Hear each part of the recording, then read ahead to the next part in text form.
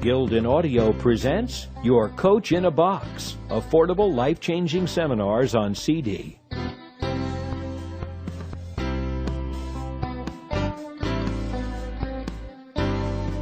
The Small Business Bible, everything you need to know to succeed in your small business.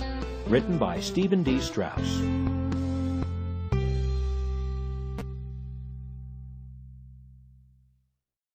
Preface. Starting, owning, and running a successful small business is one of the great joys in life. No, there are no guarantees, and yes, there are obstacles. But if you do it right, if you start the right small business, one suited to your strengths, one that you are passionate about, one that epitomizes your highest dreams and values, and certainly one that allows you to make a nice profit, then there's no telling how far it can take you. This book shows you how to get there.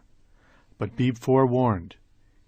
If what you are looking for is a book that will give you the theoretical underpinnings of small business theory and expository prose about business assumptions, this is the wrong book for you. Put it down. What you will get instead in these pages are tried and true, real-world business tips, skills, examples, and strategies that have been proven to help small businesses grow, that can help your small business grow. Written in a friendly, easy-to-understand manner, chock full of interesting actual examples, the Small Business Bible contains everything you need to know to have a successful, fulfilling, enjoyable, entrepreneurial journey. Covering the simple to the complex, the Small Business Bible allows you to easily and quickly get up to speed on any pertinent subject. Would you like to know how to create a memorable brand for your small business? It's in here. Unsure about small business accounting? Read on. Shoestring marketing? Yep, it's here too. It is all here. The Small Business Bible covers everything you need to know or might need to know about starting or running a successful and enjoyable small business. It's not called the Small Business Bible for nothing. As the longtime small business columnist for usatoday.com, I have the opportunity to interact with many small business owners. I hear their war stories and learn their secrets, and that is what I want to impart on to you in this book. The best tips, hints, and ideas that I have come across. By helping you to avoid mistakes, teaching you important, difference-making business strategies, and sharing what works, the Small Business Bible is intended to be your one-stop shop for all things small business. If I have done my job right, it should become an indispensable business partner, a well-used dog-eared friend that shows you the way. Thanks for taking it along with you on your entrepreneurial journey.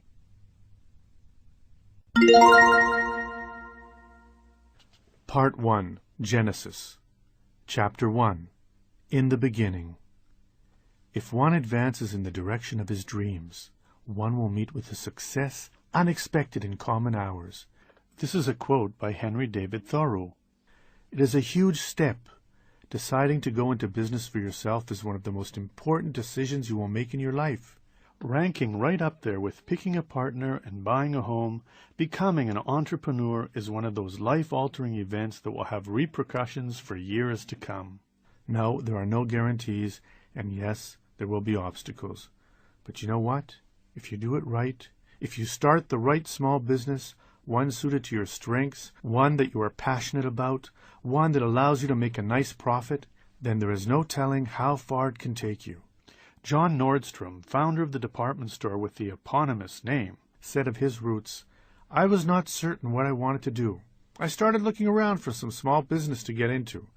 Mr. Wallen, the shoemaker, suggested that we join a partnership and open up a shoe store."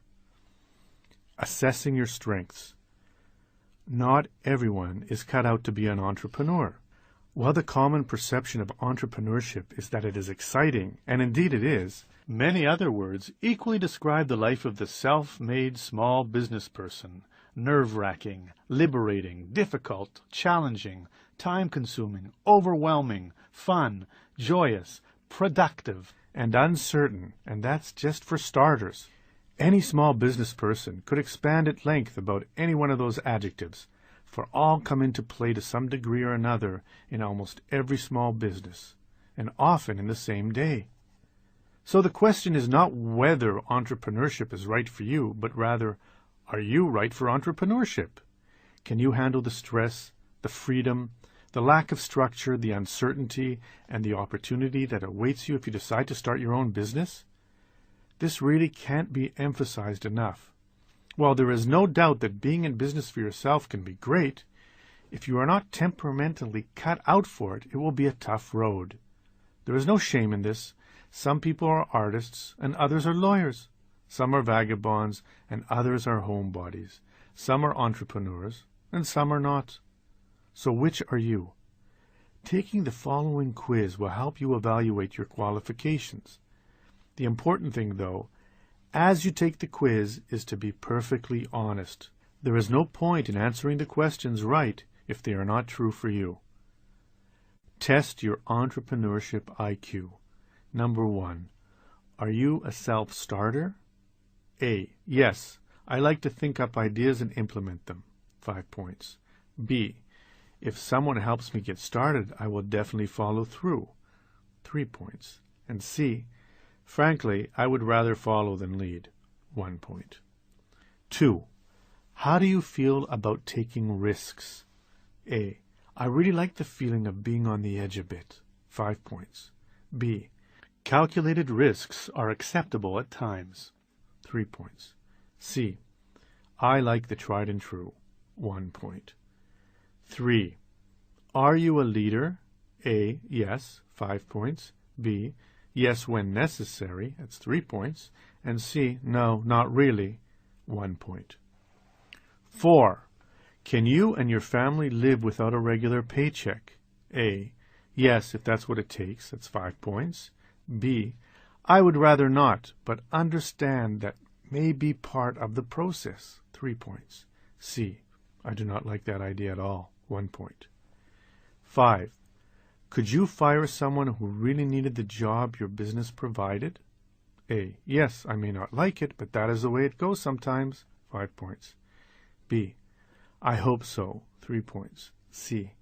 I really can't see myself doing that. 1 point. 6. Are you willing to work 60 hours a week or more? A. Again, if that's what it takes, yes. 5 points. B. Maybe in the beginning. 3 points. C. I think many other things are more important than work. 1 point. 7. Are you self-confident? A. You bet. 5 points. B. Most of the time. 3 points. C. Unfortunately, that is not one of my strong points. 1 point. 8. Can you live with uncertainty? A. Yes. 5 points. B. If I have to, but I don't like it. It's 3 points. C. No. I like knowing what to expect. 1 point. 9. Can you stick with it once you have put your mind to something? A. I usually will not let anything get in the way. 5 points. B. Most of the time, if I like what I'm doing. 3 points. C. Not always. 1 point. 10. Are you creative? A. Yes, I do get a lot of good ideas. 5 points. B. I can be. 3 points. C. No, not really. 1 point. 11. Are you competitive? A. To a fault sometimes. 5 points. B. Sure, mostly. 3 points. C. Not really. My nature is more laid back. 1 point. 12. Do you have a lot of willpower and self-discipline? A. Yes. 5 points. B. I am self-disciplined when I need to be. 3 points. C. Not really. 1 point. 13. Are you individualistic, or would you rather go along with the status quo? A. I like to think things through myself and do things my way. 5 points. B. I am sometimes an original. 3 points. C. I think strongly individualistic people are a bit strange. 1 point. 14. Can you live without structure? A. Yes. 5 points. B. Actually, the idea of living without a regular job makes me nervous. 3 points. C. No, I like routine and structure in my life. 1 point. 15. Do you have many business skills? A. Yes, I do, and those I don't have, I'll learn. 5 points. B. I have some. 3 points. C. No, not really. 1 point. 16. Are you flexible and willing to change course when things are not going your way? A. Yes. 5 points. B. I like to think so, but others may disagree. 3 points. C. No, I have a fairly rigid personality. 1 point. 17. Do you have experience in the business you are thinking of starting? A. Yes. 5 points. B. Some. 3 points. C. No. 1 point. 18. Could you competently perform multiple business tasks, accounting, sales, marketing, and so on? A. I sure would like to try. 5 points. B. I hope so. 3 points. C. That sounds intimidating. 1 point. 19. Are you willing to really hustle for clients and customers? A. Sure. 5 points. B. If I have to. 3 points. C. I would rather not. 1 point. 20. How well do you handle pressure? A. Quite well. 5 points. B. It's not my strongest trait, but I can do it. 3 points. C. Not well at all. 1 point. Scoring. 80 to 100. You have both the temperament and the skills to become an entrepreneur. 60 to 79. You are not a natural entrepreneur, but may become one over time. Below 60, you would be wise to think of something else to do besides self-employment. So there you have it. Not only should this quiz help you understand your entrepreneurship IQ, but it should equally give you some insight into traits and characteristics of the prototypical successful self-employed business person. Driven, hard-working, creative, energetic, resourceful, confident, and flexible. So if this describes you, or a close approximation of you, then the next question is, where do you go from here? Risk tolerance. The quiz you just took is intended to both help you gauge your entrepreneurship IQ and show you the traits required to start your own small business. Yes, you will need some business savvy and self-confidence. That is a given. Being creative and hardworking are equally important. But of all the necessary traits, the one that you must have in abundance is a tolerance for risk, because starting your own small business is a risk. Borrowing money, setting up shop, trying out new ideas, these are things that, while fun and exciting, are also inherently risky. There are no guarantees that your idea and plan will fly. Certainly the goal of this audiobook is to make sure it does. But no matter how much you study and learn, there will always be an element of risk in being an entrepreneur. Would you have it any other way? If your answer is no, then you definitely have the right stuff. If it is not, if the idea of taking a big risk scares more than excites you, then you need to consider carefully whether starting your own business is really for you. Throughout this audiobook, I share with you the traits of exceptional small businesses so that you can see what the best of the best do. Here is the first one, and it is good news. Great small businesses work to reduce their risks as much as possible. They work at covering every angle so that the risks they take are prudent, calculated ones. That is what you will need to do too if you start your own small business. Take a prudent, calculated, intelligent risk with a high likelihood of payoff. Just know that even reduced risk will still be present because it is the nature of the game. The next step. Sometimes the idea of starting your own business can be overwhelming. What kind of business should you start? Where will you get the money? How will you find customers? All are legitimate concerns, and all are addressed in detail. At this point, however, understand that as you drive down the street, almost every business you see is a small business run by someone who at some point had never run a business before either. But they learned how, found the money, found some customers, and are still around. If they did it, so can you. To join their ranks, you must be willing to do your homework. education. The next step, therefore, is to educate yourself. Most people go into business because they love something and want to do it every day. The baker wants her own bakery, the chiropractor wants to start his own practice, and so on. The problem the baker and the chiropractor usually have is that while they may know a lot about baking and backs, if they are like most entrepreneurs, they know little about the business and boardrooms. They may know their specialty, but they do not know everything else it takes to start and run a successful business. And problematically, it is the everything else that will take up a lot of their time. Marketing and advertising, sales and income taxes, hiring and firing, and so on have nothing whatsoever to do with backs and bread. There are several great sites that can teach you a lot about small businesses. www.usatoday.com/money/smallbusiness/front.htm www.nase.org www.nfib.com www.sba.gov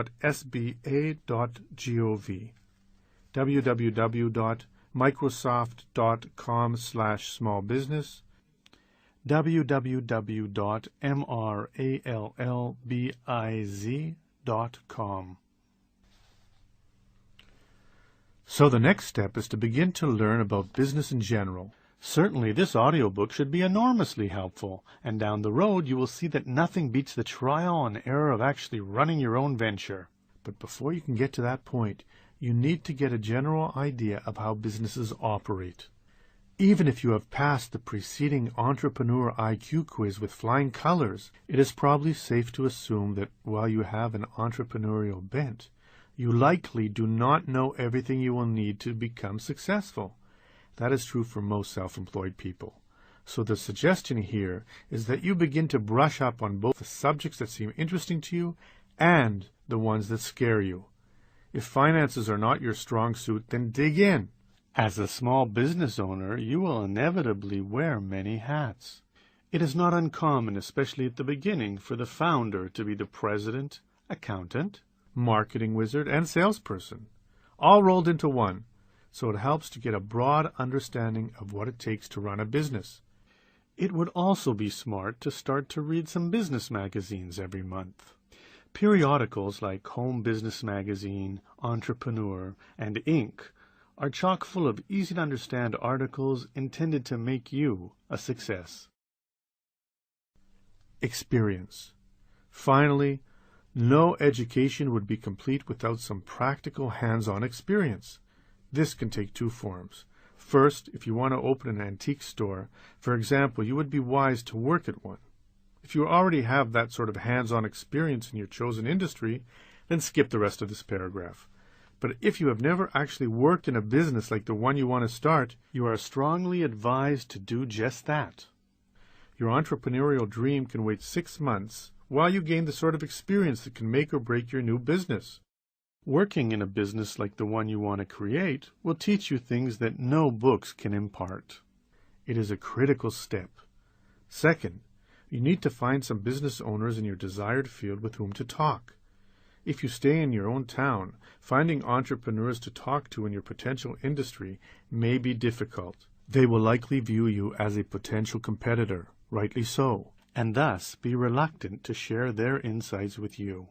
Therefore, it would be much smarter to go to a nearby town. Find a few businesses similar to the one you want to start, take the owners out for lunch and pick their brains. People love to talk about themselves. Find out everything you can about their business. What do they like most about it? What do they like least? How much did it cost to start? How much can you expect to make? Where do they advertise? If they were starting over, what would they do differently? No one knows this business, whatever it is, like the owners do. You would be hard-pressed to find better, more pertinent information than that from those small business owners who are already doing what you dream of doing. This informal MBA can reap tremendous benefits. By the time you are ready to start your own business, you will have a thorough understanding of the risks and rewards of what you are getting into. Doing this initial research will take time for sure, but if you follow this plan, you can be assured that when you finally do open your doors, you will have reduced your risk to the extent possible, and thus your chances of success will be much greater.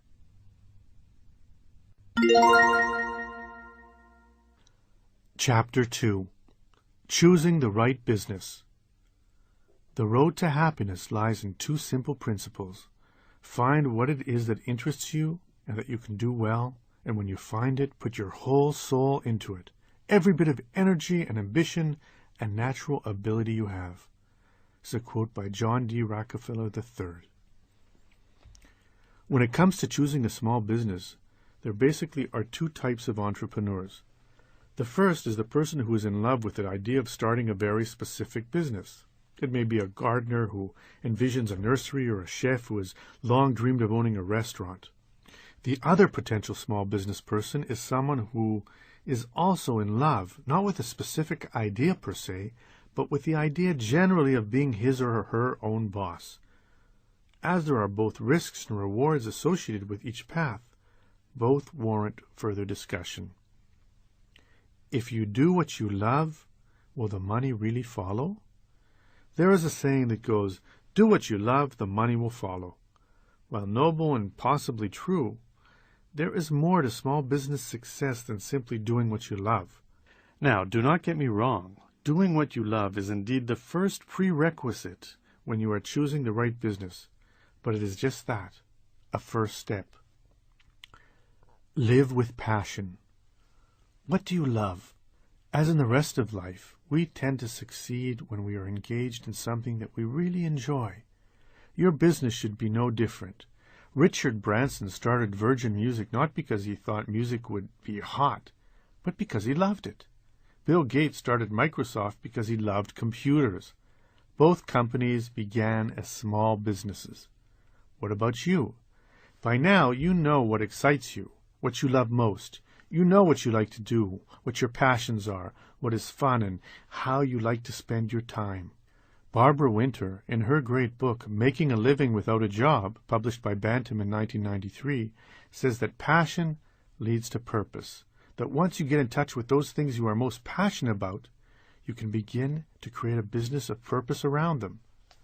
So that is your first assignment, deciding exactly which of your passions you love enough to start a business around.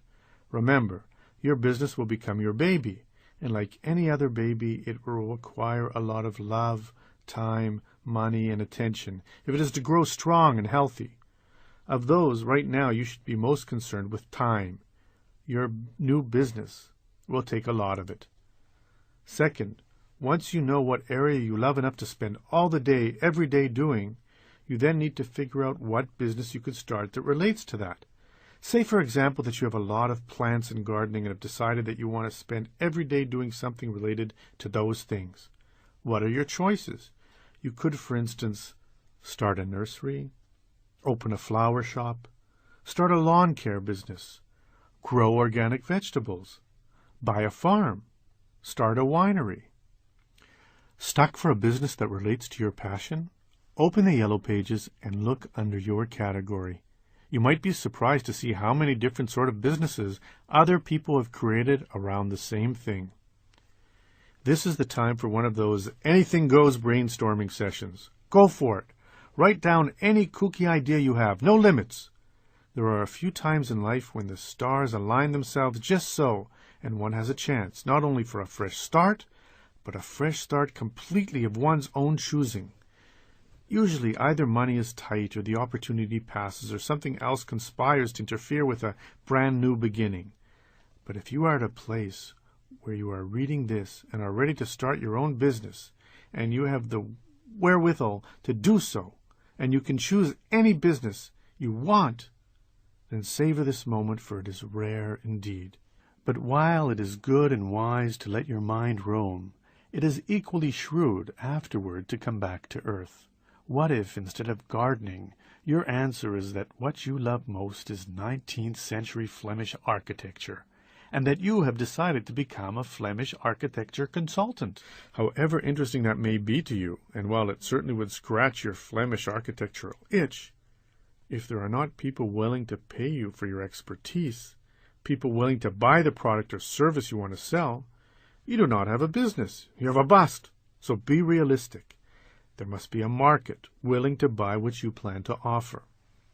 Assuming then that you have decided to pick a business that is a passionate practicality, the last question to be answered is whether you will be able to make sufficient profit in it.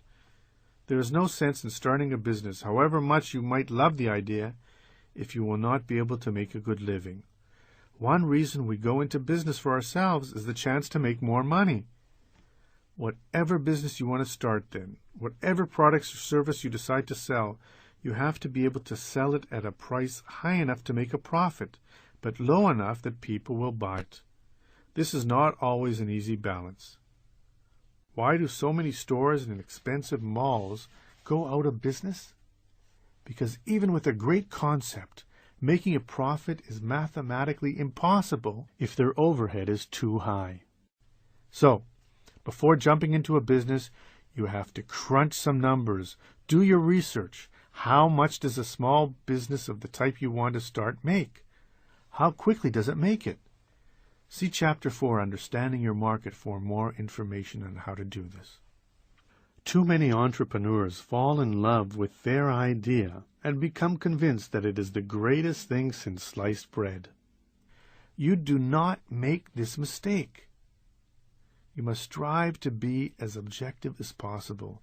Do other people like your idea as much as you do? Ask around. Get feedback. Crunch your numbers. Be a business person. While hunches and intuition are great, you need some objective criteria before making the leap into the land of entrepreneurship.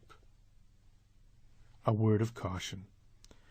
The bad news about starting a new business is that good ideas are not really that hard to come by, but oftentimes not that easy to implement. Every business you see when you drive down the street was once someone's beloved inspiration. But what did it take to turn that great idea into a successful business? How much time, effort, and money were involved?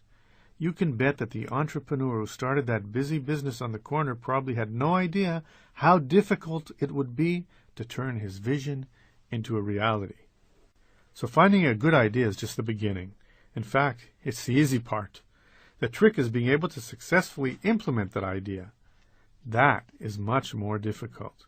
As Thomas Edison said, genius is 1% inspiration and 99% perspiration. That is as true in business as it is in science. So, not only must you come up with a good idea, but it must be a good idea that you can move on. That is what you are looking for. Look around. Are there any similar businesses to the one you want to create? If not, that might tell you something. Maybe your idea is so cutting edge that no one else has thought of it. That could be good, and then again, it might be bad. Innovative businesses have the chance to become the market leader. Amazon.com was first. Yahoo was first. Post-its and Pampers were first. Being first gives you something called the first mover's advantage. Simply put, that means that by being first, you have the chance to shape the marketplace. The potential profit in such a business is enormous. The problem, as you may have surmised, is that it usually takes a lot of money to successfully create a business. If you do not have the drive to do so, or the risk tolerance, or the capital, then you would best be advised to follow and not lead. Later on, once you have more experience and money, you can innovate all you want. But the beginning of your small business journey may not be the best place to boldly go where no entrepreneur has gone before. Now is probably the time to learn, not lead. So consider picking an idea that others have also successfully implemented. Consider the previous example. Books have been written on how to start a florist shop or a nursery. Books have not been written on how to tap the Flemish architectural market. Another advantage of being a follower instead of a leader is that you should be able to find plenty of information that can be of great help to you. In our gardening example, besides books, you could go to the service corps of retired executives and find some retired florists to give you some help, join a nursery association, and read trade magazines. None of these resources would be available to you If you chose to invest your efforts in an obscure, albeit possibly fascinating business, or in cutting-edge business where you will need to teach consumers about your goods or services. The important thing, therefore, is that you choose a business that you are not only passionate about, but one that can be successfully implemented. In love with entrepreneurship? Now, we come to the second sort of entrepreneur, the individual who is more concerned with being his own boss than with starting a particular business. Jeff Bezos did not start Amazon.com because he was in love with books. He started it because he discovered that internet usage in the early 1900s was growing at a whopping 2,300% a year. Armed with that valuable insight, he analyzed the marketplace and the opportunity and concluded the best way to tap the commercial power of the net would be through book sales, because it was not about the books, but rather the opportunity. Bezos is the prototypical second category entrepreneur. There is no shortage of people who start their own businesses because, simply put, they want to be their own boss. That is as great a reason as any. The chance to make your own decisions, rise or fall by your own ingenuity and hard work, the opportunity to make more money, and the freedom that comes with being a small business person are some of the great joys in life. It is no wonder that many people long to start their own businesses. When done right, it is special. In 1986, Roy and Bertrand Sosa emigrated to the United States from Mexico. When they got here, they quickly discovered that they needed a checking account and credit card, yet credit cards were difficult for new immigrants to obtain. Their first-hand market analysis convinced them that there was a huge market waiting to be tapped, and so the brothers started NetSpend, a small business designed to offer traditional financial services to recent immigrants and people with poor credit histories. Using prepaid phone cards as their model, Roy and Bertrand copied and tweaked that model to create a business plan for prepaid debit cards. Then they had their big break. The brothers Sosa discovered the Small Business Administration Small Business Investment Companies program.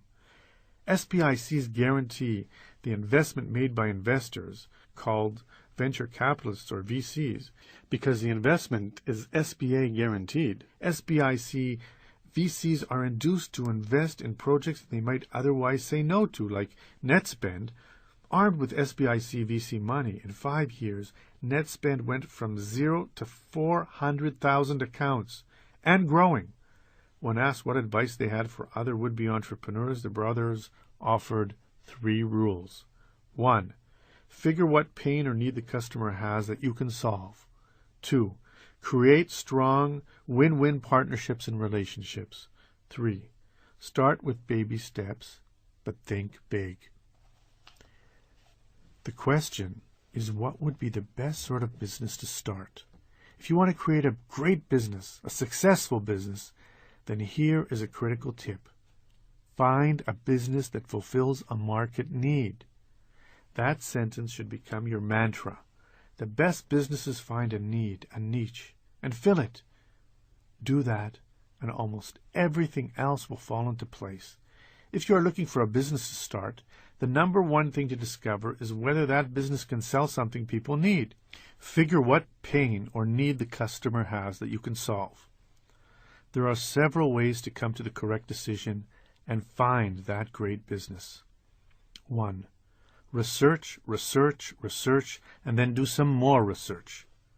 Your first step is to analyze both the marketplace and the opportunities available. Look around. Find some businesses doing something that looks good to you and learn about those businesses. How hard are they to create? How much money do they make? How much money would you need to start a similar business? The options are many, and there is no shortage of associations and websites ready to help you find the right business to start. Among them, places you should look are www.sba.gov/starting_business/ www.startupjournal.com/ www.uschamber.com/sb/business/startup.asp www.franchisehandbook.com Look for a business that catches your eye, that seems to have a great potential for growth, and that is interesting. 2. Product or service.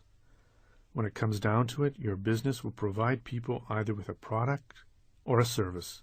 Service businesses tend to be less expensive to start as there is no inventory to buy, whereas product businesses mark up prices on scores of products and profits on the difference.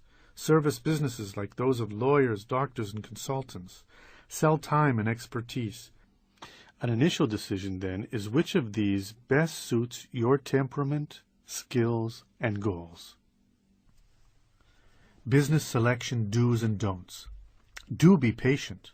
A good selection process takes time and requires knowledge about the industry, marketplace, and competition. Do look for opportunity. As hockey great Wayne Gretzky once said, "Go to where the puck is going, not where it is."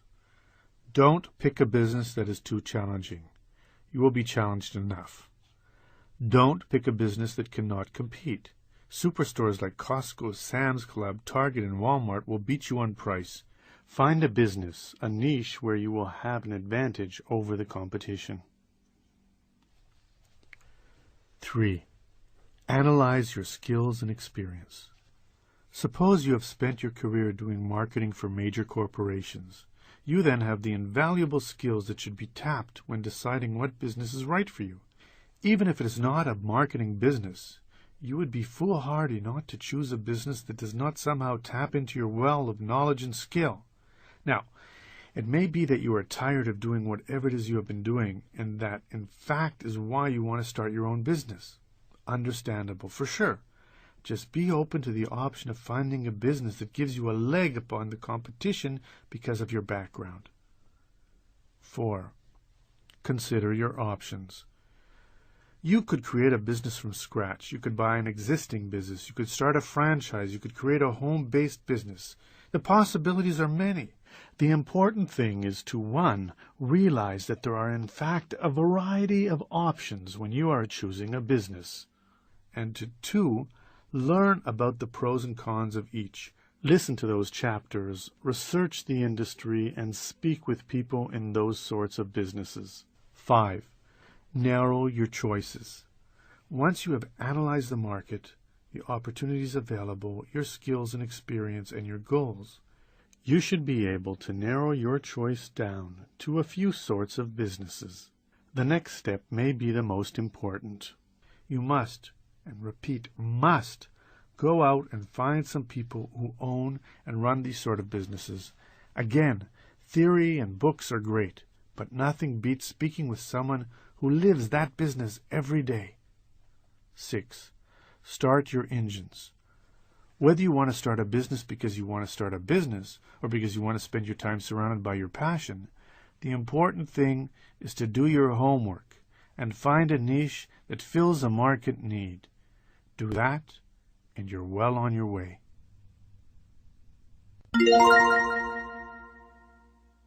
Chapter 3. Buying an existing business. Some regard private enterprise as if it were a predatory tiger to be shot. Others look upon it as a cow that they can milk. Only a handful see it for what it really is, the strong horse that pulls the whole cart. This is a quote by Winston Churchill. Starting a business from scratch is a daunting task. You must do everything right, from picking the right business and name to finding the right location and lease to starting a business license and insurance, and that is just for starters.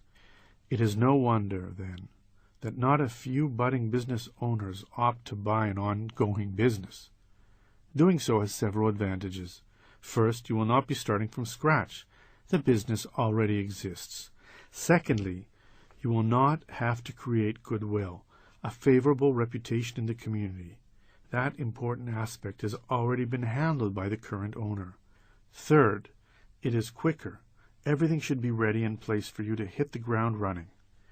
The main benefit, though, is buying an existing business reduces your risk.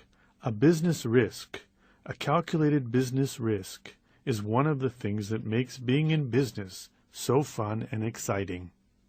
But notice that I said a calculated business risk.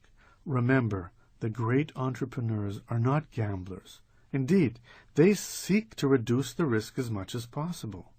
When you buy an established business, it has a track record. You can look at the books, see how much money the place has made in the past few years, and have a pretty good idea how much it will make next year. You simply do not have that sort of information and comfort when you create a business from scratch. First steps. Ideally, you will look for a business in an industry in which either you have some expertise or your skills are transferable. You also need to consider whether you want a business that is retail or wholesale, product or service, large or small, and so forth. As discussed in the previous chapter, the important thing is to find a business that combines your interests with the ability to make a good living. Can you see yourself in this business every day and having a good time mostly? This is a key consideration. Where to find businesses for sale? There are 4 main sources for finding businesses that are being sold. 1. The classifieds. The classified ad section of your local paper will have a section called Business Opportunities. That section lists various small businesses for sale, their prices, locations, and so forth. This is a fine place to start. 2. Magazines. Trade magazines usually have a section in the back for business owners selling their businesses. As almost every industry has a trade magazine associated with it, it would behoove you to pick up one and scour the ads. If, for example, you wanted to buy a pizza restaurant, Pizza Today magazine would be a good place to look. 3. Online. If you type businesses for sale into your favorite search engine, you'll get a list of sites that broker business sales. A few sites to check out: businessesforsale.com, bizquest.com, bizbuysell.com, mergernetwork.com, businessbroker.net. 4. Business brokers. While not cheap, business brokers can be an excellent resource when you are searching for a business to buy. A good broker will have access to businesses that you did not know were for sale. It can also be an important sounding board, giving you feedback and background on the pros and cons of the different businesses you are considering. It is not surprising why sellers use brokers. A good business broker brings in more qualified prospects, weeds out the phonies, and usually garners a better price for the business. If you are considering hiring a business broker, be sure to find out the following: the broker's experience. The average age of a business broker is 55, and it is not hard to understand why. Good brokers need to understand finances and financing, business valuations, sales, and so forth. You need someone with experience. Whether the broker is certified. Look for a broker accredited by the International Business Brokers Association, the IBBA, with an accreditation called a Certified Business Intermediary, CBI. The services provided. Will the broker value the business for you? Does she only negotiate the deal?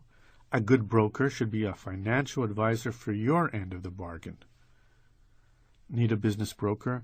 Look into the yellow pages under Business Brokers or type the name and your city into your search engine. How much can you expect to make? You know that you can take your money and make about 10% a year by investing it in a mutual fund. If you can earn 10% in a passive investment like a mutual fund, then what should you expect to earn from an active investment like an established business? While it is difficult to put a percentage figure on it, it is not unreasonable to assume that you should expect to make enough to cover the business operating expenses, your salary, your loan payments on any credit you need for the purchase, and an annual return on your capital. After that, for any businesses you are serious about, you need to discover why the business is being sold.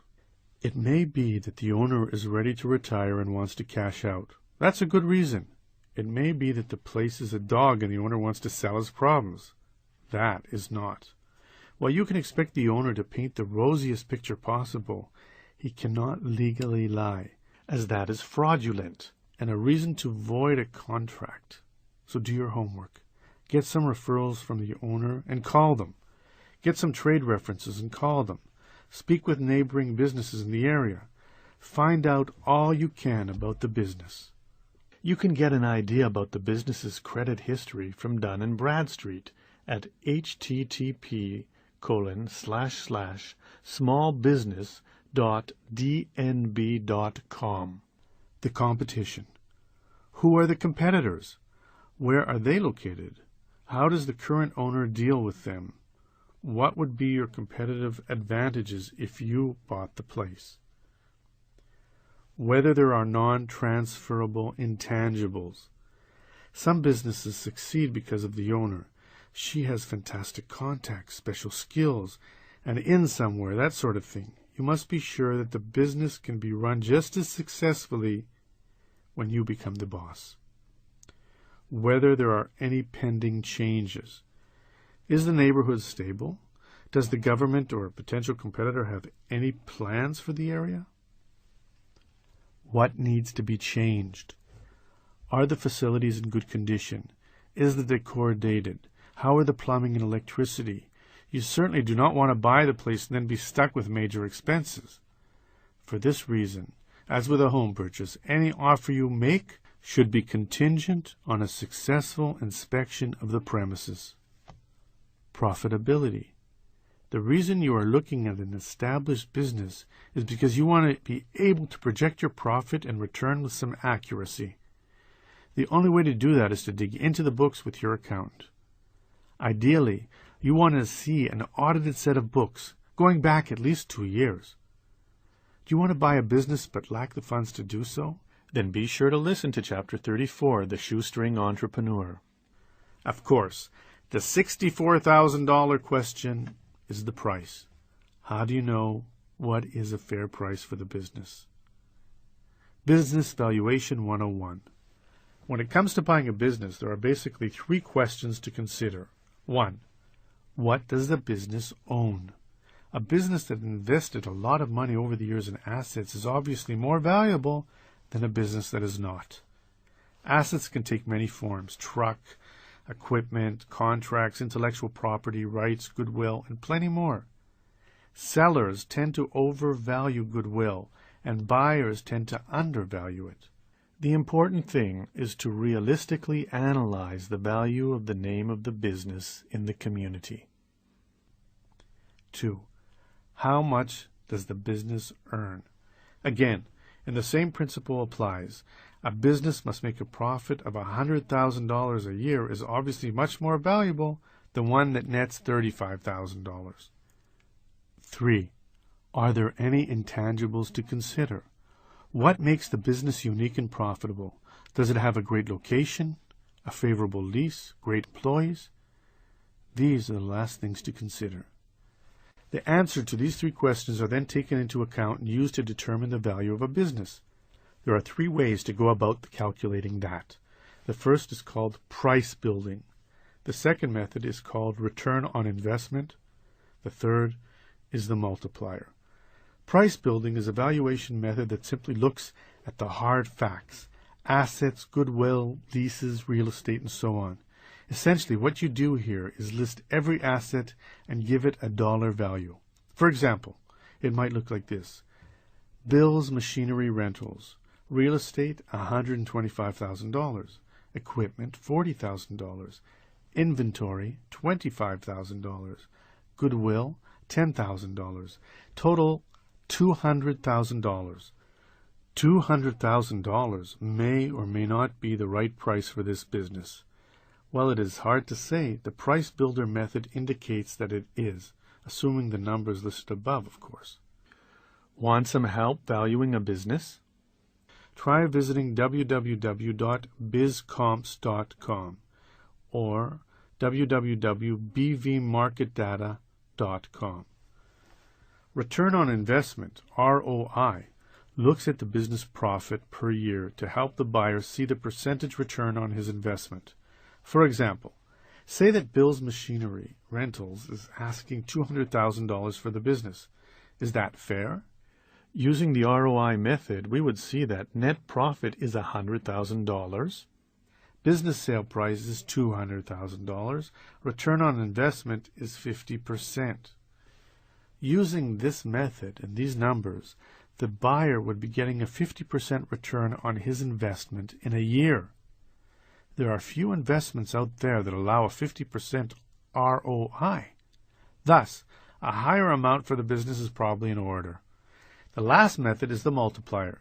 Here you would again look at the earnings, but you would again multiply them by some factor. It varies depending upon the industry to get a final price.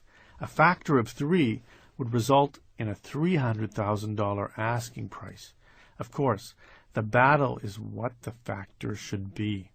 Yes, all of this is complicated, and that is why hiring a business broker makes a lot of sense. Though you will pay a decent commission, it may be worth it to ensure that you will get a good business at a fair price. Getting ready to close. Aside from poring over the books, your due diligence will take you on a tour of the actual premises. Peek into the nooks and crannies. By this time you should be aware of both the positives and the negatives of the business, and you should remember, get your questions about the problems answered. Remember that no business will be perfect. Your job is to decide whether the benefits outweigh the burdens and if obstacles can be overcome. Once you've found a business that you really like, your vetting process must include a final analysis with your lawyer and accountant. Even if you have hired a broker, leases and financial statements are best left to experts. Speak with customers and suppliers where possible. Once your team has concluded that the business is viable, it is time to negotiate a final price and get set for closing. As you negotiated the final deal, consider adding these provisions into the contract. Link the sales price to customer retention. Much of what you are buying is likely the existing customer base. Yet especially with a service business, the clients may be more committed to the seller than to the business. Therefore, see whether you can link the purchase price to the number of customers who will stay. Have the old owner stay for a while. This can help with the transition as well as assist customer retention. You will pay him or her a consulting fee, but it is usually worth it.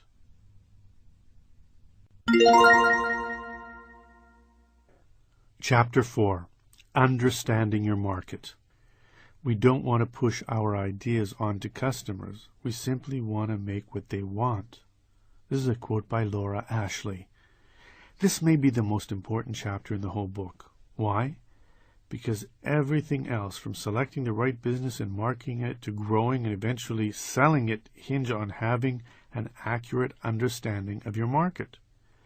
Get this foundation piece wrong, and a lot more will go wrong. But get it right, and the world can be your oyster. The need for market research. You may be anxious to get started, but you cannot start just yet. You need to sit back, do your research, and think. Maybe your idea is a winner, but maybe not. So analyze your idea, the market, and make sure you are not the only one who thinks that you have a great business idea. A hunch simply will not do. You need hard facts. Sure, there are businesses that start without going through this step, and yes, some may succeed, but if they do, this is more to do with luck than skill. And one purpose of this audiobook is to take luck out of the small business success equation as much as possible. The great entrepreneurs endeavor to reduce their risk as much as possible. Is quitting your job and starting a business fun and exciting? You bet! But you simply cannot do that without having a fairly accurate idea about what your small business will be, who its customers will be, why they will buy from you and not someone else, and how much money you can reasonably expect to make. Learn that, and quitting your job becomes much less risky. The bottom line, then, is that market research is critical. Before you quit your job, before you put your hard-earned money and precious time into an untried business concept, before you risk your and your family's future, it is incumbent that you put in the work to make sure that your idea is feasible, and if not, to learn what you need to change. Is your idea feasible? The problem for many an entrepreneur is that they can so fall in love with their idea, they become so convinced that it can't miss, that they skip the feasibility analysis stage. Rather than thinking, they start executing. More often than not, such endeavors end with a pile of bills and a hill of broken hearts. The 3 C's.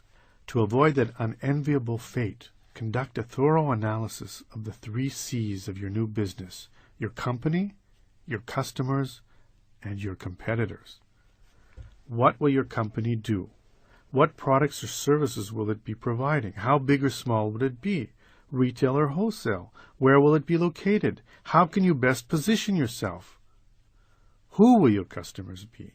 Will you be selling to other businesses or individuals? Are your customers going to be young or old, poor or affluent, men or women, blue collar or white collar? How big is the market? What do they need? Why would they buy it from you?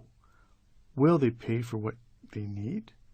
How can you get them to change vendors? How can you reach them? What do they read and watch? The more you crystallize your thinking, the more specific you are about whom you're trying to reach, and the more you know about that market, the greater the chance that you will be able to find and entice customers to your business. Who will be your competitors? What are they doing right and wrong? What are their strengths and weaknesses? How can you capitalize on their weaknesses? Why would their customers leave and come to you? Can you undersell them? Do you want to? Princeton Creative Research has developed a great checklist for evaluating business ideas. Answer the following questions to evaluate your potential business or product. Have you considered all the advantages or benefits of the idea? Is there a real need for it? Have you pinpointed the exact problems or difficulties your idea is expected to solve? Is your idea an original new concept, or is it a new combination or adaptation? What immediate or short-range gains or results can be anticipated? Are the projected returns adequate? Are the risk factors acceptable? What long-range benefits can be anticipated? Have you checked the idea for faults or limitations? Are there any problems this idea may create? What are the changes involved? How simple or complex would the idea's execution and implementation be? Can you work out several variations of the idea? Could you offer alternative ideas? Does your idea have a natural sales appeal? Is the market ready for it? Can consumers afford it? Will they buy it? Is there a timing factor? What, if anything, is your competition doing in this area? Can your company be competitive? Have you considered the possibility of user resistance or difficulties? Does your idea fill a real need, or does it have to be created through promotional and advertising efforts? How soon could the idea be put into operation? This study was done by the Princeton Creative Research at Princeton, New Jersey. There are 2 possible outcomes of this research. Either you will discover that there is a need for your business, or there is not. All is not lost if it is bad news. It may be that your idea simply needs to be tweaked.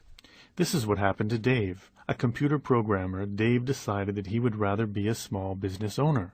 He looked around, thought about his likes and dislikes, and decided that he wanted to buy a cafe. He found one he liked and began to research the area, the competition, the clientele, everything. His research led him to the conclusion that this particular cafe might be a loser because the lease was not long enough and the drive-by traffic not abundant enough. Undeterred, he started over, found a better cafe with features he liked, bought it, and ended up in a business he not only enjoyed, but that provided him with a good living. Take 2. So, before you abandon your idea altogether, see whether you can make it work. Those moments of clarity when great ideas materialize are not to be dismissed lightly. Insights are valuable, and often you need only track down the right research to figure out how the puzzle pieces may fit together. Therefore, divorce yourself as much as possible from your love of this idea and view it as objectively as possible. Put on your skeptical hat and put away those rose-colored glasses. You need a 20/20 vision now. Where to find what you need to know? Many resources are available to help you track demographic data, learn about your intended industry, uncover vital info about your potential competition, see whether there is a market for your proposed business, and generally plot your course. Here are the best bets. Trade associations. Every industry has a trade association connected to it, and these groups have a wealth of information. Find one associated with your idea and contact them. Explain what you are doing and ask about survey data and research reports available. Get copies of their publications. Ask whether they have a startup resource kit available. Many do. Trade shows. Consider attending the leading association trade show, which will put you in touch with hundreds of like-minded individuals, people who are already successfully doing what you want to do. Meeting them and picking their brains can save you a lot of time. Tell exactly who your customers will be. Provide experienced feedback about your plans. Let you know how much it should cost to start your business. Give you a fairly accurate idea about how much you can expect to make. Warn you of potential pitfalls and save you from overly optimistic plans. Trade magazines. Each industry usually has one or more trade magazines that may or may not be part of the leading trade association. Find the magazine for your industry and get several back copies. You should be able to notice industry trends, mistakes to avoid, potential costs, and much more. Websites. Aside from the websites mentioned previously, here are a few more that specifically may be helpful for this stage of your entrepreneurial journey. www.entrepreneur.com/forumnet. This site offers free forms that help you analyze your plans. www.census.gov. The U.S. Census Bureau site has a lot of free demographic data. www.uschamber.com. Both the National Chamber of Commerce and your own local Chamber of Commerce have plenty of resources for this new startup. www.tsnn.com. This is a searchable database for trade shows worldwide. www.sba.gov/SBDC. The SBA Small Business Developmental Center offer low-cost help to entrepreneurs. As mentioned previously, www.score.org also is a valuable research resource. www.inside.com, the home of American Demographics, a monthly magazine that offers information on consumer trends and analysis. This is a pay service. www.hoovers.com. Hoovers offers business and industry data as well as sales, marketing, business development, and other information on public and private companies. This is also a free-for content site. www.marketresearch.com. This site offers more than 50,000 market research articles from more than 350 publishers, categorized by industry.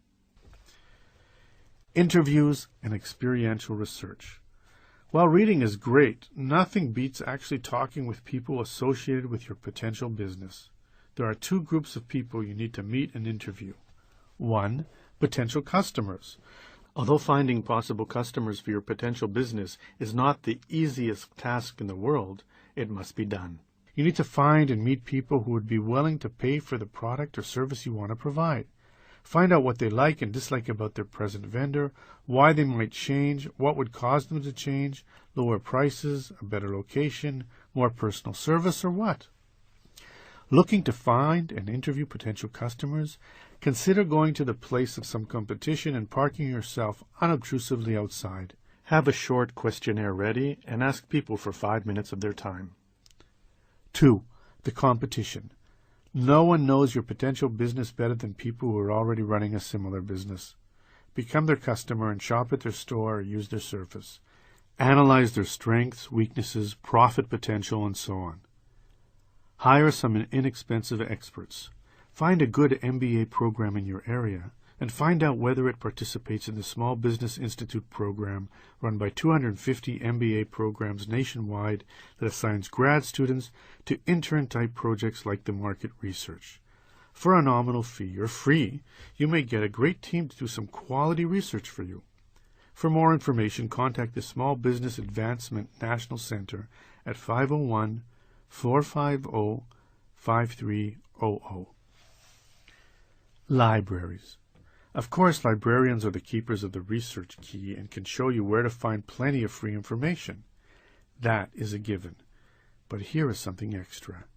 The Internet Plus Directory of Express Library Services, Research and Document Delivery for Hire by editors Steve Kaufman, Cindy Kehoe, and Pat Wiedensoller, lists 500 libraries nationwide that provide low-cost research services that you can tap into. Create an online focus group. How do Fortune 500 companies and presidential candidates know what commercials to use, products to pitch, or ideas to share? They use focus groups, a group of people who are shown a product or given an idea and asked to comment upon it. Find a listserv discussion group for your industry. Subscribe to the list, learn about the group, and then ask your questions. Look for a listserv list at http://tile.net/lists/. Telemarketing and phone research. Telephone research is a fairly inexpensive method costing about 1/3 less than the personal interviews. Here you would hire a telemarketing firm to conduct a survey of a random sample of respondents. The costs associated with this method include the fee of the telemarketer, phone charges, preparation for the questionnaire, and the analysis of the results. Here are some tips when using this technique. Tell the interviewee up front how important his or her response is and that it will be a short interview between 5 and 10 minutes. Avoid pauses as respondent interest drops. Keep the questions short and interesting. Make the answer options consistent. If you get more than 250 interviews, you are nearing a good sample. Direct mail. Direct mail questionnaires are also inexpensive when you are using bulk mail prices, but the response rates are usually less than 5%. The main costs of this method relate to printing the cover letter and questionnaire, envelopes, and postage. To increase your response rate, try these ideas. Include a nice letter that explains what you are looking for and why. Keep your questions short. Limit the length of the questionnaire to 2 pages. Address the letter to a person, not occupant. Address the letters by hand. Tiring, yes, but also effective. Include a self-addressed stamped envelope. Putting it all together. After conducting all of this research, sit down, sift through it, and analyze the data. You need to get a clear idea about the strengths and weaknesses of your plan. Either you will conclude that there indeed is a market for your proposed business, or there is not. If not, then go back to the drawing board. Either way, when you start your business, you will have a much better idea about what it will take to succeed, whom you are going to be selling to, and what they want.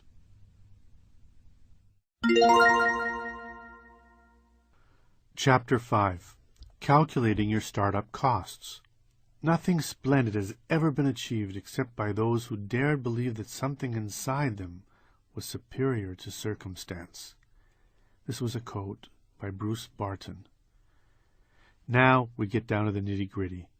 Having come up with an idea that works for you, financially, creatively, emotionally, intellectually, the next step is to figure out what it will actually cost to start that business, and what sort of sales you will need to achieve to sustain it. Assumptions. Figuring out your startup costs and potential sales is a matter of making educated assumptions. In the preceding chapter, it was suggested that you do a lot of research, much of which should come in handy here. What will it cost to start a business like the one you want? The numbers you input here will help you figure out how much money you need and can make, and will equally apply to the business plan you need to write, as explained in the next chapter. Starting a business from scratch, you will incur many expenses, some of which will not be encountered again, incorporating, security deposits, that sort of thing. Others are ongoing, creating marketing materials, rent, and so on. Calculating these costs is a 4-step process. The first 3 steps help you understand how much money you will need for initial startup costs, purchasing assets, and for monthly expenses. Step 4 helps you understand your potential sales and how much money you will need to break even and to earn a profit. As you calculate these expenses, a word of caution is in order. Be conservative, both with your analysis and when it actually comes time to purchase these things. Cash is the lifeblood of any business, but especially a new business. And with a new business, there won't be the sales or experience to create a steady cash flow to replace what you will be spending. Don't blow it. Don't spend too much. Buy used. Buy off eBay. Hoard your precious, precious capital. Step 1. Calculating startup expenses. Put a realistic dollar figure next to each category. 1. Creating your legal structure. Sole proprietorship, partnership, LLC, or corporation, in dollars. 2. Accountant, dollars. 3. Building out the space, decorating, and remodeling, in dollars. Licenses and permits from the city or county. Stationery and logos. Marketing and sales materials. First month's rent and security deposit. Insurance. Telephone and utility deposits. Signs, internet and website, and other expenses, and calculate the total. Step 2. Purchasing assets. What sort of assets will you need to open the doors? 1. Real estate. 2. Furniture and fixtures. 3. Equipment and machinery. 4. Trucks and autos. 5. Inventory. 6. Supplies. 7. Other. And what does that total in dollars? Step 3. Ongoing monthly expenses. Keep adding, and yes, those numbers can be daunting. But the fact is, starting a business is usually a fairly expensive proposition. That is why being smart and frugal is so important. In this section, calculate what it is going to cost you to run your business in a typical month. 1. Rent. 2. Utilities. 3. The payroll. 4. The owner's draw. 5. Supplies. 6. Insurance. 7. Transportation. 8. Shipping. 9. Legal and accounting. 10. Advertising and marketing. 11. Inventory. 12. Production and distribution. 13. Taxes. 14. Debt repayment. 15. Working capital. 16. Other. And that total is... Now, multiply this last total by 6. This will tell you how much money you will need to run the business for 6 months. Then add it to the totals in steps 1 and 2, and this will tell you how much money you need to open the doors and stay in business for 6 months. Ideally, having 6 months working capital in the bank before you start is a minimum. Here's an example. Perry's Pizza Parlor. Step 1. Total startup expenses, $22,000. Step 2. The assets to be purchased were $15,000. And step 3. The ongoing monthly expenses, $10,000.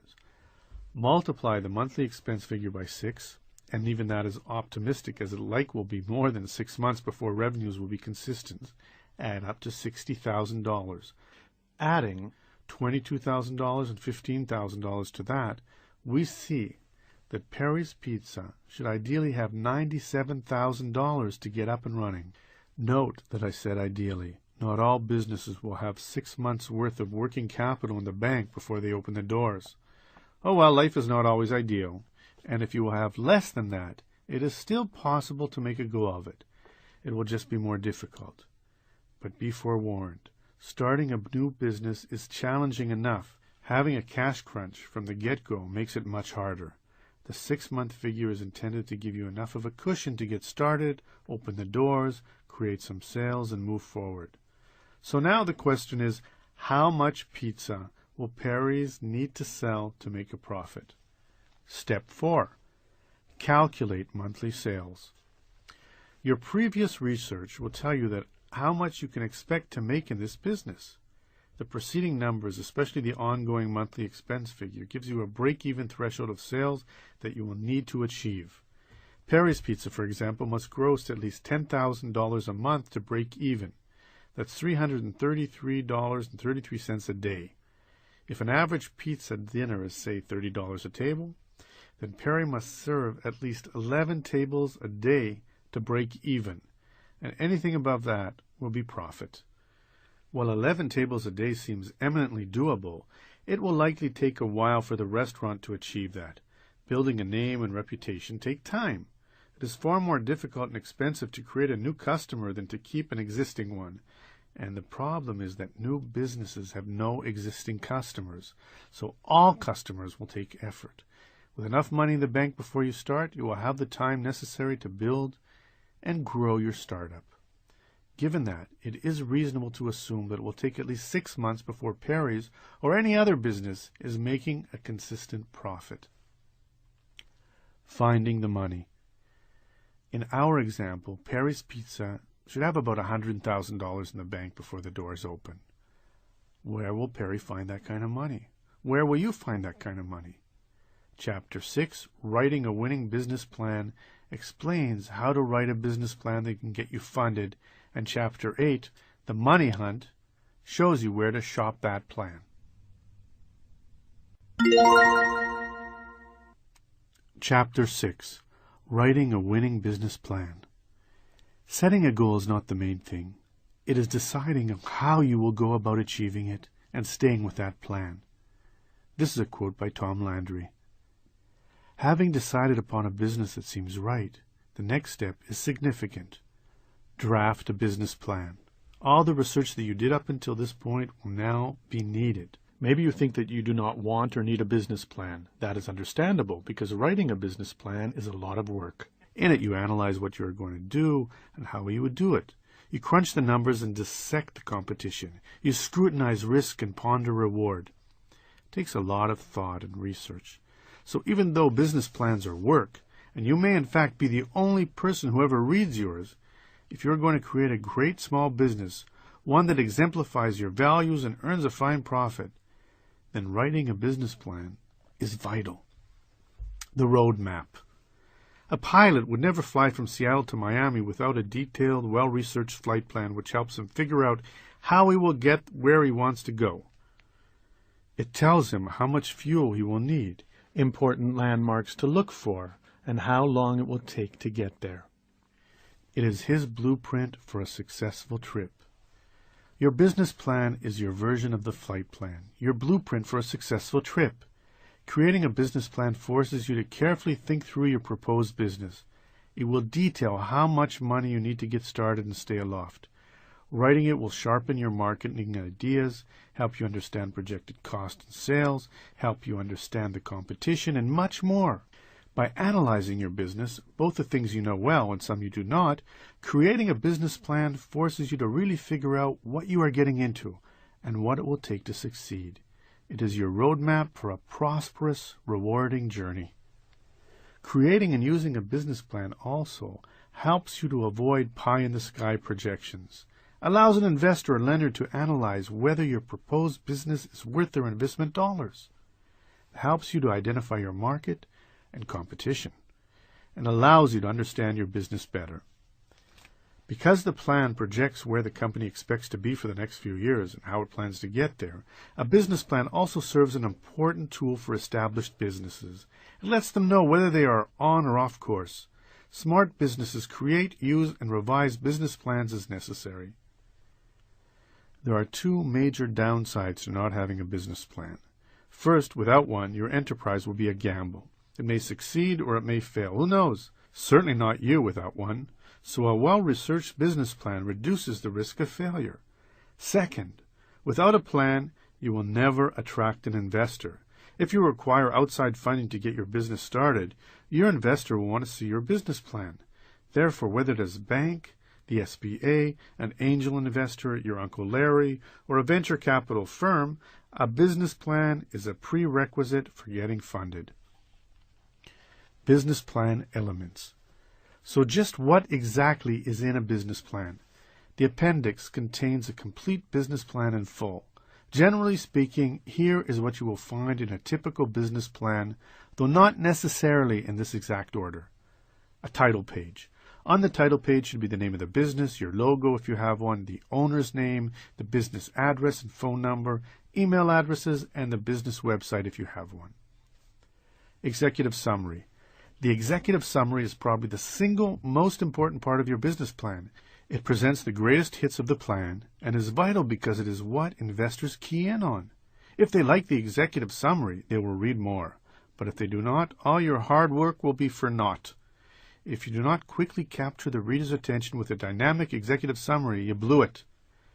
Even though your entire business will be described in detail later in the plan, a crisp 3 or 4 page introduction captures the immediate attention of the potential investor or lender. It should explain what your business is, whom your market is, what is different about your business, why this is a good time for this venture, and why this is a unique opportunity. In addition, the amount of money being sought should be addressed. Because the executive summary is so important, considering writing it last, after you've thought through the whole entire plan. Contents. Next comes a table of contents that lists the section titles and page numbers. Business description. Here you describe exactly what your business is going to be and how you see it growing. This section includes a description of the products or services you will be selling, your market niche, and so on. Explain why what you will be offering is different from other options on the market. Show that the market you are going to tap is large and hopefully growing. If yours is a local small business, say a pizza restaurant, then explain why there's a demand for this type of restaurant in, say, a 10 square mile radius. If yours will be a national business or an internet business, then explain national needs for your services. Therefore, define accurately the target market for your business. In the case of our pizza restaurant, there may be 20,000 people in the area who would be willing to go to this type of restaurant. This is called its feasible market. You must then determine what your share of that feasible market will be. This is called your market share. You will also explain what legal form your business will take: sole proprietorship, partnership, LLC, or corporation. Make the business plan yours. Write it in your voice with your passion. Experts can smell a prepackaged, ghost-written business plan a mile away. Management. It is hard to underestimate just how important your management team is to potential investors. Banks and other lenders take seriously the background and experience of the team you have assembled. Obviously, if yours is going to be a solo small business, then document your own skills and abilities for this type of business. But if you will need others to help you run the business, you better have a good team in place. And if not put the team together yet, now is the time to do so. What sort of team, you ask? Maybe you need a director of marketing, an attorney, an accountant, a director of operations, or a director of sales. It also depends on the sort of business you have in mind and what is needed to carry out your vision. But whatever it is, the important thing is to create a team of qualified people who can impress the brass.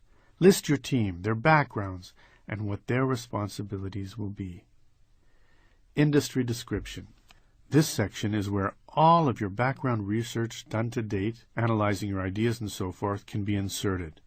The information you received from trade associations and magazines, websites and books, and interviews and meetings can be used here.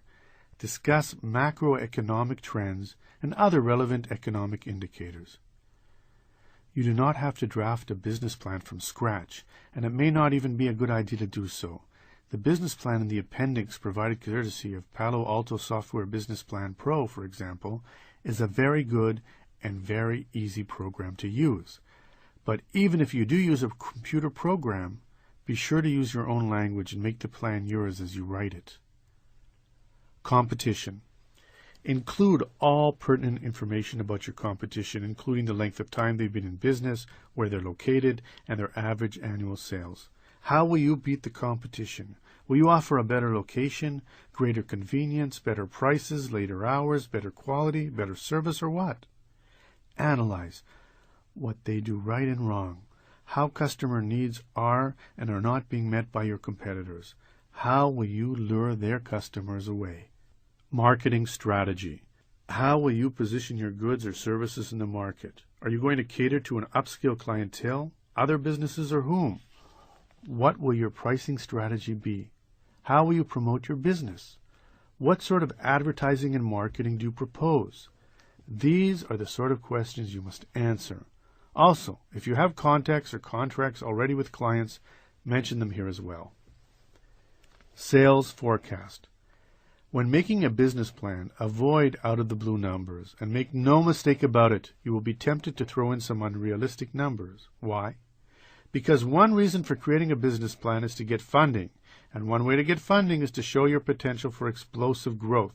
So you may be tempted to crack up the numbers, but it is a mistake to do so for two reasons. First, sophisticated investors and lenders can see through foreign numbers, exposing you as a novice, and novices with bad numbers do not get funded. Second, even if your business plan is for your eyes only, inflated numbers can only lead to unrealistic expectations, which lead to business failure when you run out of money before you thought you would. So, you have been warned. It is much wiser to deal in reality, especially when making assumptions about your sales. Figure about how much you can expect to sell in the next few years. Even though you'll be making some assumptions, when doing so, err on the side of caution. Be conservative. If you sell more, great. If not, at least your plan served its purpose and warned you. Your honest sales forecast will contain monthly forecast for the coming year, both in dollars and in units sold, annual forecast for the following 2 to 4 years, both in dollars and units sold, and the assumptions upon which you base your forecast. Where do you get this information? Time for more research?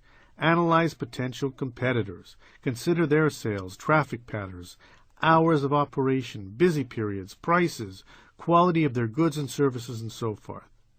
If possible, talk to customers and sales staff. Estimate as specifically as possible what they make in a given month. Your sales forecast can be based on the average monthly sales of a similar-sized business operating in a similar market. Second, tap your trade associations and magazines to get an idea about what a typical business in your new industry can expect to make. Estimate your sales, but estimate conservatively. Yours is not an established business, but a new startup. It is highly unlikely that your sales will be as robust as an established competitor for at least a few years. Finally, include your sales strategy, sales objectives, target customers, sales tools, sales support, distribution plan, direct-to-public, wholesale, retail, and pricing structure, markups, margins, break-even point. Financial analysis. Use your previous analyses to explain how much it will cost to get your business up and running and how much it will cost to keep it going. Explain how much money you are asking for and how it will be spent. The basis of this section are several financial spreadsheets, balance sheets, profit and loss statements, and cash flow projections. Here again you will be making financial assumptions, which can make or break your business. If you do not understand financial planning, you need either to learn it or to hire a professional to help you. It is that important. This financial assistance is often the most difficult part of a business plan for small business people. It is easy to wax poetic about your great idea and how it will make the gang rich, but actually putting real numbers to those projections is hard work. Even so, you have to do it. Crunch some realistic numbers to go along with your realistic plan. Computer programs can be of great assistance when it comes time to analyze your business finances. Microsoft's accounting software, as well as Intuit's QuickBooks, are good places to start. Start with an income and expense statement. It's what it sounds like, a projection of income and expenses. It includes an opening balance sheet, detailed income projections, operating expenses, and a financial forecast for the next year of operation, and for the following 2 years. It also includes a cash flow forecast of inflow and outflow on a monthly basis for the next year. Where do you get this information? The usual suspects: competitors, suppliers, trade associations, chambers of commerce, websites, and trade publications. Next, you will need to include a profit and loss statement. This is a summary of your projected business transactions over a period of time. It explains the difference between your income and expenses.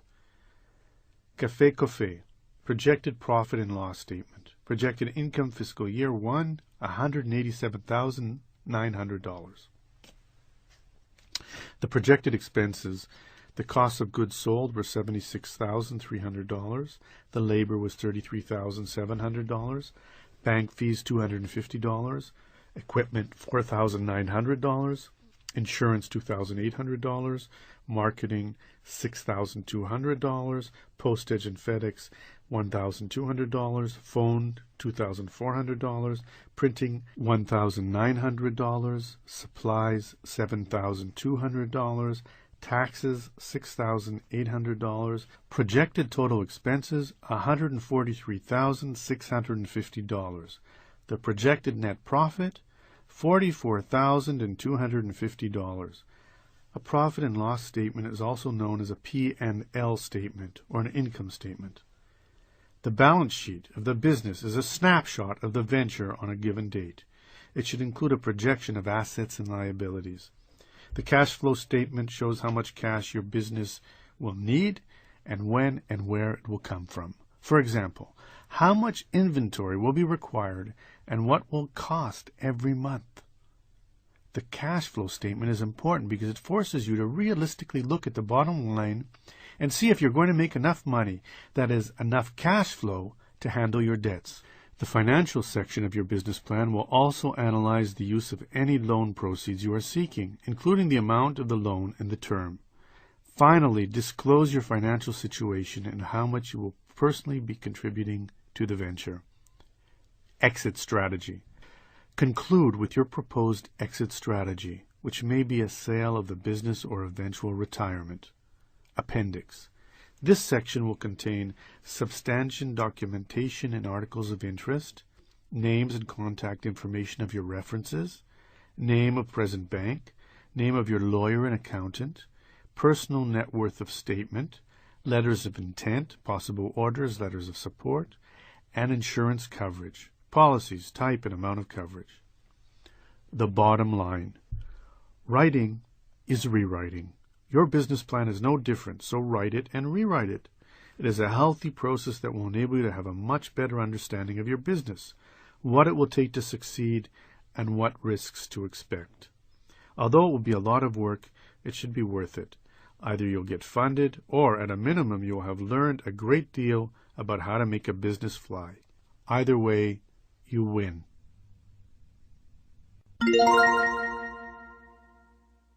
Chapter 7. Structuring your business. The first thing we do, let's kill all the lawyers. That's a quote from William Shakespeare. As you begin to put the foundation for your small business in place, you need to quickly decide the legal form your business will take. You have 4 options. It can be a sole proprietorship, a partnership, a limited liability, LLC, or some type of corporation. This chapter should help you make that important decision. However, as each business form has a different legal and financial ramifications, and although you can theoretically make a choice based on your supposition about what it is right for your business, it is best to do so in conjunction with your lawyer and accountant. Sole proprietorship. A sole proprietorship is the cheapest and easiest form of business you can start.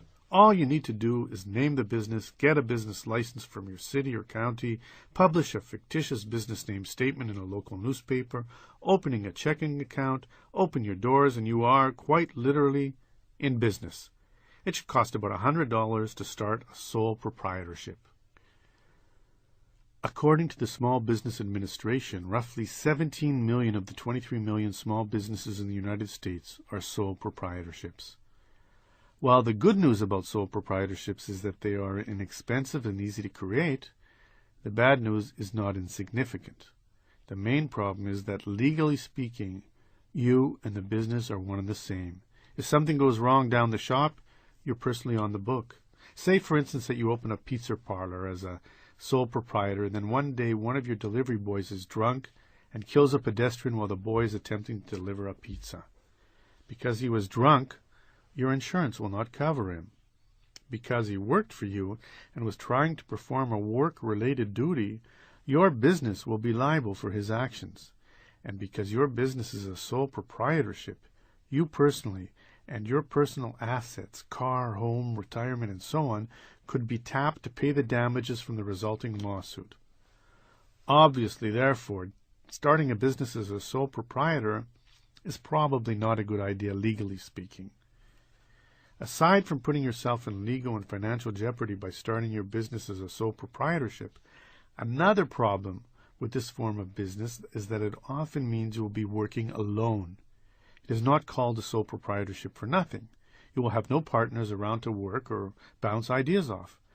Maybe a partnership is the way to go then, you say. Let's see. Partnerships and limited partnerships. A business partnership is a lot like a marriage, because you'll be spending an inordinate amount of time together, making decisions together, making individual decisions that will affect the whole, and being together in both good times and bad. Think very carefully about whether you really want a partner, and if so, who fits the bill. General partnerships. Legally speaking, a general partnership is even more precarious than a sole proprietorship, if that is possible. Why? Because not only are the partners individually liable for the business debts, just as the sole proprietor is, but either partner can get the whole partnership into debt. When that happens, both partners are legally liable for the debt. So the danger is that your partner can make some dumb decision, sign a bad contract or some such thing, get the partnership into debt, and you'll be personally responsible for that debt. Another thing to consider is the emotional aspect of having a partner. Do you want one? Can you share the power? One nice thing about being a sole proprietor is that you alone are the boss. You have no one to answer to except yourself. But having a partner means, well, you'll have a partner. You'll need to listen to your partner, respect her, defer to her judgment when necessary, and be willing to share responsibility for all decisions and actions. And remember, partnerships do not always work out. Best friends who become partners do not always stay friends. Conversely, though, there is plenty to be said for having a partner. The first benefit is significant, namely a partner gives you someone to work with, to share ideas and brainstorm with, to bounce ideas off. Also, a partner shares the workload. One bad thing about working alone is there are too many hats to wear. CEO, head of sales, marketing director, and too often receptionist and secretary. Partners help alleviate that. Finally, a business partner is someone who should share the financial commitments of the business, and that should be a relief. So consider carefully those pros and cons of having a partner, and then, if you decide that the benefits outweigh the burdens, find someone with whom you can work well. Even if you get along swimmingly, be sure to check out your potential partner's background, credit history, and so on. Get some references and call. This is a very important decision, so act accordingly. Finally, if you do decide to go to the partnership route, you are strongly advised to get a partnership agreement, preferably drafted by an attorney. This agreement should spell out who contributed what, who will do what, and if the partnership ends, who will get what. It is really a very important document. If you have someone in mind for a partner, it is a good idea to start out working on a project or two together first. See if your styles are complementary, and whether you have more fun than issues. After all, one reason you start your own business is to enjoy your work more, and your potential partner should add to that. Limited partnerships. Whereas in a general partnership, all partners are equal, each can incur obligations on behalf of the partnership, and each has unlimited liability for the debts of that partnership. In a limited partnership, things are different.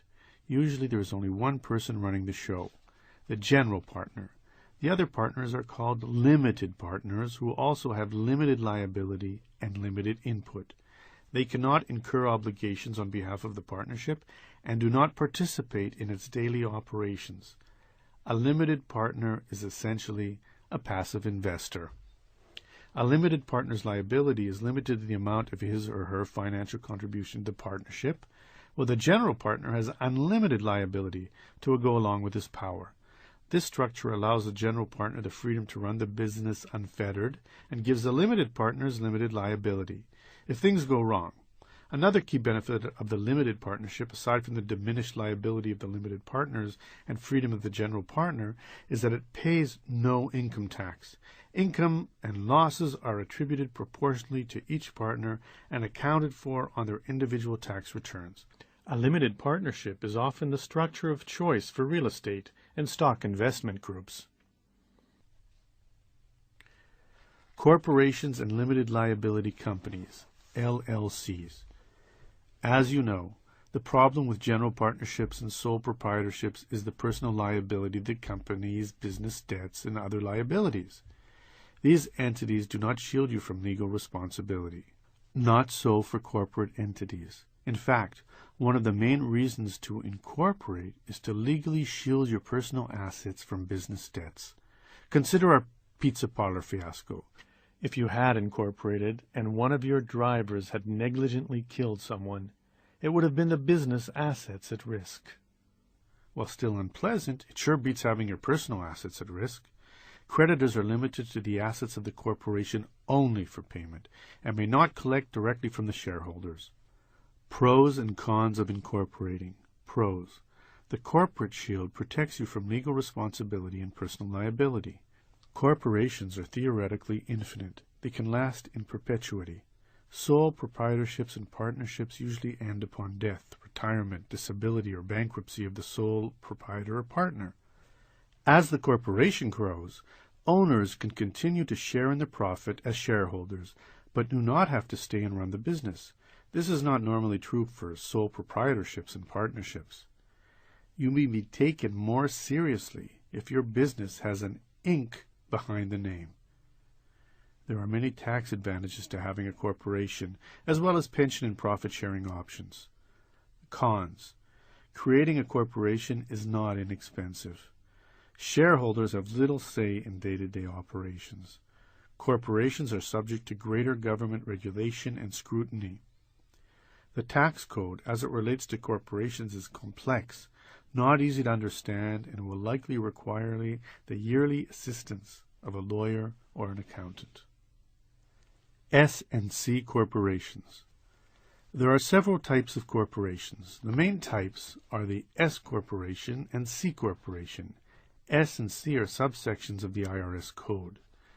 While there are several differences between the S and C corporations, there are two main ones. The first one is the C corporation are taxed twice, once when profits are realized and a second time when those profits are passed on to the shareholders. The advantage of the S corporation is it does not pay a corporate tax at all. Instead, its shareholders report profits and losses on their personal tax returns, and therefore profits are taxed only once. Another difference between the two has to do with size. For the most part, C corporations are large, publicly traded businesses. When you see a business whose shares are bought and sold on the New York Stock Exchange, that is a C corporation. In fact, the ability to freely sell shares is one of the main advantages of a C corporation. People who start businesses with an exit strategy of going public start C corporations. While most large businesses are C corporations, most small businesses choose this form as a structure as well for one very good reason. C corporations can conduct 100% of the health insurance costs for its employees, including you. The double taxation whammy of the C corporation pushes many small business owners toward S corporations, which are, generally speaking, intended for and used by smaller businesses. There are certainly more pros than cons to starting your small businesses as an S corporation. S corporation offers limited personal liability. S corporations pay no corporate taxes. Again, profits and losses flow through to your individual tax return. A sole owner of an S corporation does not have to pay the FICA tax, Medicare, and the self-employment tax, which are roughly 15% on the first $75,000 you earn. The bad news is there are restrictions on the S corporations. You can have no more than 75 shareholders, and you cannot have any preferred stock. Whether to incorporate as an S corporation or a C corporation is something you should decide in conjunction with your attorney. Another sort of corporation is called a professional corporation. This type is for the professionally licensed small business owner only, and that profession can be the only shareholder. The type of professional who can take part in this plan varies by state, but usually it includes lawyers, doctors, dentists, accountants, and psychologists. It is important to understand that this sort of corporation cannot normally shield you from a malpractice award. Limited liability companies.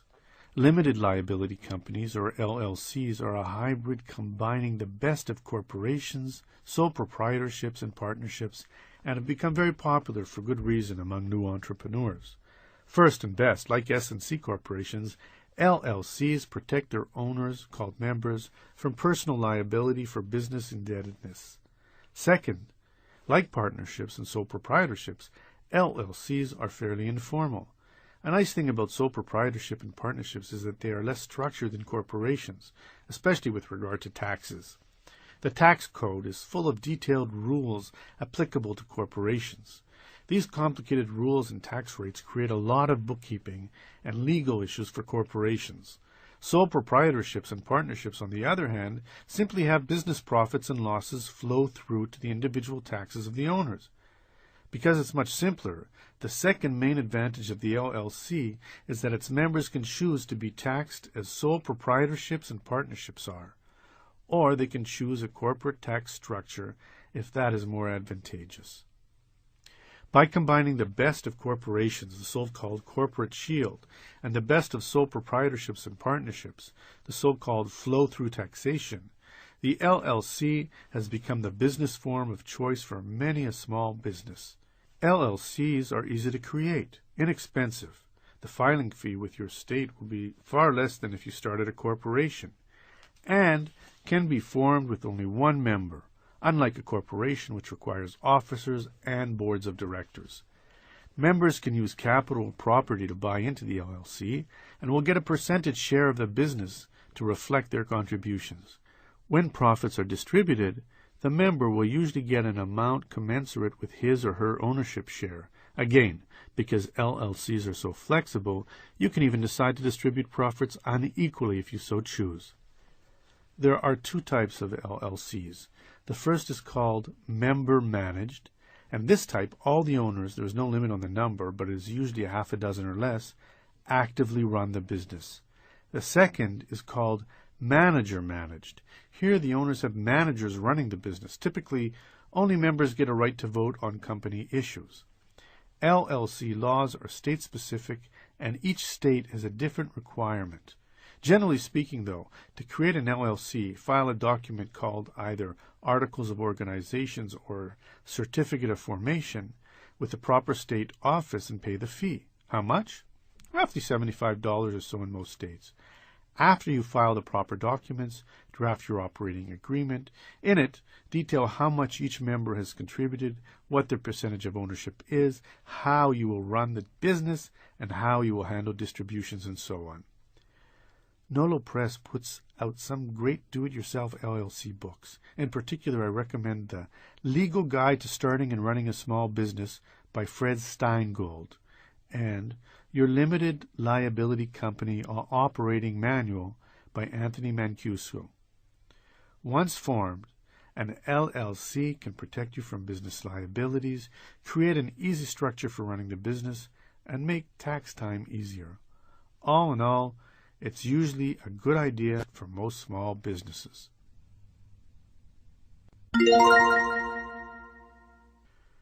Chapter 8. The Money Hunt.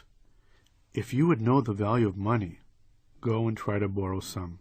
That's a quote from Benjamin Franklin. The previous few chapters are intended to help you put the foundation of your business in place. Coming up with your best idea, figuring out what it will cost to create a business out of that idea, drafting a business plan, and choosing the right legal structure are the basic building blocks of any successful small business. Now you can build upon that solid foundation starting with this chapter. Getting the money to realize your dream can happen only if you have that solid foundation in place. Any lender or investor will want to see that those pieces are set. And even if you're not going to self-fund the business, either through savings, credit cards, or some other plan, this foundation is no less important as it is the basis for creating a small business that lasts. Therefore, if you did the work suggested in the previous few chapters, you know exactly how much money you need to get started and stay open, which puts you far ahead of most new small business entrepreneurs who have only some vague idea about how much money they will need. So, the $64,000 question maybe literally is, where will you find the money to start your business? There are many, many sources listed later, which is good because it is highly unlikely that you will secure all of your required funding from one place. Maybe you will combine personal savings and credit cards with an SBA loan and a gift from an uncle. Who knows? While finding the money to find the dream is always a challenge for the entrepreneur, it is part of the job. Yes, it will likely be tough. You may get discouraged. You may not raise as much as you want. But remember, countless new business owners have found the money to start their businesses, and if they did, you can too. Stick with it. If you have a good idea and a solid plan, you can do it. The usual suspects. The vast majority of small businesses are started using funds, at least partly, from the entrepreneur himself. Indeed, if you're looking to outside investors, most will want to see that you are sharing some of the financial risk. Yes, tapping your savings for a new, untried venture is a scary thought. But remember, an entrepreneur is a person willing to take a risk with money to make money. So, risking some money, then, is part of the job description. Where do you find that money? If you have savings, you'll need to use at least some. If you may be getting an inheritance down the road, see if you can get an advance on it. Many new small business owners use their IRAs and 401k funds. Damn the penalties. Full steam ahead. If you have a stock portfolio, consider selling it. You'll have to be creative and a bit bold. But that is what will likely be needed if you are going to make your dream come true. The moment one definitely commits oneself, the providence moves too. All sorts of things occur to help one that would have never otherwise have occurred. I have learned a deep respect for one of Goethe's couplets. Whatever you can, or dream you can, begin it. Boldness has genius, power, and magic in it. This is a quote from W.H. Murray from his book The Scottish Himalayan Expedition, published by J.M. Dent and Sons Limited in 1951. Another option that I like far less is using home equity. Yes, people do it all the time, but no, it is not wise, and it should be avoided if it can be. Why? A home equity plan or something similar is a loan secured by your house, as you well know. If your bet doesn't pay off, if the business does not fly, if you have to put your home at risk, if the business does not pan out and funds get tight, how are you going to pay back that home equity loan? And what will happen if you can't? Recall what we said earlier. Smart entrepreneurs do their best to reduce the risk as much as possible. Risking your home may be too much to ask. Credit cards. Another very popular option for funding a startup company is the credit card. According to one study, almost half of all businesses use credit cards to help with the startup. Again, it's easy to see why. Credit cards are readily available and can be paid back in installments. But the problem is, it is very easy to get in over your head with credit card debt. So before you go running up the cards, charging that new computer and office furniture, some words of warning might be in order. The credit card trap. Excessive credit card debt is one of the most common debt issues that small business people face, and it can be a major factor leading to small business failure. Many of us have learned the hard way about credit card trap. You know what it is too, right? Charging or taking cash advances, getting stuck with a huge bill, paying the minimum, watching the interest grow every month, and thus ensuring that the balance is never paid off. It is a trap because you're caught in a predicament that is difficult to get out of, and it ensures that your small business will likely remain a bit out of kilter. For example, let's say that you charge $7,000 to help your new business get off the ground. Reasonable, no? Let's further assume that you have an interest rate of 17%. This is a credit card after all. How long do you think it will take you to pay off that balance paying a minimum payment of 2%? 3 years? Let's do a little math. A monthly interest payment of 17% on $7,000 is $104. Adding that to your balance means that you will have a new balance in month 2 of $7,104. 2% of that is $142. That is your minimum payment. So, if you just paid the minimum, it would take, get ready for this, more than 40 years to pay off the entire card. Don't worry, it gets worse. You'd also end up paying almost $14,000 on your $7,000 balance. Credit card smarts. So, getting stuck with excessive credit card debt is one of the worst things that can happen to your new small business. If you need to use credit cards to help fund your startup, you absolutely have to get those balances down as quickly as possible. Here's how. Pay more than the minimum. The first way to reduce credit card debt is to pay more than the minimum payment due, as much more as you can afford. In the preceding $7,000 example, the 2% minimum payment amount goes down every month as the principal decreases. However, if you keep paying the original payment of $142 instead of the new lower minimum, you will decrease the time it takes to reduce your credit card debt from 40 years to just about 5 years. Do the balance transfer dance. One of the easiest and best methods of lowering both your monthly credit card payments as well as your company's overall credit card indebtedness is to transfer the balance on your cards with a high interest rate to a card or cards with a much lower rate, something like a 4.9%, looking for introductory teaser rates. Credit cards, while useful and convenient, can kill even the best small businesses. Use them if you must to fund your startup, but do so with a plan to pay them off as soon as possible. Using a credit card with a zero balance and timing your purchase correctly can mean that you will never have to pay interest again. Here's how. Let's say that you need a cash advance. You are billed on the 1st of the month, and your payment is due on the 25th. That means that you have 25 days to repay the debt without getting charged interest, the grace period. Now, if you take that advance on the 2nd of the month, you won't even receive a bill until the 1st of the following month. You then won't be charged interest until the 25th of that month. Thus, just by timing your card use, you can avoid all interest payments and still have almost 2 months to pay them off. The friends and family plan. The next most common method of funding your startup is to find friends and family members who believe in you and your vision and would be willing to invest in your new company. Again, this is where your business plan will be necessary. If you can show potential investors a plan that makes sense, the chance of getting them to invest greatly increases.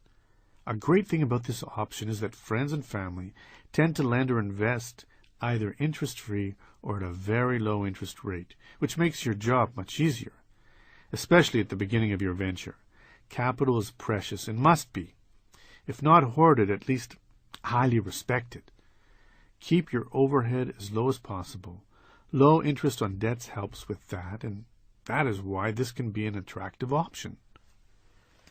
When Scott Hanley and Chris Abbott came up with the idea for a new board game, they were two unemployed journalists with little more than a novel idea. They drafted a business plan and then started talking to everyone they knew about investing in the fledgling company.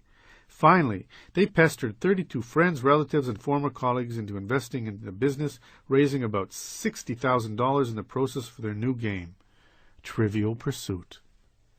The danger, of course, is that most small businesses are not business home runs like Trivial Pursuit. Far more likely is that you will create a successful business that makes a nice profit and that affords you some freedom and a good standard of living.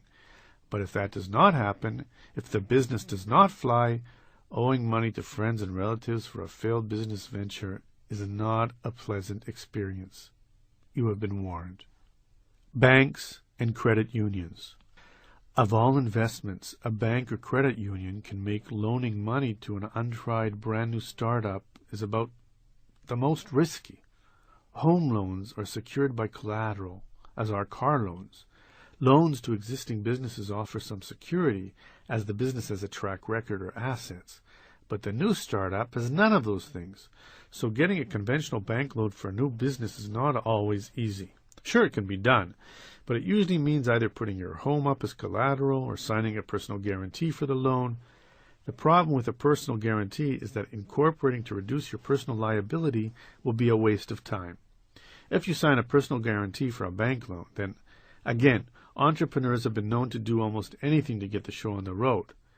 and that may be the price you have to pay. Is there a better solution? Indeed. The United States Small Business Administration, SBA, is one of the best friends your new business can have. The SBA has plenty of ways to help your business, many others of which are recounted later in this book, and can help you get that loan. Here's how. The U.S. government knows how important small business is to the American economy. As such, it created and funds the SBA, whose mission is to help the country's small businesses succeed. One main way the SBA accomplishes that goal is by guaranteeing certain loans made by lenders to small businesses. By acting as a guarantor, the SBA reduces the risk to the lender, and so many more small business loans are made. So find a bank or credit union that deals with SBA guaranteed loans. The Reconstruction Finance Corporation, RFC, was a loan program created by President Herbert Hoover to help businesses hurt by the Great Depression. When Franklin D. Roosevelt was elected in 1932, he adapted and expanded the program. However, during World War II, many small businesses were unable to compete against the large corporations and their large government contracts. So Congress created the Small War Plants Corporation, SWPC, in 1942. Similar to its government cousin, the RFC, the SWPC provided loans to entrepreneurs and businesses, and after the war, the SWPC was dissolved, and the Commerce Department Office of Small Businesses assumed some of its responsibilities. Finally, in 1952, President Dwight D. Eisenhower signed legislation to create a full-time, peacetime small business agency, the Small Business Administration. There are many loans and many programs. Here are the main ones. 7A Loan Guarantee. This is the granddaddy of them all, the SBA's bread and butter loan program. Not only can a 7A loan be used for startup purposes, but it is flexible, enough to be used for working capital, equipment, furniture, and real estate. The length of the loan can be anywhere from 10 to 25 years. For more information, go to www.sba.gov/financing/SBALOAN, SBALOAN/7A.htm. 7M, Microloan Program. This program is smaller. The terms of the loans are shorter, and the amounts you can borrow are less. Here you can get up to $35,000 for working capital or for the purchase of furniture, supplies, inventory, fixtures, or equipment. You cannot buy real estate with these funds, nor are loans made through traditional lenders.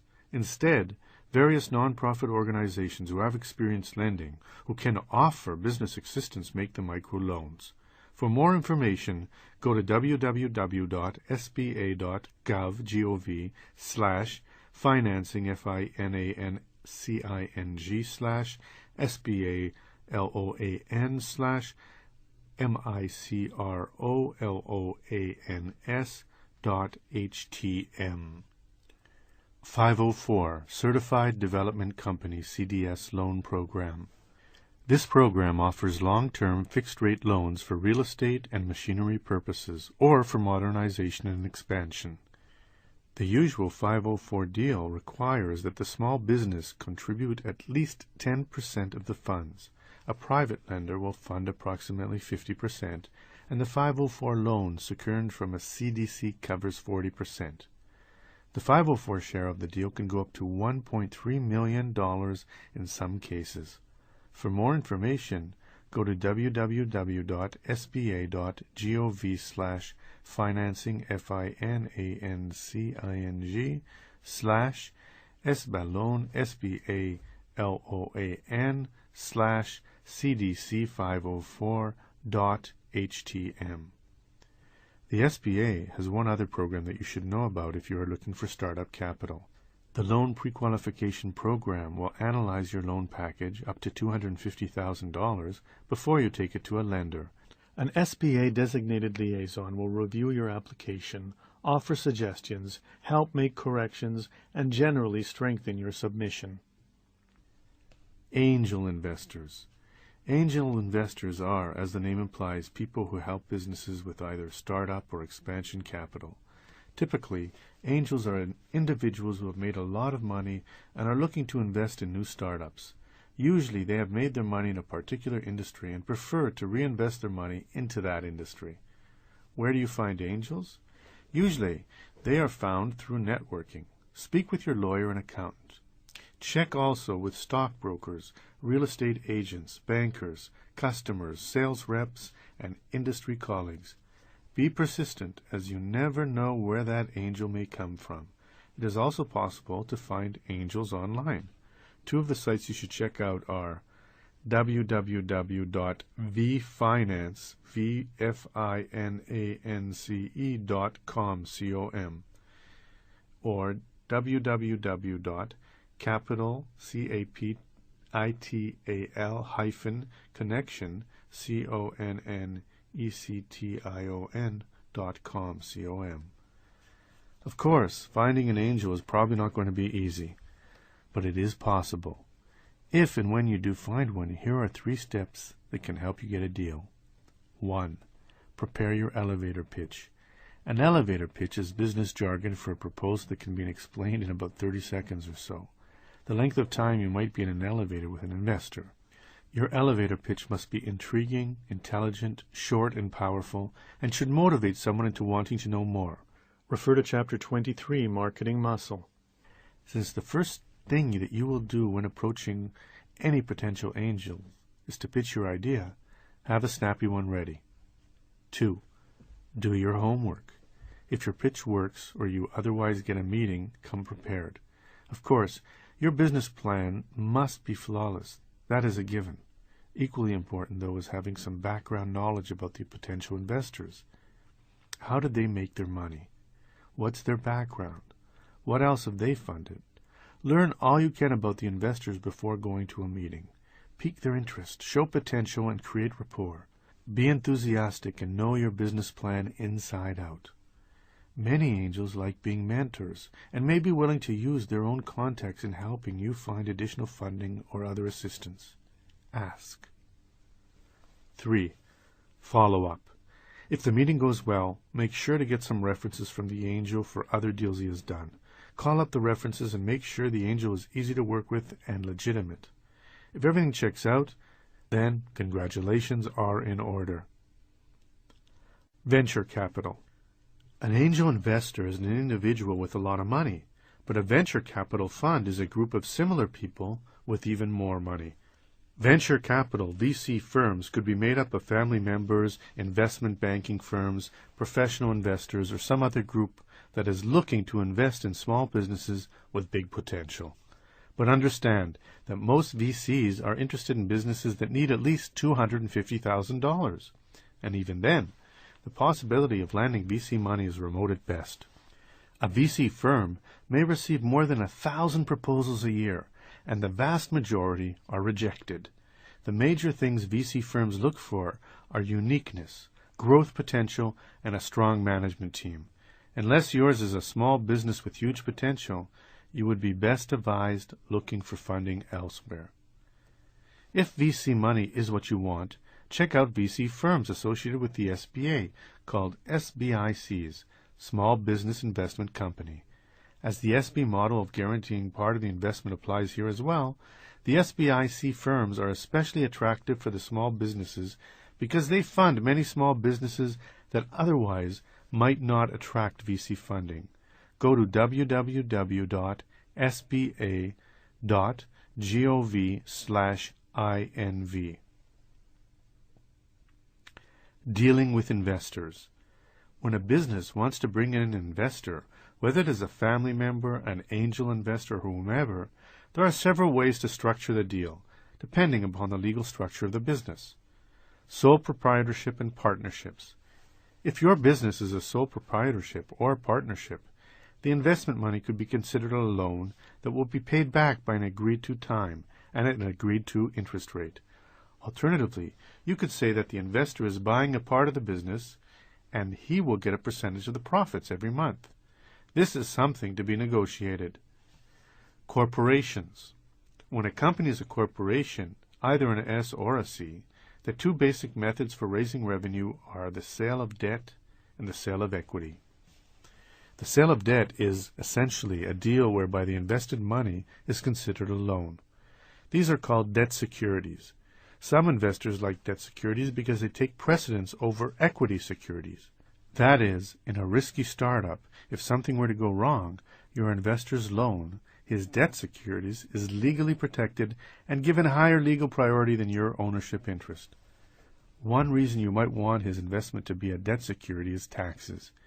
If you were to simply sell this investor stock when he is repaid, it would likely be considered a dividend. When your business pays someone a dividend, it is not deductible on the business's taxes. However, if you structure the deal as a sale of debt, a loan, your repayments are considered interest payments and thus are deductible on the business taxes.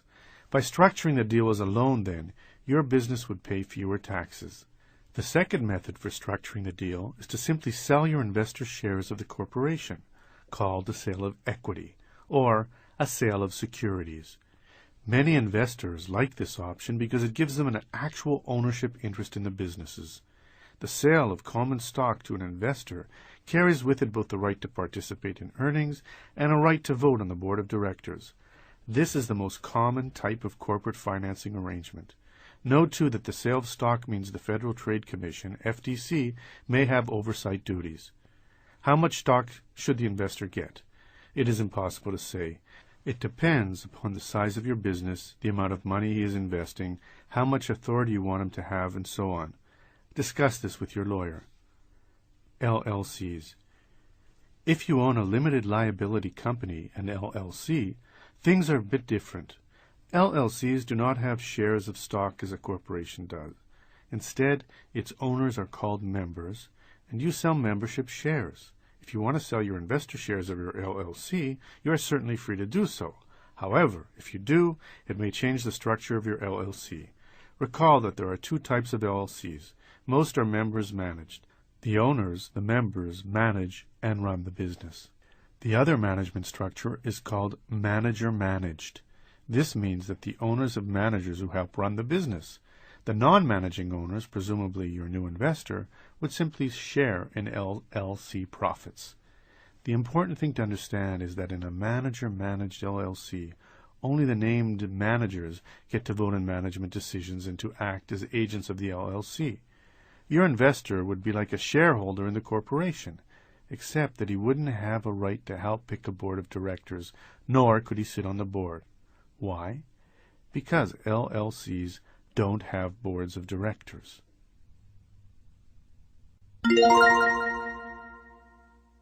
Part 2. Setting up shop. Chapter 9. Location, location, location.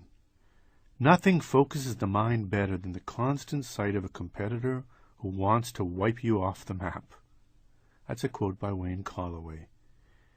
Now comes the fun stuff. While the matters discussed in the previous section, drafting a business plan, finding the money, and so on, are a necessary prerequisite to starting a successful small business, they really cannot be described as fun. But the things you will do now should be quite enjoyable. From finding the right location to outfitting the office or shop, you should take pleasure in the actual process of physically creating a business. Not all locations are created equal. Not every business needs a great location. It depends upon the type of business you have, the brand you are creating, the amount of foot traffic you require, and the amount of money you have to spend. A business where you will be going to your customers' locations rather than vice versa certainly does not need a terrific location. House cleaning or pool care businesses, for example, wholesale businesses, warehouses, and factories also do not need great locations. An out-of-the-way location can be a great, inexpensive choice for many businesses. Opening in a redevelopment area, for example, may afford you tax breaks. The first consideration, then, is how important traffic will be to your business. If your business will be a retail store catering to the public, if there will be a lot of spur-of-the-moment drop-in customers, then a high-profile, high-traffic location is vital. A convenience store needs a great location with a lot of traffic, but a chiropractor does not. Location checklist. Consider the following when looking for a good location. Population. Are there enough people in the immediate area and broader region to support your sort of business? What has been the fate of similar businesses in the area?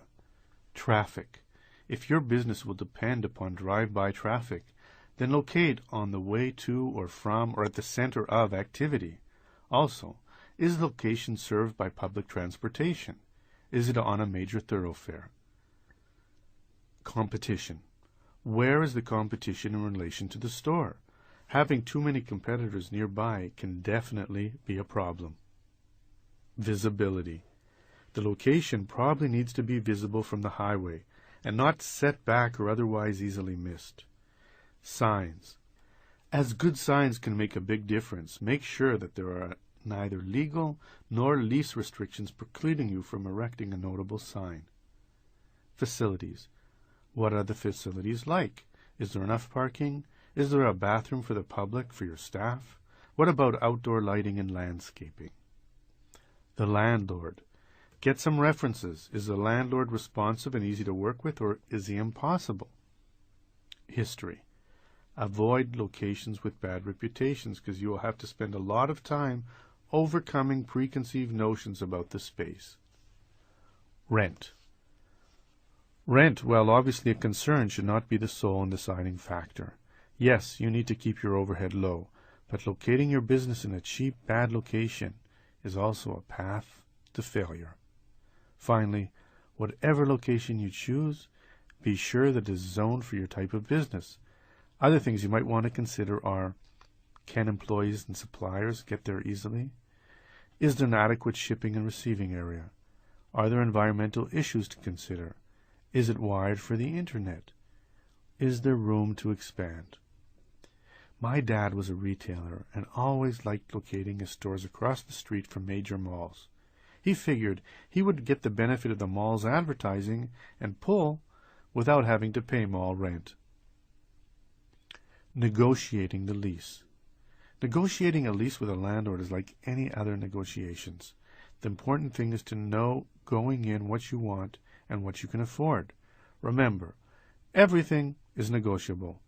If you are negotiating over lease terms, then understand that you are a valuable commodity to a landlord. It is no easy task for a landlord to find a qualified commercial tenant. He probably wants you as much as you want the space. Accordingly, you may be in more of a power position than you think when negotiating a lease, and thus can ask the landlord for concessions and changes to the lease if required. To negotiate a good deal on your lease requires that you know the rental history of the area. What are similar spaces renting for? What is the vacancy rate in the area? If it is high, you can negotiate a good deal because the landlord really needs you. If the space has been empty for a while, you need to find out how long and why. The more you know, the better deal you may be able to negotiate. When presented with a lease, go over it with your lawyer. The lease was drafted by the landlord's lawyer for the landlord's benefit, so you need your attorney to figure out what is fair and what is not. While you might be presented with a pre-printed lease that seems like it cannot be changed, it can. The essence of contract law is that both sides must agree to all conditions. That, in fact, is why a contract is also called an agreement. If you find areas that you and your lawyer do not like, negotiate to change them. Always remember the rule. Everything is negotiable. Any oral promises made by the landlord must be made part of the written lease, or they will be unenforceable. Important lease issues.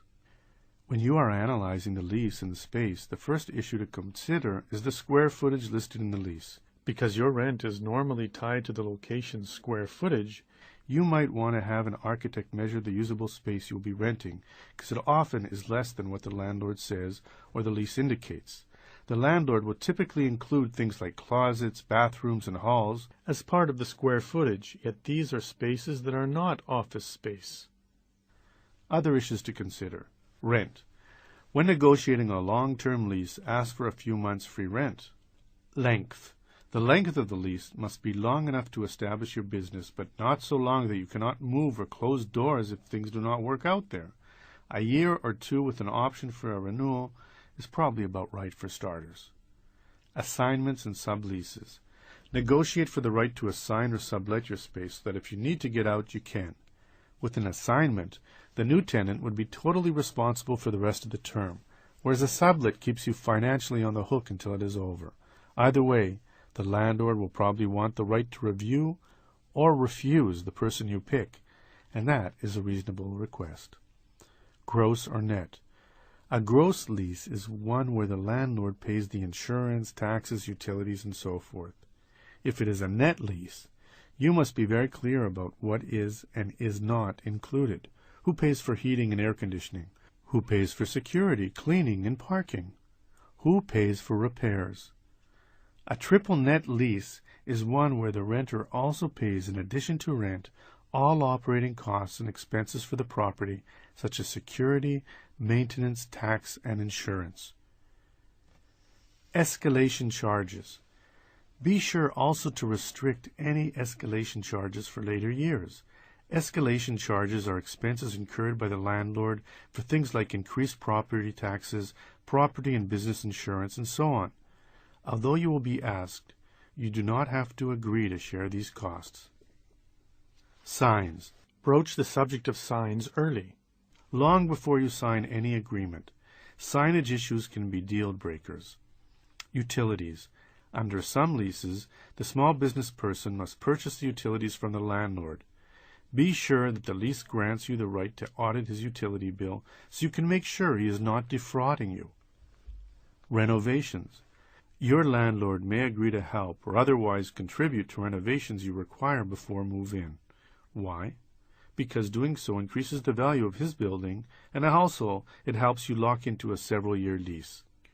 Restrictive covenant. You may require a restrictive covenant to prevent competitors from opening similar businesses nearby. For example, if you are in a mall, you might want to restrict the landlord from renting to another business like yours. It is imperative that you review the proposed lease with your lawyer. Above all, try to cultivate a good working relationship with your landlord. That will go further toward working out problems than a dozen letters from your lawyer.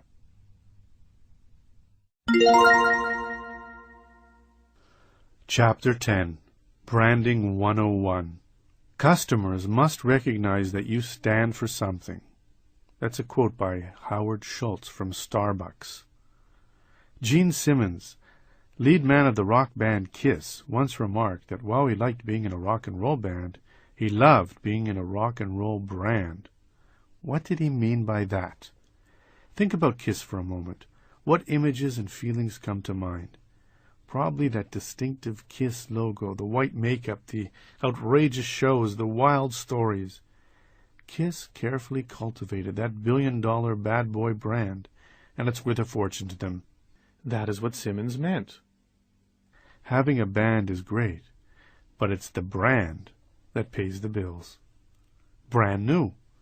What do you think of when you think about Rolls-Royce or Nike or Apple Computer? Each business evokes very clear thoughts, feelings, and images. All have a strong corporate identity or brand associated with their names, and it's no accident. These companies have spent a lot of money getting you to conjure up specific images and feelings when you think about their businesses, which begs the question, what is it you want people to think of when they think about your small business? The idea of creating a brand for your small business is really quite important. Maybe you're thinking that doing so is beyond your reach, that branding is a concept for the big boys. Think again. Branding is something you can and should do, too. Branding background. You could not have picked a better time to start or to own a small business because of a variety of factors have coalesced to make this a new era for small business, an exciting new era full of potential.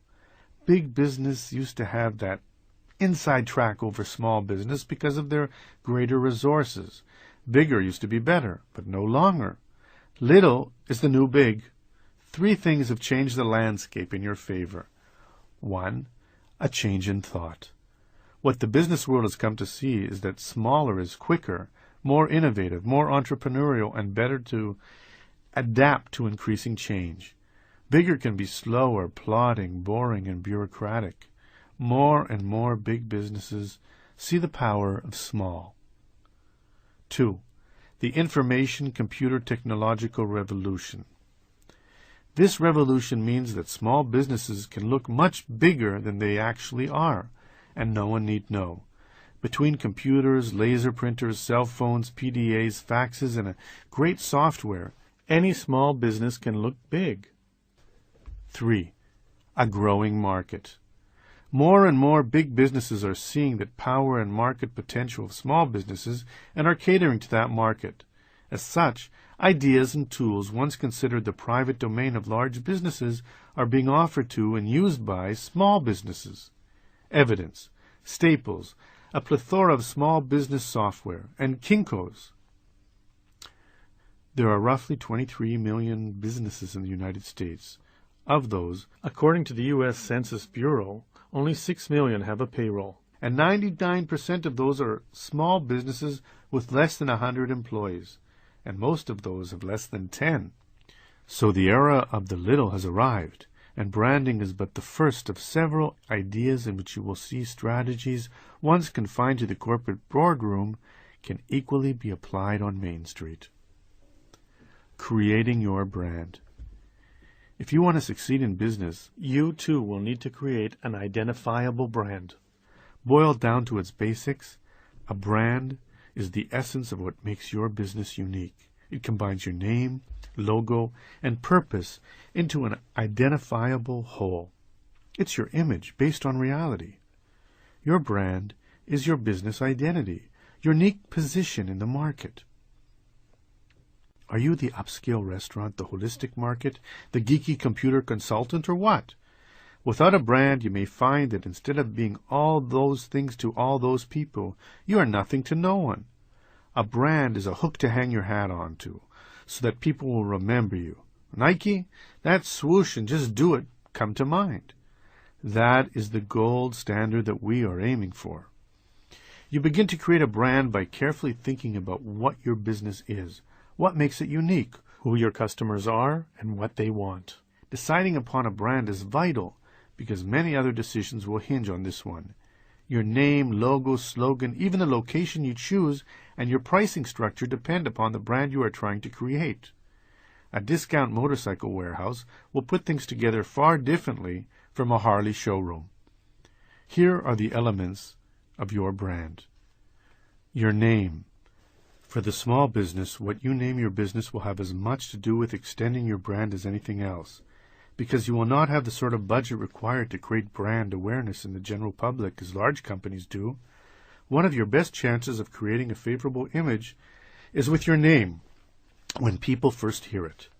If you are creating a restaurant, Aunt Susie's Food Emporium creates a much different image than Susan's Brasserie. When naming your business, you have two choices. Either choose a name that explains exactly what the business is and what benefits it offers, or choose a name that has nothing to do with the business at all. The latter category includes names like Xerox, Amazon.com, and Kodak. While interesting, the problem, of course, is that you don't have enough money to get people to remember the name of your business. Instead of a memorable, quirky name, all you are left with is a quirky name. The other option is almost always preferable for the small business. This process involves coming up with the benefits your business offers the public and naming the business after that. Examples here include Jiffy Lube, Badger Fresh, or Quickie Mart. Choosing a name that creates awareness of your business benefits can go a long way to creating a brand that people can remember. So, there are two important things to consider when naming your business. The first is the image and the brand you want to create. The thing about the successful brand is that there is a consistency across the board. The image and colors and location and logo and pricing all reinforce one another. If you are creating an upscale Italian furniture store, you need a location, prices, and a name that reflect the image that you are trying to create. Maria's Discount Italy probably won't cut it, but Maria's Casa d'Italia might. See? The second factor, aside from the name, is, as indicated, the benefit somebody would get from patronizing your business. The best name would be one that combines the image you want to create with the perceived benefit. Netflix, or Discount Warehouse, or Speedy Linguini. Your logo. A graphic image that reinforces the name builds the brand. Ideally, it says who you are and what you do. A logo can be a symbol. The target, a graphic interpretation of your business name like USA Today, or both. Either way, it needs to concisely convey the image you want to present to the world. When choosing a logo, therefore, the essential thing is that it graphically represents to the world who you are and what is unique. Accordingly, choosing a logo is akin to naming your business. You want a logo that's distinctive, memorable, and benefit-laden. When creating a logo, you again have two options. You can do it yourself or hire someone to do it for you. Doing it yourself probably requires that you use a graphics program like a Microsoft Publisher that offers clipart pictures and photographs. It is important that you not use in your logo design any material that is copyrighted or trademarked. You can find some free logo generators online. One good site is www.cooltext.com. If you can hire someone to create a logo for you, do it. Prices vary. You could pay anywhere from $100 for a student to $10,000 professional. You might be surprised at the great quality and affordable prices you will get from a graphic arts student. One way to add even more value to your logo is to incorporate a slogan with it. You want your catchphrase to reinforce your desired image, and the benefits you offer should be part of that catchphrase as part of your overall branding strategy. If you are sensing a theme here, you're right. For example, IBM, think, carpet world, elegance underfoot, BMW, the ultimate driving machine. These three things, your name, logo, and catchphrase, are the holy trinity of your brand and are all equally essential. Next, you'd want to pick colors and fonts that reinforce your emerging brand. A computer consultant would be fine using a computer-looking font, but would be unwise to use an old English font. Self-evident for sure, but important to remember nonetheless. The font you choose and the color you pick will then be used to represent your name, logo, and slogan in all of your printed materials. This tapestry of decisions should create a unified, interwoven theme that reinforces the brand you are working to create. Once you have your name, logo, slogan, font, and color ready, it is time to get the word out. All are combined to create your graphic materials. Your name, logo, and slogan should be on your stationery, business cards, envelopes, mailing labels, signs, invoices, receipts, everything. Branding secrets. Okay, so you get the idea. You want to create a consistent theme that reinforces the image you intend to create. But branding goes even beyond that. Since your brand is based both on how you want to be perceived and how you are in fact perceived, it follows that the other half of brand building is creating positive perceptions based on substance as well as style. How? Do what you do best again and again. A brand is a promise that essentially boils down to, if you buy this product, you know what you will be getting because our company stands for X, Y, or Z. That is, Volvos are safe. Nordstrom's offers are great customer service, that sort of thing. This kind of branding takes time and derives from a company doing what it does best and then making sure that everything else they do supports that value proposition. Consistency is key. Offer superior customer service. This is a theme that is discussed in more detail later in the book, but suffices to say that all your hard work creating that cool brand will be a waste of time and money if it isn't reinforced by happy customers. Customers should find it easy to work with you or buy from you. Be a mensch. Mensch is a Yiddish word that basically means a good person. If your business practices mensch ethics, your brand grows. While good looks may get you a date, being a mensch will get you a mate. So too your business. Flash may bring people in the door once, but caring for them and your employees and your vendors gets people to stick with you for the long haul. Pay invoices on time. Do more than asked of you. Do things when not asked. Help out in the community. That really builds your brand. You cannot get by on brand alone. That is the lesson of the .com boom and bust. Take the now defunct Pets.com, for example. That high-flying startup burned through multiples of millions of dollars, mostly because it was focused far more on branding than it did on business. Its once famous sock puppet was interviewed by People magazine and was on Good Morning America. But the company soon learned that creating an identifiable brand is not the same as creating a valuable business. The bottom line is you want to constantly reinforce the image you are creating with actions. Remember, the two keys to establishing a strong brand are developing a specific identity and then communicating that identity consistently. Do that, and your brand has begun.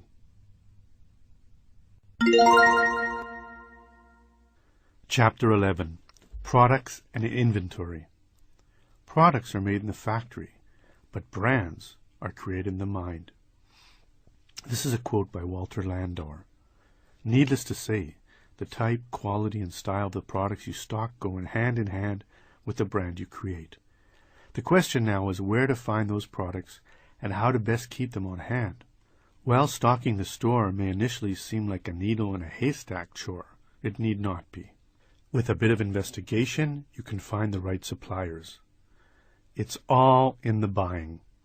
John owns a very successful antique shop in California. In fact, it is so successful that he only works about 6 hours a day, 4 days a week.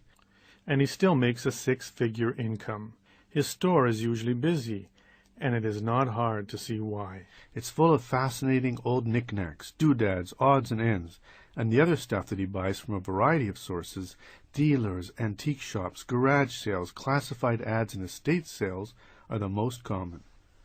When asked what the secret of his success is, John answers quickly, it's all in the buying.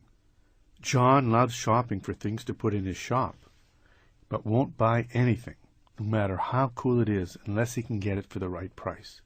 He knows that if he pays too much, no matter how interesting the item, it will take up valuable space in his store, space that could be used for products that sell.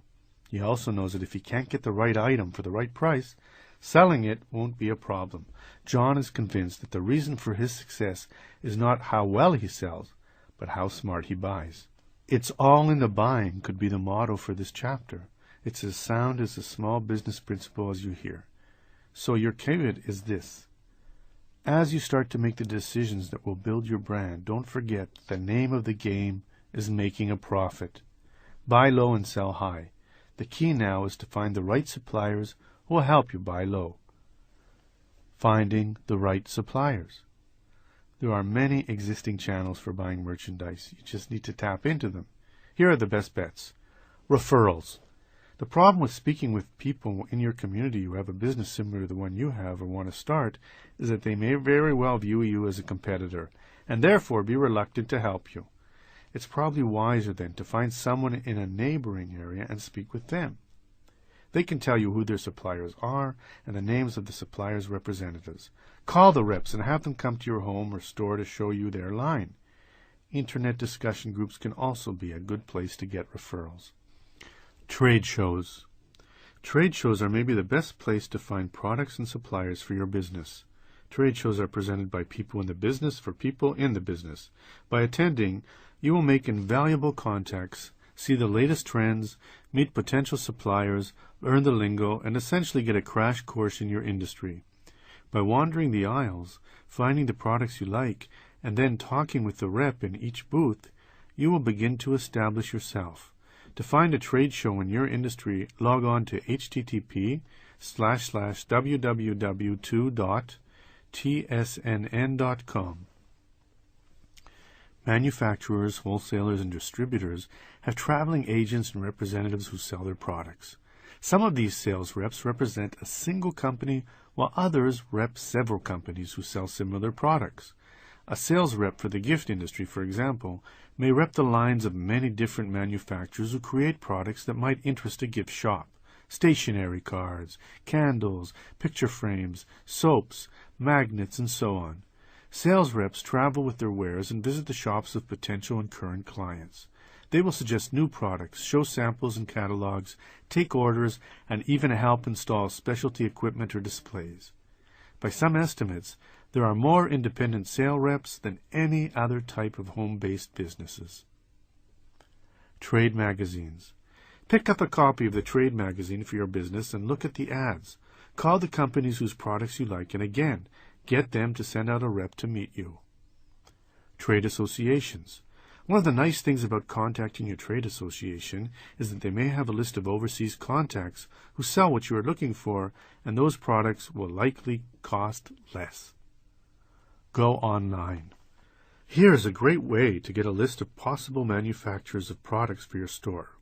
Go to the online version of the Thomas Register and type in the products you are looking for at www.thomasregister, ThomasRegister.com.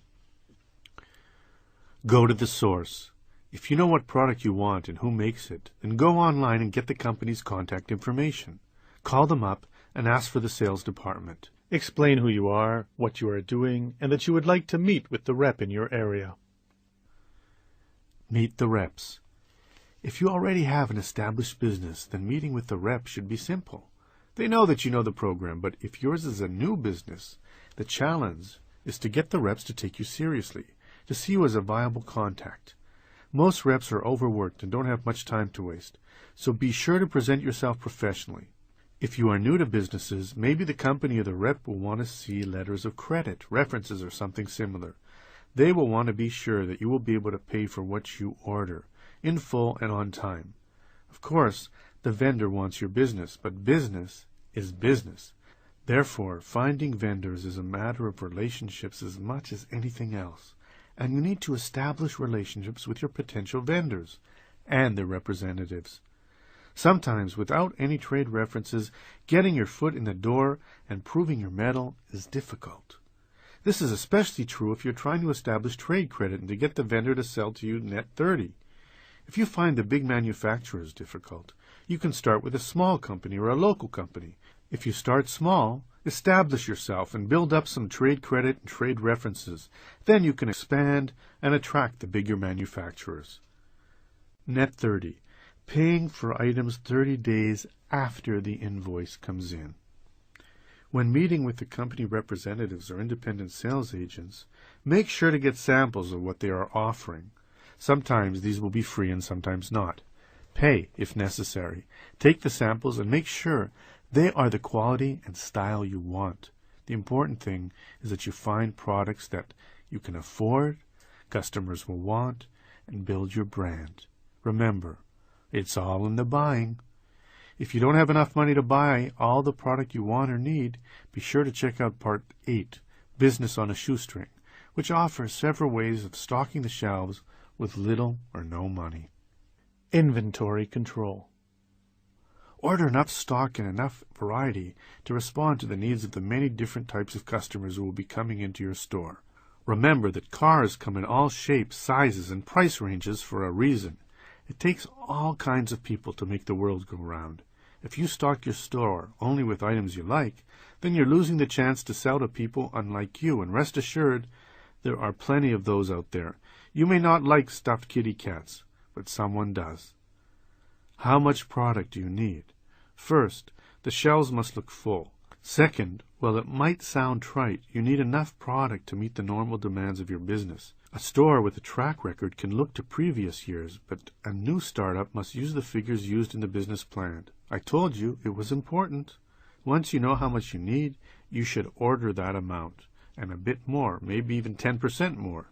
That is enough of a cushion if a vendor delivers late or if there's some force majeure, an act of God that causes your shipments to arrive late. This leads us to reorders. After a while, you will get a rhythm for your business, and you will know how long it takes to supply X to deliver to product Y, and you will order accordingly. But especially in the beginning, you need to be all over this. If you have 50 stuffed kittens and sell 5 a week, that's a 10-week supply, and if it takes 2 weeks to get them delivered, you'll need to reorder them when you have 3 weeks' worth of product left so that you never run out. Running out of inventory is an amateurish mistake and one that can easily be avoided with just a little bit of planning. New York Pizza is a restaurant whose affable owner, Ed, hails from Brooklyn. He says they make the best pizza west of the Mississippi, and he may be right. But sales did not match his skill, so Ed hired a public relations firm to get the word out. Before long, the local paper interviewed Ed and planned a big story for the next Friday. The story came out, a glowing review of the restaurant.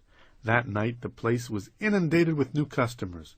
By 9:30, though, New York pizza had run out of dough, and by 10, cheese. Excited new customers were turned away at the door, and Ed missed a golden opportunity, all because he hadn't bought enough inventory.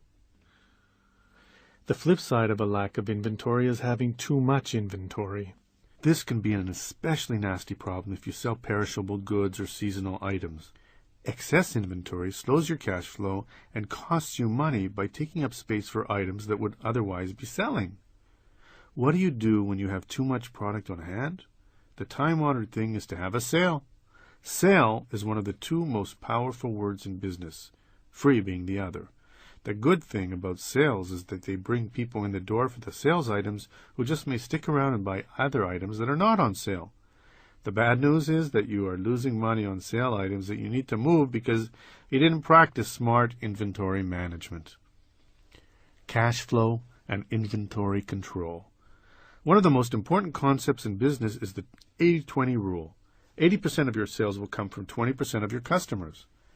Know who those customers are. Treat them right, and your continued success is almost assured.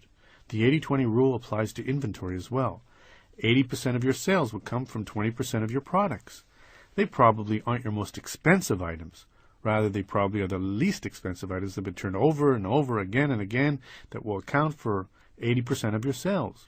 Those vital 20% products are the lifeblood of your business, accounting for much of your cash flow. Obviously, if you don't always have enough of whatever those 20% products are, you will be severely hampering your cash flow. Certainly, you may not be able to afford everything you want for the store when you want it, but if you know which products account for 80% of your sales, you will be able to prioritize accordingly. Tracking inventory. Depending on how much inventory you stock, you may need an inventory control system. Such a system can tell you what you need to order, what sells best, and whether an employee may be stealing from you. Although your system might be manual, these days it is far more common and smarter to have a computerized system. Accounting programs like QuickBooks have inventory tracking control systems as part of their standard functions. With a manual inventory control system, each item in a store is tagged. The tag is removed when it sells, the use tags are itemized, so you know what sells, and then checked against physical inventory to see if anything is missing. A sophisticated inventory control system will allow you to know exactly what sells, how it compares to what else sells, lets you know when to reorder, and helps you figure out which products are the most profitable. Another option is to invest in a point-of-sale system, a POS. POS software creates up-to-the-minute inventory records from the point of purchase. You may want to check with your trade association to see whether there are industry-specific accounting and inventory systems that you could purchase. Most industries have these now. While more expensive because they are industry-specific, they make a lot of sense for your individual business in that they regard that they can sometimes be better than the off-the-shelf options. Whatever system you choose, software today is very powerful and can give you much more of a mere recitation of what sold and what did not. Now, you can get the sophisticated reports that help you analyze sales data, chart sales by month, compare sales by price, or any other variable for that matter. Keep track of accounts receivable, calculate sales taxes, and generally run your business very effectively. If you buy the right product at the right price and keep track of what you need when your small business should remain profitable, always remember it's always in the buying.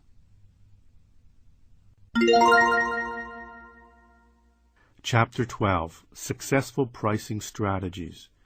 If you really put a small value upon yourself, rest assured that the world will not raise your price. That's a quote by Anonymous.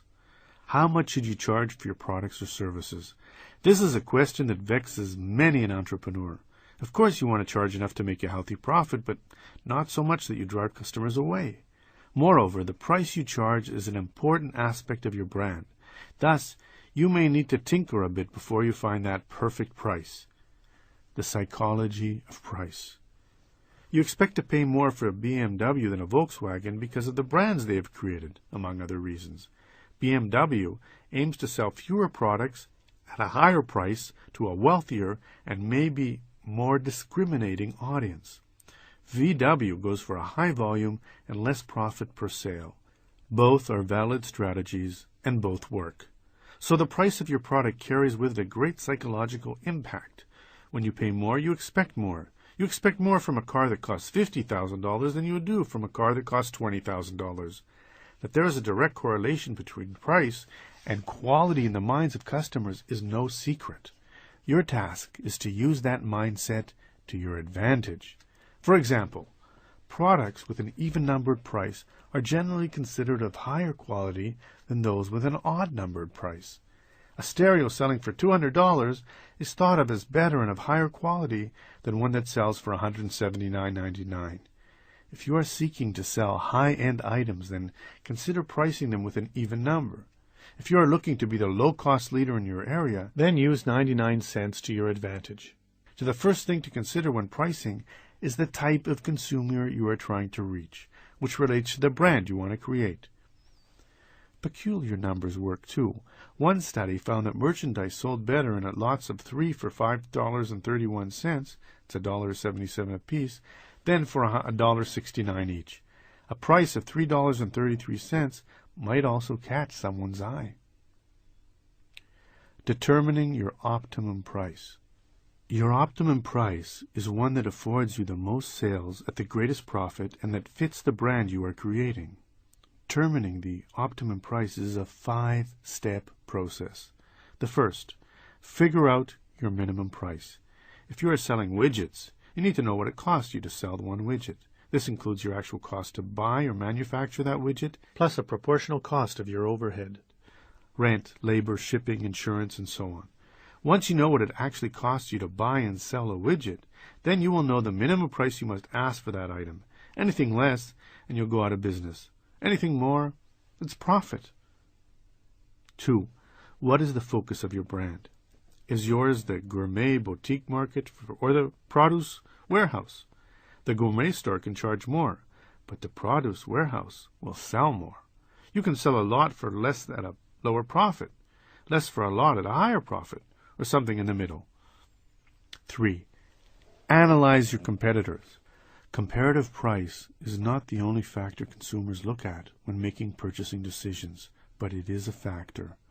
You absolutely have to know what your competitors are charging and take that into account. Maybe you want to undercut them, which works. Maybe you want to match them while offering some different incentive. That works too. Either way, remember, capitalism is cutthroat. You have to be cognizant of what your competitors are doing and offer something better. Price, service, location, something, if you are going to succeed. When analyzing competitors' prices, be sure to note whether your products are superior, inferior, or similar. Which of your competitors seems to be doing the best? Ask yourself whether the price is the reason. If not, what is? Can you beat them on the price? If so, that's good. 4. Set a price. Knowing the minimum you must charge, knowing what your competitors do charge, and knowing the image you want to portray, allow you to set your prices accordingly. 5. Test, test, test. Your first price is not your last price. Especially at the beginning, you will need to tinker a bit. If you have a product that you are willing to sell through other stores, for example, test one price in one store and another price in another store. Try and add in one paper at one price and then add in a similar paper at a different price. Compare the results. Even small business owners who have been in business for a long time should occasionally test new prices for old products. You never know. There may be a hidden gold mine in your store, simply awaiting your discovery. Product pricing is part art, part skill, and all perception. A person will pay a price for your product if he perceives that it is worth that price. If not, you will never make a sale. Why do Ralph Lauren polo shirts cost almost $100 when a similar shirt without the polo pony costs $25? Perceived value. Why can't you sell a rotten tomato, even for a dime? Perceived value. You need to find that magic equilibrium point where customers perceive value and you perceive dollars.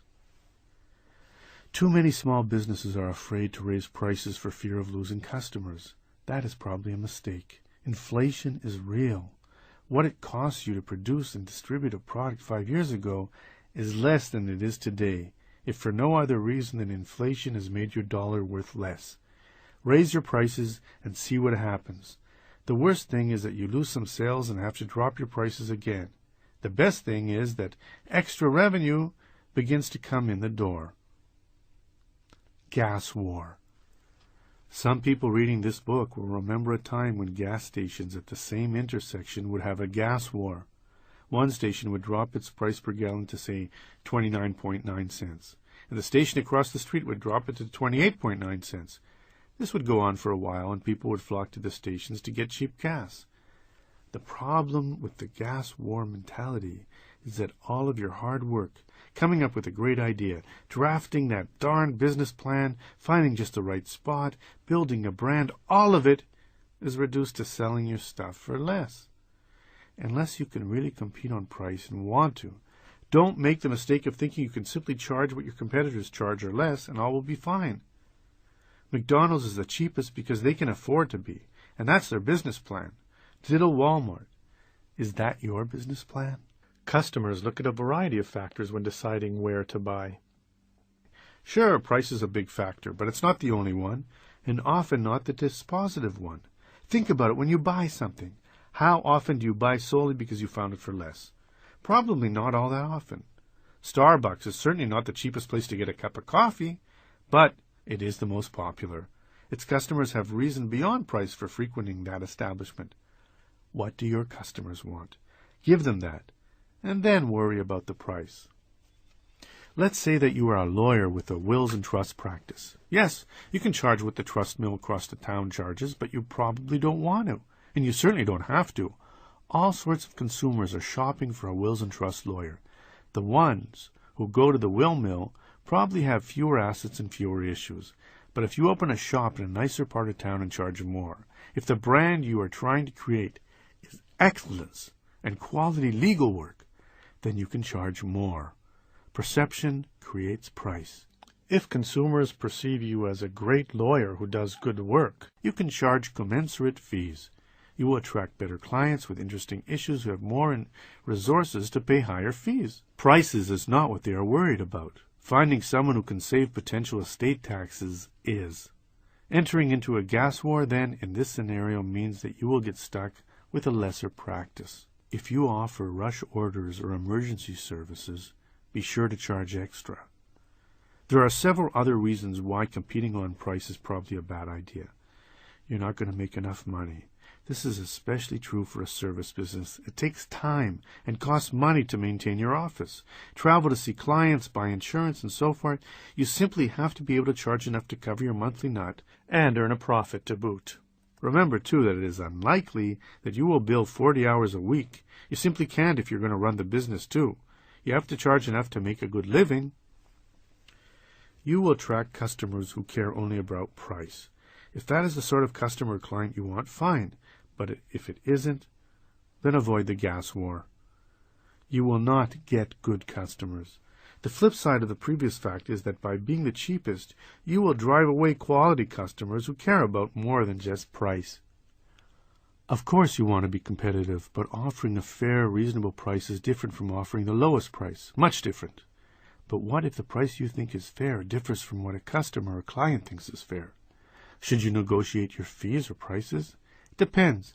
If you have a sofa in your furniture gallery that has been there for a year, you would be silly not to negotiate down the price and move for the merchandise. On the other hand, you don't want to get into the habit of negotiating every time you quote a fee or name a price. The best advice, then, is to be judicious. Avoid negotiating if possible, but do so if you must. It's probably better to get less and secure the sale than to be rigid and get nothing. How to get customers to pay more for your services. Offer a flat fee.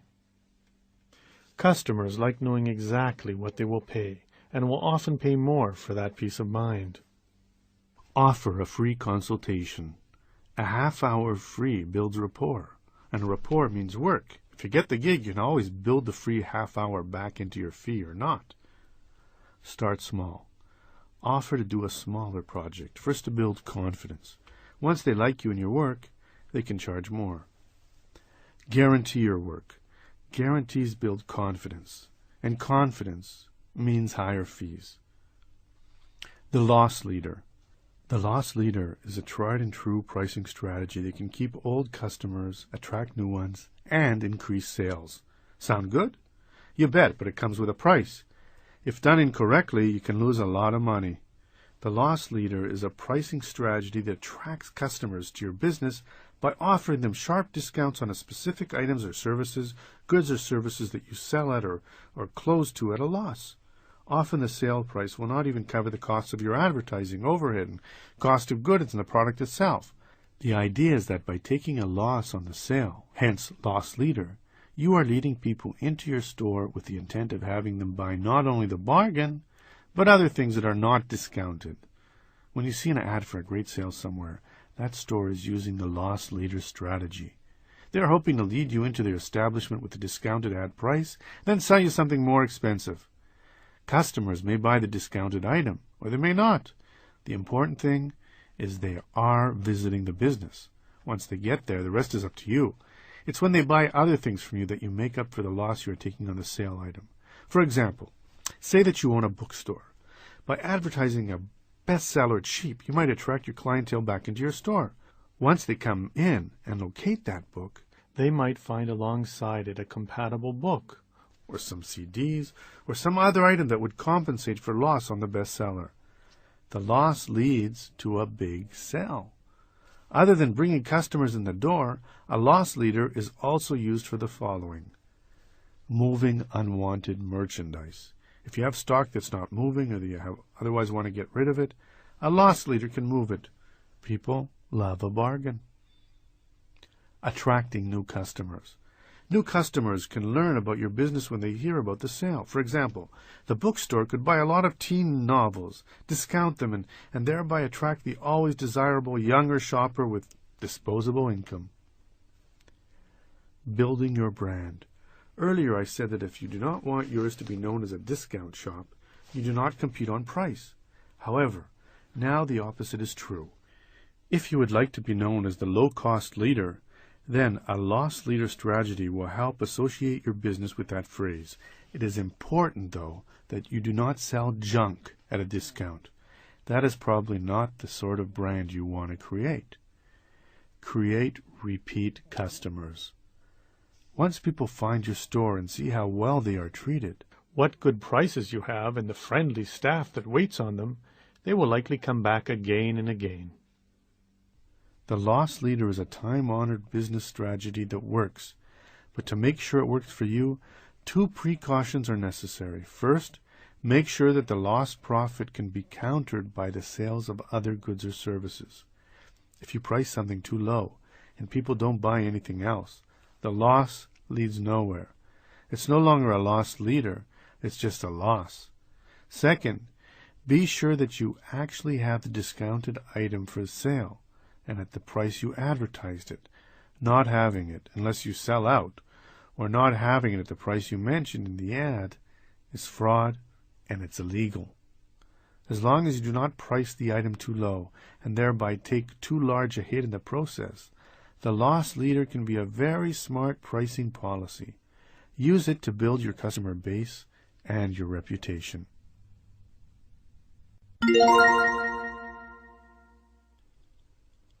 Chapter 13. Small Business Technology.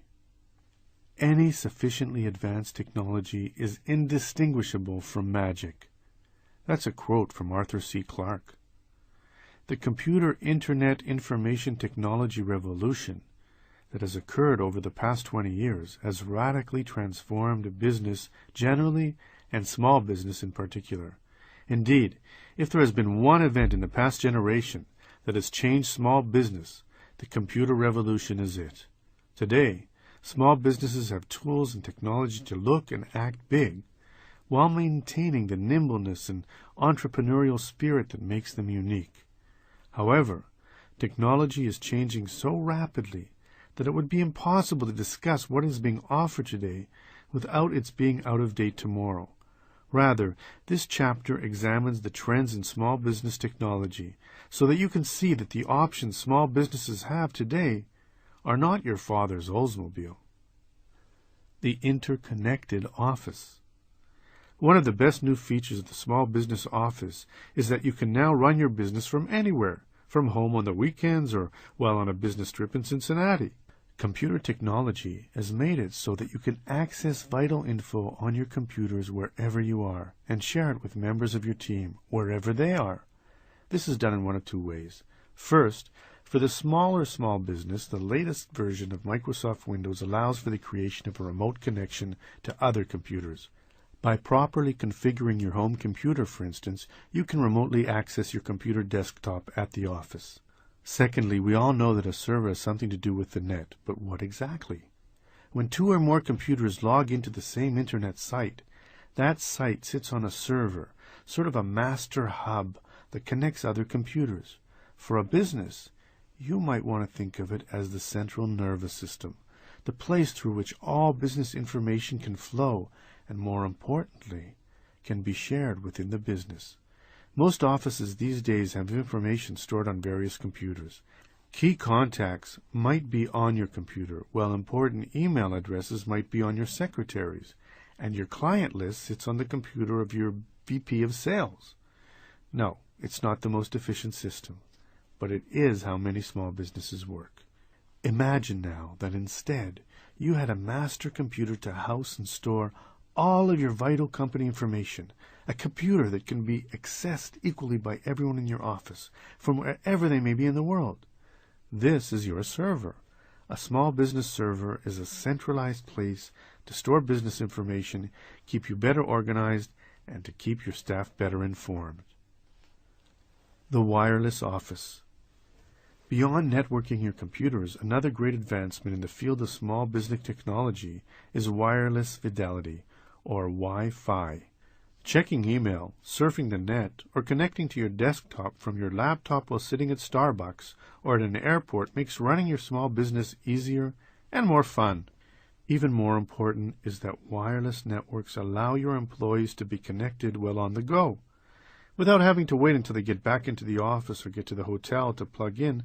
Allows them to get more work done in real time, because wireless networks use radio signals as opposed to wires and cables to connect to a local area network, or LAN. You have the ability to get connected from a wide variety of places. Wireless networks are growing quickly, and as sales increase, price drops. So going wireless has never been easier or more affordable. If you'd like to create a wireless LAN for your small business, keep these tips in mind. Understand the need. Today's small business is much different from those in days of yore. The new small business should be fairly high-tech, computer-driven workplace.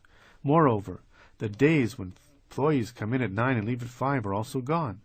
Between job sharing, flex time, and changing schedules and increased mobility, many employees work at times and places other than the old norm. According to Microsoft.com/small businesses, small business employees are at their desks only 30% of the time. As such, wireless networks can make your employees more productive. Between meetings, they can catch up on email or work on that presentation, for instance. Furthermore, by using laptops, personal digital assistants, PDAs, or even their phones, employees are able to access the network. If, however, yours is a business that is more traditional, then a wireless network is probably not necessary.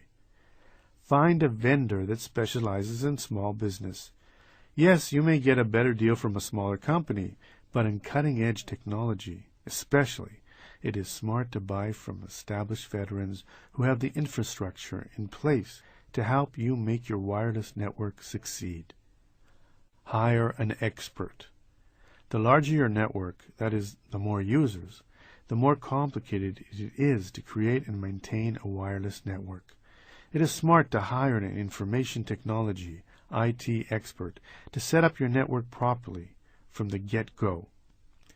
Dr. Arthur Levine is a pediatrician who owns Advanced Pediatrics in Beechwood, Ohio.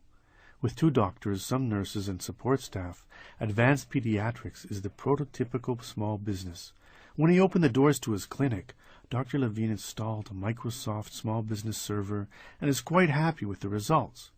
Because his computer desk sits on a server and not his desktop computer, he can access his virtual desktop from anywhere. Thus, for example, if he gets a call one night from a parent of a sick child, he can log on to his home computer, access his office computer — the interface looks exactly the same as if he were on his office computer, by the way — and read the child's chart, knowing instantly the child's medical history, medications, and so on. Dr. Levine also installed an intranet. This is an internal web page that only staff can access. It can, for instance, announce the next staff meeting, list the vacation schedule, publicize important events, and so on. Dr. Levine told me that he loves this network because it ties the team together. He estimated that the business has saved the practice between $40,000 and $60,000 this year because the technology allowed him to hire less staff.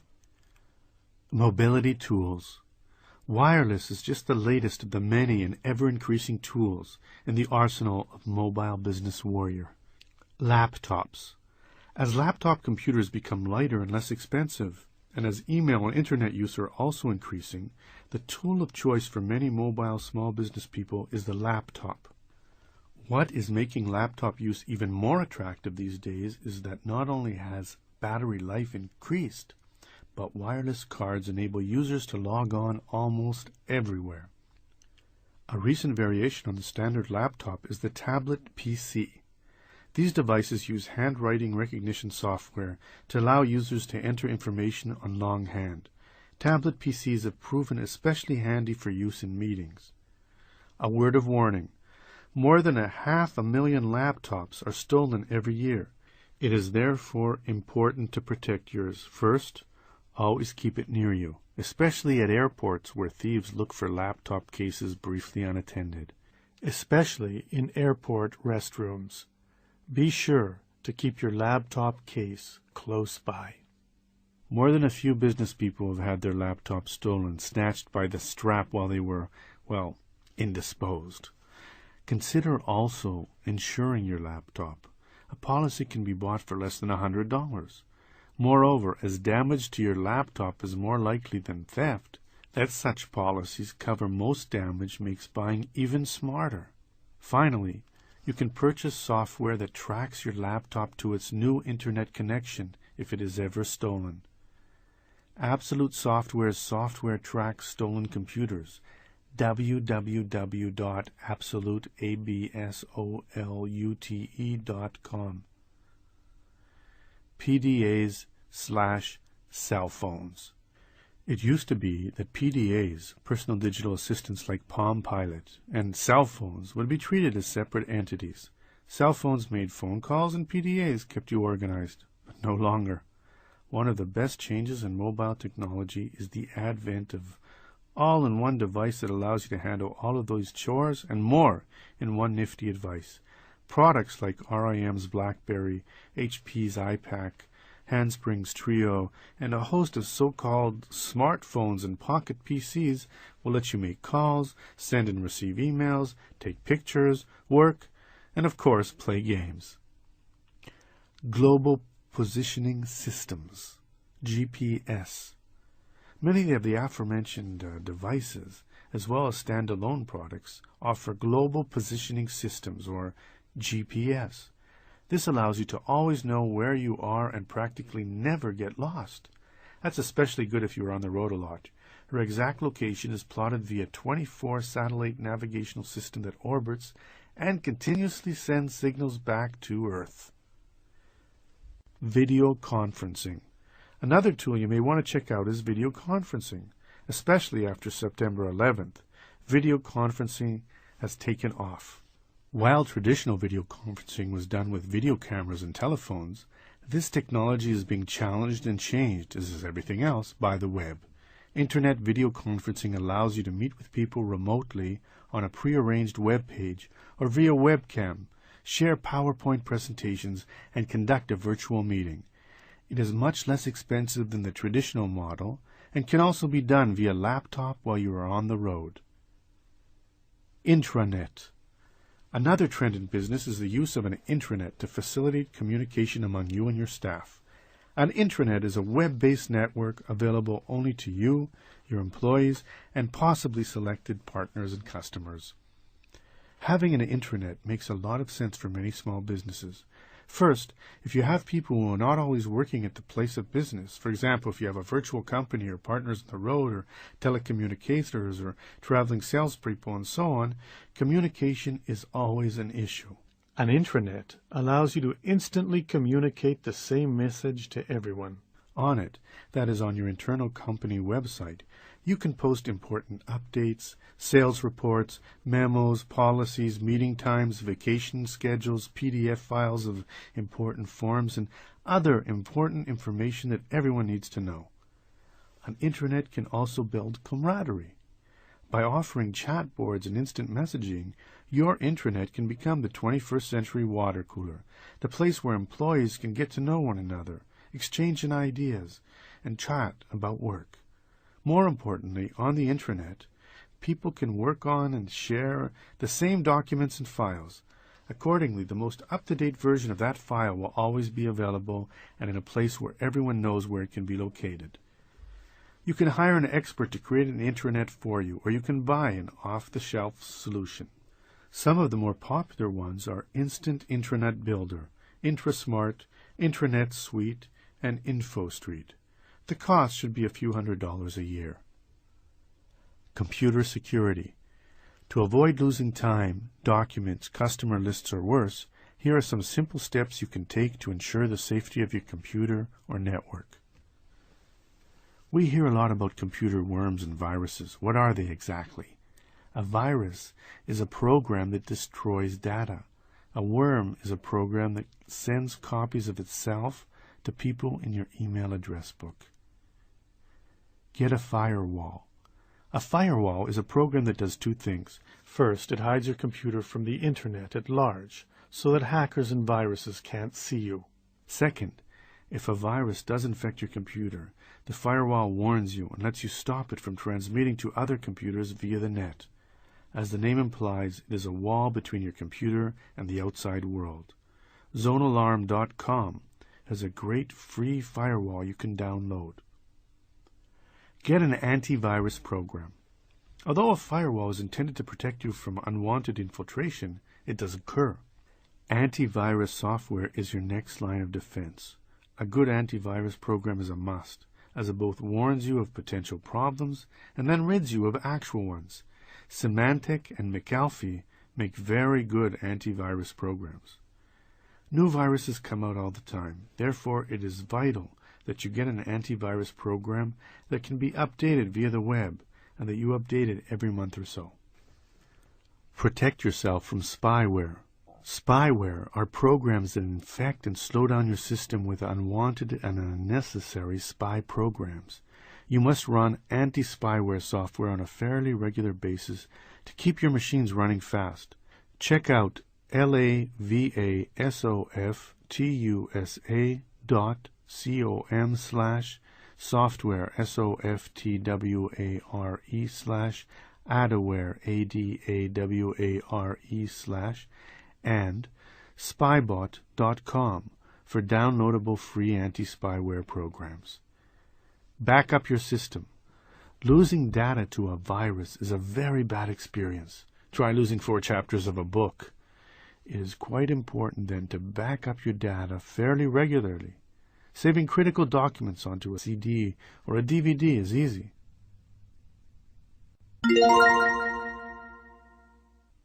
Chapter 14. Small Business Software.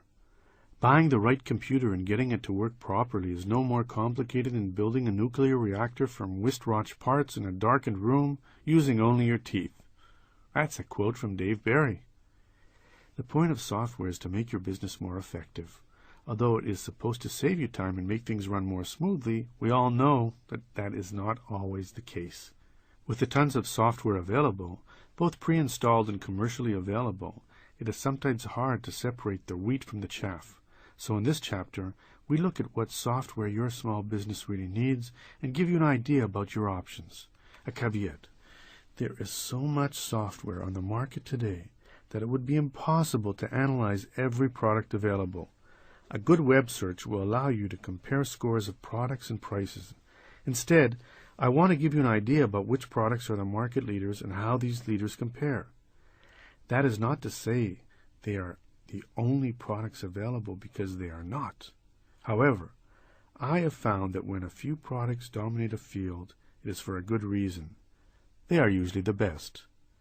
You can compare prices for business software at www.mysimon.com. Office suites. Almost all computers now come pre-installed with some sort of basic office suite that allows you to draft simple documents and so on. Well, these are nice products. If you are serious about running a successful small business, you will likely need to upgrade to something more robust. A good office suite should be an integrated program that allows you to create documents and spreadsheets, produce marketing materials, manage email and contacts, and much more. As your office suite will become your basic, essential daily tool for organizing and running your business, you should not always shy away from buying a good one. This is not a place to skimp. Microsoft Office Small Business Edition. Microsoft has been putting out a small business edition of its ubiquitous Office suite for several years, and it is worth checking out.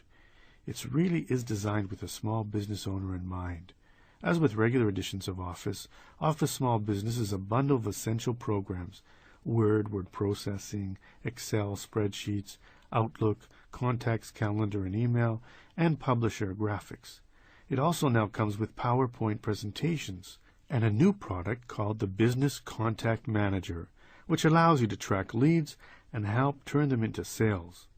It is the leader. Coral WordPerfect Office. Microsoft Office or Coral WordPerfect Office are your two main choices when it comes to Office suites. The Coral program comes with WordPerfect word processing, Quatra Pro spreadsheets, Coral presentations, and Coral Central, appointments and email. Like Microsoft Office, this is an excellent product for handling your daily office tasks. The question really is whether you want to work in a Microsoft environment or in a Coral environment. Microsoft Works. This is a program designed for home and student use, as most businesses will need Excel and PowerPoint, and Works does not come with those. However, for a small home-based business, Works may do the trick, and it is hard to beat the price. It's only about $100. Here you get simple spreadsheets, a calendar, address book, word processing program, and some extra goodies: mapping software, finance program, and so on. Contact management software. Contact management software is intended to keep track of clients, leads, and prospects and help turn those leads into customers. A good contact management program should be able to import contacts from other programs and integrate with email programs. ACT. Like other similar programs, ACT, which has been around for quite some time, allows you to manage contact information in one place, including names, business names, phone numbers, addresses, and so on, manage leads, customers, and vendors, track each relationship, and create sales forecasting models. ACT can be shared, thereby keeping everyone's notes about customers and vendors in a central location. However, some people have a hard time integrating ACT with Outlook. Goldmine. Another granddaddy in this field, Goldmine is a popular choice. Its interface is similar to Microsoft Outlook, with taskbar and menu options, including the ability to create custom taskbars. This program easily integrates with Outlook, Microsoft Exchange, Lotus Notes, and Lotus CC Mail. Goldmine's contact management tools are powerful. For instance, when you create and send a letter, fax, or email, the program automatically records your interactions with the contact. You can also forecast sales, complete transactions, assign quotas for employees, and easily create reports and charts analyzing sales data. Microsoft Business Contact Manager, BCM. BCM allows you to manage your customer and sales opportunities very efficiently. What are the prospects of making that sale 80%? Plug that into BCM, sort out your highest potential sales, set a callback date, and presto! Your prospects with the highest probability of being sold are now part of your calendar. BCM also allows you to create any one of 20 custom reports that can be exported to Excel or Word. Note, however, that when integrated with Outlook, both BCM and Outlook take quite a while to load. Accounting software. A good accounting software program is probably a must for small businesses with employees. If your small business is just you can probably get by with a basic money management program like Quicken. But if your business is bigger, is going to get bigger, then a program like the ones listed next is required. All of these programs offer similar tools: budgeting, accounts, receivable management, payroll, inventory control, and so on. The key, then, is to find a program that offers the extra bells and whistles you want and functionality you like. QuickBooks. QuickBooks is the standard in the field. It has an easy-to-use, intuitive interface and powerful tools which should please both the new and seasoned entrepreneur alike. Sure, it handles all of your basic accounting needs, but it also has more sophisticated functions like loan management, cash flow forecasting, tracking of fixed assets, and vehicle mileage tracking. Peachtree Complete Accounting. Peachtree is another solid choice. It is especially good at handling e-commerce and has a host of usable financial features. Some of the best options are the inventory control function, which lets you track product based on the size or color, and the daily register report, which is a snapshot of your daily activity. MyOb Plus. This is a similar, less expensive program which does not offer advanced options like cash flow projections. The newer versions of this product allow you to process credit card payments and direct deposit paychecks into employee accounts. Simply Accounting. This program is easy to use and inexpensive, good for small businesses that has basic accounting needs and a tight budget. Business planning software. Business plans are not just for startups in need of capital. They are essential tools for anyone running a small business who wants to think strategically, plot a course of action, and follow up to see how well the plan is being followed. A good business planning program will walk you through the steps necessary to create a usable, powerful business plan. Business Plan Pro. The best-selling business planning software for a reason. Business Plan Pro is useful to the novice and experienced businessmen alike. It easily helps you work through each category in the plan. For example, executive summary, sales forecasts, etc., and contains more than 400 sample plans. The business plan in the appendix of this book comes from Business Plan Pro. With excellent templates, charts, and graphs, the program is also easy to use. An excellent choice. Palo Alto Software, the makers of Business Plan Pro, also has a great product that can help you create a marketing plan called Marketing Plan Pro. Business Plan Writer. This program interviews you and then helps shape your answers cogently. It offers examples for each stage along the way, has hundreds of sample plans, and helps you through the process. Antivirus and anti-spam software. The twin technological plagues of the modern era, computer viruses and email spam, must be controlled if you are to be at all productive at work. As a virus can ruin your computer and spam can slow your work to a crawl, containing these problems is vital. As discussed in the previous chapter, Symantec and McAfee make excellent antivirus programs, and while spam control is being built into many office suites nowadays, you still may need extra help. McAfee Spam Killer. Unwanted emails can be greatly reduced with this program. Using filters, lists, and reports, Spam Killer blocks plenty of spam, monitors your email, and quarantines what does get through. Mailwasher. Another excellent program, and even better, free. Go to Mailwasher.net. The makers of this product, Panicware Software, also offer a very good pop-up blocker, also for free. Norton Anti-Spam. The makers of Norton Antivirus has a similarly effective tool for the spam menace. Very effective. Also, install an anti-spyware program. Check out www.lavasouth.com/software/adaware or www.spybot.com. E-commerce solutions. Almost any small business needs a web presence today for obvious reasons. Whereas creating a website used to be a fairly complicated matter requiring a webmaster, and although more sophisticated sites will still require expert help, simple off-the-shelf solutions are available for those small businesses that just need a basic website. These programs will help you design and publish a fine site, shopping cart included. Macromedia Dreamweaver, a very popular program among professionals. Dreamweaver has a powerful array of layout tools, applications, and other services to create and implement websites. Easy to use, says one expert. Microsoft FrontPage. FrontPage is another easy-to-use product that allows you to intuitively create websites, especially if you are used to the Microsoft Office environment, as FrontPage uses the same sort of interface as, say, Word. FrontPage works well for both beginners and those more experienced with web design. Note that your web host will need FrontPage extensions installed on their server for your site to work. NetObjects Fusion. This easy-to-use design program helps you build a site with WYSIWYG. Whatever you see is whatever you get. Technology while offering shopping carts, credit card processing, and other e-commerce solutions. Yahoo.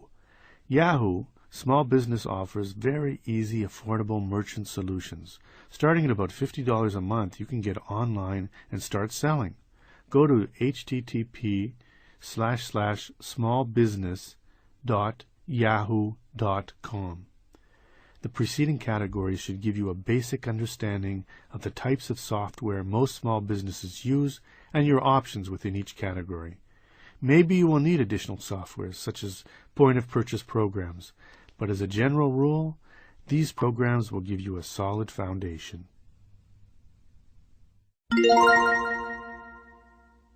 Part 3. Money. Chapter 15. Accounting Ease. There's no business like show business, but there are several businesses like accounting. That was a quote by David Letterman. Business accounting is a way to keep score. If one purpose of business is to make a profit, then proper business accounting helps you know how well you are doing.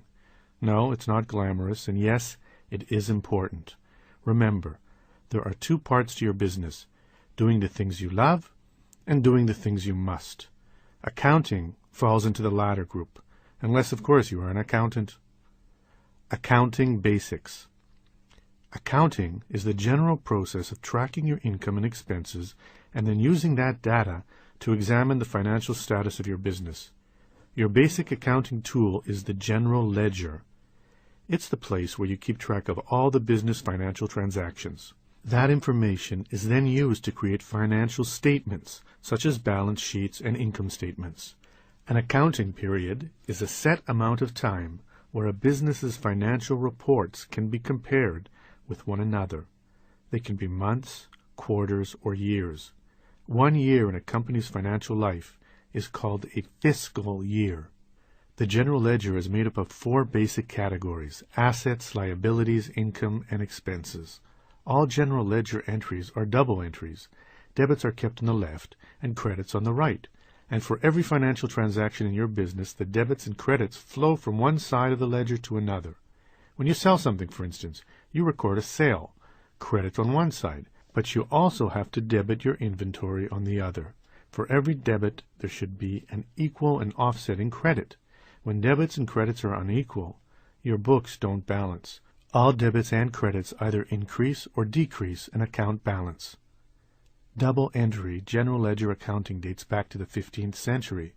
The first written description comes from a 1458 manuscript by Benedetto Cortugelli, and a Franciscan monk, Luca Pacchioli, included it in its seminal work, Somma d'Arithmetica, Geometria, Proporzioni, Proporzionality, printed in Venice, Italy, on a Gutenberg press in 1494. Each area that feeds the general ledger is also its own subledger containing details about what is going on. For example, daily sales and payments are recorded in the accounts payable and receivable subledgers and correspondingly increase cash and decrease inventory in the general ledger. In the previous chapter, several different accounting programs that you can buy are listed.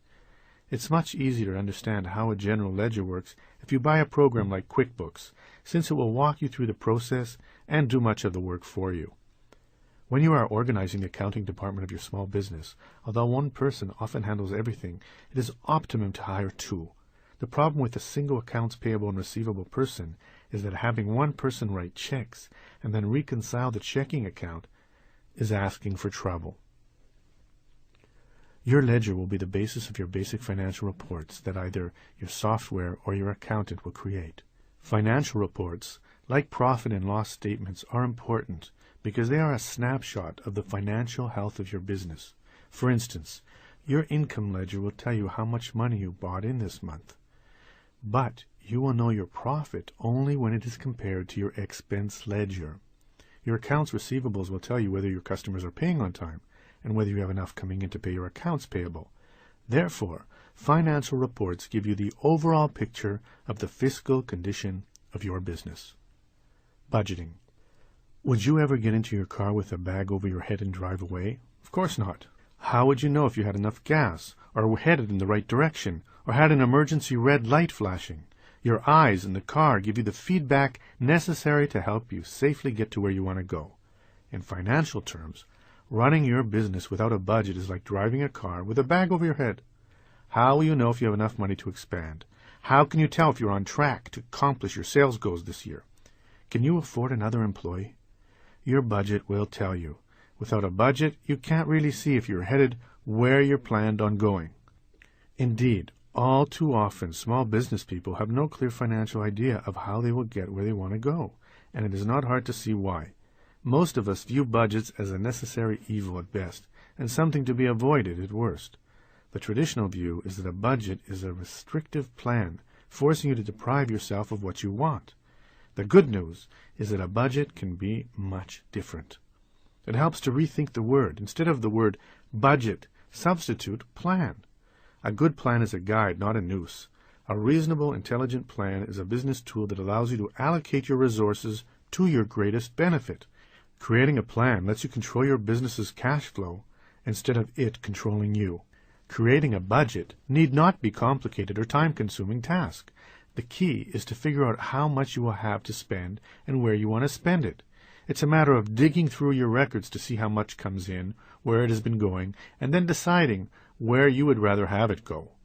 That really is all a budget is. A business plan that allows you to put your money where it can best be used.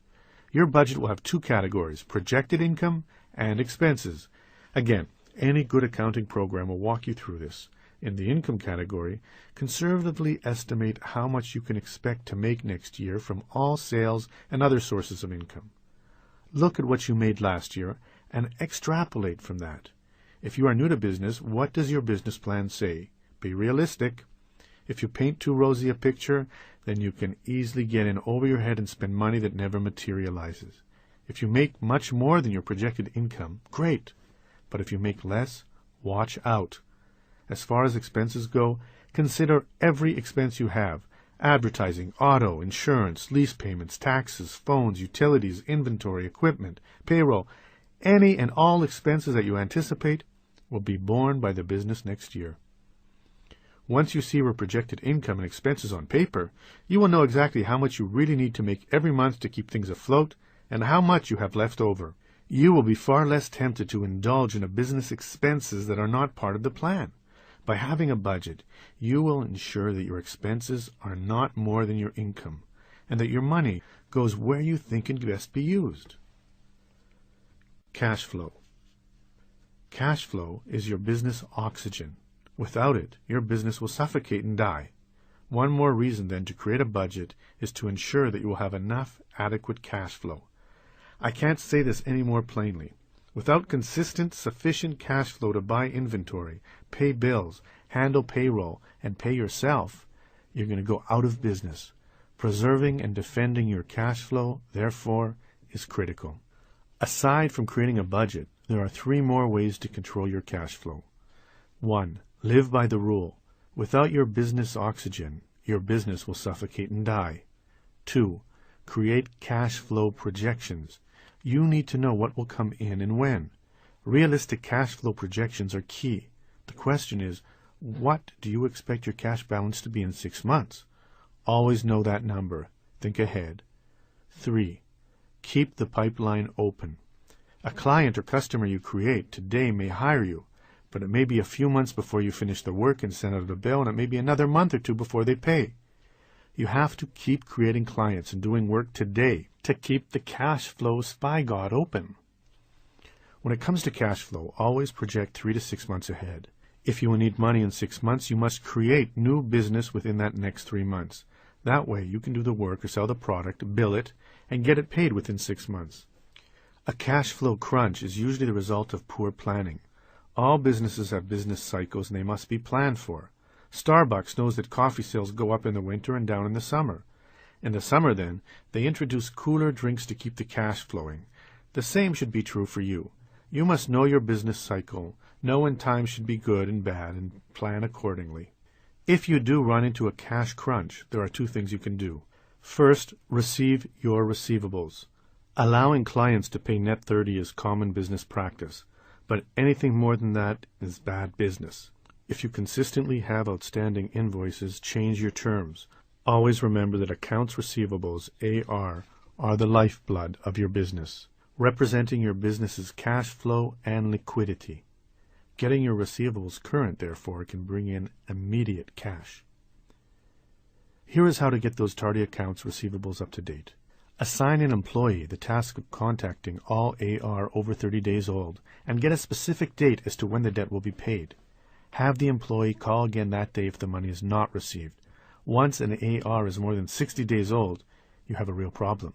If you are a sole proprietor, you must prioritize this task. Institute a new policy on 30 days' notice that a surcharge of at least 10% interest will be due on all AR over 30 days old. Inform your customers that all outstanding balances must be made current before any new product will be sent out. If necessary, hire a lawyer or a collection agency to commence collection activities. As a last resort, you can always sell the debt. The money owed to you is a commodity and can be sold like one. Collection agencies buy a bad debt every day for sharply discounted prices. Your other option for dealing with a cash crunch, ironically, is to get a loan. Sometimes you simply need a short-term infusion of cash to keep things going until business picks up again. A prudent loan with a plan to pay it back can be a smart solution to a short-term cash crunch. Hiring an accountant or bookkeeper. Many small business people have a hard time dealing with the financial aspect of their business.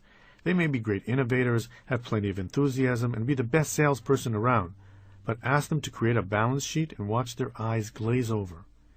Even the most powerful accounting software is useless if you cannot input or understand the data.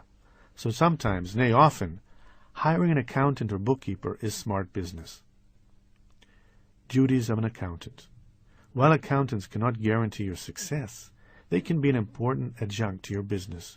Their basic services include keeping track of how much your business owes, how much it is owed, creating financial statements such as balance sheets, income statements, and cash flow statements, and reconciling bank statements. Beyond that, a CPA might handle taxes. A good accountant can save your business thousands of dollars through proper tax planning. Do your payroll. Payroll is often outsourced. Handle audits. An accountant might prepare an audit for a small business whose potential investors require audited books. Deal with the IRS. The other sort of audit, the unwelcome one, is another place where accountants can come in quite handy. Offer business and financial planning. A CPA can help with succession and estate planning, or help value the business for sale purposes. So where do you find a good one? Referrals are the best source. If you know someone who has a good accountant, get their name. Get referrals from friends, business associates, your banker, your attorney, or from other entrepreneurs whom you know. After you get a few names, set up some appointments, interview a few, and find out their experience. You want someone who deals with small businesses, especially in your field. Whether timely service is delivered. Numbers are constantly coming in from your business, so make sure that you will get reports at least monthly. Who will service the account? Will it be the person you are meeting or some junior accountant you do not know? What services can you expect beyond reporting? Will they handle your taxes, payroll, or what? Will you get business consulting as well? A good accountant or bookkeeper should become a valuable member of your team, helping you in areas where you are weak. How much will it cost? You should know fairly accurately how much time they will put in each month and what you should expect to pay. Fiducio is the leader in small business tax, financial, and accounting consulting. Go to www.fiducial.com. Again, as this person should become a dependable business advisor, you want someone whom you can trust and with whom you can get along well and feel comfortable. Independent accountants or small accounting firms can provide personalized service, while a Big Five firm offers more services and can lend prestige to your company. This, in turn, may help you raise capital, establish credit, and open doors. Cutting costs. Accountants are professionals and their fees are not inexpensive. Even so, there are a few ways to keep your accounting costs down. Keep great records. Keep receipts organized. Have your ledger legible and up to date. Have your records automated if possible. Handle the small stuff. The stuff that you can do. Use a bookkeeper. If all you need is someone to do the books, a bookkeeper is much less expensive. Chapter 16. Making a Profit. It is no secret that organized crime in America takes in over $40 billion a year.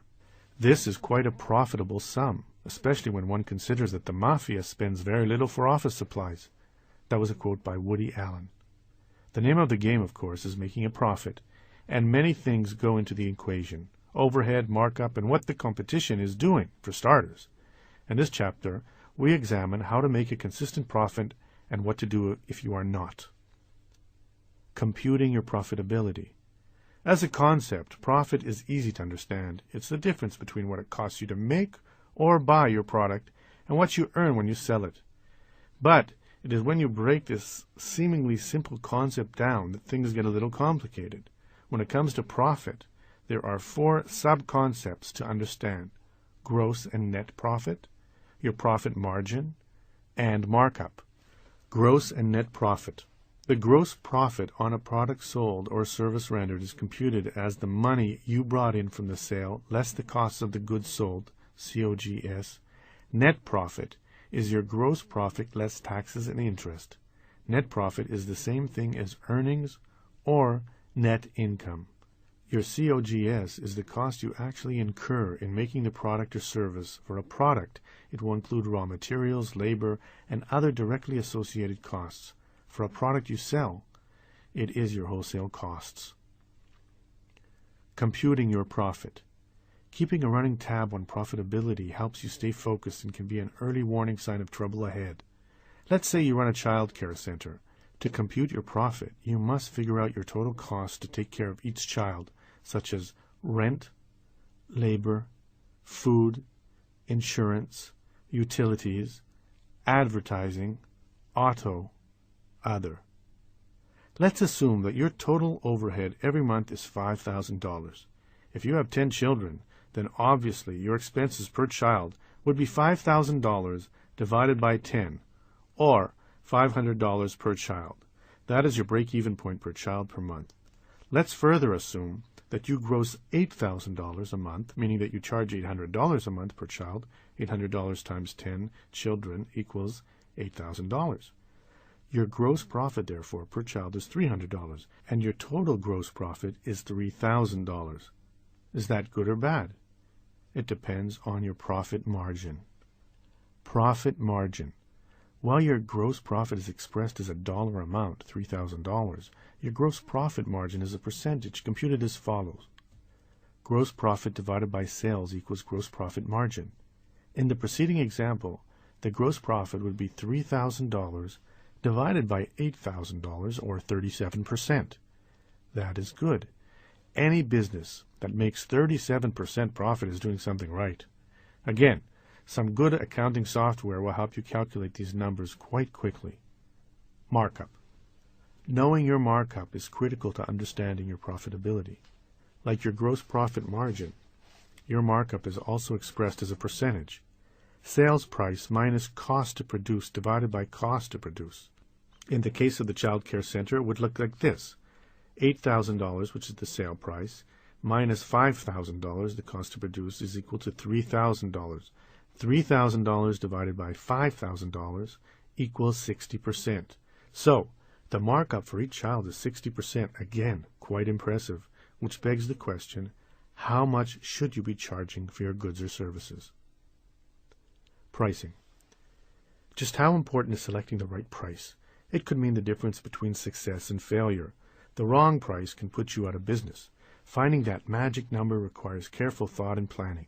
In the previous example, we know that you must charge at least $500 per child to break even. The trick is to come up with a price more than what gives you a good profit while still attracting customers.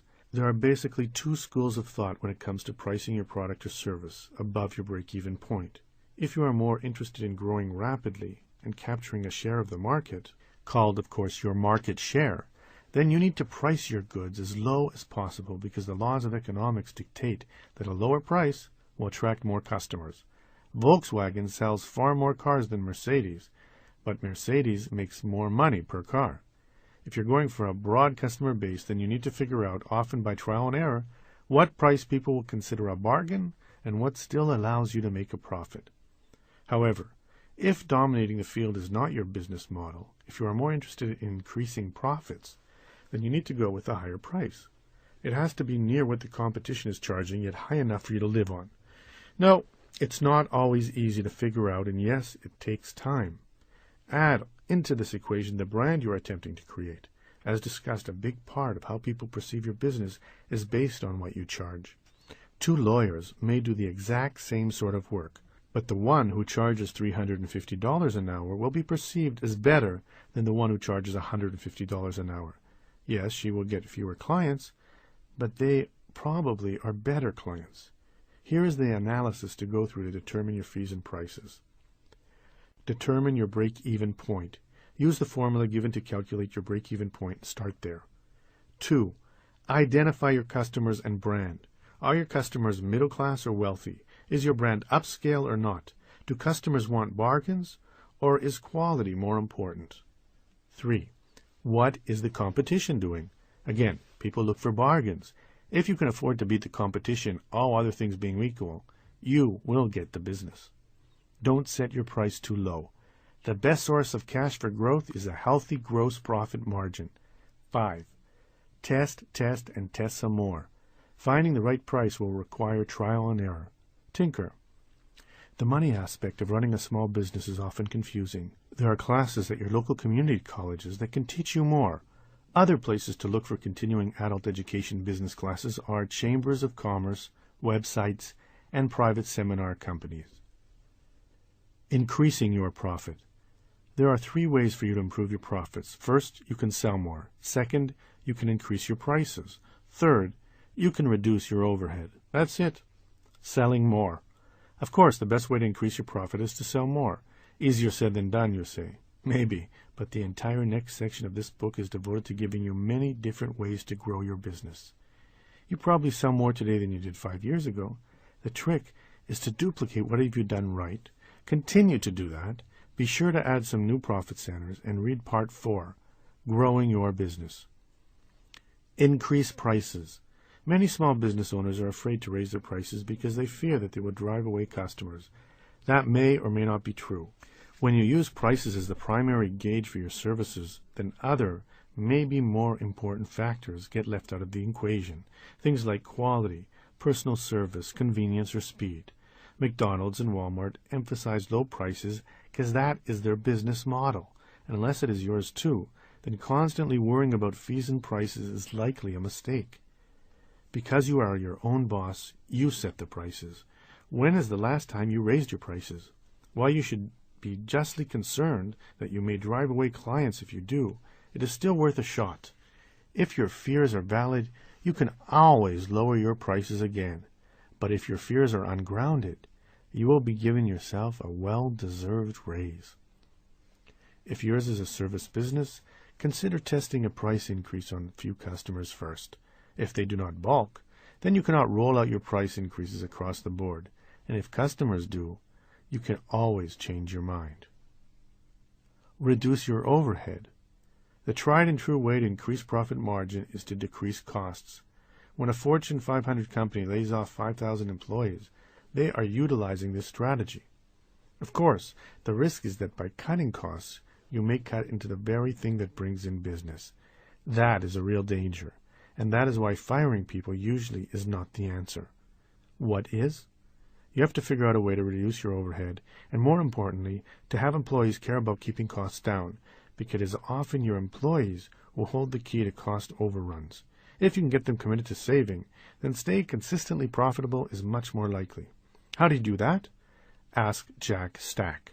Stack is an entrepreneur who runs a company called the Springfield Remanufacturing Corporation. SRC began like many a small business, in debt and struggling. Within 5 years, however, Stack had created a new way of doing business, and soon his business was worth millions. How did he do it?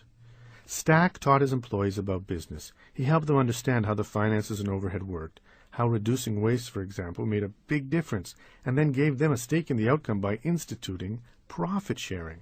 Stack's employees became part owners of the business and thereby had a stake in the outcome. By teaching them how their department finances run and how they could help the company and themselves make a profit, SRC reduced overhead dramatically and increased profits correspondingly. The system came to be called Open Book Management, OBM, because the company opened its books to employees. Now, this is probably a fairly sacrilegious thought to some small business owners. Most want their profits or losses to remain secret. While understandable, the thing to know is that there is another way, and the other way works.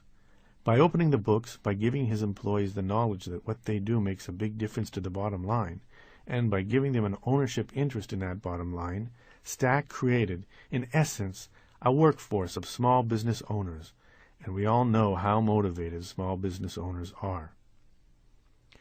If you would like to know more about open book management, pick up A Stake in the Outcome, Building a Culture of Ownership for the Long-Term Success of Your Business, by Jack Stack, Currency 2003.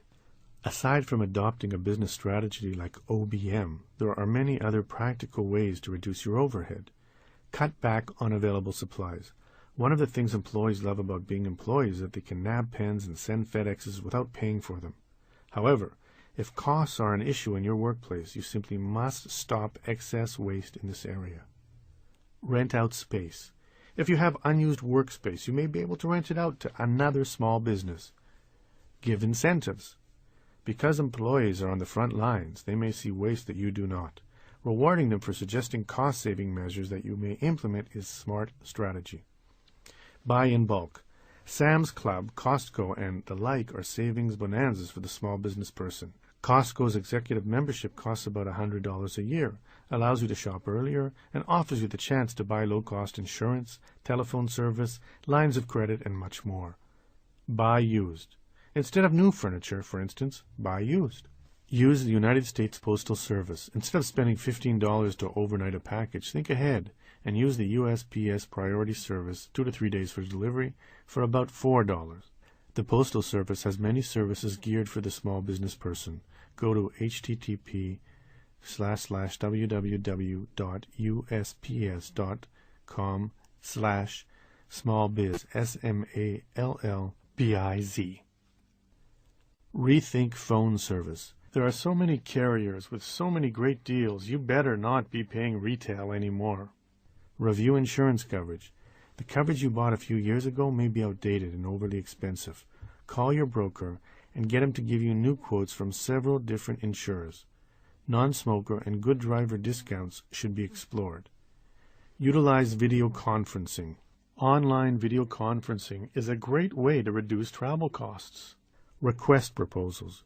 Your tried and true vendors may have gotten a little lazy, taking your account for granted.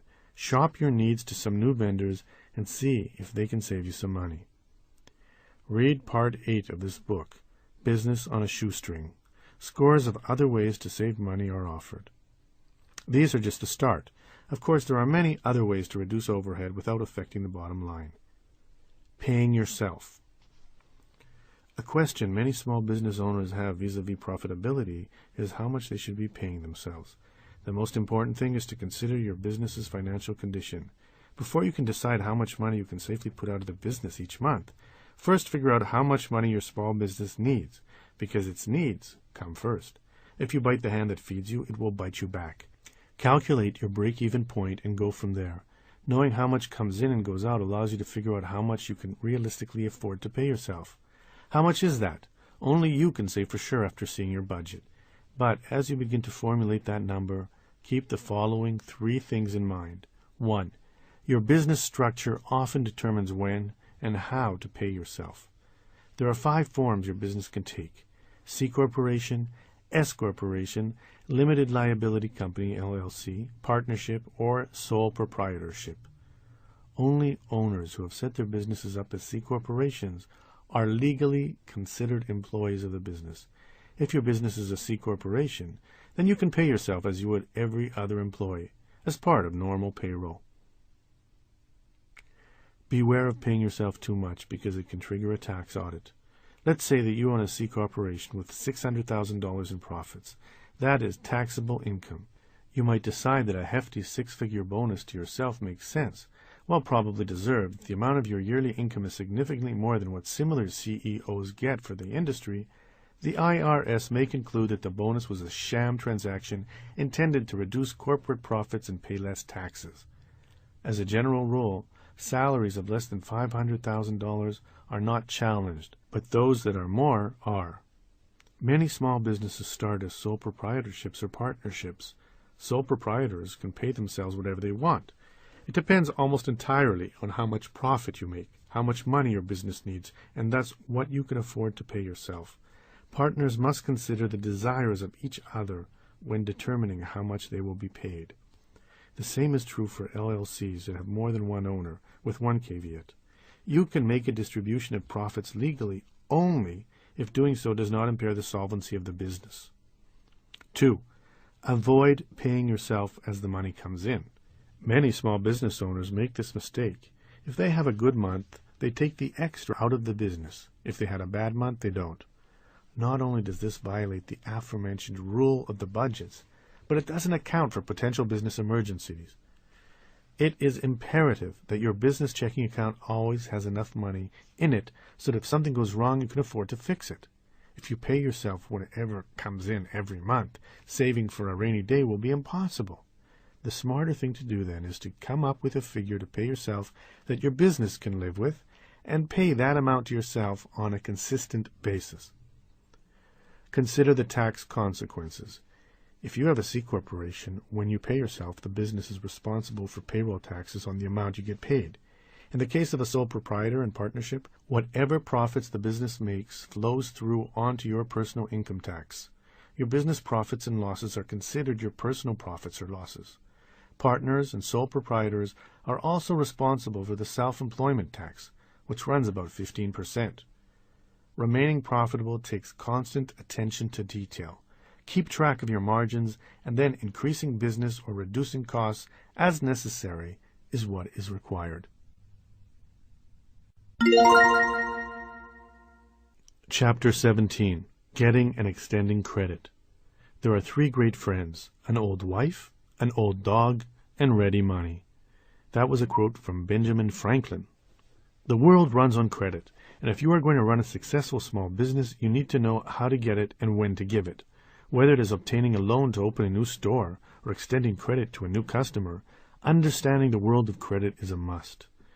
Business loans. You never know when you might need a business loan. You may be chugging along, making a tidy profit every month, doing just fine, and then suddenly you get sick and are unable to work. You have to hire additional help to make up for the time you are away. Or maybe everything is going along just fine when a great opportunity arises, but to take advantage of it requires capital you don't have. Whatever the case, the time will come when you will probably need a business loan. To get one, think like a banker. When lenders look to extend credit, what they are most concerned with are the 4 C's of credit. 1. Capacity. Will you have the ability to repay the loan? A bank will want to see that your business has sufficient cash flow to service the loan, and thus will ask you for your financial statements to justify and prove up your capacity to repay. It is for this reason that banks are much more apt to loan a business that has been around for a while and has a track record. New startups with little history fail this test. Because of this, the new business, and certainly more established ones too, should consider a loan guaranteed by the SBA. Refer to the charts. 2. Collateral. Can you secure the loan with the same sort of collateral? If the answer is yes, then the likelihood of getting a loan is much greater. Just as banks do not make home loans without securing the loan by getting a deed of trust on the property, so too do they usually require some sort of collateral to secure a business loan. If you do not have collateral, you will likely need a cosigner who does. What sort of collateral do you need? Here is a chart provided by the Small Business Administration, examining how different types of collateral are valued by both a bank and by the SBA for its loan guarantee programs. Collateral type. House. The bank market value multiplied by 0.75 minus the mortgage balance. The SBA market value multiplied by 0.80 minus the mortgage balance. The car is the bank is nothing and the SBA is nothing. Truck and heavy equipment. Depreciated value multiplied by 50. The SBA is the same. Office equipment, nothing by bank and nothing by SBA. Furniture and fixtures, depreciated value multiplied by 0.50, SBA is the same. Inventory perishables, the bank offers nothing and the SBA offers nothing. Jewelry, the bank offers nothing, SBA offers nothing. Other, 10 to 50% the bank, also SBA 10 to 50%. Receivables, by the bank under 90 days multiplied by 0.75 and the SBA is under 90 days multiplied by 0.50. Stock bonds, 50% to 90%, that's both by the bank and the SBA. Mutual funds offers nothing by both the bank and by the SBA. IRA, nothing by the bank and nothing by the SBA. CD, 100% by the bank and 100% by SBA. 3. Character. Does your business have a history of repaying loans on time? Do you have a history of paying on time? Because you will likely to be asked to sign a personal guarantee for any business loan you get. Your personal credit history is important. So, before you apply for any loan, you better know what is in your credit report. Start by getting a copy of your credit reports. There are 3. Equifax at Post Office Box 740241, Atlanta, Georgia 30374. The phone number is 1-800-685-1111, and internet site is www.equifax.com.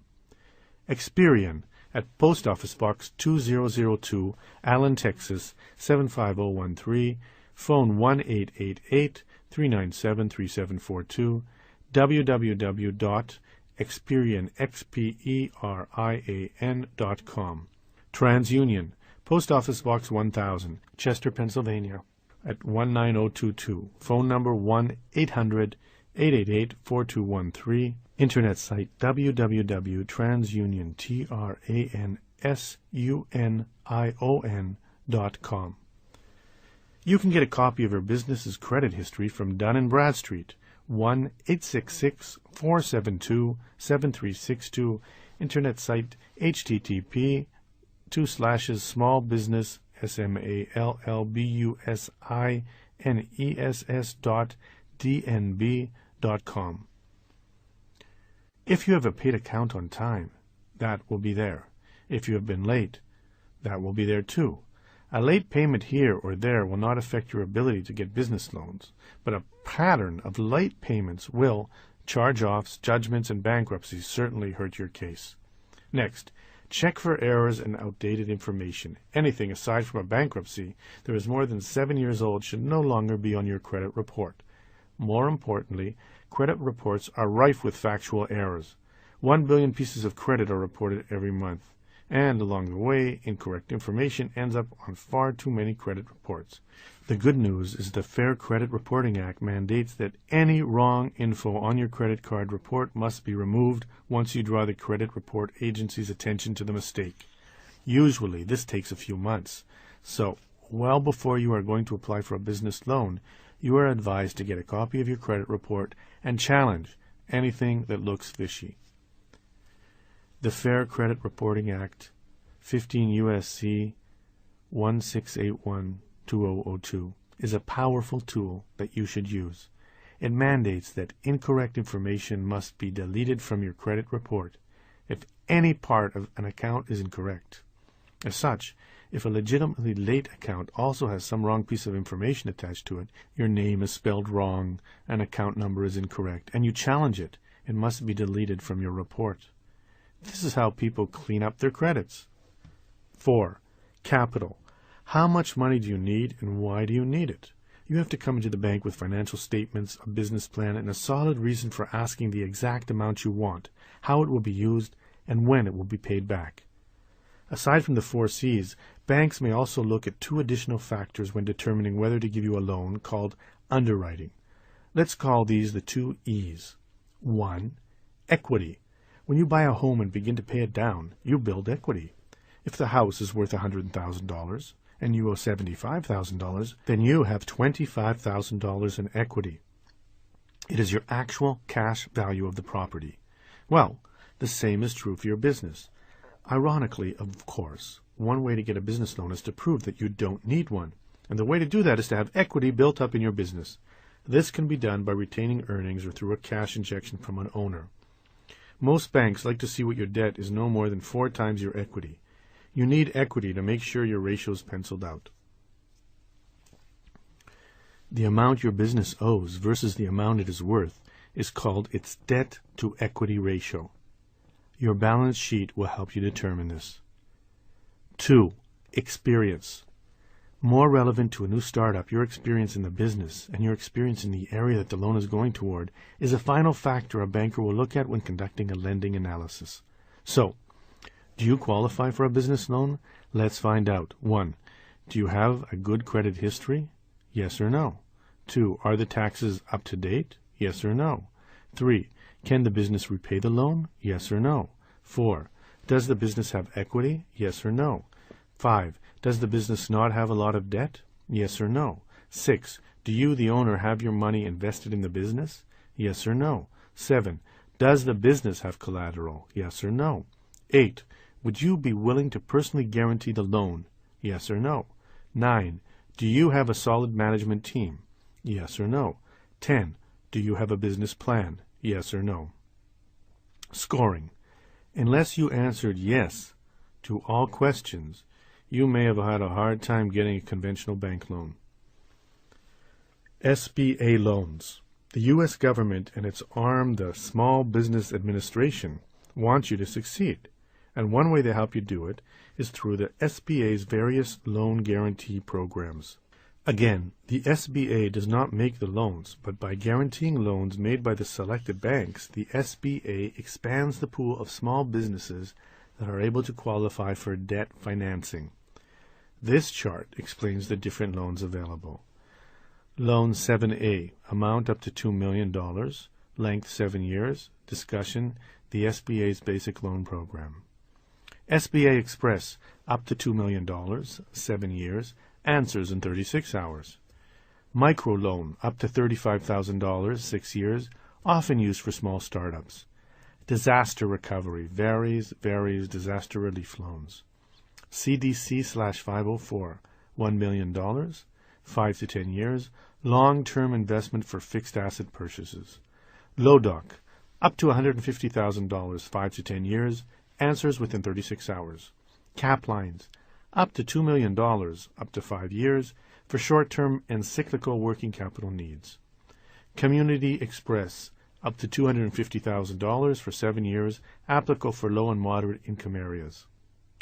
Export Express, see also SBA Export Working Capital Loans, up to $250,000, 5 to 25 years, for companies that export. International Trade, up to $1.25 million, up to 25 years, for companies engaged in or hurt by international trade. Equity financing. Going into debt or debt financing is one way to fund expansion. The other is called equity financing. Many growth stage small businesses use equity financing to fund expansion plans. As its name implies, equity financing occurs when you sell part of the business in exchange for capital. The deal can take many forms, from the sale of shares in a corporation to adding a partner to adding members of your LLC as in the startup stage. Equity financing often comes from non-professional investors, such as family members, friends, business associates, or industry colleagues. The other form of equity funding comes from professional investors known as venture capitalists, VCs, and angel investors. VCs are typically groups of wealthy individuals or financial institutions, and most specialize in a few industries that the members know well. In the Silicon Valley, for example, the lion's shares of VCs are former computer executives who want to invest in a new high-tech startup. Angels are individuals who want to invest in growth opportunity businesses. VCs, while certainly on the lookout for the next big thing, more often look to invest in companies that are 3 to 5 years old, that have a solid plan and sound management team in place able to execute that plan. VCs will look at and listen to hundreds of pitches and plans before investing in the cream of the crop. Extending credit to customers. The flip side of getting credit is extending credit. Offering terms of net 30 or 60 is common. Net 30 should be your maximum, but should not be undertaken lightly. If you do extend credit, you will need to create an accounts receivable plan, send out invoices monthly, and then keep track of who has paid and who has not. It takes time. While you likely will need to extend credit to get business, you do not have to extend it to everyone. The important thing when extending credit to customers is to limit your risk by investigating the credit worthiness of the customer. And remember this rule. If a customer can't or won't pay when he or she wants to hire you, when they need you most, they probably won't pay later. You do not need every customer that comes in the door. Be picky about whom you work with. It will prevent problems later. Here is what a credit application should look like. Business name, other names of the businesses, names of the owners, legal structure of business, address, phone and fax, taxpayer ID number or social security number, number of years in business, trade references, 1, 2, or 3, bank references, 1 and 2, credit amount requested. The undersigned authorizes inquiry as to credit information and acknowledges that credit privileges, if offered, can be withdrawn at any time for any reason, date and signed. You then need to filter this information through a credit reporting bureau like Equifax or TransUnion. Michael Gerber, author of the best-selling small business book, The E-Myth, says there are 6 reasons why businesses fail. 1. Lack of management systems. 2. Lack of vision. 3. Poor financial planning. 4. Not understanding your market. 5. Competition. 6. Underfunding. Credit cards and checks. It is a proven fact that accepting credit cards mean you will sell more. It allows customers to make impulse buys and pay for things when they don't have the cash. The downside is that it is not inexpensive to take credit cards. Expect to pay the discount rate from 1.5% to 3%, the amount you pay per transaction. Equipment costs. You either lease or purchase equipment. Monthly fees for your merchant account. To accept credit cards, you need to establish a merchant account with each of the credit card companies whose card you want to accept. You can do this through your own bank. If you have a hard time setting up a merchant account at your bank for credit reasons, look online or in the yellow pages for independent credit card processing companies. They are more expensive, but are more flexible too. After your merchant account is set up, you will receive a startup kit and instructions explaining how to swipe cards and get authorization. Finally, the same prudence that goes into extending credit also must go into the acceptance of checks. Of course, you need to see proper ID when taking a check from a customer, but beyond that, keep 2 tips in mind. First, don't accept new checks. Checks without a name imprinted on them or numbered 1-500 indicate new accounts, and new accounts are the ones most likely to bounce checks. Second, wait for any check to clear before giving a refund.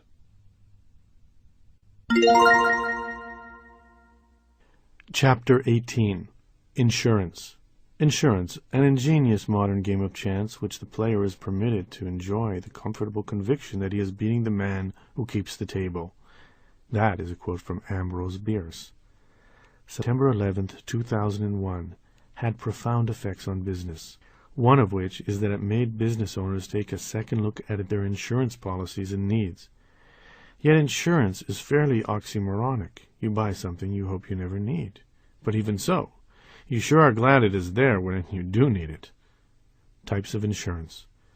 When you own a small business, the array of potential insurance products can be overwhelming. What type of insurance are really important? Health. Employees constantly rank health benefits among the most important benefits of employment. Because it is so important and complicated, This issue is dealt with extensively in Chapter 27, Employee Benefits Demystified. Business owner. Business owner insurance is also known as catch-all coverage. It is a basic policy that provides protection from fire and other mishaps, as well as some liability protection. See next item. Property casualty. Just as you insure your house against property loss, so too must you insure your business for the same. Property insurance protects your business against physical damage or loss of business assets. It is used when your troubles like fire, theft, explosion, or vandalism damage or destroy your equipment, inventory, or buildings. Consider insuring the following: buildings and structures, whether leased or owned; equipment, whether leased or owned; inventory, machinery, cars and trucks, computers, printers, fax and phone equipment; furniture and supplies; money and securities; important papers, books and documents; signs, fences and other outdoor property; intangible property, like goodwill. How much should you expect to pay for property insurance? It depends upon your claims history, the insurer, what you want insured, the type of structure, whether you have any protective safety measures, and the location of your property vis-a-vis high-risk areas. As with the rest of your insurance needs, you need to shop around, as rates can vary widely. Liability. Also known as Comprehensive General Liability, or CGL insurance, this is a policy that has two functions. First, if someone is injured because of the negligence of you or other employees, the policy pays the claim.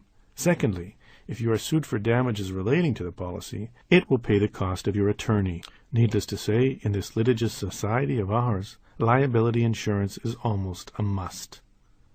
Workers' compensation. Workers' compensation insurance is required in every state except Texas. Note, however, that not every employer is required to carry it. In some states, small businesses with few employers, typically less than 5, are not required to carry workers' compensation insurance. Check with your state insurance commissioner's office.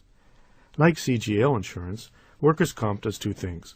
First, it covers medical bills and lost wages for injured employees. Secondly, if an employer is injured or killed, it protects the owner against claims by the injured employee's family. Additionally, you can buy extra coverage that protects you from claims of sexual harassment or discrimination. Rates for workers' comp depend on how long you have been in business, your state, and the number of claims you have. Rates are usually set for 3 years, after which the insurer compares the number of claims you submitted against other small businesses. If you have less, some insurance companies give you a refund. One way, then, to reduce your premiums is by having a good safety record.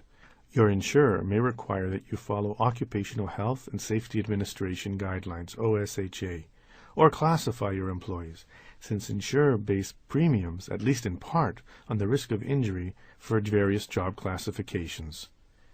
It is sometimes difficult for small businesses to get affordable workers' compensation insurance. In response, some states have created risk-sharing pools for those companies.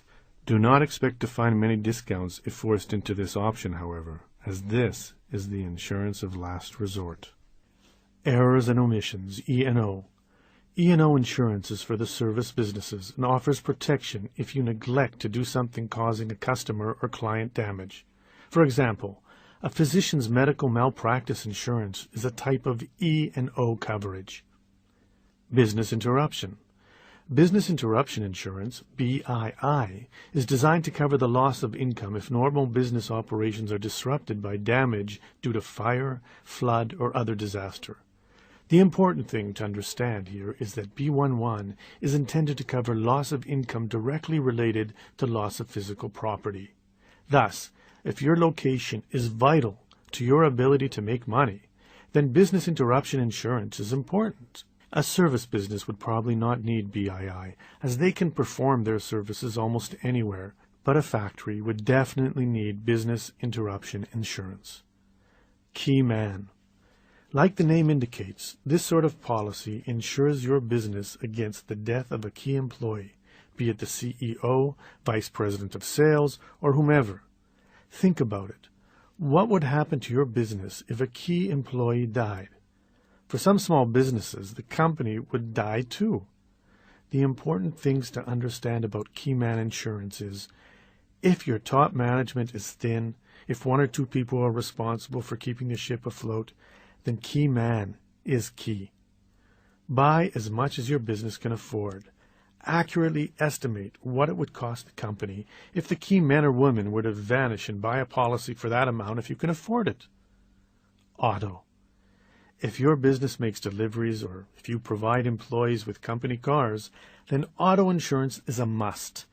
While you may be tempted to purchase the minimum coverage required by your state, that is not enough, since the point of insurance is to protect your business. If your driver kills someone in an auto accident, a minimal $25,000 policy will equal bankruptcy. For an established business, $1 million in liability coverage is probably right. A better way to keep your premiums down is to increase your deductible. Life. Why are you in business for yourself? One reason surely is that you want to create financial stability for your family. Well, what if something happens to you? What becomes of the dream then? Without adequate life insurance, it probably will turn into a nightmare. Beyond that, many banks require that the owner of the business have life insurance before the bank will loan the business money. When shopping for life insurance, you will be faced with a decision: term or a whole life policy. Whole life is like buying a house. As you pay the premium, you build equity into the policy. Term is like renting. It is cheaper, but you build no equity. In this case, renting is probably better than buying, as rates for term life insurance are amazingly affordable. Even though you will not be building equity, the money you save is usually better spent in other areas of your business. Premiums for business insurance are tax deductible as a business expense, although life and key man insurance premiums are not deductible if the business is the beneficiary of the policies. Buying insurance. The preceding list of potential insurance is a bit daunting, and no one is telling you that you must buy all of it.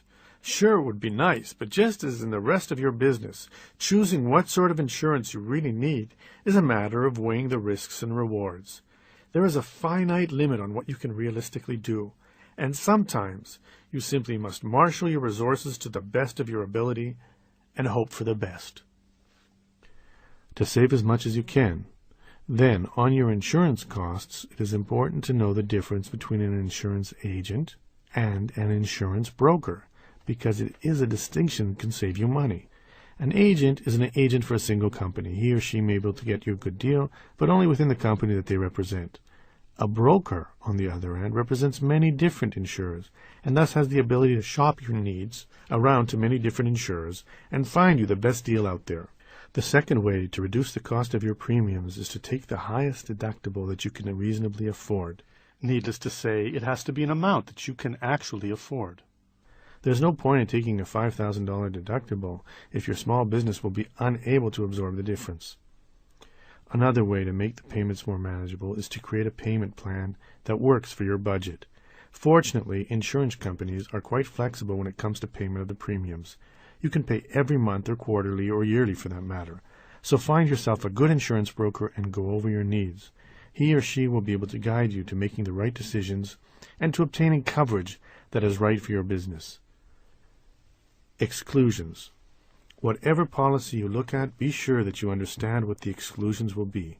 Exclusions are those things that the policy does not cover, and every policy will have some. Some policies will have many, and there are not many things business-wise worse than having a loss. Thinking you are covered and then discovering that the type of loss you suffered was specifically excluded in the fine print of your policy. For example, a property loss policy will likely exclude losses due to the theft by an employee. So be sure you know before you sign what is covered and what is not. There are 4 basic parts to an insurance policy. 1. The declarations page. This names the policy holder, explains what is insured, and lists the maximum payout by the insurer. 2. Insurance agreement. This section sets out the responsibilities of both sides under the insurance contract. 3. Conditions. This section details exactly what is covered and under what circumstances. 4. Exclusions. This area details what is covered and what is not. Making a claim. The time may come when you suffer a loss and need to make a claim against your carrier. Insurance companies are sticklers for details, and if you do not follow procedures to the letter, you may find that they will deny your claim, and legitimately. So follow these tips to ensure that your insurance works for you. Before making a claim, be sure that you have excellent records and that they are kept in a safe, secure spot, preferably off-site. All receipts, backups of important files, and backups of computer data should be readily accessible so that you can get to them easily. Similarly, it is a good practice to make a video of your premises and property every year. Spend some time going around and documenting what you have where. Then put the tape with your other vital records in your secure location. It will be invaluable if you ever need it. The main reason for keeping good records is that it speeds up the claims process. The longer it takes you to gather the information that your insurer needs, the longer it will take to process your claim. And the longer it takes to process your claim, the longer it will take to get that check. After a loss, follow these steps when making a claim. 1. Report the incident immediately. Tell your agent or carrier about the problem as soon as you can. Some policies require notification within a set time limit and can deny coverage if notice comes in too late. 2. Protect your property from further damage. If it is a property loss claim, such policies often require that damaged property be kept safe from further damage. 3. Provide documentation. If you have receipts, copy and provide them. If you made that videotape, get it out. 4. Communicate and cooperate. The easier you make it for the adjuster, the easier it will be for you. Chapter 19. Get a handle on taxes. To you taxpayers out there, let me say this. Even though income taxes can be a pain in the neck, the folks at the IRS are regular people just like you, except that they can destroy your life. That was a quote by Dave Barry. Taxes are one of those areas in which almost every entrepreneur hates dealing. So I will make you the same deal I make with the readers of my weekly USA Today column. www.usatoday.com/money/smallbusiness/front.htm. Whenever I write about taxes, twice a year, April and December, give me just a bit of your time, and I'll make this as painless as possible, and hopefully save you some money in the process. Tax basics. The amount you or your business will pay in annual taxes depends on several factors. The legal form of your business, how much money it made that year, what your expenses were, how sharp your accountant is, how much you personally know about the tax system. Here is what you need to know about taxes if you run a small business. Deductions. You already know that you can deduct ordinary and necessary business expenses to reduce your taxable income. That's the easy part. Travel, supplies, inventory, labor costs, all are deductible from your federal income taxes. The real question is, are there any loopholes you can use? Entertainment. While you used to deduct up to 80% of all legitimate entertainment expenses, the limit now is 50%. The good news is that almost any entertainment activity that relates to business can be deducted. A round of golf, important dinners, taking a client to a game or a concert, or even a day on a boat. Keep records, all receipts, and be able to prove that the expense was actually related to business. Write on this receipt whom you were with before filing it away. If you throw a party, picnic, or some other entertainment event for your staff and families, these expenses are 100% deductible. Travel. As you know, travel expenses you incur for business are 100% deductible. However, if your family joins you for a business trip to Orlando, their expenses are not deductible.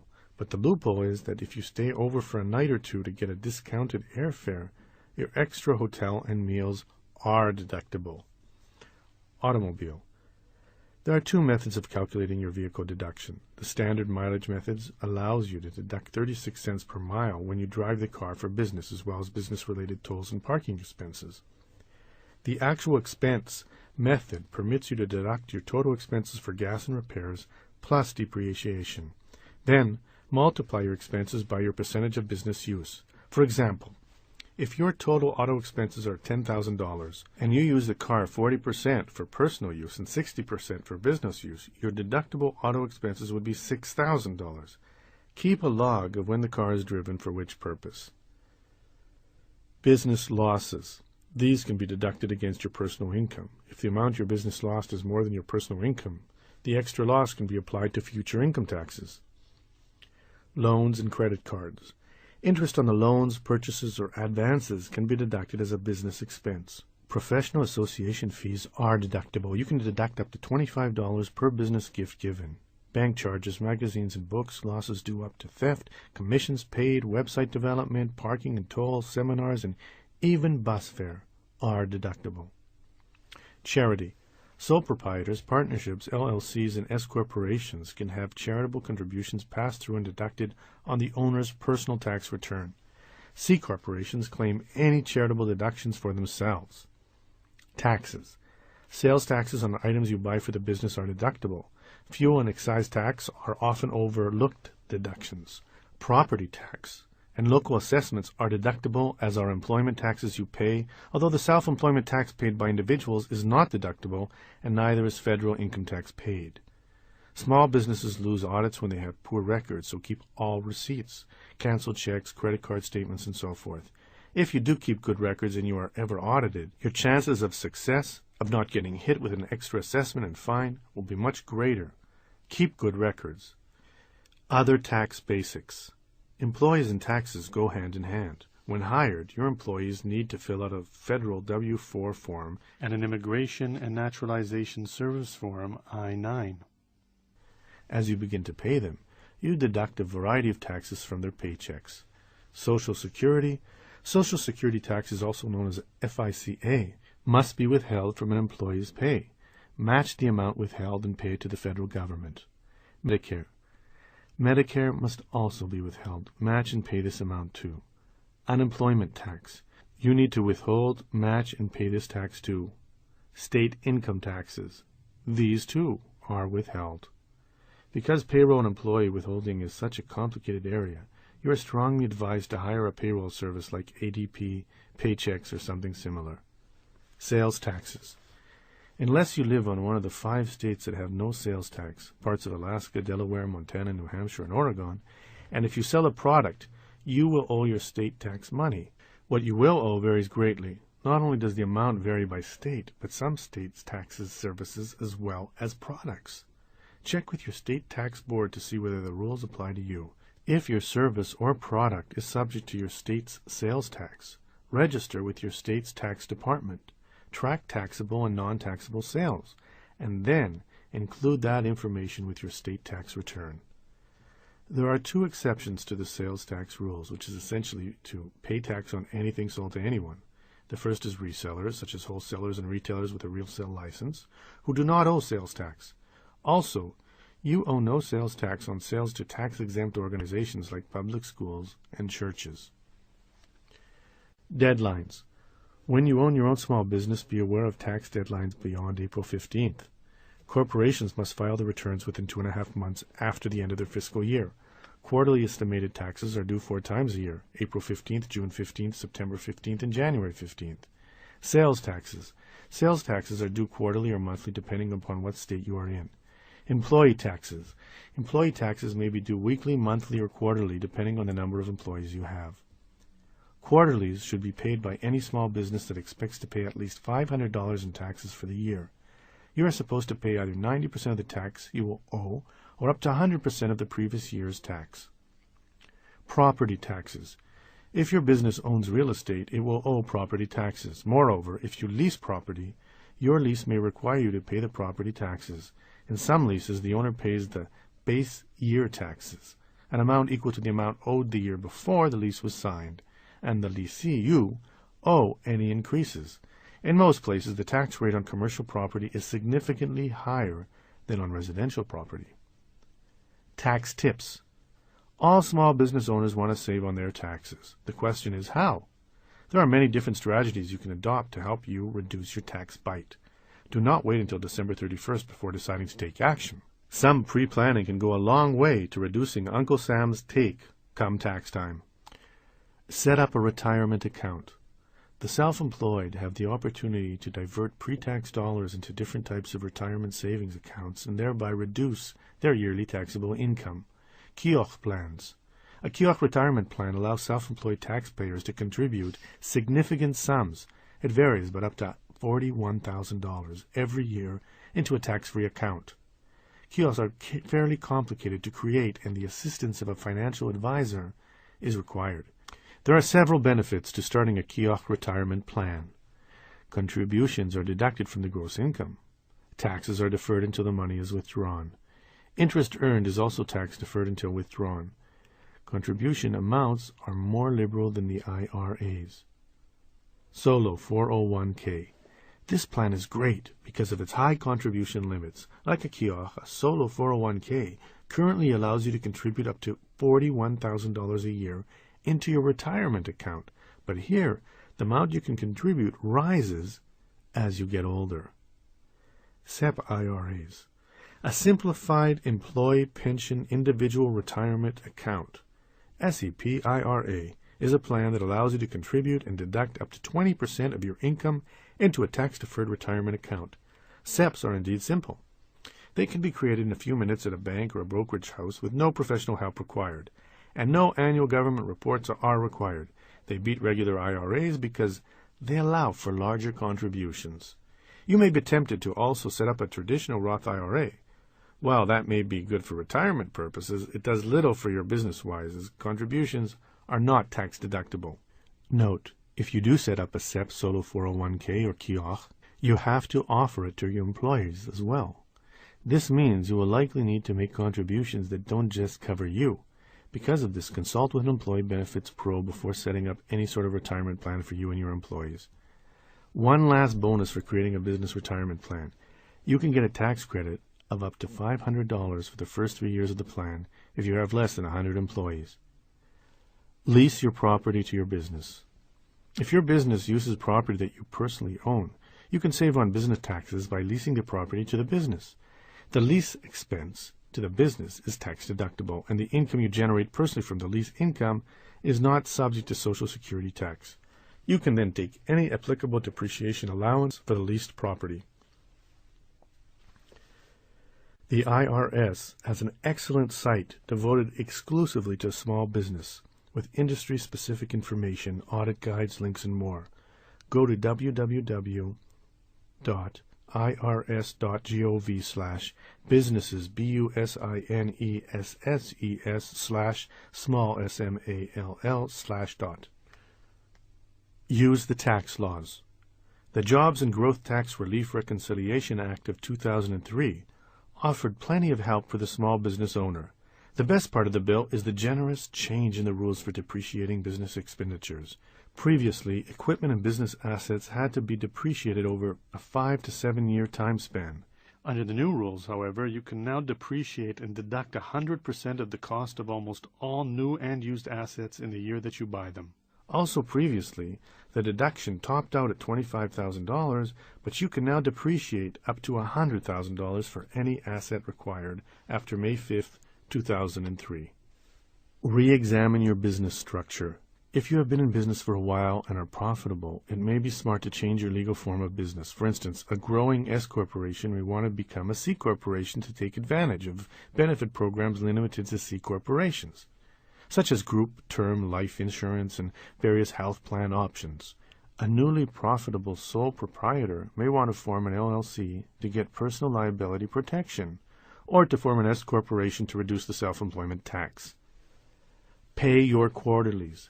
Make sure that you are paying your quarterly estimated taxes on time and in sufficient amounts to avoid penalties and interest down the road. Delaying your receivables and accelerating your expenses. At the end of the tax year, if your business expects to have significant income from accounts receivables, consider delaying those receivables until after the first of the year. Doing so will reduce your business net taxable income for that year. Similarly, if you anticipate a large tax bite at the end of the year, consider accelerating some expenses into the current tax year. Expenses that can be accelerated include corporate charitable contributions, 60% of health insurance premiums for you if you are a self-employed individual, year-end employee bonuses, or any other tax-deductible expenses you are planning on making. Deducting your home office. If you use part of your home for business, you may be eligible for the home office deduction. Here's the rule. 1. Your home office must be used exclusively and regularly for your business, and 2. The area must be either your principal place of business or where you meet with customers in the normal course of business. If you pass that test, then you can deduct a portion of your mortgage, insurance, utilities, and so on. Surviving an audit.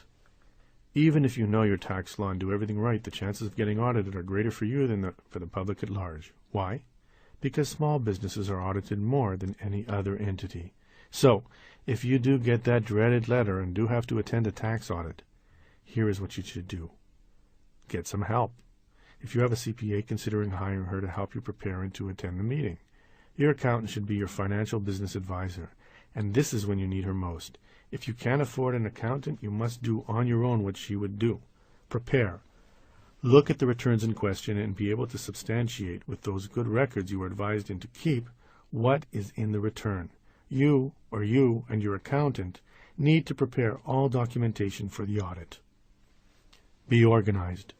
Make sure your receipts are organized, your canceled checks and credit card receipts are in order, and that all logs and other records are ready. Having your ducks in a row builds credibility. The success of your audit depends upon your ability to document your income and expenses.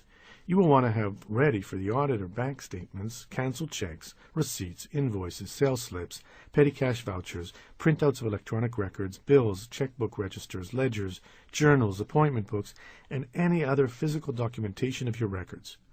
Without adequate records, the IRS auditor can legally make assumptions about your income and deductions. Prepare your listed property records. Equipment that has both personal and business use is called listed property. Things like home computers, cell phones, and autos. Provide the auditor with business records of your listed property. Prepare your travel and entertainment records. T&E expenses must be proven by written record. IRS Code 267. One way to document T&E expenses is with an appointment book or log. As you can see, winning an audit will be much more likely if you have a practice of maintaining records, keeping receipts, and chronicling electronically what you do.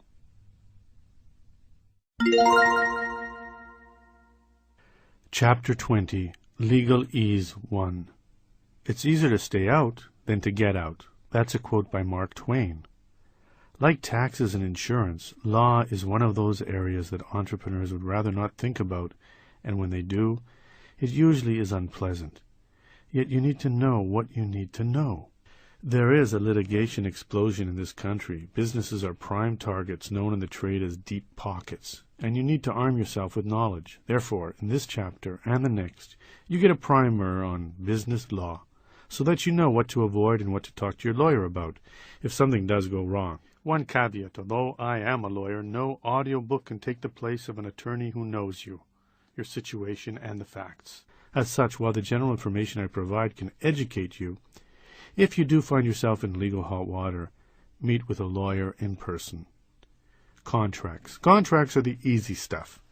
They are like your personal set of laws. As long as you bargain in good faith and the subject of the contract is legal, that is, you can't legally contract to open a house of prostitution, just about anything you and the other side agree to will fly. However, not every promise is legally enforceable. To create a legally enforceable promise or set of promises, 3 requirements must be met that raise the promises to the level of a legal contract. 1. Offer.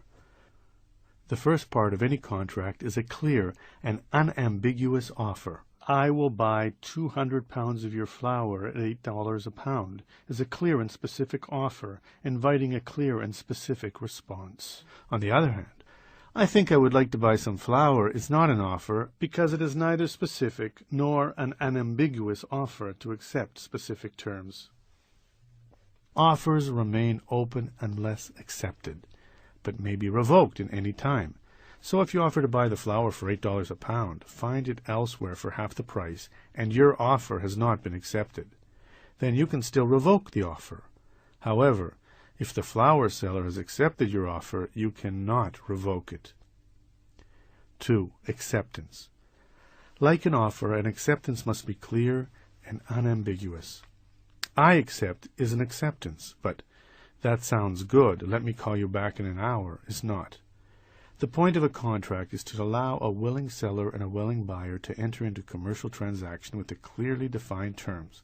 Hence, the acceptance must be equally obvious. What if the seller says, I'll sell you the flour for $10 a pound? In that case, the $8 offer is deemed rejected, and the seller just made a $10 counteroffer, which you now have the power to accept or reject.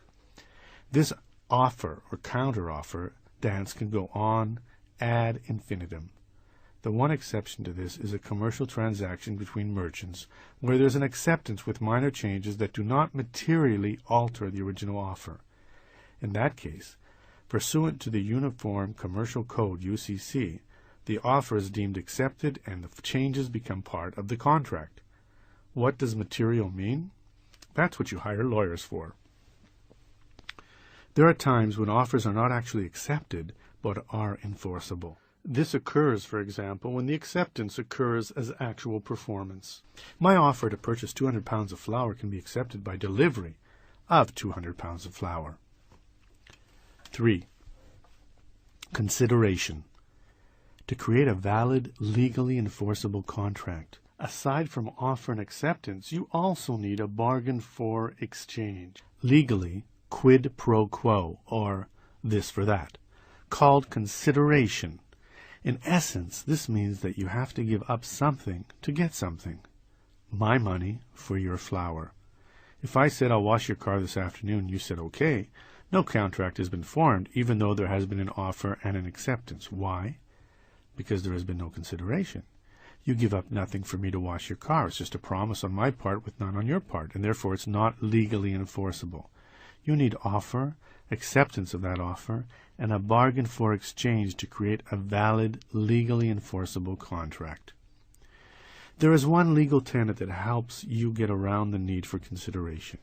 If you make a promise, and I rely on that promise to my detriment, and it was reasonably foreseeable that I would rely on that promise, I can get that promise enforced, even if we did not have a formal contract. For instance, if you say, I will give you $5,000 if you drive my car to Los Angeles, and I do. I relied to my detriment on your promise, and I can enforce it in a court of law. There are a few other things about contracts that you need to know. It is good business to have every contract in writing. Although only certain contracts have to be in writing, most notably those for the sale of land for purchases of over $500 and employment contracts that last more than a year, memories fade over time, and people choose to remember things wrong. If it's not in writing, there is no record of whose recollection is actually correct. Get it in writing. Avoid oral contracts. Remember, too, that standard or form contracts can be modified. A contract is also known as an agreement for a reason. You need to agree to it. If there is a clause in a standard contract you do not like, negotiate to change or delete it. Be specific as possible in your contract so that nothing is left to chance. Ambiguity breeds litigation. The first one to breach a contract usually loses. Yes, there are legitimate reasons that may excuse performance. The contract was entered into by mistake, fraud, or impossible to perform. But usually, the first breacher loses. If you would like to draft your own contracts or otherwise be your own lawyer, then go to www.nolo.com. Nolo Press is the leader in do-it-yourself law and offers a wide array of excellent books and software to help you. Negligence and liability. When ice on your walkway, ice that you already asked your employee to remove, but that he did not, causes a customer to slip, fall, and break her arm, that is legally called negligence. Being found negligent can be one of the worst things that can happen to your business, since the damages can be astronomical. Whereas a breach of contract merely means that the loser has to pay the winner the value of the contract, a negligence suit can cost you hundreds of thousands, if not millions of dollars, as you are obligated to pay the defendant for his pain and suffering. Here is the standard of care you and your employees are obliged to maintain. You must act as a reasonably prudent person would under the same or similar circumstances. If you do not, and if that breach of duty causes someone damage, you will have to pay. In the case of the ice, a reasonably prudent employee would have removed the ice when his boss asked him to. If he did not, and that caused the customer to slip and fall and get hurt, then the business would be found liable because of its negligence. That is why many small businesses enact standards, policies, and procedures for employees to do certain duties in a certain way. If the standards you adopt are adhered to, it is less likely that someone will get hurt, and even if they do get hurt, it will be more difficult for them to prove you fell below the standard of care. If you have policies and procedures in place intended to avoid just this sort of accident, your policies and procedures prove that you are a reasonably prudent business owner. See? But accidents do happen and people do get hurt. That is why you are also strongly advised to buy liability insurance. Yes, your premiums will go up if claims are made against your policy, but it sure beats paying the damages out of pocket. The most famous case in the history of negligence law is called Palsgraf versus Long Island Railroad. In that case, Mrs. Palsgraf was standing at one end of the platform of the Long Island Railroad after buying a ticket. A train stopped at the other end of the station, and a gentleman carrying a package raced for the car. A Long Island Railroad employee on the car held the door open, reached to help the gentleman in, and another guard on the platform pushed the man up from behind. The man's package dislodged, fell to the ground, the fireworks inside the package exploded, and the shock of the explosion knocked over some scales at the far end of the platform near Mrs. Palsgraf, injuring her. Quiz, did she win? Nope. The court ruled that the actions of the employees, while negligent towards the man, were not so in relation to Mrs. Palsgraf. The key to avoid negligence claims is to maintain a safe place of employment, set standards, and enforce those standards. Product liability. If you manufacture, wholesale, distribute, or sell retail products, you need to be concerned with the special subset of negligence law called product liability law. If a product you manufactured, wholesaled, or sold injures a consumer, everyone in the supply chain between you and the buyer may be legally affected. In the case of a defective product, there are three legal theories to be concerned about. 1. Negligence. Here again, the injured party would need to show that the seller or manufacturer breached the standard of care. For instance, if a car's wheel fell off because it was not bolted on properly at the plant, the manufacturer of the car would be found liable for any injuries that resulted. 2. Breach of implied warranty. If you, the small business owner, make either an express or implied warranty or representation about what a product will do, and the product fails to live up to that, causing you harm, you may be found liable for the injury under this theory. Many states have limited the use of this theory to business matters where the buyer has suffered economic loss only. Whatever representations you make, the product must perform up to that standard. So one way to limit your risk is to avoid making any representations in your advertising or marketing materials, as they may later be used against you. 3. Strict liability. This is the scary one. If an injured party can show that 1. The product was defective at the time the seller sold it, and 2. The defect caused the injury, then you are on the hook. Unlike negligence, the injured party does not need to prove that you breached some standard. Rather, he needs to prove only that the product was defective for whatever reason. Your prudence and care is no defense. That is why they call this strict liability. When Firestone tires began to explode, you can bet strict liability was a theory the plaintiff's attorney used. There are several things you can do to minimize your risk of being sued for product liability. First, try not to ship or sell defective products. Inspect what you can. Second, warn where possible. Warning of dangers is a valid defense, and now you know why you see those crazy warning labels on products. Next, be careful about what you say and promise in your promotions. Also, consider using disclaimers. A conspicuous text disclaiming any liability for damage caused by the product may protect you in some circumstances. Finally, specify the useful life of the product.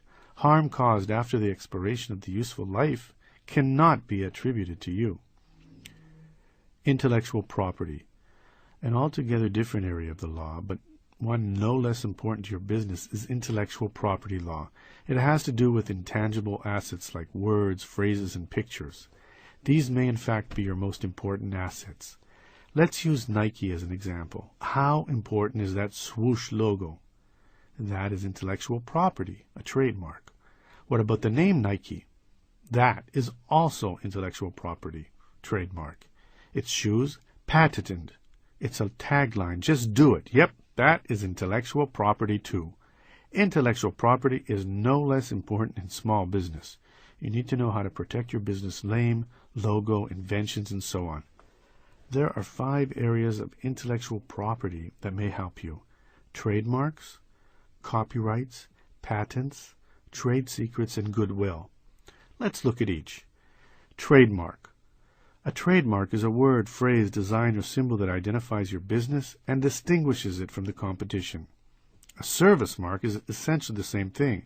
It identifies a service you provide. Examples of trademarks are Dr. Pepper or the Portland Trail Blazers.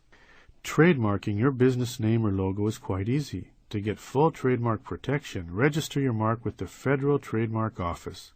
Log on to www.uspto.gov, the website of the United States Patent and Trademark Office, and follow the directions.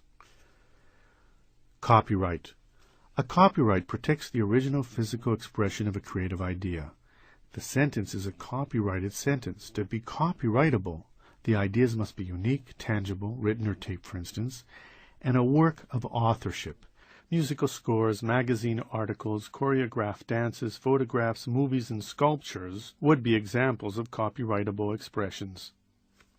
Copyrights last the life of the author plus 75 years, and the creator owns the copyright, although if the creator created the thing working for someone else, the employer would own the copyright. You own the copyright to any works your employees create in the fulfillment of their duties. This is called work for hire. One of the best aspects of copyright law is that there is nothing to register. As soon as you create the thing, it is copyrighted as a matter of law. This sentence is being copyrighted as I write it.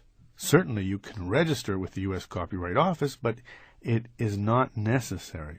Instead, when you want to put the world on notice that you have copyrighted material here, have copyright, all rights reserved, prominently affixed to the work.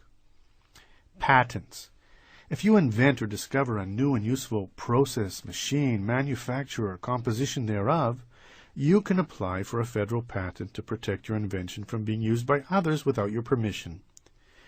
Utility patents protect machines and industrial processes and last for 20 years. Design patents protect designs of manufactured items and last for 14 years.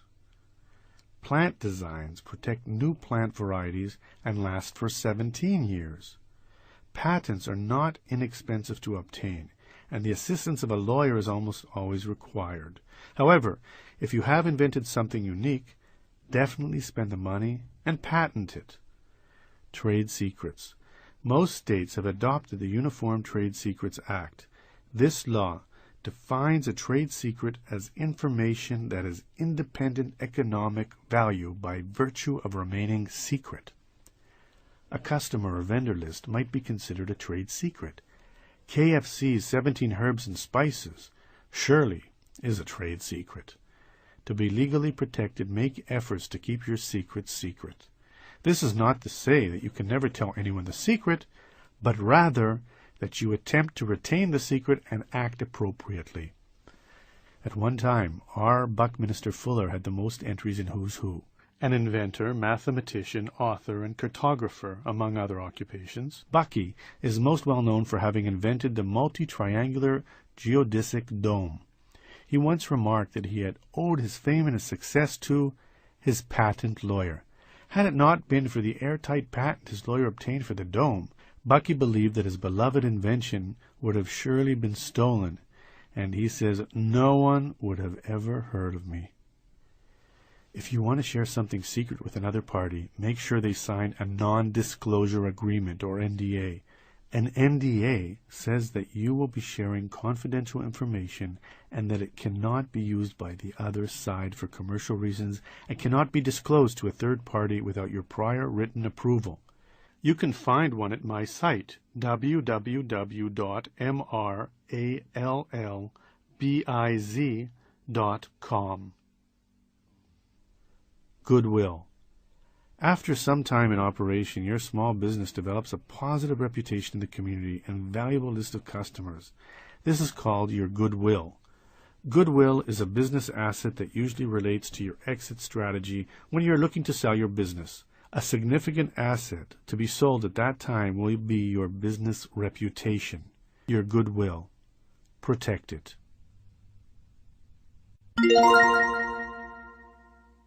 Chapter 21, Legalese 2. I can try a lawsuit as well as other men, but the most important thing is to prevent lawsuits. That's a quote by Confucius. If you have ever been party to a lawsuit, you know only too well how true Confucius' words are. Lawsuits are a civilized form of war, pitting one side in a pitched battle against the other, both willing to do and spend almost anything to win, and both usually losing plenty in the process. Lawsuits are an expensive, time-consuming, exhausting, frustrating, and often ineffective way to resolve disputes.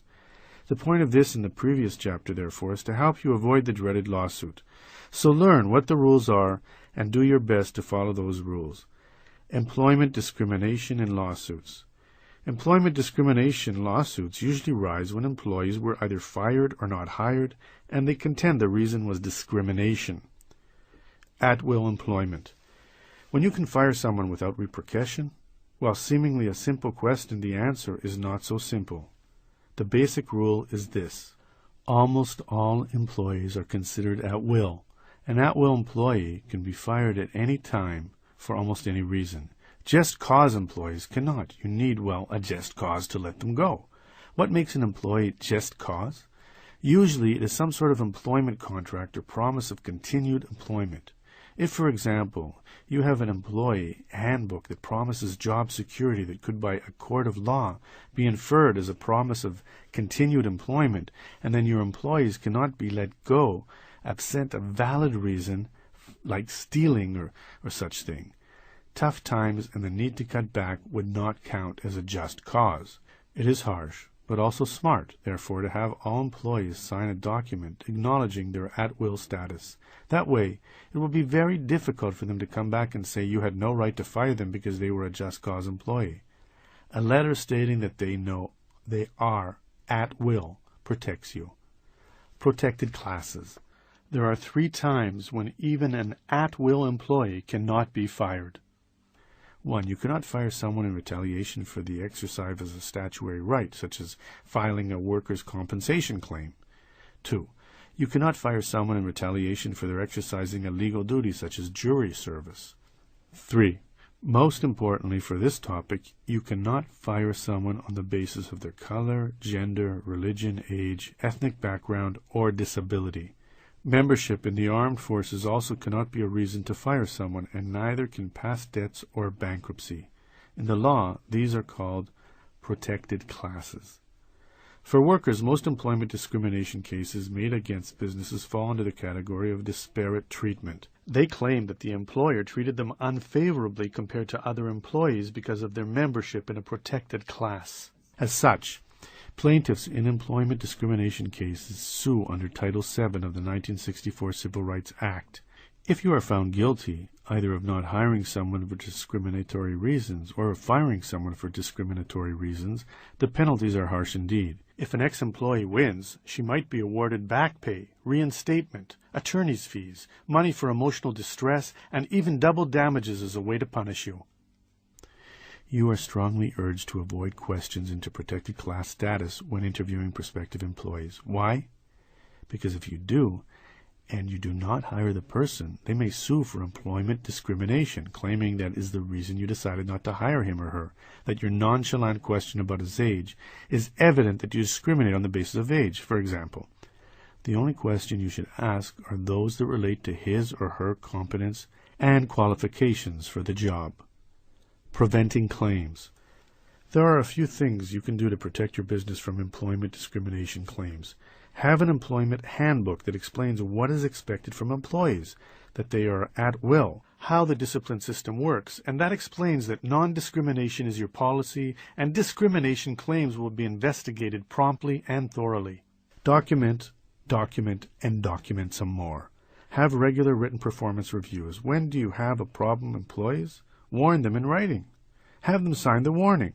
Have them sign any second warnings. The more you can document that the reason you fired them was legitimate and not discriminatory, poor performance or whatever, the less any discrimination claim can stick.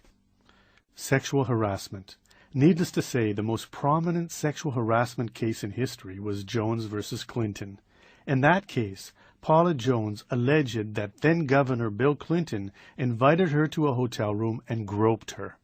She sued, claiming sexual harassment.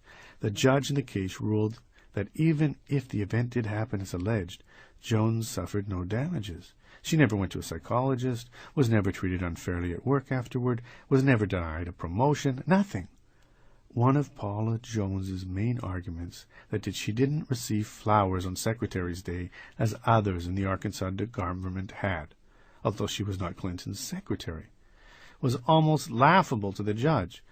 Although it is not clear why the plaintiff failed to receive flowers on Secretary's Day in 1992, such an omission does not give rise to a federal case in the absence of some tangible change in duties or working conditions that constitute a material employment disadvantage. There are two types of sexual harassment cases to be concerned with at your small business. The first is quid pro quo case, literally this for that. In this type of case, the victim is forced to have sex in exchange for a job benefit. If you promise your secretary a raise in exchange for sexual favor, you have committed quid pro quo sexual harassment. The second sort of case is called hostile work environment. In this kind of case, the employee must prove that a supervisor or co-worker made unwelcome sexual advances or physical conduct, and that such conduct was pervasive enough to poison the employee's work environment and create an abusive workplace. Note that a same-sex sexual harassment claim under this theory is equally applicable in many jurisdictions. Just as you should adopt an anti-discrimination policy in your workplace and employee handbook, so too should you adopt and make known to employees your anti-sexual harassment policy. A written policy that everyone knows about is both the right thing to do and good business. Investigate claims promptly and discipline any offenders. Unfair trade practices. Here there are two issues to be concerned with: treating consumers fairly and legally, and protecting your business from ex-employee competition. Consumer protection laws. The first consumer protection law to be concerned about is deceptive or fraudulent advertising. Your advertising must be truthful. You cannot boast. But like George Washington, you cannot tell a lie. If you do, not only can you be sued by consumers who claim they were damaged, but you can also get into trouble with the Federal Trade Commission, which investigates false advertising claims.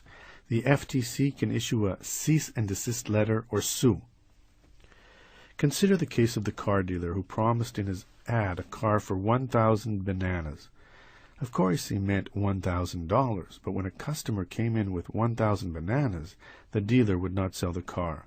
The consumer sued the dealer and was awarded $1,000 in compensatory damages, the value of the car, and $100,000 in punitive damages to punish the dealer for misrepresentation. Aside from false advertising, you need to also avoid phony price comparisons. For example, there's nothing wrong with proclaiming that at your sale this weekend the price for a particular $250 item will be $100 off. $150. However, if your normal price is not actually $250, but it is really $200, then the sale price is only $50 off, and you have broken the law. Similarly, be careful when you use the word free. In your ads, free better really mean free printer, with the asterisk explaining that the printer is free with a purchase of $1,000 or more. Won't fly in most places. For instance, New York law states that any limitations or conditions imposed on a free offer must be disclosed in advertising. A description of the condition must be near the word free. An asterisk plus footnote are not good enough, and in type all at least half as large. Therefore, avoid deceptive advertising and pricing and treat consumers with honesty. Ex-employees. The issue arises when an employee leaves as to whether and how she can compete against you. Employees often learn confidential information in the course of their employment, information that would be useful should they decide to go into business for themselves or jump to a competitor. Of course, you will want to prevent them from using that information, but can you? It may be an illegal restraint on trade. Yes, usually you can stop former employees from competing against you, at least for a while. Here is how. Have employees sign some or all of these 3 documents when they come to work for you. 1. A confidentiality agreement. You need a document that specifically spells out what you consider to be your confidential trade secrets, customer lists, wholesale costs, that sort of thing. Have it say that the employee agrees to keep confidential this material and then have them sign it. Both of you should keep a signed copy. 2. An assignment of inventions. Any invention an employee creates while at work is the property of the employer. That is the general rule. To be safe, however, it is wise to have all the appropriate employees sign an agreement that states that they understand that the business will own anything they invent as part of their employment. If they invent something on their own time, that is different. 3. A non-compete agreement. This is the trickiest of the 3, legally speaking. Our free enterprise system means that courts are loath to infringe on people's right to work. Yet courts also understand that there are times when competing would be unfair, and so a balance between these 2 competing interests is what is required. Non-compete agreements that are limited in length and geography usually fly. A non-compete agreement says that the employee agrees not to join a direct competitor or start a directly competing business for a set time. Usually 2 years is the maximum a court would allow. And in a specific geographic region, the greater Albuquerque area, for example. Laws in different states treat these agreements differently. In California, for example, non-compete agreements are frowned upon and only enforceable in limited circumstances. Again, in most places, as long as the length is reasonable and the contract is limited to a specific geographic area, such agreements are usually acceptable. When staffers do leave, make sure during the exit interview that they remember that they signed these sort of agreements. It is far better to head off a lawsuit than to litigate one. Finding a good attorney. Any lawyer can help you out of a jam, but a good lawyer can help you avoid the jam. Attorneys can help you with incorporating contracts, leases, hiring and firing, and a host of other issues. But this begs the question, where do you find a lawyer who knows his stuff, whom you can trust? The best way is through a referral. A satisfied client will tell you far more than any commercial. So, if you know someone who has a business and a business lawyer, find out how he likes his lawyer. You need to find out, did the lawyer get good results? Did the case settle successfully? Was the contract beneficial? Were taxes reduced? Results are what count. Was the attorney accessible? Too many lawyers are hard to reach and fail to return phone calls quickly. A call should be returned within 24 hours. Were the fees reasonable? Of course, you need to be concerned about fees when hiring a lawyer, but fees are not the most important thing to be concerned about. As in life, with attorneys, you usually get what you pay for. In this case, cheaper is probably not better. Who does the work? Many lawyers, especially at big firms, use underpaid, overworked associates to do a lot of the work. That is usually fine, as associates are typically quite bright, and this does not help keep fees down. But note, too, that many associates are young, with little experience in both life and law. You need to know that when it counts, the person you hired will be doing the heavy lifting. If you can get a referral for an attorney who meets these criteria, or call him up or her up and schedule a meeting. As you are looking to start an important long-term relationship, expect to spend a few hours with the lawyer.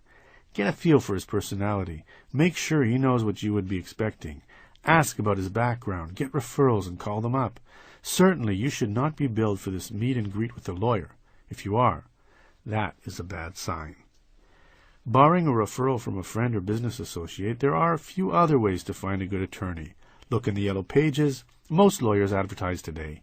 In the back of the attorney section of the Yellow Pages is a listing for lawyers by specialty. Look under business law. Find a few that look good and set up a few meetings.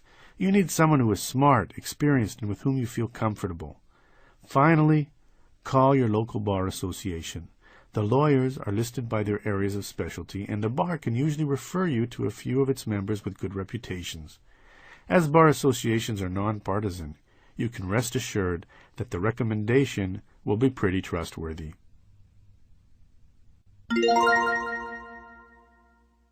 Part 4.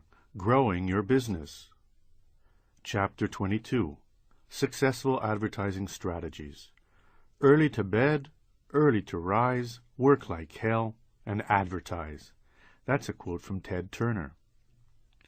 Not advertising is like being alone in a dark room with the door closed. You know you are there, but no one else does. You absolutely have to advertise if you are going to succeed in business, because it is the basic way new customers learn you are out there.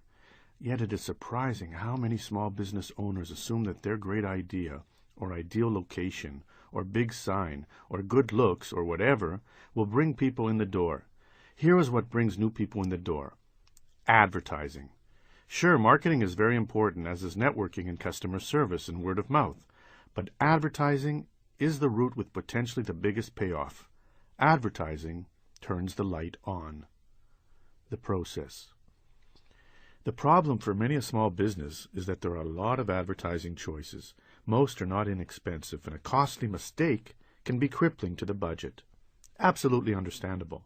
And, as discussed earlier, one trait of the great entrepreneurs is that they reduce their risk to the extent possible. That is what we want to do here. Few small businesses have the cushion to absorb a costly mistake. So what is presented next is a process that allows you to greatly reduce the possibility that you will bet on the wrong horse, advertise in the wrong place, and lose a bunch of money. What should happen instead is that you will create a winning ad with little risk. The good news is that creating a successful advertising campaign really is a joy. An ad that works will become a tried and true friend that your small business will rely on. Once you have one, you can breathe a little easier, knowing that when you roll it out, you will get predictable results. That ad the travel company runs in the travel section of the Sunday paper is probably its bread and butter. They know that the ad will bring in X number of dollars every time it runs, whether it's a monthly ad in a magazine, a regular radio buy, or a cable TV campaign. A smart, well-thought-out ad campaign can be your ticket to success. The key is to bet on the right horse, to pick the right ad and the right vehicle. How can you be sure of that? Creating an almost risk-free winning ad campaign is a 5-step process. 1. Think ahead. What is the purpose, size, and budget for your campaign? 2. Decide what media work best for your business, brand, and budget. 3. Create an ad, one that builds on that brand. 4. Test the ad. 5. Finally, once you are convinced that you have an ad and or campaign that works, roll it out. Brainstorming. The first thing you must do is decide the purpose of your ad campaign. There are basically 2 types of ads and corresponding campaigns. The first is a branding campaign intended to publicize your name and corporate identity so that people remember it when they need what you offer. In the extreme, we all remember those numerous Super Bowl internet ads during the dot-com boom. Although sites like Webvein and Pets.com mistook branding for a business plan, by sinking a ton of money into their ad campaign, at least they got the branding part right. Look, we continue to remember their names, and I'm writing about them still. Via advertising, they created memorable brands, if nothing else. Therefore, the purpose of a branding campaign is to get your name out there so people start to remember it. Take the ad in the paper that says "Divorce for Fathers." This is a branding ad. Of course, the purpose of the ad is to get customers, but unlike the second type of ad, next, which has an immediate hook and call to action, sale, this type of ad is a bit subtler, as intended to build awareness of the business as it is to get a customer today. The plan is to have people see the advertisement again and again, so when the time comes and some dad needs a divorce lawyer, he remembers whom to call. A branding campaign takes time, but if you have the time and money, it can be very rewarding. By branding your business, recall from Chapter 10, Branding 101, your brand is your promise to your customers. You create a long-term viability. Not done in a week or a month, branding is an ongoing process that pays more and more dividends as time goes by. But you must remember this. Fundamental things apply. Branding, when done right, will make a long-term difference, but will not yield immediate rewards. This brings us to the second sort of ad campaign, the one intended to generate sales now. This is a campaign that is usually shorter and more intense. Several media sources may be used to reinforce the same message. Whether you want to let people know about your sidewalk sale this weekend, a shipment of the new Harry Potter book your shop just got in, or a free drawing for a digital camera, this type of campaign is intended to create immediate dividends with a noticeable result. If a branding campaign is a marathon, this ad campaign is a sprint. It will be more periodic, maybe once a month or so. Budget. The question arises, how much do you need to spend? The SBA suggests that you earmark 2% of your gross sales toward yearly advertising. Other believes that the amount should be closer to 5%. If you gross $500,000 a year, assigning 5% of that, $25,000, as an annual advertising and marketing budget is probably not far off. $25,000 yearly is roughly $2,000 a month. If you want to continue to generate $500,000 in sales a year, $2,000 a month for advertising is a little price to pay. This process then requires that you look at your gross sales and earmark an appropriate percentage of that toward your monthly ad budget. Your income determines that budget. This is called the cost method. If the cost method sounds too formulaic to you, there is another method to determine the right budget called the task method. Here you look at how many customers you need or how much product you need to sell to hit your sales for the year, and then based upon past sales from advertising, calculate what you need to spend this year. If you spent $15,000 last year, generating $300,000 in sales, and you want to grow 10% this year, you will need to spend more, maybe $17,500 or so. Your goal creates the budget. So, that is your first assignment, deciding what sort of campaign best suits your objectives and needs and what sort of corresponding budget you can afford. Choosing the right medium. Different media outlets have different strengths and weaknesses. Your campaign may utilize only one, or it may take several to accomplish your goals. The most important thing when advertising generally and choosing your medium specifically is zeroing in on your target audience. Earlier in this book, it is suggested that you know exactly who your customers are. What is your target demographic? What do they watch, read, and listen to? Your earlier research and business plan should be consulted. Knowing whom your potential customers are takes a lot of guesswork out of choosing the right medium. If your customers are men in their 20s, then a magazine like Maxim or an alternative rock radio station would probably be excellent choices. If they are business travelers, then Sky Mall would be great. Without knowing exactly whom you are trying to reach, figuring out where to advertise is a shot in the dark. Do your research and reduce your risk. Here are your main options. Newspapers. Almost every home receives a newspaper, and in it you can target your audience quite specifically. By advertising the right section of paper, sports, comics, news, business, home and garden, etc., you can reach different types of people. The advantages to advertising the newspaper are numerous. Newspaper ads can contain details, prices, and telephone numbers that are difficult to get across in the electronic media. You can pick your ad size, your section, your day. Even a small ad with a big headline can reap rewards. Your website is a sitting goldmine. Whatever media source you choose, be sure to reference your website. There you can give a lot of information and reel them in for a little extra cost. Yet, there are downsides. Unlike magazines, newspapers are read but once and discarded. Also, small ads have to compete with big ads and news articles for the reader's attention. Probably worst of all, you are not even assured that your target audience will see your ad. They may not read the section you are in. They may skip your page, or they may just gloss over your ad. Your best bet against failure, therefore, is to have an excellent ad. While this is discussed in detail later, begin by calling your newspaper's sales representative for your area. Not only can your rep help you get the ad designed in-house, but she can also help you devise a budget and suggest the best sections and days to run your ad. The question to answer how big an ad to run, where, how often to run it, and how much to spend. Although bigger is usually better, it costs substantially more. Ask your rep for help. Newspaper advertising is sold by column and inch, and you can determine the size ad you want by looking at the paper. For an example, an ad that measures 2 columns across and 4 inches down would be an 8-inch ad. If the inch rate is $50 per column inch, your ad would cost $400, $50 times 8 inches. Often a newspaper will charge you full price for the first day you run the ad and then give you substantial discounts the more days in a row you run it. Keep in mind that although Sunday is the day newspapers are read most, it is also the most expensive day and the one with the most ads and competition. Because position in the paper is critical, if you can specify the page of the section you want, page 3 of your desired section is best because it's the first page with ads, what people see first when opening the paper. Do so. Even if you have to pay to do so, it is usually worth it. Finding your ad buried on page 21 is not a pleasant experience. Request an outside position for ads that have coupons, as that makes them easier to cut out. Depending on your budget, newspaper advertising may make a lot of sense. Television. Although television is the most powerful advertising medium ever invented, Budweiser does not spend all that money there for no reason. For most small businesses, television is both cost-prohibitive and unnecessary.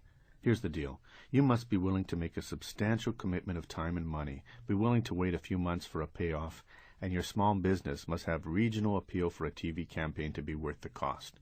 A standalone bakery has no need to advertise on television, but a chain of bakeries might. If you do have a regional business or product and you have the money and commitment to make a significant TV buy, the payoff can be huge. What makes good television ad? First, it must be highly visual. TV is a visual medium. Because of remotes and competition, your ad must grab their attention quickly. Be sure to repeat your phone number and the name of the business several times. Finally, do not make the mistake of making your ad more interesting than your business or product, or so amusing that people fail to remember what you are selling. Finally, do not be afraid to copy a good commercial that works. Television, to be effective, must be used repeatedly. How often? A lot. Here is how to figure out how much. A GRP is a gross ratings point. It calculates 1% of the TV households in the area. If there are 2 million TV homes in your city, 1 GRP is 20,000 households. To make a television buy worth your time, you probably need to buy at least 150 GRPs a month. The price you will pay for each GRP relates to which stations you want, the size of your city, and the competition. You can save money by trying these tips. Advertise at off-peak hours. Prime time, 8 p.m. to 11 p.m., has most viewers and costs the most. Go with cable. Cable should allow you to advertise on a station that meets your desired demographic and is much less expensive than the networks. Consider a media buying service. TV salespeople will quote you their standard rate card, but maybe negotiate down a bit. But that's it. A media buyer charges 7.5%, but can easily save you more than that, because they buy millions of dollars worth of advertising a month and have a lot more pull than you do. In a city like New York, you might expect to pay $2,500 per GRP. In a smaller place, say Raleigh, it might be $100. The bottom line is that TV makes sense only for a few small businesses. But if yours is one of those and you have both the time and war chest to do it right, TV can reap tremendous rewards. Radio. Radio is another medium that can allow you to target specifically your audience and as such can be a very effective advertising tool. It might be a Christian rock station or a news talk station or an oldies station. All cater to different demographics. Again, however, targeting that desired audience will probably not be cheap. The following chart shows what you might expect to pay per minute in the top 16 markets on top-rated stations, top 3 or so, secondary stations, and tertiary stations. Market, New York, $1,500, secondary $1,000, tertiary $350. Los Angeles, top tier, $1,500, secondary $1,000, tertiary $350. Chicago, top tier, $1,200, secondary $800, tertiary $250. San Francisco, top tier $1,000, secondary $750, and tertiary $250. That's the same with San Francisco, Dallas, Washington, Seattle, and Atlanta. Boston, top tier, is $850. Secondary is $600, and tertiary $175. That's the same with Denver and Philadelphia. Houston's top tier is $750, secondary is $500, and tertiary $150. Minneapolis is top tier $750, secondary $250, and tertiary $150. Phoenix, top tier is $750, secondary is $250, and tertiary is $150. Baltimore is $500 top tier, secondary is $350, and tertiary $100, and that is the same with Portland. It is estimated that people have to hear an ad 6 times before it sinks in, so the key is repetition. The key is repetition. The key is repetition. What is the key? C, and of course, repetition costs money.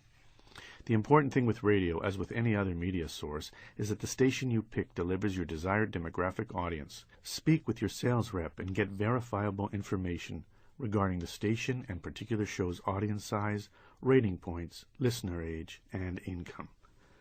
Be sure to check out Chapter 35, Marketing on a Shoestring, which gives many different ways to advertise and market your business on a shoestring budget. Internet. Although Internet advertising has rebounded from its 2000 crash, remember that it crashed for a reason.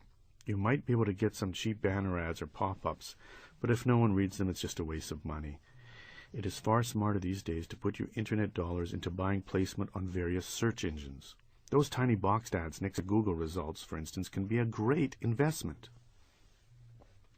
Magazines. Maybe more than any other medium, magazines can target your audience best. There are simply so many magazines today that it should be easy to find one that your customers read. Magazine ads are not inexpensive, but magazines do tend to stick around a house for months and are often read by many people. As such, you might get more bang for your advertising buck by advertising there. Yellow pages.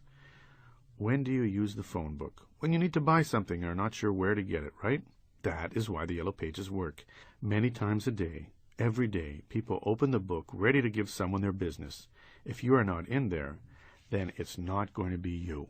And even better than magazines, yellow pages are in homes and businesses for a year. The bad news is twofold. First, because the yellow pages are so successful in creating customers, advertising them is not inexpensive. A quarter-page ad may run you $500 a month or more. Also, more and more people are bypassing the book altogether and simply searching online for what they need. Again, it might be smarter to put your money in search engine placement or in the online version of the phone book. But even at that, many small businesses believe that they would be unable to keep their doors open without advertising in the yellow pages. So, you should advertise in there too, right? Maybe. Service businesses like plumbers and locksmiths would be silly not to advertise in the phone book. You can bet that a majority of their customers are people who can see an ad there. But not every business benefits from placement, especially for the cost. Beware also that people who open the phone book are often shopping around for the best price and will call on many ads. If your business model does not compete on price, the phone book may not be your best choice. Here are some yellow page tips. Ask for a discount. First-time advertisers should get as much as 40% discount their first year. Create a memorable ad. Look through your phone book. Which ads catch your eye? Often, they are the ones with color or a picture or a lot of white space. The problem with the yellow page is that you are competing against a lot of ads for same eyeballs, so you have to make your ad stick out. Consider your category. There might be several different sections in which you could place an ad. Figure out a few different categories for your business and then see which one has the most ads. The odds are the largest section is the one that is most read. Read. A good book that you might want to get is Yellow Pages Advertising, How to Get the Greatest Return on Your Investment by Jeffrey Price. Create a winning ad. Knowing your objectives and media options helps you create an ad or ads that reinforce your brand and allow you to fulfill your mission. There are many different theories as to what makes a good ad. Whole books are written on the subject. But the truth is, if you are like most other small business people, you probably do not have the time to read yet another book. Here, then, is an easy ad creation method that works. It is tried and true AIDA method, which stands for attention, interest, desire, and action. The AIDA formula serves as a blueprint for creating a winning ad. Any type of winning ad, be it the newspaper, magazine, or on radio or television. Attention. The first thing you have to do is grab their attention. Once you have done that, then you can get potential customers interested in what you are selling. But if you do not get their attention up front, they will never hear a thing above the din of headline news, sports stories, or full-page ads. So you must first hit your prospect with a powerful, benefit-laden headline. An attention-getting headline, again in either print or electronic, must quickly capture a customer's attention, get them to want to know more, and do so in a few seconds. For example, amazing new technique relieves arthritis. Free pamphlet makes your computer as easy to use as telephone. Save 50% on office supplies today only. The Lazy Man's Guide to Riches. The idea is to intrigue them enough to want to know, read, watch, or listen more. Interest and desire. So, you grab their attention. Great. Then what? If a potential customer is reading your ad, it better sell them or your great headline will go to waste. Make a compelling offer in the body of the ad by describing the benefits of what you are selling in simple and interesting terms. To work, the interest and desire section of your ad must be well written, must clearly explain the benefits to the customer, and must keep their attention. Easily explain in your ad how your product fills the need of the customer. If you solve some problem they have, and your ad easily explains that, bingo. Action. Having grabbed their attention and shown them the benefits of buying them from you, ask for the order. Given incentives for the customer to buy now and make it easy to do, it might involve a coupon, an 800 number, an email address, an online order form, a fax order line, or some other means to make it easy and simple to buy or call. Here's an example of an ADA ad. Bankruptcy, free seminar, free advice. This headline captures the attention of someone in debt. Remember that free is the most powerful word in advertising. This Thursday at 8 p.m. at the Downtown Holiday Inn, a local bankruptcy attorney, Jay Rosenberg, will be conducting a free bankruptcy ceremony. All of your questions will be answered, and there is no cost and no obligation, interest and desire. Seating is limited. Call 212-555-9000 for reservations. www.freebankruptcyseminar.com. Limited seating is a call to action. Website can give more details. If you follow the ADA formula, you should find that your ad will work no matter what medium you place it in. Test the ad. To avoid making an expensive advertising mistake, after coming up with your game plan and designing your ad, test it and make sure it pulls. Testing the ad could mean many things: running a smaller version of the ad in print and then enlarging it, or buying better placement once you are convinced that it pulls. It might also mean running it in a local paper before branching out regionally, or running your radio spot in a less expensive station or on a less expensive show until you know it works. Consider running the ad in different media sources at the same time, each with a different code that people need to refer to when responding. Mention code 1122 when calling and get 10% off. That way, you will be able to track which ad in which source works best. In the history of bad business decisions, maybe the worst of all was the decision by Coca-Cola to scrap Coke and introduce new Coke. How could this have happened? If you're going to toss out old Coke, you might as well ban Mom and outlaw apple pie while you're at it. At the time, Coca-Cola was being challenged by Pepsi. Nervous executives at Coke began to secretly experiment with new formulations until they finally found one that beat Pepsi in taste tests. Convinced they had a winner, Coca-Cola triumphantly rolled out new Coke to huzzas and ridicule. The problem, it was later discovered, was that Coca-Cola never test-marketed new Coke. The marketing wizards at Coca-Cola never took batches of new Coke and tested them in stores in, say, Des Moines. Testing is key to avoiding expensive, painful belly flops. Avoid sinking a lot of money into the ad campaign until you know for sure that your ad and strategy will work. After that, go for it. Roll it out. If you have created an ad that works, it is time to roll it out, for it is your meal ticket. Run it as often as you can afford, avoiding oversaturation of the market. Maybe you recall an infomercial a few years back wherein an entrepreneur named Don LePrey talked about how placing a tiny little classified ad could make you millions, as it had for him. LePrey's strategy was to find a product or service to sell, create and test a small, inexpensive classified ad for it, test it, and when the ad pulled, to roll that exact ad out to hundreds of newspapers across the country. It worked, and is essentially what you should do. Once you have found an ad that works, use it in as many places and as often as you can. If you plan on advertising a lot, consider hiring an ad agency. They can help with the creation of your ad and buy you time or space at rates you probably could not get for yourself. Fees. As you start this process, you will begin to meet and discuss pricing with a variety of media outlets. The first rule of media is never pay the rate card. The rate card is the price you will be quoted from their book. Yes, sometimes inventory is tight and you'll have to pay the rate card, but just know that is not always the case. If you will be buying a lot of time or space, or they need advertisers at that time, you can negotiate down the rate card rates. If you cannot negotiate down the rate card, see what else they might offer you. It might be free response cards, better position at no extra cost, free color, or ads in a special edition. Advertising is one of the most important things you can do in business. If you do it right, your small business should reap the rewards.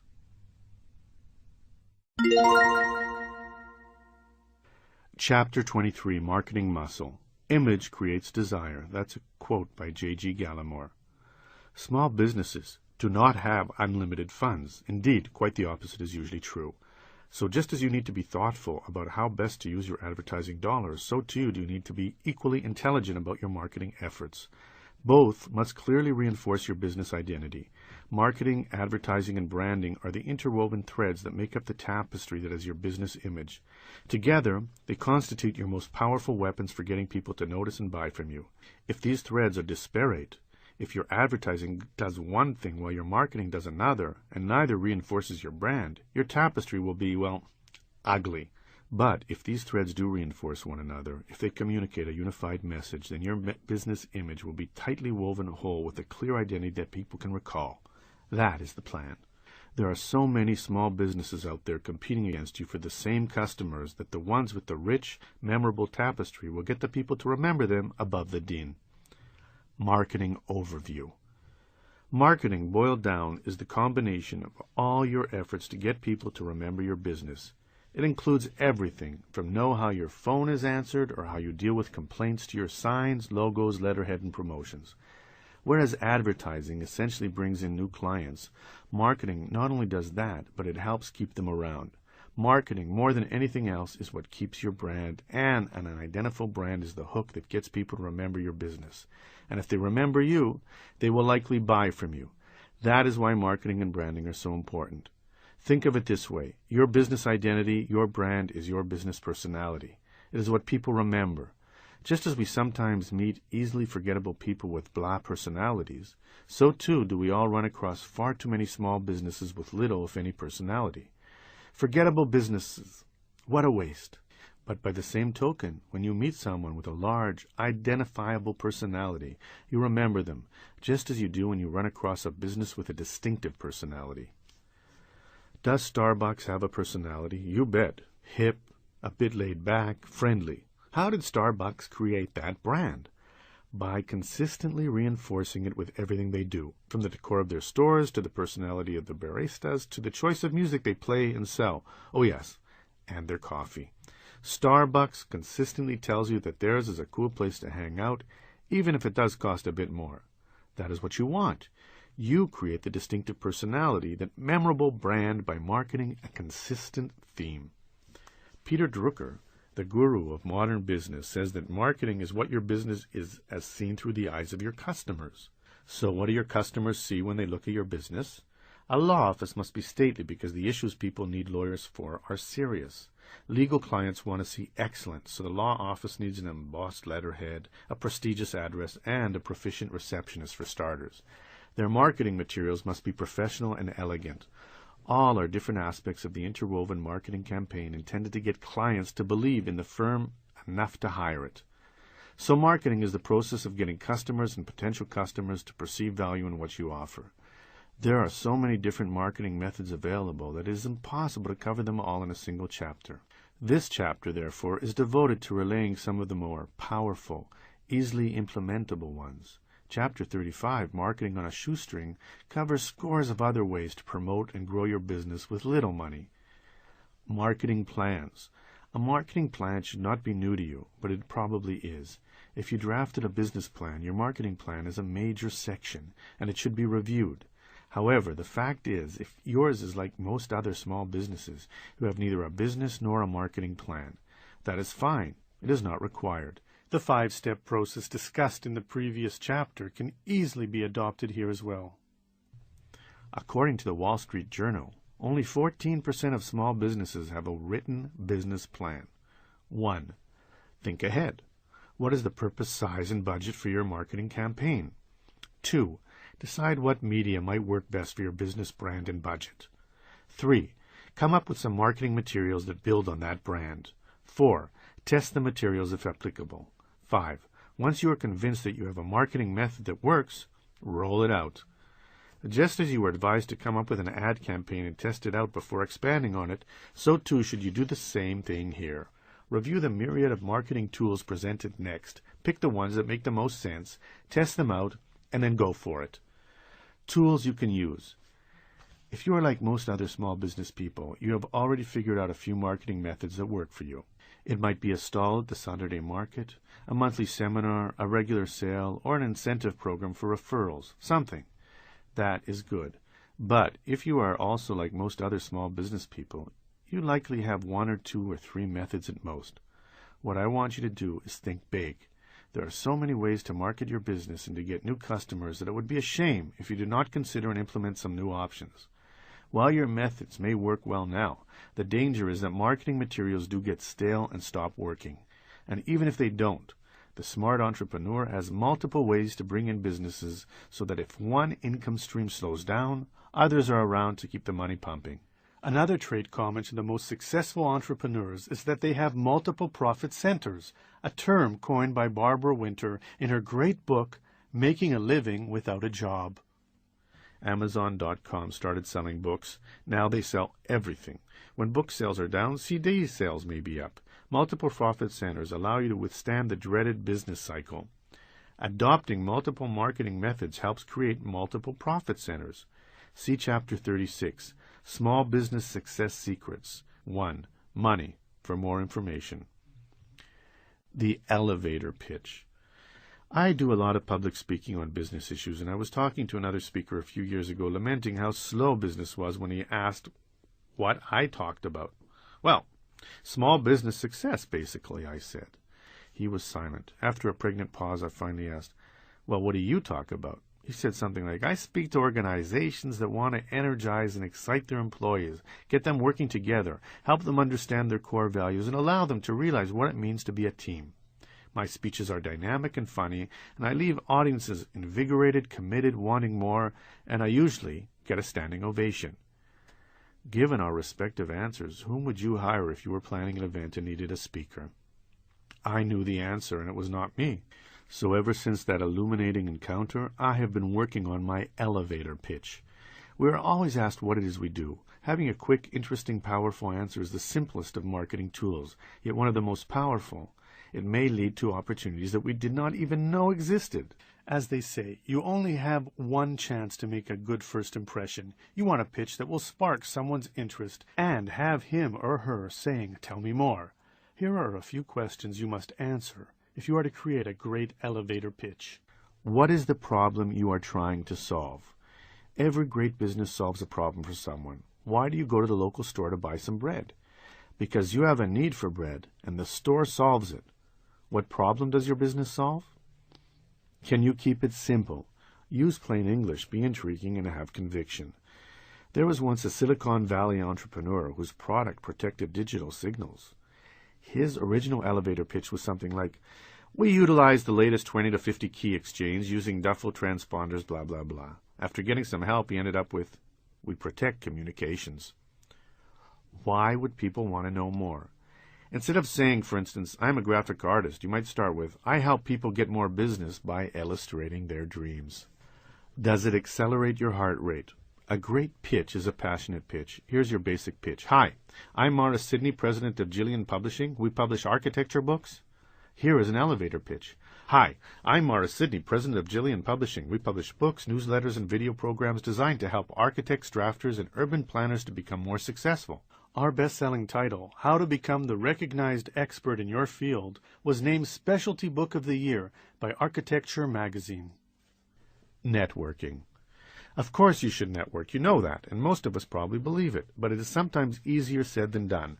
First of all, networking takes time, and secondly, is not always easy. Yet even so, some of your best prospects will come from networking, whether it is at a chamber social, by joining a group like Le Type International, or in some other social situation. Because much of business is about relationships, it is indeed not what you know, but whom you know, and networking ensures that you will know more people. Is it occasionally uncomfortable to make chit-chat with people you do not know? Sure, but here is some motivation. According to the book The Millionaire Next Door, most self-made millionaires network all the time, wherever they are, at the car wash, on the golf course, or at a business conference. They know that they never know which contact may be a big deal and lead to a big deal. Here are 2 tips for making networking easier. 1. Use your elevator pitch. Having a prepackaged snappy opener is a great segue into a more meaningful conversation. 2. Pretend you are the host. Rather than sitting back waiting for something to happen at the event, flip the situation around and pretend you are the host. How would you act? That's right, gregarious, self-assured, and positive. Form a strategic partnership.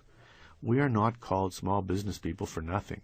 According to the SBA, of the roughly 23 million small businesses in this country, 17 million have no employees. Of the remaining 6 million with employees, the vast majority have 10 or less. The point is that we often need help. A large corporation has plenty of resources, marketing departments, accounting, you know the drill, but we don't. One of the best ways around this dilemma and to grow your business, that, after all, is the purpose of marketing, is to team up with other businesses who are after the same customers as you and with whom you have synergy. With the right strategic partner, you can combine and leverage for very little extra money your respective distribution, infrastructure, and knowledge for greater joint success. The teamwork could, for example, entail cross-promoting each other's product or jointly creating new products. For instance, a veterinarian and a local pet store might agree to cross-promote each other in their respective establishments. On a larger level, HP, the giant computer maker, has long teamed up with Microsoft, the maker of software, for those computers to jointly grow their businesses. Here is an example. All Systems Go. www.a-v-designs.com is one of the top home theater and multi-zone music design and installation businesses in the country, and its owner, Radems Pera, is a master of creating successful business partnerships. You may also know of Pera from his earlier career. If a friend has ever held a rock in his palm and asked you to snatch the pebble from my hand, grasshopper, then you are imitating Radems Pera. Yes, he was the child actor who played the young grasshopper in the classic television show Kung Fu. Pera began All Systems Go in 1988 because, he says, he always loved stereos and wanted to have a business that he would enjoy going to every day. Back then, surround sound stereo systems were new, so Radems went around to various stereo and electronics stores in Los Angeles, forming relationships with salespeople and letting them know that he was able to install the pricey systems they were starting to sell. This clever strategy meant that his business grew almost exclusively by favorable word of mouth. That he did great work for a fair price only enhanced his reputation. Expanding into the full range of audio and video home theater systems, All Systems Go grew rapidly. How good is Pera at what he does? Word-of-mouth referral clients include Johnny Depp, Nicolas Cage, Sharon Stone, Phil Knight, Charlize Theron, and Ben Stiller. When he decided to leave L.A., Pera had to start his business over. How did he do it? Via business-to-business partnerships. Armed with a list of satisfied celebrity clients, a stellar reputation in the entertainment capital of the world, plenty of experience, and a thorough understanding of the market, enticing and teaming up with the local stereo and electronics retailers was much easier. And again, his plan worked. The business took off right away, he says. In fact, business was so good, and his reputation was such that while he was living and working in Portland, old clients in L.A. continued to fly him down for new jobs there as well. After a decade in Portland, Pera and his wife were forced to relocate, but his old strategy of linking up with retailers for once did not work because, he says, the market had become saturated. Ever resourceful, Pera tried a new tack, marketing his services to builders and architects. And once again, creating strategic partnerships allowed him to successfully recreate his business in a new location. To make a strategic partnership work for you, consider the following. Make sure the other business is congruent with yours. Do you have the same goals? Discuss and agree upon the purpose of the partnership and what each side expects. What are the downsides to the deal? Brainstorm both the positive and the negative. Is the deal a win-win? Negotiate viable commitments that both sides can live with. How will disagreements be resolved? What is the exit strategy? Having a set of definable objectives allows you to know when the partnership is and is not working. What will trigger an end to the deal? Direct marketing. Direct mail is one of the oldest, most tried and true marketing methods around. Using direct mail letters, flyers, coupons, and reply envelopes, you can sell your products or services to qualified prospects, increase awareness of your business, and create new customers. For instance, if you own an Italian restaurant, you could send out a flyer to all homes within a 3-mile radius offering a free glass of wine with dinner. There is no doubt that you would create some new customers in the process. Via direct mail, you can announce a big sale, offer a new product, or provide a 10% off coupon. Insert your idea here. The point is, direct marketing allows you to get your business noticed. A Gallup survey of 251 businesses found that their top choice for educating consumers, creating sales, and introducing products was direct marketing. Creating a successful direct marketing campaign is a threefold process. First, you must find a letter, offer, flyer, coupon that works. This is a matter of testing. Again, start small, tinker, and analyze results. Our restaurant might try sending the free wine offer to a third of the homes in the area, a 10% off coupon to another third, and a free child's dinner to the last third. After tabulating the results, the owner would then know which coupon pulled best and could then send it out every 4 months or so. Step 2 requires that you acquire a usable list. One of the nice things about direct marketing is that not only is it a chance to attract new customers, but it is equally valuable helping you stay in contact with present customers too. As such, your list could be self-generated. If the goal of the campaign is to get old customers back into the store. If the goal, however, is to find new business, then you need a broader list. Buy lists from list brokers. Look in the yellow pages under direct marketing. And be very specific about the type of audience you are trying to attract when you buy your list. I want a list of homeowners in the surrounding 5 countries. Or, I want a list of men aged 25 to 34. Or, whoever is your target market. The new wave in direct marketing is a direct email marketing. No, not spam. It is covered in the next chapter, your web presence. The final step in a successful direct marketing campaign is to get people to read your offer and respond. Here is how. Hand address the envelopes. Depending upon the size of the mailing, consider hiring some high school kids to address the envelopes. Aren't you more likely to open an envelope addressed by hand than one computer generated? So are your potential customers. Remember that an effective offer answers the question for the reader. What is in it for me? You must offer something they want. Saving time or money often works. You must grab their attention quickly. Use a conversational tone. Deliver credibility. Customer testimonials are great as guarantees. Also, give them an incentive to act. An expiration on the offer works well. Be patient. Often several letters are needed to get a response, and even then remember that a good direct mail campaign response rate is about 5%. But think about it. If you send mail to 1,000 potential customers, it will cost you about $500. But how much will you make with 50 new customers? P.S.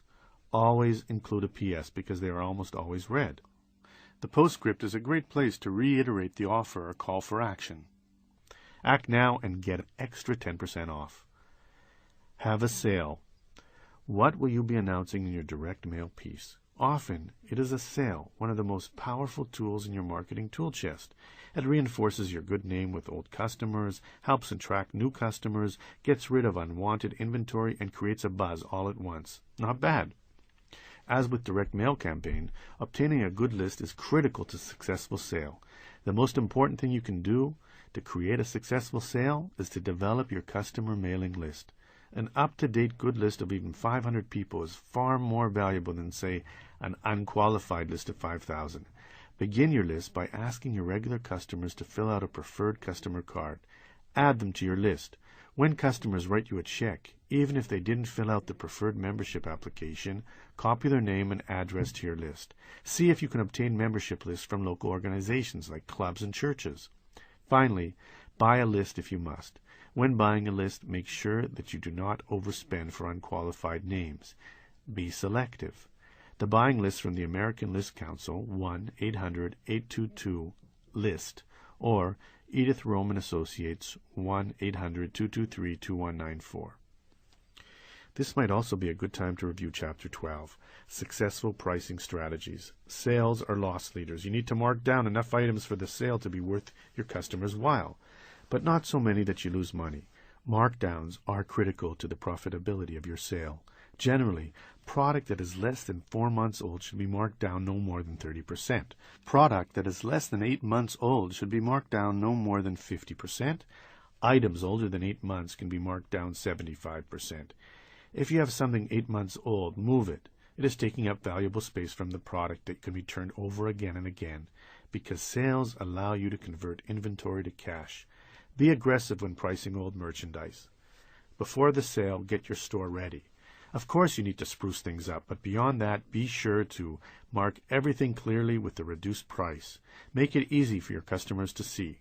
Put the merchandise out where it can be looked at and touched. Organize everything and have it arranged by size and category. Keep in mind that the first week of your sale will always be the busiest. Make sure that you have plenty of inventory and that the shelves are stocked. During the sale, continue to keep displays full. Customers will not buy if they think the best deals have already been had. Watch for slow-moving merchandise and mark it down if necessary. Something is better than nothing, and space for better-selling merchandise beats the clutter of old merchandise. Create a buzz. Talk about what a great deal this or that is. Have big signs or balloons. Your outdoor sale signs are vital. Use different signs to attract attention. At Carpet World in Los Angeles, the owner had a huge sign in the middle of the store that proclaimed, "A word-of-mouth advertising starts with you." Brochures. When you leave a car showroom, what do you leave with? Right, a beautiful glossy brochure. For the right business, a brochure can be its most important marketing method. It is a chance to put your best foot forward. Proudly display who you are, what you offer, why it is unique, and why people should buy from you. If a customer asks for a brochure, it is a rare chance to prefer your best offer, to be sure that you create a top-notch one. Here's how. Brainstorm. Meet with your team and get their input. Find out what they think is important to have in their brochure. What do your customers need to know? What sells them? What needs can you fulfill, and what can you fulfill them best? Decide upon the purpose of the brochure. What is the role of the brochure in your overall marketing efforts? Is it to be a tool for your salespeople? Will it be used at a trade show? Will it be at the point of sale? Consider the competition. If your competitors have a slick brochure, can you legally use some of their ideas? At the very least, know what your competitor's brochure looks like and strive to beat it. Get some software. It used to be that creating a brochure was an expensive proposition. Hiring graphic artists, layout design, and printing were not inexpensive. But today, things are much different. If you have or buy a graphic arts software program and either learn it for yourself or assign the task to a staff member, creating a brochure in-house should not be that expensive at all. Create a mock-up. You do not have to and should not try to get every important fact crammed into the brochure. Less is more. People are busy and do not like reading a lot of copy. Get the essential ideas across. Get them to want to know more. Use color, bullet points, white space, and pictures to spark interest. Print it. Even if you do not have access to a color printer, you can always go to Kinko's or the like. Of course, you always use a commercial printer where you will be dealing with professional and should get excellent results. Just know that you do not have to anymore. Publicity. A newspaper or magazine article about your business or radio or television segment about it can do more than anything else to market and build your business. If you want to know how small businesses become big businesses, here is a trait they all have in common. At a critical moment in the growth of the company, the business invests in public relations and gets a lot of publicity. That publicity is then parlayed into additional business, and more publicity, and buzz is born. But even if growing large is not your goal, you should not bypass the opportunities that await by getting some timely publicity. That article or story is independent verification of what a great business you created. For starters, the people who see the story will be tempted to patronize your business and check it out for themselves. Even better, however, is that you can link it to your website or tape or copy the show or article and use it forever in your later marketing materials. Say that you own a chain of florists and get your local paper to do a story about your own business. Maybe the hook is Mother's Day or Valentine's Day. It doesn't matter. What matters is that this story can be reprinted and displayed in all your shops. A quote can be pulled and used in subsequent advertising. Beautiful stores with a great selection booms the headline. To top it off, getting publicity is quite cost-effective. What would it cost you to get on the front page of the business section, if even you could? What would it cost to get a 3-minute segment during the local news?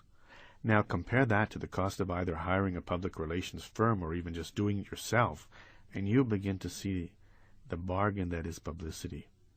If anyone knows something about marketing, it is the folks at Krispy Kreme.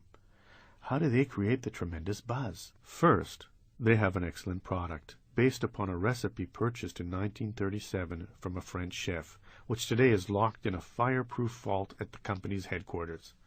Second, they have a clever, memorable name, invented to represent the crispy outside of donuts and the soft, creamy middle. Third, they offer something unique. If you have ever been in a Krispy Kreme store, you know that half the fun is watching the donuts being made and going down that conveyor belt. Finally, they manipulate supply and demand. When Krispy Kreme enters a new market, they give the local press plenty of warning. They give out plenty of free samples. They build the anticipation, and then, months later, a single store finally opens up. Most of us won't create the next Krispy Kreme, but the lesson for us is clear. Create a unique business or product, have a memorable name, market it creatively, generate some publicity, and thereby create buzz. The results can be awfully tasty. Newspaper editors and television producers have to come up with new stories every day. There is no reason why you or your business should not help feed the hungry monster that is their daily story requirement. The way to do so is to give the editor-producer a news hook. They are not in the promotion business. They do not care if your business gets publicity or not.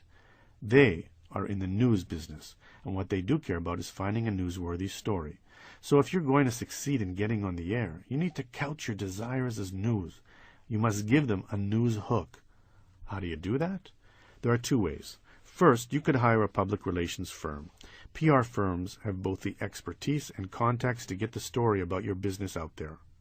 If you do not have the time or inclination to do it yourself, but see the value in having your business name publicized, then hiring a PR firm makes a lot of sense. They can be expensive, and you want your money well spent. So the way to find a good one is the same way you found the other professionals on your team. Word of mouth is best, but cold calling some firms out of the phone book can work just as well. Compare fees, sure, but more importantly, compare results. The other way to get the word out there about your business is to do it yourself by drafting and sending out a press release. A press release is a one-page article that explains the who, what, where, when, and how of your newsworthy story. It is intended to capture an editor's attention, to get her to want to know more, and then to assign a reporter to interview you. To get that to happen, be sure to send the press release to the editor by name who is in charge of your industry. Send it also to the reporter by name who covers your industry. Use a catchy headline. Make it newsworthy. Dog bites man is not newsworthy. Man bites dog is. Be unique. Be creative. Do not sell. Keep it short and sweet, no more than 500 words. Here is an example of a press release. For immediate release, today's date. Attorney wins prestigious award. J. Rosenberg, a local attorney specializing in criminal law, was awarded the State Bar's Young Lawyer of the Year award at the State Bar Convention this month. The award is given to attorneys under the age of 40 who have shown leadership in their area of law. Says State Bar President Sam Davis, J. Rosenberg has given selflessly to needy, indigent clients. He is to be commended for his hard work in his community. He is an up-and-comer. Rosenberg is the owner of the Rosenberg Law Firm with 2 offices in town. For more information, contact Raphael Aarons at 555-555-5555 or Raphael at agencypr.com. Chapter 24. Your Web Presence. The Internet is a marketing medium. That's a quote by J. Conrad Levinson. If you have been in business a while, I am assuming that you have a website, and if you are new to the world of small business, I am assuming that you are getting a site. If you do not have one, get with the program. This is the 21st century. A website is one of the most powerful, inexpensive, and useful marketing and sales tools ever invented. Whether you buy a program and design it yourself, or hire someone to build a website for you, you must get online. That is not the question. The real question is, what do you do and how do you make money once you have a web presence? In this chapter, we discuss how to get people to come to your site, what they should find when they get there, how to fulfill the orders you receive, and how to use the power of the internet to create even more business. Getting traffic. Commercially speaking, many small businesses find the internet frustrating, although some do find it exhilarating. If you are like a lot of other small businesses, though, you probably spent a sizable sum to get your site up and running, only to find that, while it is sort of a cool e-billboard, it does little to drive sales, actually. The problem usually is that people do not know who you are out there. The issue, therefore, is how can you get people to find your site? Getting listed on search engines and directories. More and more, people are leaving the yellow pages and searching for what they want online via internet search engines and directories. And because many of those looking are other businesses, the possibility of your creating some very lucrative commercial customers is also quite possible online. Again, though, only if they can find you. Therefore, you must get listed on the various search engines like Google, Yahoo, and Ask Jeeves. There are two ways to do this. 1. Do it yourself. Here, you physically submit your website address or URL to the different search engines and follow up to see that you get listed. Because submitting your site is a very preliminary step, it does not mean that you will be ranked high, merely that the engine or search directory knows your site is out there. 2. Use an automated service. Since there are hundreds of search engines, finding and physically submitting your site to everyone is time-consuming. Note, though, that the ever-present 80-20 rule is said to apply here as well. 80% of the searches are done on 20% of the sites, and even then there are only about a half a dozen major ones. A search engine is a tool that compiles and lists computer results from an inquiry. A search directory is an inquiry result created by humans listed by category. The listings on the Yahoo homepage are a directory. The Yahoo search tool on its homepage is a search engine. A good plan, then, is to use a service that simultaneously submits your site to literally hundreds of search engines. One such service, for example, is www.submit.com. This site, for a small fee, will get your site listed up to 400 search engines, and it also resubmits your site periodically to make sure you stay listed. Another excellent submission service is www.submissionpro.com. Submission tips. Getting the engines and directories to know about you is all well and good, but it will do little to build your business. What really drives traffic and therefore sales is your ranking and being listed in the directory. Being stuck on the third page of a query result will not help your cause much, but getting a top 10 ranking will. Begin with a submission process. Whether you will be submitting your URL yourself or hiring a web service to do it for you, you need to create a list of 25 words or so describing your site, including 3 key words that you think people will use to get to your site. For instance, if you have an athletic shoe store in Boston, your 3 words might be athletic shoes, Boston. Paid submissions. The wisest course is to submit your site first to Yahoo. Why? Although Yahoo charges a fee for commercial listings, it is a human-based engine and directory. If you pay the flat $300 fee for a year, you will get listed and linked. When that happens, you drastically increase your chances that your site will be found by Google, and that's the ticket. Google sends out a web crawler that automatically searches and analyzes the web for good links. The more sites that link to yours, and the better the Google software thinks your site is, the greater the chances you will get accepted by Google for free, and the higher the likelihood that you will get a higher ranking. A listing and link on Yahoo starts this process. If money is tight and you cannot afford to pay $300 to Yahoo, work on getting reciprocal links with other sites. Google may then find you anyway. The $300 annual fee to be listed on the Yahoo directory is for commercial sites only. If your site is not about selling merchandise, you should also try to submit via Yahoo Express, the free submission tool for non-commercial sites. Aside from Yahoo, the other directory engine that you should pay money for is LookSmart, because LookSmart's listings are distributed to, among others, the popular MSN search service. If you want to try the free submission at LookSmart, you need to go to Zeal, zeal.com, owned by LookSmart, where volunteer editors will review your submission. Crawlers. As mentioned, and as you likely know, the most important search engine is Google, which uses a web crawler to find and rank sites. Google presently also powers AOL search. Crawlers look for links, so getting sites to link to your site is vital. The more, the better. Although Google accepts submissions as Yahoo does, and while it is wise to submit to Google, just know that submissions are not their primary way of finding and ranking sites. Another crawler service to submit to is Ink2Me, as it provides results to MSN Search.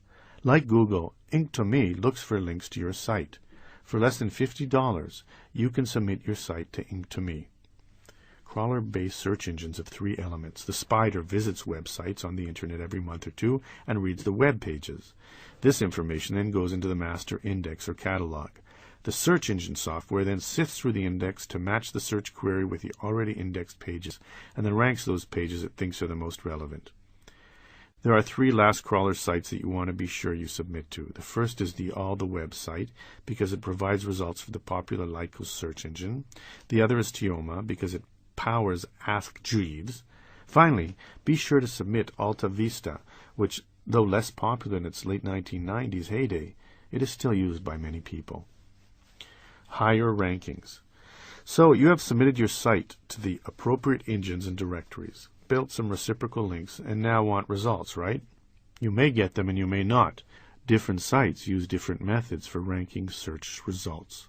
To some degree or another, each uses a different set of complex algorithms analyzing the words most used on your homepage and the number of links associated with your site to analyze what you offer. What can you do?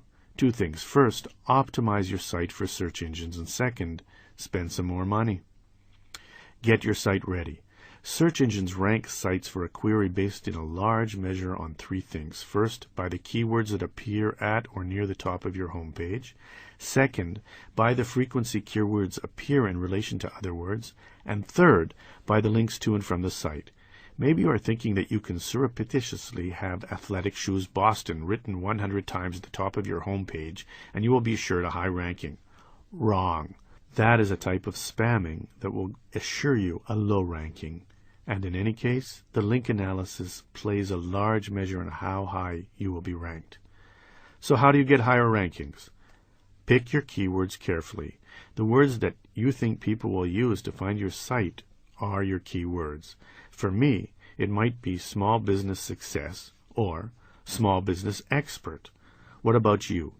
Each page on your site will be spidered and indexed, so you need keywords to reflect each page's content.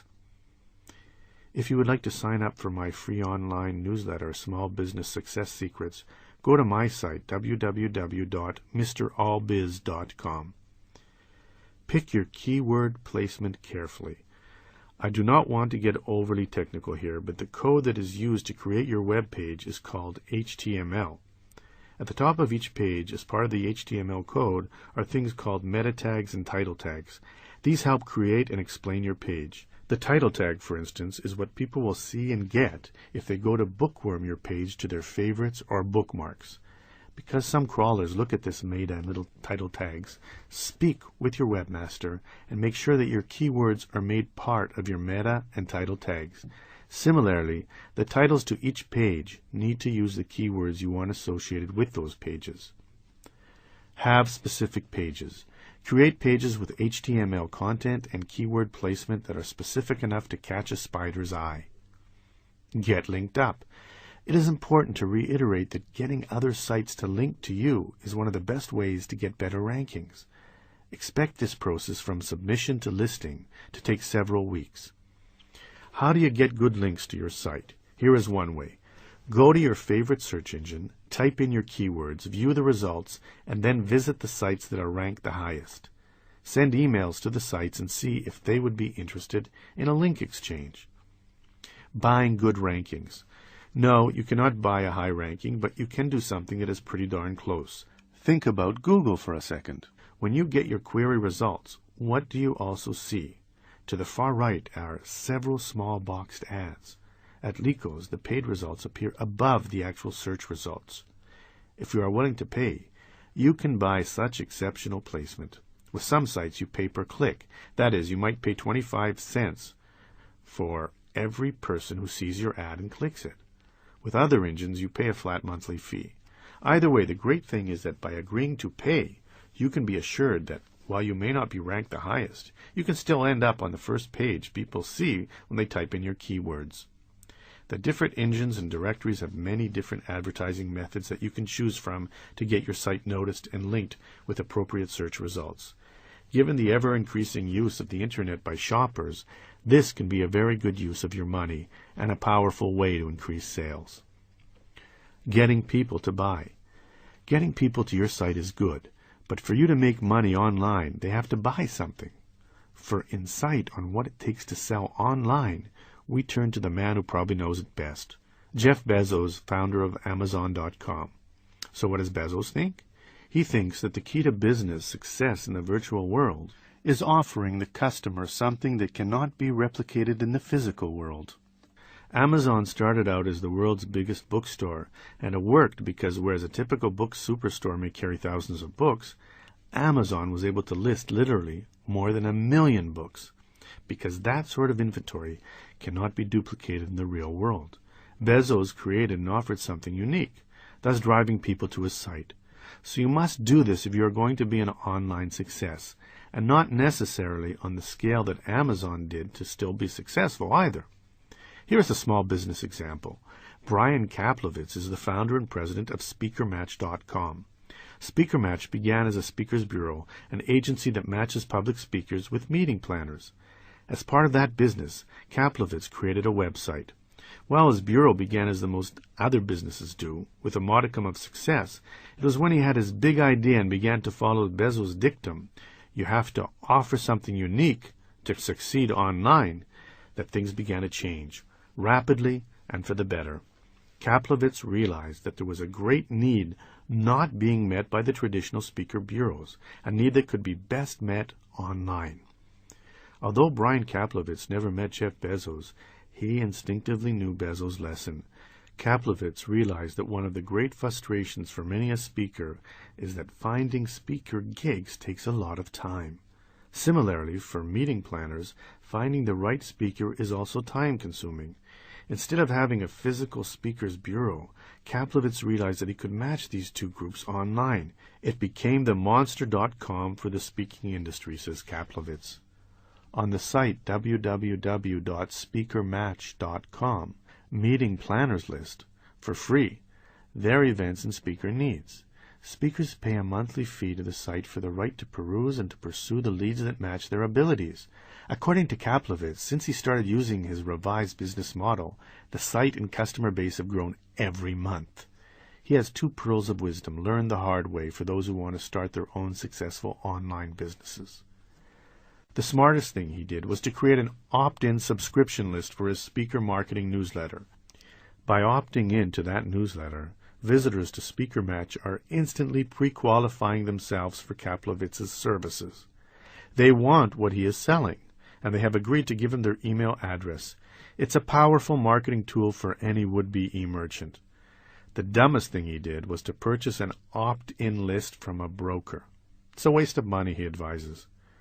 Creating an opt-in email newsletter is an excellent way to create a viable customer list, stay in touch with customers, and generate increased revenue.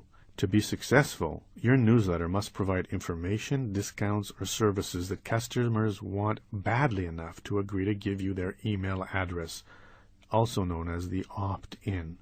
By opting in, these customers are telling you that they are very interested in what you have to offer.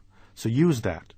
Sure, your newsletter must be full of valuable content, but do not miss the opportunity to pitch new products or services. So, the Amazon and SpeakMatch lesson is clear. If you want to create a successful online business, then offer something unique, something not easily duplicated in the physical world. Serve a market need, and watch the money click in. Drop shipping. Fulfilling orders online through your shopping cart is fairly basic. After a visitor goes to your site and clicks to purchase, you will get notification of the purchase and you have a merchant account. The money will be deposited directly into your bank account. You then ship the product as you would any other order. If you are new to this, you need to get a merchant account. If you cannot get one, you should strongly consider signing up with PayPal, which will notify you when you do get an order, tell you what was ordered, collect the fee and a small percentage for itself, and either hold or deposit the money into your specified account. It is a very good service for your basic small business website. What if you don't want to go through the hassle of actually physically fulfilling orders?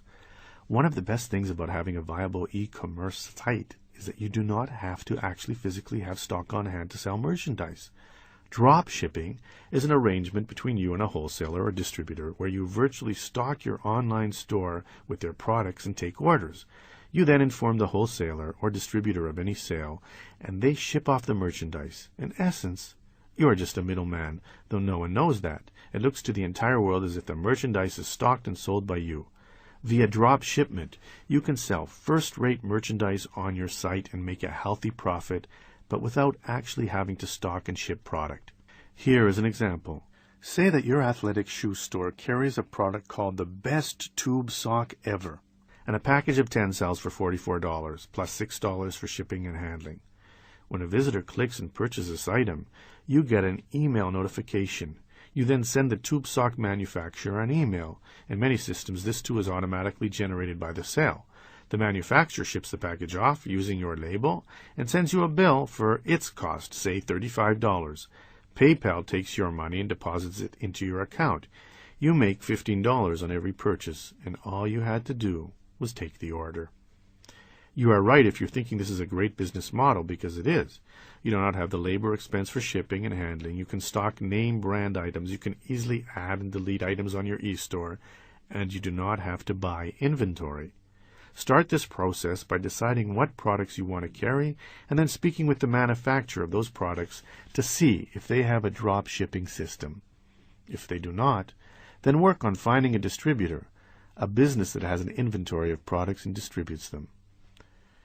The Thomas Register lists thousands of companies, their brands, and products. The company website says it is the most comprehensive online resource for finding companies and products manufactured in North America, where you can view thousands of online company catalogs and websites. Go to www.thomasregister.com. As with any other business deal you do, negotiate the best deal you can. When you find a wholesaler or distributor you want to use, find out how their wholesale prices compare to retail so you can calculate your profit, how and what they charge for shipping, how they will bill you, and how they deal with returns and refund requests. Drop shipping is an easy, affordable way to sell online. Avoid those companies that want to charge you a fee for selling their products. They're out there, so beware. And be sure to choose quality products that reinforce your image and brand and that afford you a healthy profit margin. eBay. If you already have products to sell and do not need a drop shipper, one of the best, easiest, least expensive ways to create another profit center is to begin an eBay business. Moreover, if you have older merchandise that you have not been able to sell, you might be surprised to find a ready market for it on eBay. Going online at eBay costs very little. If it works, great, and if not, all you have lost is some time. People sell an estimated 12 million items on eBay every day, generating about $40 million in sales. As you know, on eBay you sell items via an auction system, although a recent change allows customers to buy it now, supplementing the auction.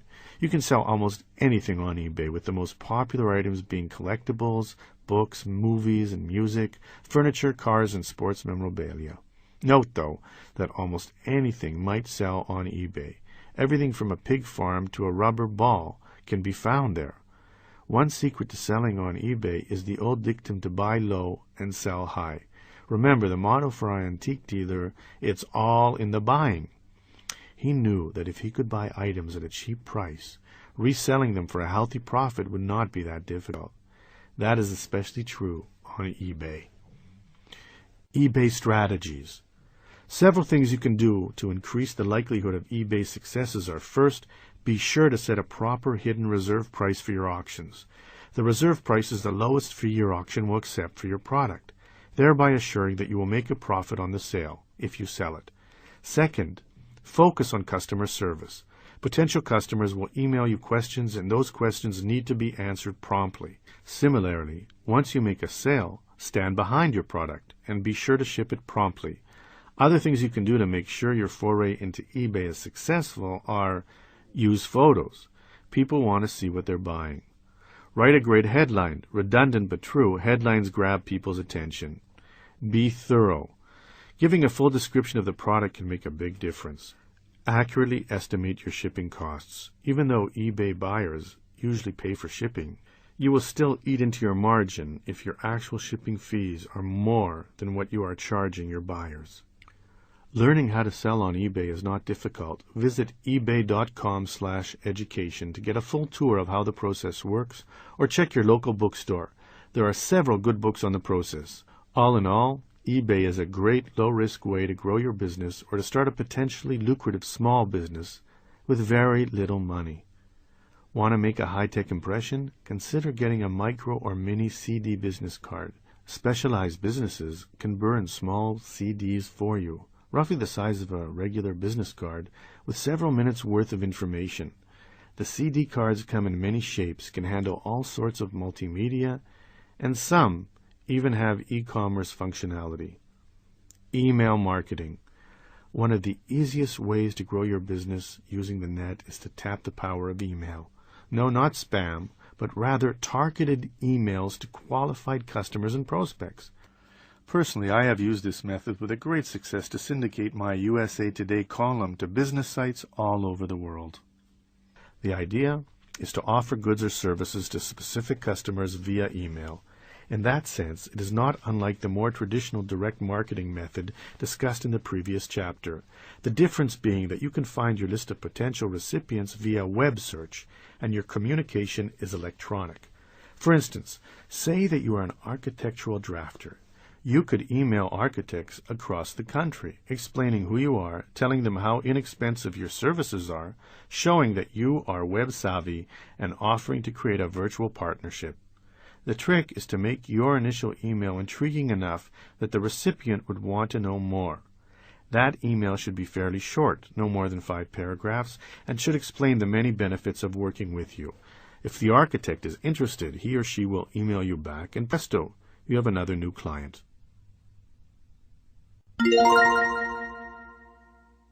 Chapter 25. Exodus. Be prepared. That's a quote from a Boy Scout motto. There may come a time in the life of your business when you want to move on, or at least start preparing to move on. People leave businesses all the time.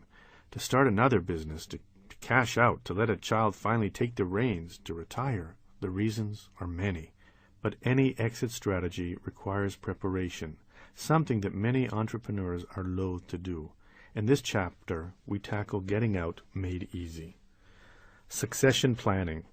No one likes to think about their death, but should you die without a plan, what would happen to your business, to your family? Succession planning is your way to ensure the continued viability of your vision, and therefore should be part of any small business plan. If something does happen to you, or to other key team members, should someone die or leave unexpectedly, would the dream live on? Succession planning ensures that it will.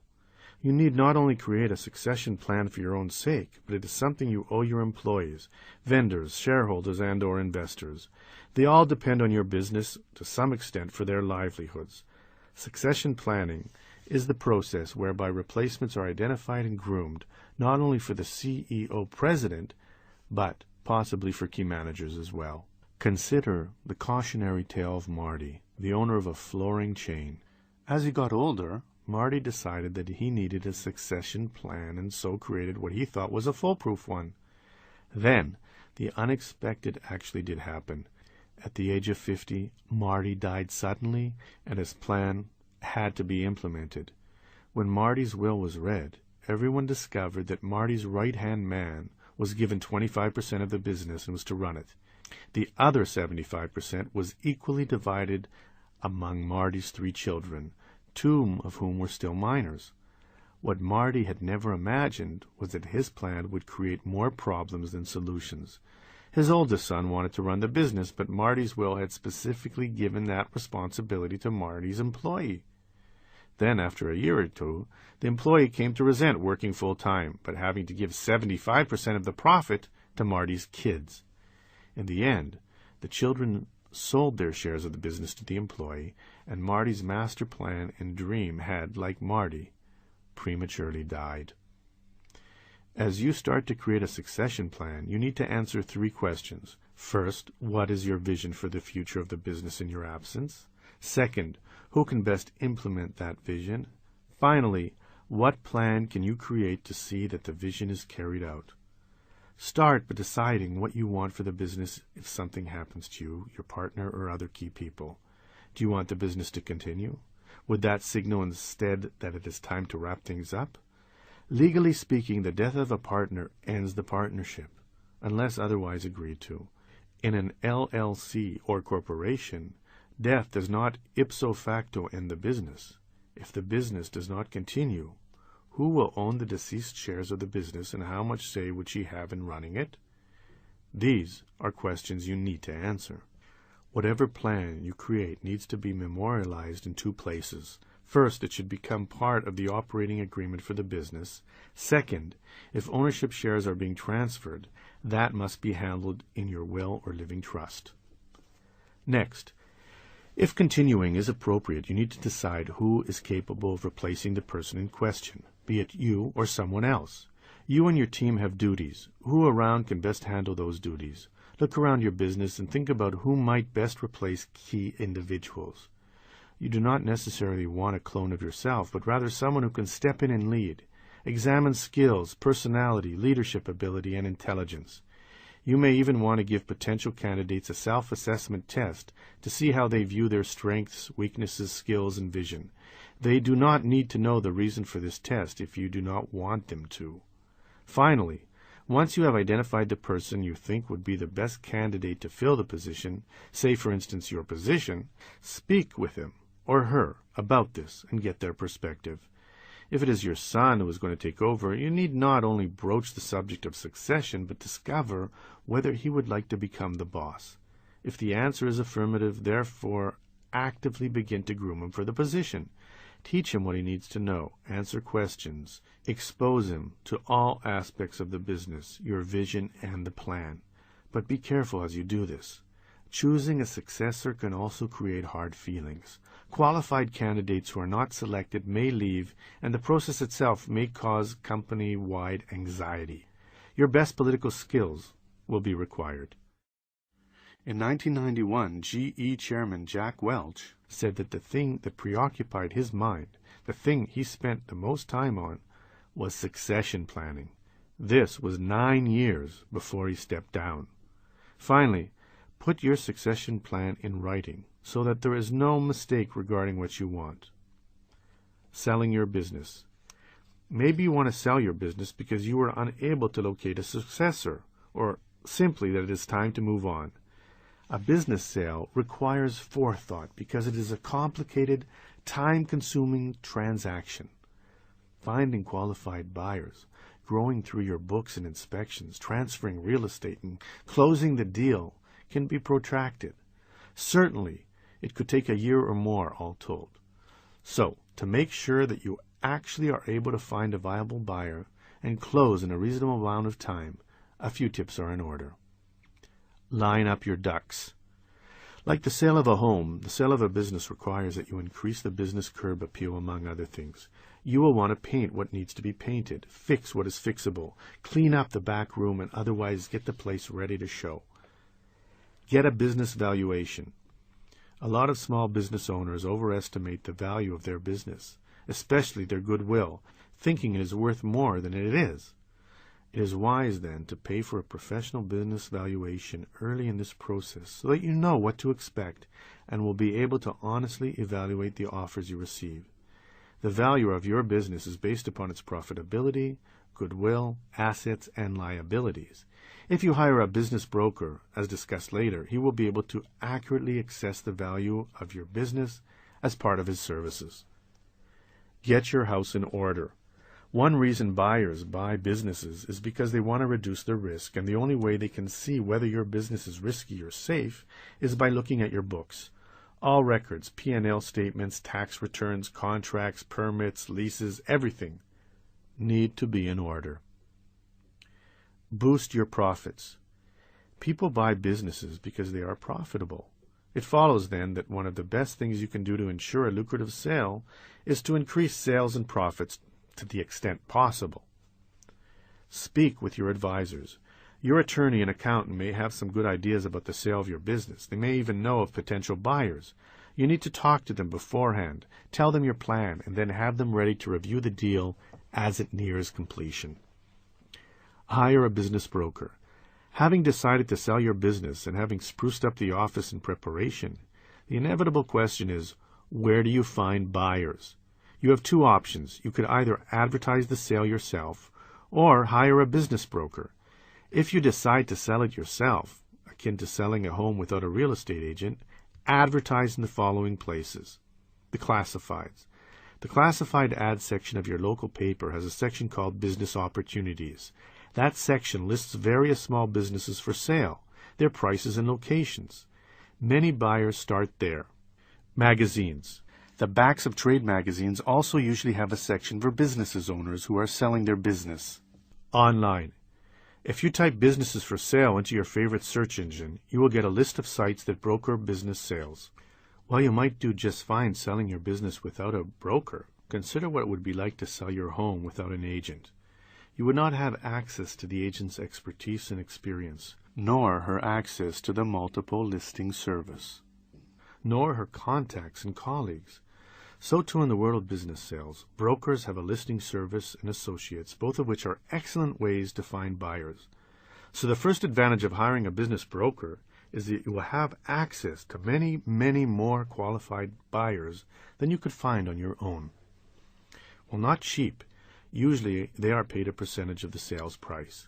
Business brokers can be an invaluable resource when selling a business. A good broker will help you decide upon the right price, be an important sounding board, negotiate a good deal, and handle the closing. Maybe best of all, a good business broker will separate the real buyers from the looky-loos, bring in more qualified prospects, and thereby usually garner a better price for the business. If you are considering hiring a business broker, be sure to find out the following. The broker's experience. Good brokers need to know business valuation, sales, business financing, negotiations, and more. You want someone with experience who really understands the world of business. Whether the broker is certified.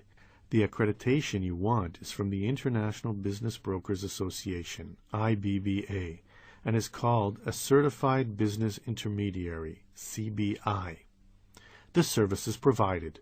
Will the broker help you value the business? Does he do more than negotiate the deal? A good broker should be an overall financial advisor for your end of the transaction. The upshot is that purchase of a business is a major event, and a good business broker can help make sure it is a successful one. The price. How much should you expect to get for your business? It's a fair question, though not an easy one to answer, as every business is so different. When it comes to price, there are basically 4 questions to answer. What does the business own? A business with assets is obviously more valuable than a business without. Of course, assets include things like trucks and equipment, but they also include contracts, intellectual property rights, goodwill, that is the reputation that the business has in the community, and so on. 2. What does the business owe? The value of your business is offset by its liabilities. Less is more, of course. 3. What is the business's profitability? Again, the same principle applies. Bigger profit equals a bigger price. 4. What about the intangibles? What makes the business unique? Do you have a great location, a favorable lease, or valuable employees? These can make a difference. These 4 items are taken into account and used to determine the value of your business. There are 3 ways to go about doing so. The first is called price building. The second method is called return on investment. The third is the multiplier. To learn more about how to sell your business, pick up a copy of How to Sell Your Business by C.D. Peterson. Price building. Price building is a valuation method that simply looks at the hard numbers, assets, profits, accounts receivable, goodwill, leases, and so on. For example, yours might look like this: real estate, $400,000, equipment, $100,000, inventory, $50,000, goodwill, $50,000, subtotal is $600,000, less the liabilities of $100,000, totals $500,000. Return on investment, ROI. ROI looks at the profit per year to help determine what a buyer's return on her investment will likely be. For example, say that you decide that $500,000 is the asking price. Is that fair? Using the ROI method and assuming some numbers, we would see that the net profit is $200,000. The business sale price is $500,000. Return on investment, $200,000 over $500,000, is 40%. Using ROI and these numbers, the buyer would be getting a 40% return on her investment. Given that a good passive investment may return a yield of 10% or so, a 40% return for an active investment may be high. Thus, a higher price for the business may be in order. Multiplier. The last method, and a common one, is the multiplier. Again, look at the earnings, but multiply it by some factor. It varies depending upon the industry to get a final price. A factor of 3 would result in a $600,000 asking price. Of course, the battle is, what factor should that be? If all of this is too complicated, and it can be, then consider simply getting an appraisal and/or hiring a business broker. Look in the yellow pages under business brokers. It will probably be worth it to ensure that you get a fair price. Bankruptcy. Sometimes the decision to get out of the business is a necessity, not a choice.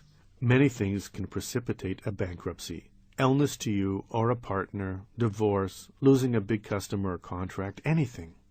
Although bankruptcy is a frightening word, it need not be. I spent many years as a bankruptcy lawyer and came to really appreciate the bankruptcy process. Here is what I know. Most of the law is about retribution, except bankruptcy. Indeed, lawsuits and criminal courts are dedicated to helping people and society get revenge. But rather than revenge, bankruptcy is about forgiveness. It forgives your debts, forgives your mistakes, and gives you a chance for a fresh start. That phrase comes straight out of the bankruptcy code. Forgiveness is a rare thing in life, let alone the law. So, the first piece of good news is there is good news. A fresh start. Does that not sound nice? Does bankruptcy harm your creditors? Yes, of course it does. And no, it is not easy for the debtor either. It is never easy walking away from debts, especially those owed to people you have been doing business with for some time. Walking away from such debts is no simple thing. But if you are contemplating bankruptcy, it should be a relief to know that you can walk away if circumstances so dictate.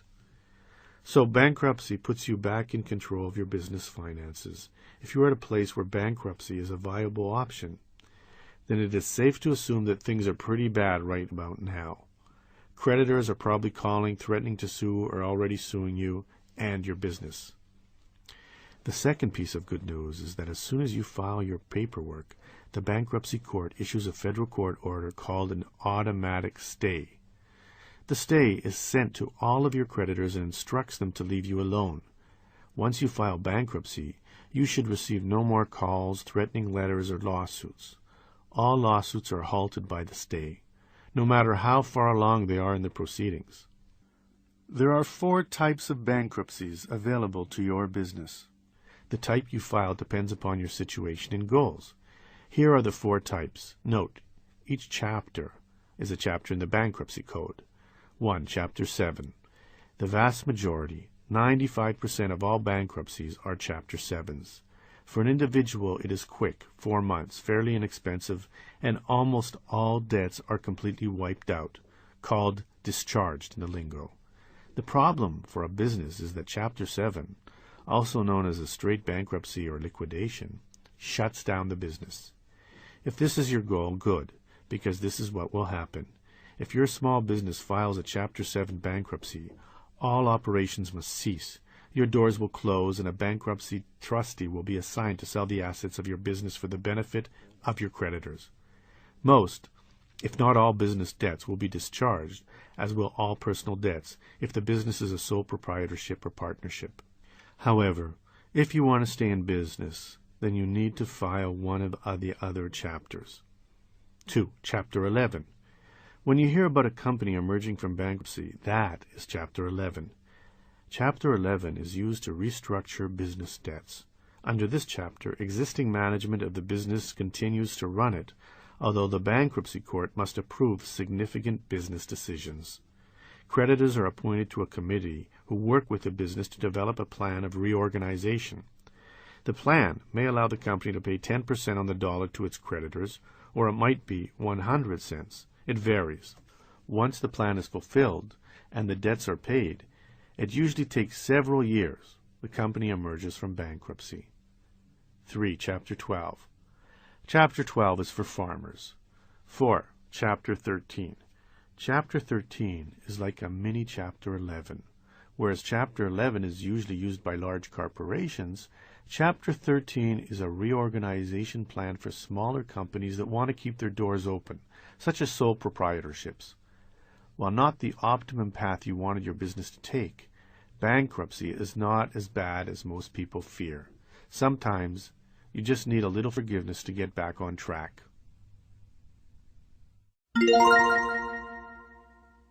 Part 5. Dealing with People. Chapter 26. Hiring and Firing. You're fired. That's a quote from Donald Trump. It is often said that your employees are your most valuable asset, but that may not necessarily be true. It would be nice if they were, and sometimes they are, but employees are also a lot of work. Hiring them, dealing with the myriad of issues and troubles that arise, letting go of the problem ones. Employees take plenty of time and effort. So, as you deal with them, especially the hiring and firing part, there are a few things you should know to make things easier and to keep you out of hot water. Employee or independent contractor. It is not surprising that you might want to hire people and call them independent contractors. Although an employee and an independent contractor often perform similar duties, your obligations toward independent contractors are minimal compared to obligations to an employee. You rarely need to provide an independent contractor with workers' compensation insurance. Check with your state. You need not match an independent contractor's unemployment insurance payment. Most importantly, you need not pay any portion of an independent contractor's Social Security or Medicare taxes. So yes, it would be nice to hire independent contractors to do the job of employees. Many employers do, but only if they really are independent contractors. There are two main distinctions between an employee and an independent contractor. First, employees have to follow directions, whereas independent contractors must truly be independent. They get to decide how, when, and where they work. Sure, you can oversee what they do and approve or disapprove the project, but you cannot control the actual process of when and how they do it. Second, employees are exclusive. That is, they usually work for only one company and certainly never work for competitors at the same time. Independent contractors, on the other hand, must be able to offer their services not just to one business but to the public at large. Indeed, they often work for several similar businesses at the same time. That is why they are called independent contractors. They must be independent. You may be tempted to save money and hassles by saying that the position calls for an independent contractor, but if the person is really an employee because they are not truly independent, the results can be severe. If you get caught, and you probably will get caught, employees resent this tactic. Not only will you owe back taxes and interest and penalties to the federal government, but you very well may owe money to the employee for lost benefits. On top of that, you will also likely get into trouble with your state's labor department. All in all, taking this shortcut is a mistake to avoid. Hiring employees. Hiring employees should be a fairly enjoyable process. Finding and hiring the right people is a chance to implement your vision for your business. It is when you get to locate the type of people you would like to work with and with whom you think your customers would like dealing. As much as you look at the background, education, skills, and intelligence when hiring, you should equally consider personality and compatibility. You spend plenty of time with your employees, and you want to make sure that yours will be an enjoyable place to work. Finding and hiring good employees, therefore, is one of the most important things you as a small business owner can do. Employees help set the tone, do the work, deal with the customers and are the ones on the front line. If they blow it, they give you and your business a bad name. And conversely, if they do things properly, you all win. So how do you hire the right ones? Essentially, this is a 3-step process. The 3 steps. Step 1, preparation. Before hiring anyone, have a very clear idea about what the position will entail. Write up a job description that includes duties, hours, responsibilities, and so on. Based upon the job description, consider how much schooling and experience the person should have, what sort of people skills they need, what you want from them, and so on. Some of this can be gleaned from an employment application. Sample employment application. Personal information. Name, address, phone number, social security number, position applying for, when would you be available to start. Employment information. Please list your employment for the past 3 years. Date, employer, supervisor, address, phone number, duties. Special skills and qualifications. Other. Education, school, years of attendance, did you graduate? References. Please list 3 references. Name, relationship, years acquainted, address, phone number, date, and signature. After receiving the application and weeding out the undesirables, have ready an interview questionnaire that you can use as a guide.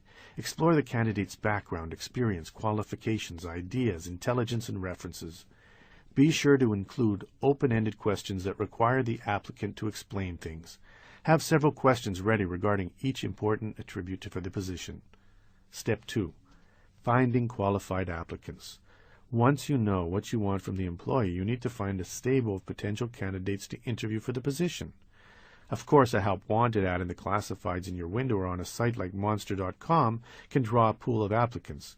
But don't overlook such options as temp agencies. The best thing about hiring a temp is that you can test drive an employee before making a long-term commitment. Seniors. Older workers usually have an excellent work ethic and are responsible and eager to please. State employment agencies. Every state has job placement programs. If you tap this resource, you will find that the state will not only post your job listing on state job boards, but just may pre-screen applicants for you. Colleges. Universities are a good place to find inexpensive part-time smart employees. Step 3. Interview. Discover whether the interviewers are responsible, why they left their last job, whether they can take directions, if they have ever been fired, why they want this job, and their qualifications for the position. Also, as much as you want someone who meets your qualifications, do not overlook their personality and how well you may or may not get along. Be sure to get references and resumes. Remember, since you cannot discriminate in hiring because of race, gender, color, national origin, religion, finances, or disabilities, any questions along these lines should be avoided. Concentrate on job-related questions. Coachability. It is hard to underestimate just how important the employer hiring process is. A good employee may be a new profit center or simply another pair of valuable hands, selling, helping, assisting clients, and boosting morale. On the other hand, the wrong person can steal, create havoc, anger customers, and hurt sales. Worse, if you fire him, the unscrupulous employee might even sue for wrongful termination. That is, illegal termination, even though you were legally and morally correct in letting him go. You cannot be too careful, therefore, when interviewing potential employees. Of course, honesty, intelligence, skill, and affability are important. You can garner much of that information from resumes, references, and interviews. Knowing what people did in the past is a pretty good indication of what they will do in the future. Really, that is rather standard stuff. Most small business owners have a pretty good sense of what they want and are looking for in an employee. You know about checking references. However, one area that is often overlooked is something I call coachability, and it is vital to making a smart hire. Coachability is the ability of an employee to take directions and make changes, to listen and adjust, and to think and respond. Just as not everyone is cut out to be an entrepreneur, so too not everyone is cut out to be an employee. Running a small business and hiring the right employees is like running a sports franchise. There are good teammates and bad teammates. There are employees who make everyone around them better and those who hog the ball. And just as in sports, having uncoachable employees can ruin your team. You have to stock your business with employees who are willing to do things your way, who listen, who can take constructive criticism, and who are willing to try new things, and who are adaptable and positive, who are coachable. So, when interviewing those prospective employees, be sure to find out what kind of teammate they have been and will probably be. As much as skill and smarts, their coachability can make or break your season. The new employee. Whenever you hire new employees, there are several agreements that you may want to consider having them sign. The first 3 are discussed in Chapter 21, Legalese 2, but as a reminder, they are a reasonable non-compete agreement if the employee might learn things that can be used against you later. A non-disclosure agreement to prevent employees from disclosing confidential trade secrets. An assignment of inventions or work-for-hire agreement if the employee will be involved in creative endeavors. You should also consider having an employment contract, as it can be a good way to memorialize your agreement with the employee. It is critical that that contract state clearly and boldly words to the effect that nothing in this agreement is intended to guarantee employment or alter the fact that the name of the employee is an at-will employee. This document can help clarify your relationship with the employee, but may also be an important defense in any future litigation. The agreement might cover compensation. This section details the employee's base salary and benchmarks for bonuses and commissions. Job description. Here explain in detail what is expected of the employee, her hours, duties, sales quotas, everything. Be expansive and explain that other responsibilities may be added later on. Benefits. Your benefits package should be explained. You should reserve the right to change the benefits plan. Stock options. If you offer stock options as part of your benefits or incentive program, the process by which they are attained and exercised needs to be explained. Arbitration. Litigation is expensive, and many employers have mandatory arbitration clauses in their employment agreements. Immigration status. The employee needs to verify that she is a citizen of the United States or has a proper work visa. If you do decide to have some sort of employment contract, go over it with your lawyer. Then both you and your employee need to sign the contract, and you should keep a signed copy in a safe and secure place. Consider also having an employee handbook that explains important policies and procedures, such as workplace safety, anti-discrimination policies, how complaints are handled, discipline, sick leave, and vacation policies. This handbook should also reiterate that employees are considered at will. If you have 50 or more employees, you are required to abide by the Family and Medical Leave Act. The FMLA mandates that eligible employees be given up to 12 weeks of unpaid leave during any 12-month period for the birth of a new child, the adoption of a new child, to care for the health of an immediate family member with a serious health problem, or to take care of their own serious health issue. Learning from new employees. If you are a good employer, you do a lot of listening. Employees are one of your very best resources for learning how to improve your business. They will see things that you missed. However, on the totem pole of valued employees, the newer employee usually is near the bottom. That may be a mistake, as new employees especially can give you a perspective other more entrenched employees lack or lost. So, after an employee has been with you for a few months, consider giving her a survey to fill out. The results will probably be illuminating. For example, your survey might look like this: 1. Name. 2. Position. 3. Please describe your job. 4. What are the most important things you do in your job? 5. What is the best part of your job? 6. What is the worst part? 7. What would you change about your job? 8. Does the job reflect what you were told during the hiring process? 9. What improvements could be made to our hiring process? It just isn't working. You may be tempted to have a probationary period of, say, 6 months when you hire new employees. You should avoid this. Why? Because by creating a probationary period, you are implying that different rules apply before and after the probation. You do not want that. You should have one set of rules for everyone, whether it is their first day or 10th year. You may also be tempted to fire someone immediately when things go wrong. It is far better and helps you avoid litigation if you document problems first. Yes, it is true that an at-will employee can be fired at any time, but creating a paper trail can only help you. Document every transgression in writing, giving the employee a letter explaining what they are doing wrong, what they can do to reverse course, and have them sign it. Remember, you cannot fire without repercussion any employee because of discrimination, retaliation, or if they have a long-term contract. To avoid an ugly and expensive wrongful termination suit, here is a checklist of things to consider before terminating an employee. Of course, not all items will apply to all employees, but this does give you an idea of issues to consider prior to firing. 1.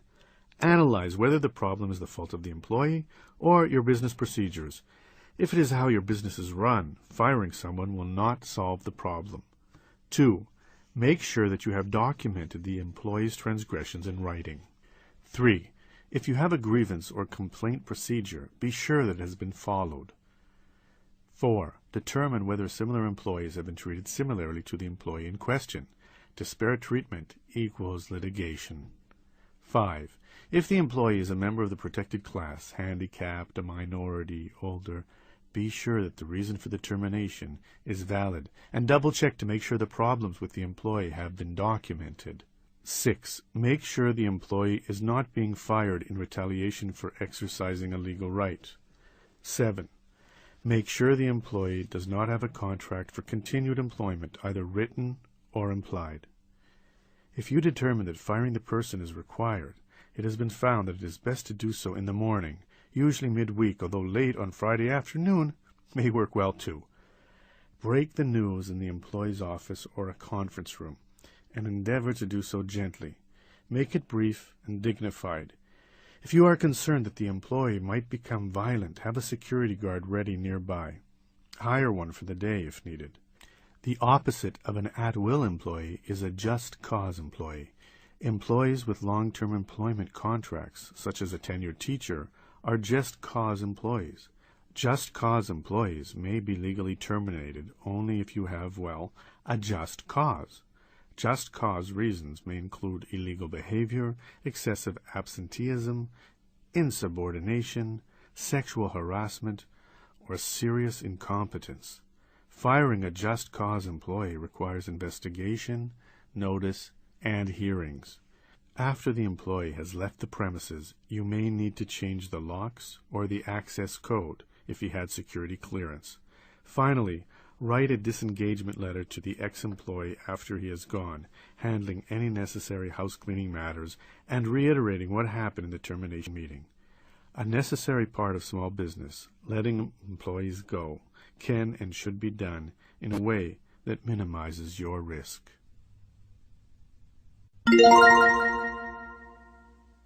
Chapter 27. Employee Benefits Demystified.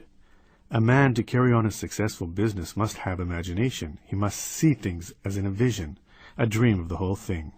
That's a quote by Charles Schwab. People work for many reasons, compensation being but one.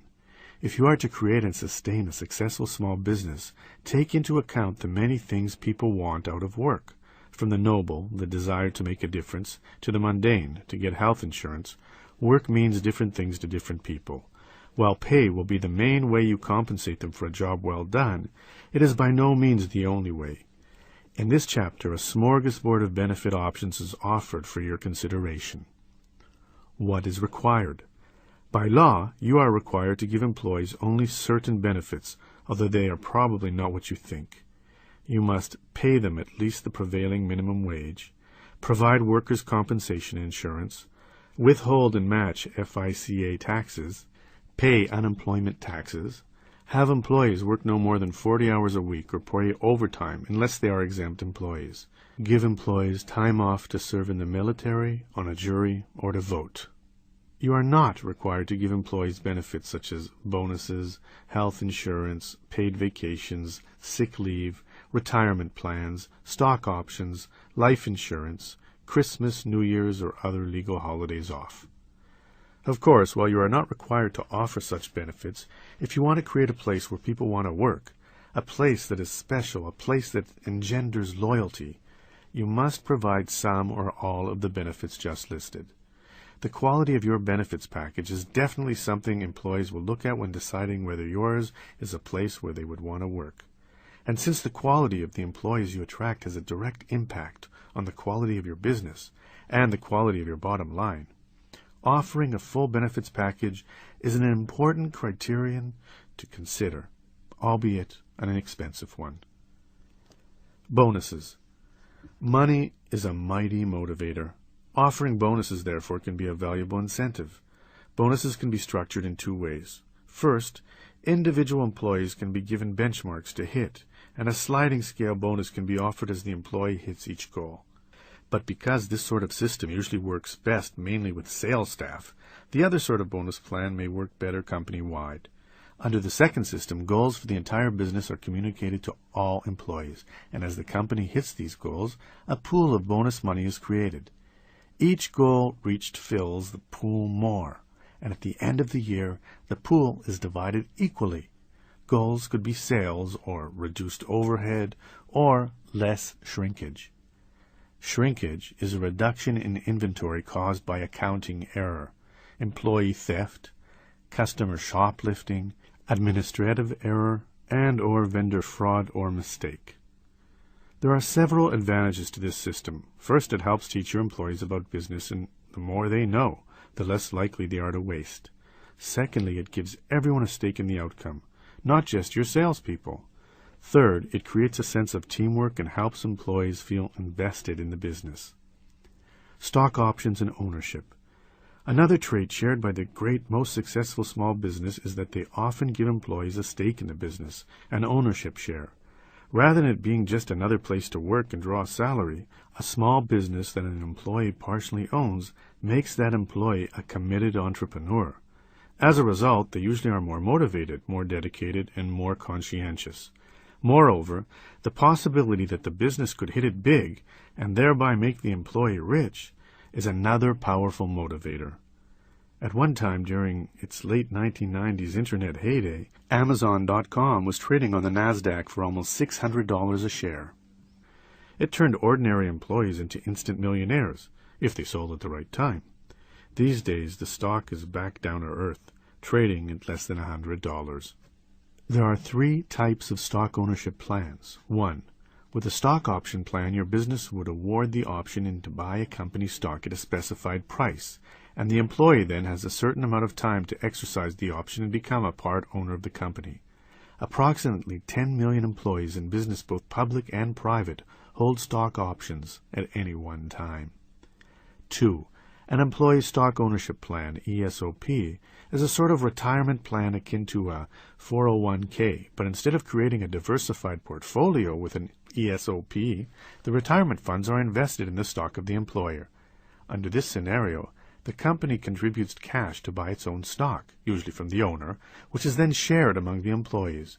There are significant tax benefits available under this plan. It is estimated that about 8 million employees invest in ESOPs. 3.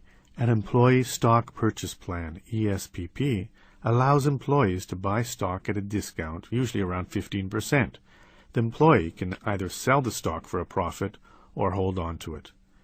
For more information on creating some sort of employee stock ownership plan, contact the National Center for Employee Ownership at 510-208-1300 or at nceo.org.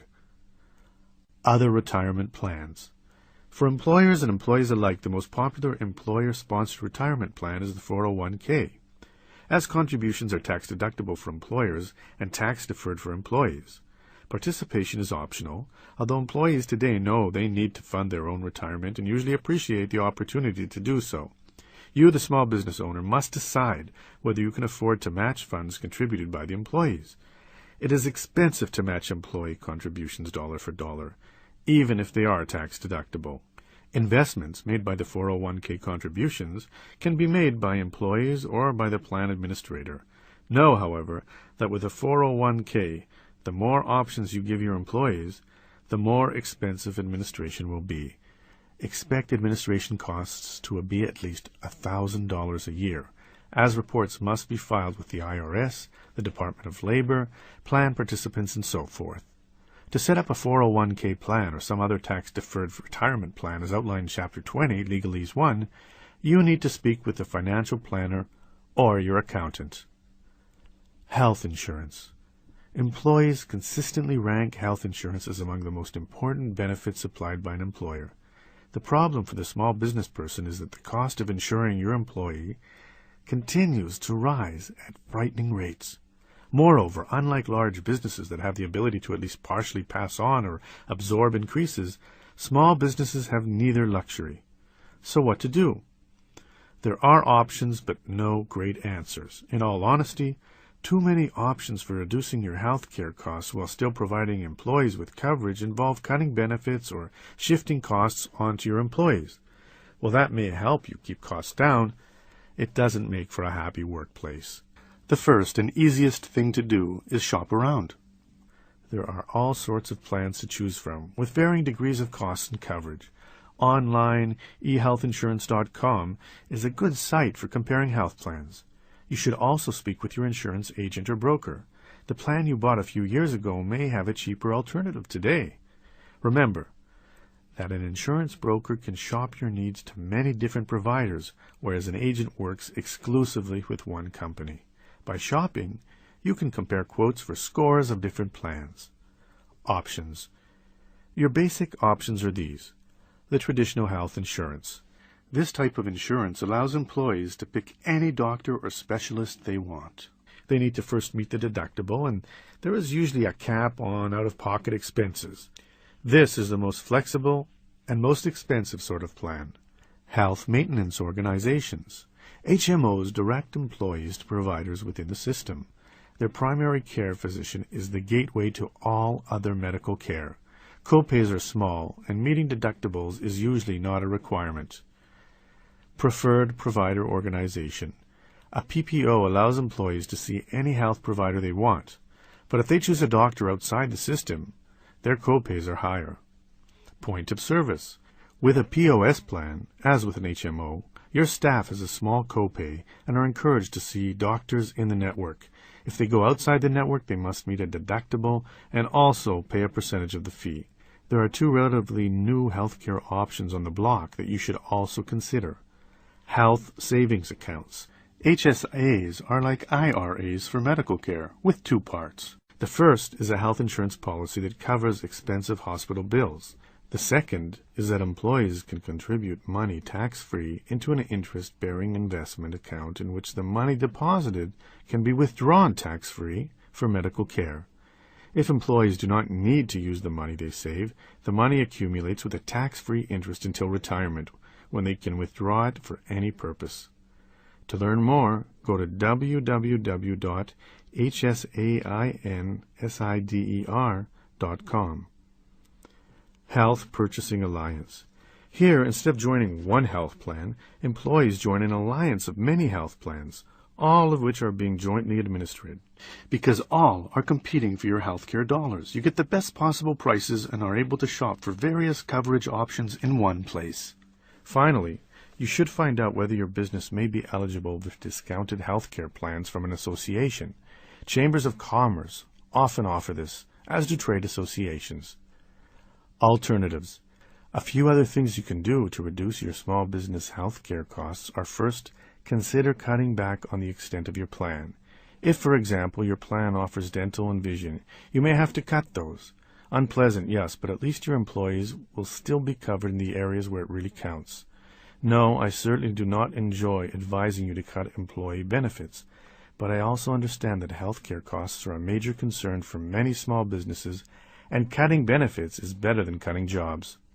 Also, if you have a plan that requires copays, as most do these days, you can reduce your premiums by increasing employee copays.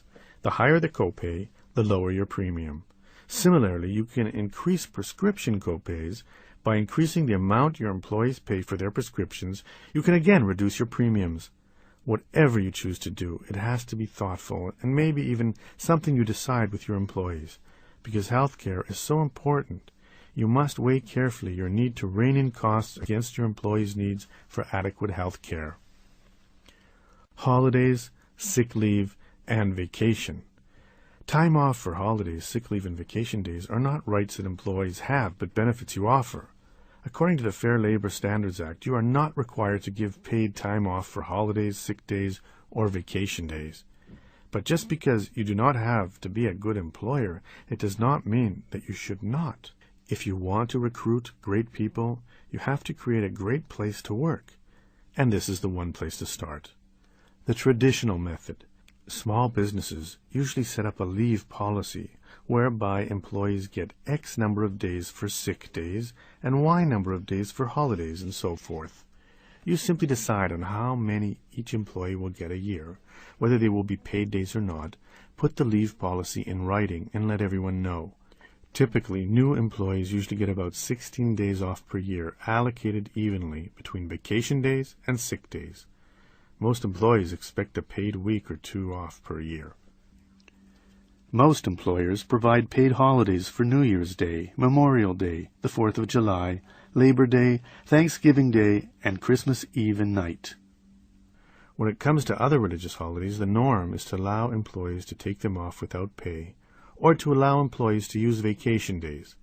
Most small businesses also allow about 4 days off paid to attend to a death in the family. Innovative options. Consider this new idea.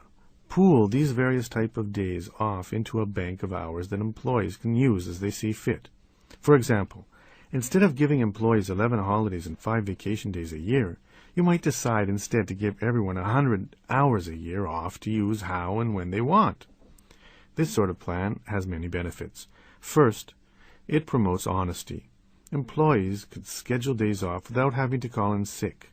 Also, it respects employees as adults, in effect telling them that you trust them and you assume they know best how to balance their lives and work. Employees are responsible for their choices for using their time off. They may use half a day here, a full day there, a week for vacation, save it for sick days, or just save it to be used later. Some employers allow employees who bank more than, say, 75 hours to cash in the extra hours for money at their current rate of pay. Another innovative option is the Flex Holiday Plan. At the beginning of the year, you create a list of major holidays. There could be 25 or more. Everything from Christmas Day to St. Patrick's Day, Kwanzaa, or President's Day should be on the list. Employees then can select any 11. This plan also respects employees as adults and allows them to decide what is important. Intangible benefits. Benefits can take many forms. Aside from offering options like health and retirement plans, you can create policies that will be appreciated by your staff, policies that are every bit a benefit as money. For instance, your small business could be family-friendly, allowing employees to leave when family commitments arise, during soccer season maybe. You could welcome their children when they come to the store. You could offer job sharing so that a new mom can have her job and her baby too. What else could you do to make your workplace better? The great thing about innovative policies is that employees appreciate them almost as much as anything else you offer. Yet the policies may not cost nearly as much as those other expensive benefit packages. Chapter 28. Training and Motivating Your Staff. Help me help you. That was a quote by Jerry Maguire. Some employees are hired, trained a bit, and expected to do their jobs competently. Others are hired, trained properly, expected to do their jobs competently, and training continues. Whom do you think will be more effective? Right. Yet even so, it is understandable when a small business owner fails to properly train her employees. After all, training takes time, and time is probably our most precious commodity. All small business owners are guilty of making the mistake of spending too much time working in our business rather than on our business. It is so easy to get so lost in the day-to-day miniature of our business that we miss the big picture. Training and motivating employees is one way to counteract that, ensuring that your plans and visions are being carried out, even when you are busy doing other things. Training. Good training creates better employees.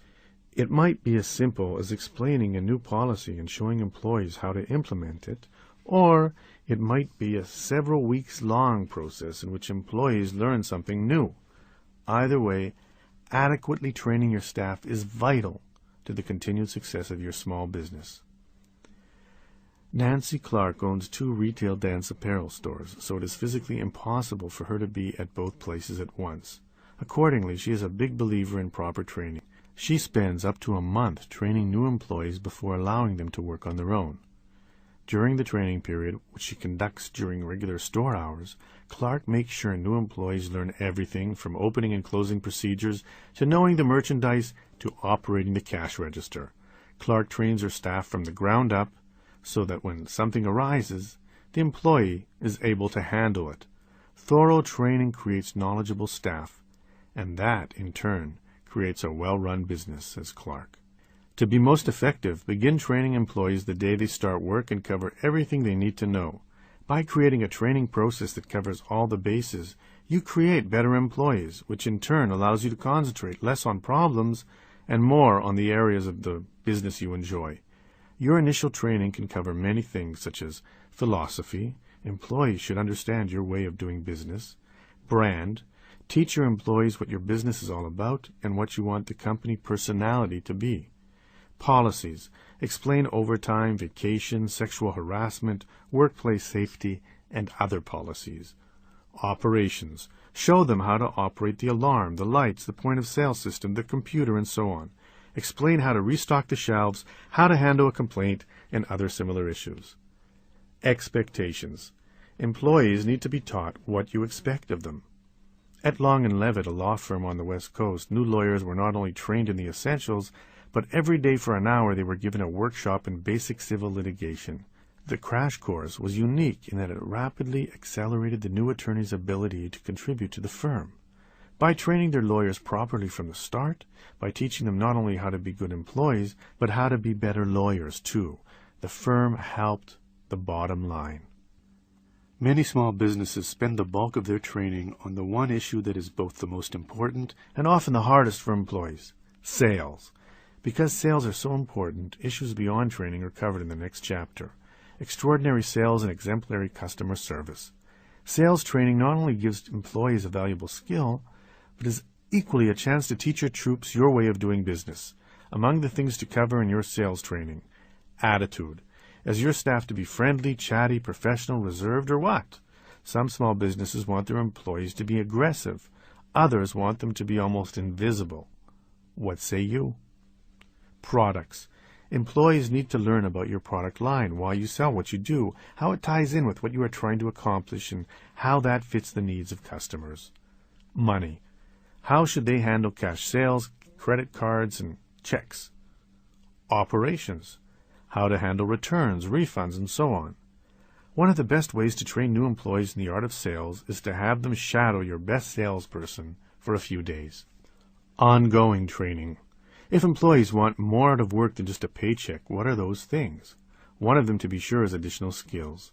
Today's workforce is so mobile and forward-looking that one of the best things you can do to create a semblance of loyalty is to train employees well and add to their skill set. By so doing, you will increase your employee retention rate and also create a better business. Inc. magazine puts it this way: make train to retain your company mantra. Beyond retention, there is much more to be gained by adopting an ongoing training program. You create a stronger, more business-savvy workforce. You build loyalty. You create a stronger bench, that is, a better pool of people to promote from within. You reduce layoffs. Rather than letting someone go, some additional training may solve the problem and avoid the hassle of having to train someone new from scratch. As I have said, small businesses can learn plenty from and emulate larger businesses. KPMG, one of the world's largest accounting firms, is dedicated to ongoing training. According to its literature, our training doesn't stop between the major events of an individual's career. We offer an ongoing program to help keep KPMG people sharp and up to speed. These additional training programs include technical updates, industry conferences, and enabling skills training.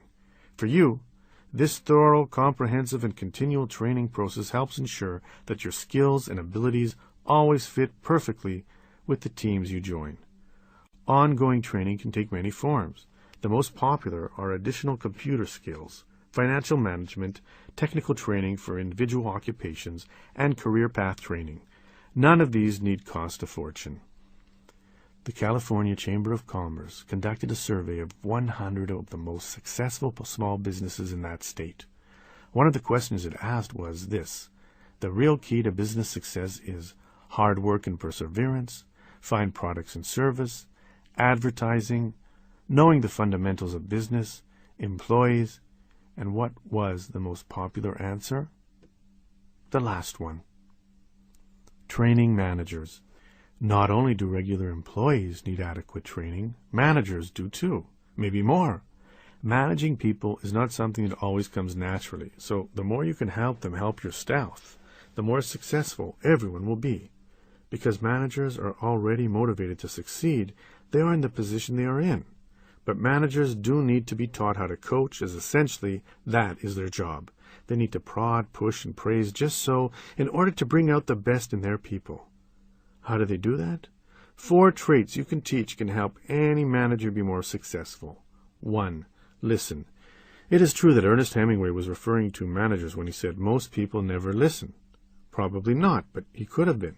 Managers are wont to talk. Too much, usually. If you can get a manager to listen to what your employees say, they will probably begin to listen to what the manager has to say. Respect breeds respect. 2. Ask. No one likes being told what to do, and this is even truer as employees get older. Managers will get far more from your staff if they avoid the barking orders and ask for help instead. 3. Be reasonable. Of course, a manager has to be assertive and get the job done, but you usually get better results with honey than with vinegar. 4. Prioritize. Great leaders set priorities and enlist people around them to get those priorities accomplished. Maybe the best management book ever written was The 1-Minute Manager. In it, authors Ken Blanchard and Stuart Johnson explain the value of 1-minute goals, 1-minute praising, and 1-minute reprimands. It works this way. Managers create a 1-page set of goals for each employee summarizing the top 20% of tasks for that employee. The employee then gets to work, and the manager follows up consistently, giving either 1-minute behavior-based, not personal praise, or 1-minute behavior-based reprimands.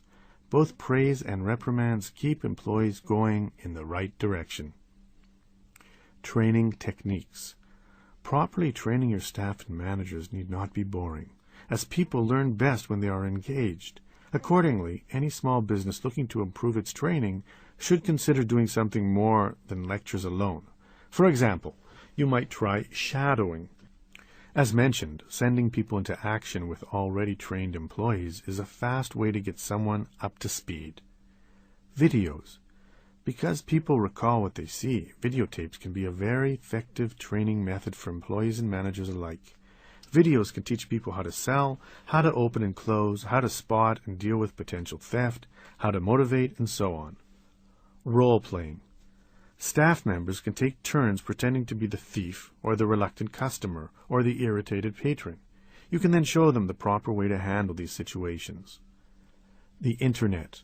Online training is a booming business, and convenience and no cost are 2 reasons. Do a search and discover how many options there are. Review. Have staff contribute botched sales, calls, or success stories to the class to use as examples. The bottom line is that your commitment to training and education can retain employees, help them provide better service, boost morale, and increase sales. All in all, it is a pretty good idea. Motivation. There are 2 ways to motivate employees, with money and without money. Money motivators. It's no secret that money motivates employees. Sales contests, offering bonuses, and dangling raises are tried and true ways to motivate people. The benefits package you offer is a similar motivator, which begs the question, why does it take money to motivate an employee? Because the possibility of making more money transforms the employee into an entrepreneur, which is based on the premise that hard work and ingenuity will be rewarded. Isn't that how you think? If I implement that plan, we could increase sales by 10%. Well, that is precisely what an employee thinks when offered a money motivator. If I sell more than anyone else this month, I win that trip to Hawaii. So the secret to motivating with money is to tap into and use this mindset for mutual benefit. First, you can always link an employee's pay to performance. That is exactly how commission salespersons work. Similarly, you could link bonuses with desired outcomes. For example, you might offer your director of operations a nice bonus if he can reduce overhead by 10% for the year. A manager might get 10% of any increased revenues for a store for the month. There are many ways to structure such a compensation program. The most important thing when creating a money-motivating system is that the reward is linked to an outcome that the employee can control. The director of operations can directly affect overhead but cannot increase sales, so a reward based on increased sales would not work with him. If the reward is based upon overall company performance, the employee will only be motivated to try harder if he can affect overall company performance. As long as the reward and the desired action are linked, the motivation will be there. Contests are a wonderful way to build excitement and create desired behaviors and outcomes. Successful contests use realistic, achievable goals, are limited to a short period of time, have desirable prizes, link rewards to performance, and have uncomplicated rules. Motivation on a shoestring. Employees who are disengaged usually have a reason. The Gallup organization's annual survey of employment has found that employees are unmotivated when they do not know what is expected of them, when they feel stagnant in their work, and when they do not feel appreciated. People also lose enthusiasm for a job when it becomes boring and routine, when bosses are clueless, and when their employer seems to care more about money than people. So, if you want to motivate employees without money, the first thing is to engage them. Learn what excites a problem employee work-wise and begin to foster that. This individualized approach is the opposite of what many managers do. Notice a problem and try to fix it. That motivates no one. What motivates people is feeling appreciated as individuals and contributing what they have to offer. There are many simple ways to motivate people, to have them feel appreciated without spending a lot of money. Show appreciation. Thanking employees for a job well done is so simple yet so effective. Thanks can take many forms: a pat on the back from a manager, a call from the president, a special parking spot for a week, a night out with your team, increased territory, a massage and facial, or a round of golf. FedEx inscribes the names of special employees' children on the nose of new planes to thank the employee for a job well done. How often do you see a plaque naming the employee of the month? Recognize them. Letting everyone else know that someone did a great job works wonders. A survey by the Minnesota Department of Natural Resources found that 68% of employees said that being appreciated was important to their job satisfaction. At Blanchard Training in Escondido, California, praise from customers or managers is reprinted in the company newsletter. What about sending a press release regarding an accomplishment to your trade journal? Ask for input. Listening to employees' ideas and taking them makes people feel like they're part of a team and that what they say makes a difference. At Grumman Corporation in New York, employees whose suggestions are implemented get gift certificates.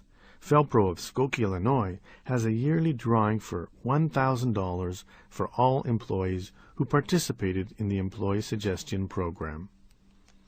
Offer freebies. Employees who do something above and beyond the call of duty can be given an afternoon off or a gift certificate to Nordstrom's or tickets to a game. At H.B. Fuller Company in St. Paul, employees get a paid day off on their birthday. Mary Kay Cosmetics gives the birthday girl a lunch voucher for 2. Make yours a special place to work. What about having a massage therapist come by every other week for a complimentary 15-minute back massage at employees' desks? What about an in-house yoga class? Have a yearly picnic with spouses and children. Organize a rafting trip down the river. None of these cost a lot, but all would be appreciated, and appreciation is motivation. Be creative. Take suggestions. Employees are much more motivated when they enjoy their workplace. A few changes can reap tremendous awards. According to Michael LeBouf, author of The Greatest Management Principle in the World, the top 10 rewards for good work are 1. Money, 2. Recognition, 3. Time off, 4. Ownership shares, 5. Favorite work, 6. Promotion, 7. Freedom, 8. Personal growth, 9. Fun, 10. Prizes. Creating an exceptional culture. Training and motivating your staff can take you only so far. At the end of the day, what will make a difference is the culture of your small business. All businesses have a culture, some by design, most by default. A negative culture is created by employees who feel unappreciated, by workplaces that are unharmonious, by managers and bosses who are incompetent. On the other hand, if you communicate a sense of direction, of mission, if you foster teamwork and cooperation and fun, you begin to create a positive culture, a place where people want to work. Your corporate culture should be a reflection of your goals and ideas. Creating this sort of culture allows employees to act appropriately, to understand what you are trying to accomplish, and to implement what vision in their own unique way. It gives work meaning, gives employees direction, and in the end, it boosts profits. So, how do you create a superior culture? Start by having a mission. The mission statement. We have all seen the mission statement seemingly created by force at some corporate retreat, prominently displayed, cockeyed on some wall somewhere, meaning nothing to no one. But a real mission statement, if done correctly, can actually be a very effective business tool because it tells you, your employees, and your customers just what your business is really all about and where it is supposed to be headed. Knowing your mission also helps everyone know whether their daily activities and policies are helping or hurting their cause, not only keeping you focused, but also helping employees understand what is expected of them. You can create a mission statement by answering the following questions. These have been excerpted with the permission of the Speaking Success System by Bert Dubin, the #1 speaking success resource in the world, www.speakingsuccess.com. What personal values do you want to be embodied in your business? What qualities and characteristics should be best exemplified by your business? What resources are at your disposal? What is your niche? What is your grand vision for your business? Think big. Based upon your values, vision, characteristics, and resources, what is the purpose of your business? Which of your personal qualities do you want to be infused into the business? How can your business best serve your clients, families, employees, and investors? How much money do you want to make? What are your markets? Who are your customers? What is your responsibility and commitment to them? Are you willing to commit to your mission, your vision, your dream? Are you willing to pay the price, whatever that is? Based upon your answers, based upon your values, dreams, plans, niches, resources, and market, draft a mission statement between 50 and 400 words that incorporates any or all of these. Make it large, bold, and fantastic. Something you believe in with all your heart. Surrender to your purpose. Missions and culture. A mission statement that you actually believe in is the first step toward creating a superior corporate culture. Here are 6 more things you can do to create a valuable business culture. 1. Have clear goals and values and live by them. Businesses usually set goals, but just as often lose track of them. Successful small businesses, however, have a plan of action that they get the entire team to buy into. Think about what your business values and goals are, and then enlist your people into living them on a daily basis. Your mission statement is a good place to start. 2. Communicate. If you communicate what you want and expect, if you listen to what they want and expect, and if you involve employees in decision-making process, people begin to own the results. Communication could be a quarterly state of the business report, or it could be a one-on-one meeting devoted to career goals. The important thing is that employees hear what is going on, know where things are headed, and feel free to offer feedback and suggestions. 3. Make employees feel that they are part of a team. A sense of teamwork creates a superior business culture. Go to a game together, help a charity together. At McCormick & Company in Baltimore, employees are encouraged to work 1 extra Saturday a year for the charity of their choice. They donate their pay for the day to that charity, and the company matches their pay dollar for dollar. 90% of employees participate. 4. Reward your staff. This chapter is about rewards. Whether they are big, profit-sharing, or small, a gift certificate, rewarding employees makes a big difference. 1001 Ways to Reward Employees by Bob Nelson is a great book, chock full of easy ways to reward your staff. 5. Demand excellence. Demand the best of yourself and look for the best in others. Reward excellence. Have fun. Do your best. Help employees do their best and work together to create results of which to be proud. 6. Have fun. The whole point of leaving the corporate world and striking out on your own is to create a business that you love. Sure, it can be serious and stressful and difficult and demanding, but do not lose the forest for the trees. Workplaces where employees are encouraged to do their work and have fun have been shown to be more productive than places where work is everything. See the book Fish, A Remarkable Way to Boost Morale and Improve Results by Stephen C. London to learn more. Finally, beware of negative influences. Employees who are bored, who are berated, or who are not challenged, who are unhappy, are people who can sabotage your business.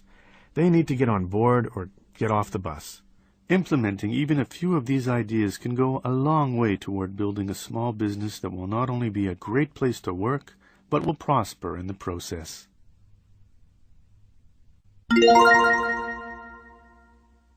Chapter 29. Extraordinary Sales and Exemplary Customer Service. Every sale has 5 basic obstacles. No need, no money, no hurry, no desire, no trust. That was a quote by Zig Ziglar. People can make or break your small business. The preceding chapter was about caring for the internal people you work with, your employees. This chapter is about caring for the external people who make your business possible, your customers. If you take care of both constituencies, then small business success is yours. Sales. You probably know a thing or two about sales by now, or you would not still be in business. But even so, sales are one of those areas where even the smallest little trick or new idea, once implemented, can reap surprising rewards. Brian Tracy, maybe the world's best salesperson, tells the story of how his first sales job was selling soap door to door to earn his way to the YMCA camp. He heard rejection after rejection until he so slightly rephrased his sales pitch. Instead of asking, "Would you like to buy a box of soap?" he said instead that he was selling soap, but that it was only for beautiful women. Thereafter, he says, getting to camp was a breeze. So yes, the smallest sales secret can often make the biggest difference. Let's look at some sales secrets and strategies that may make a difference for you. Rapport. Rapport, once established, will make your sales almost effortless because one of the obstacles mentioned by Zig Ziglar in the opening quote will have disappeared: lack of trust. Once you create a rapport with someone, he begins to trust you, and with trust, walls and reasons melt away. One sales strategy suggests that if you quietly mimic your customer's intonation and physical movements, you will subconsciously create rapport. This sure does seem sneaky. Consider instead building rapport the old-fashioned way. Be your best self. Find things in common and be friendly and helpful. People rarely buy from someone they do not like, and conversely will go out of their way to buy from someone they do. One successful saleswoman says your job is to create rapport, inform them about the product, avoid pressuring them, let them make an intelligent decision, and if they leave before buying, make sure they have everything they need, your phone number, email address, brochures, and so forth, so they can easily make the purchase later on. One of the best ways to build rapport is to focus on the needs of the customers. They are there wanting to buy for a reason. Customers have needs or wants they think you may be able to fill. If you can focus on those, and if they get what you are really interested in is fulfilling those needs or desires, then the sale becomes exponentially that much easier. Ask questions, and then actually listen to the answer. Salespeople often make the mistake of falling in love with their own voice, convinced that if they spin just one more angle, the sale will be theirs. Actually, the opposite is usually true. If you listen at least as often as you talk, sales usually increase. In fact, master salesman Tom Hopkins says, the human body has 2 ears and 1 mouth. To be good at persuading or selling, you must learn to use those natural devices in proportion. Listen twice as much as you talk, and you'll succeed in persuading others nearly every time. When asking questions, keep in mind that questions that require a yes or a no answer do not add much either to your knowledge or to your rapport. Questions that relate to price or technical aspects of the product similarly do little to help. Open-ended questions that invite customers to explain their needs and motivation for buying do help. Asking follow-up questions requiring more explanation helps even more. Go the extra mile. Because it costs so much more to create a new customer than to keep an old one, foster your relationships with your current clientele. Do your homework and keep up to date on where your customers are and what they need. A little extra effort into learning about a customer, for instance, by studying trends in their industry or knowing a bit about the competitor, can go a long way toward impressing that customer and keeping her around. Visualize a pickle or olive jar for a second. Think about that first pickle or olive. Getting the first one out of the jar takes some work, right? But once you get the first one out, all the other pickles or olives come out quite easily. So too in sales. Getting that first sale with the customer takes extra work, but once you get it, all subsequent sales with the customer come much easier. Similarly, going the extra mile for potential customers can reel them in. There is the story of the sports agent who flew cross-country just for the chance to have a brief meet and greet with the potential client. The sports star was so impressed that he signed up with the agent, concluding that kind of personal service was what he wanted from an agent. Remember, it can take up to 6 interactions to close a sale. Going the extra mile means being willing to see a potential customer again and again, continuing to build a rapport until the sale is made. Finally, going the extra mile also means following up. Thank you notes and checking in to see if the product is working out build rapport for future sales. The moral is that all sales are built on relationships. Cold calls.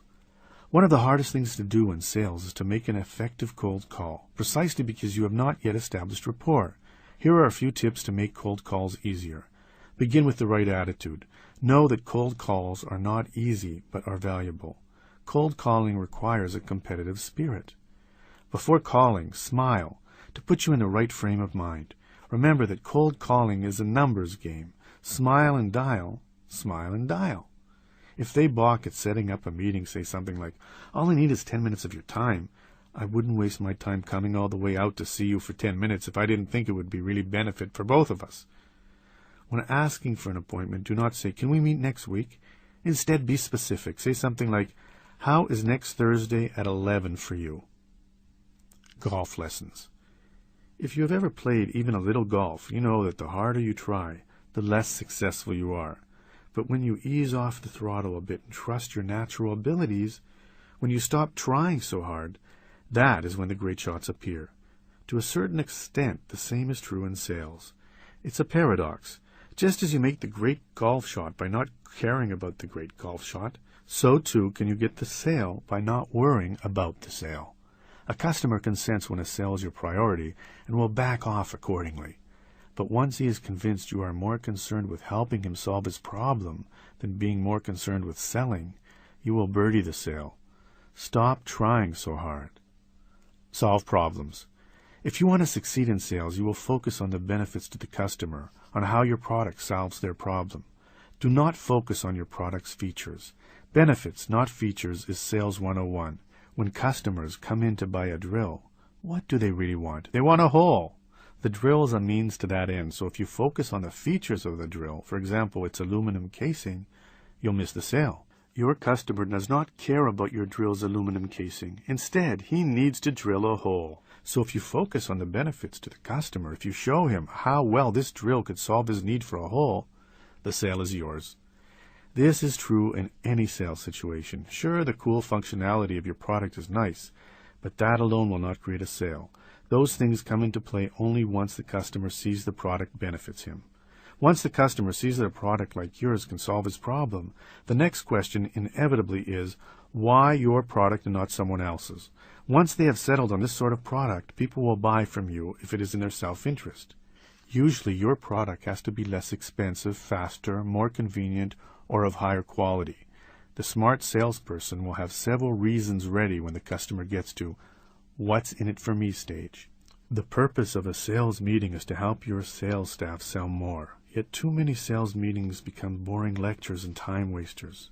The key to a successful sales meeting is to make it interesting, useful, and positive. Have an agenda and stick to it. Do not ramble.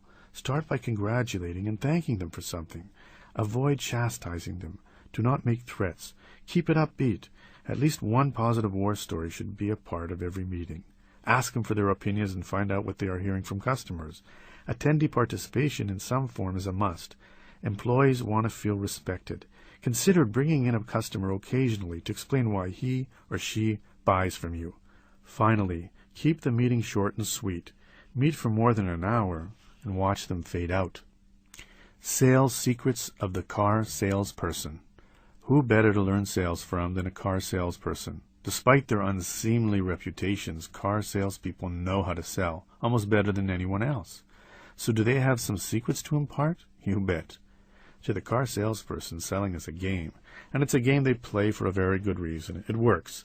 The goal of the car sales game is to sell you a car at the highest possible price today, and they do so by enlisting you in their game and by getting you to play by their rules.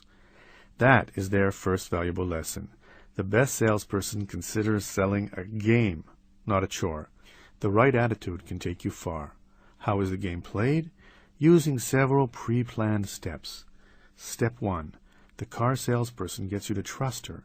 Car salespeople are nice and friendly because they know that creating rapport with you is essential.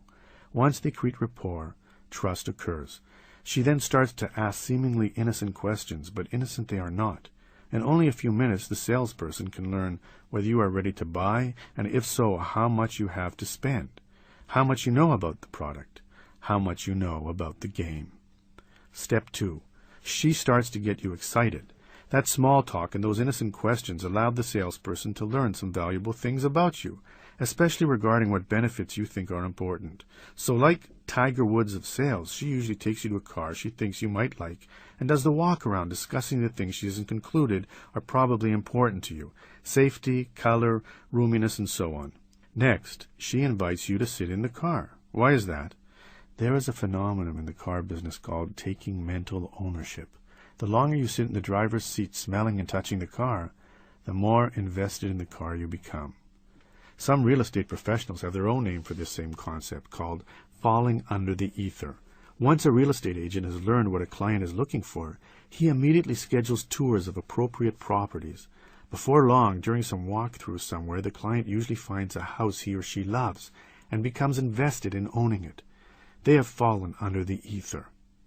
Step 3. This is critical. The salesperson gets you emotionally invested in the car. How does she do that? You know. She asks you if you want to take a test drive. Test driving a car is fun and exciting. The salesperson knows that when you get excited about a car, you'll be more apt to make an emotional rather than a logical decision.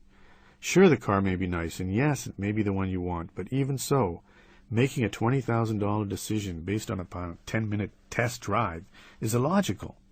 Yet it happens every day because car salespeople get patrons excited about the purchase.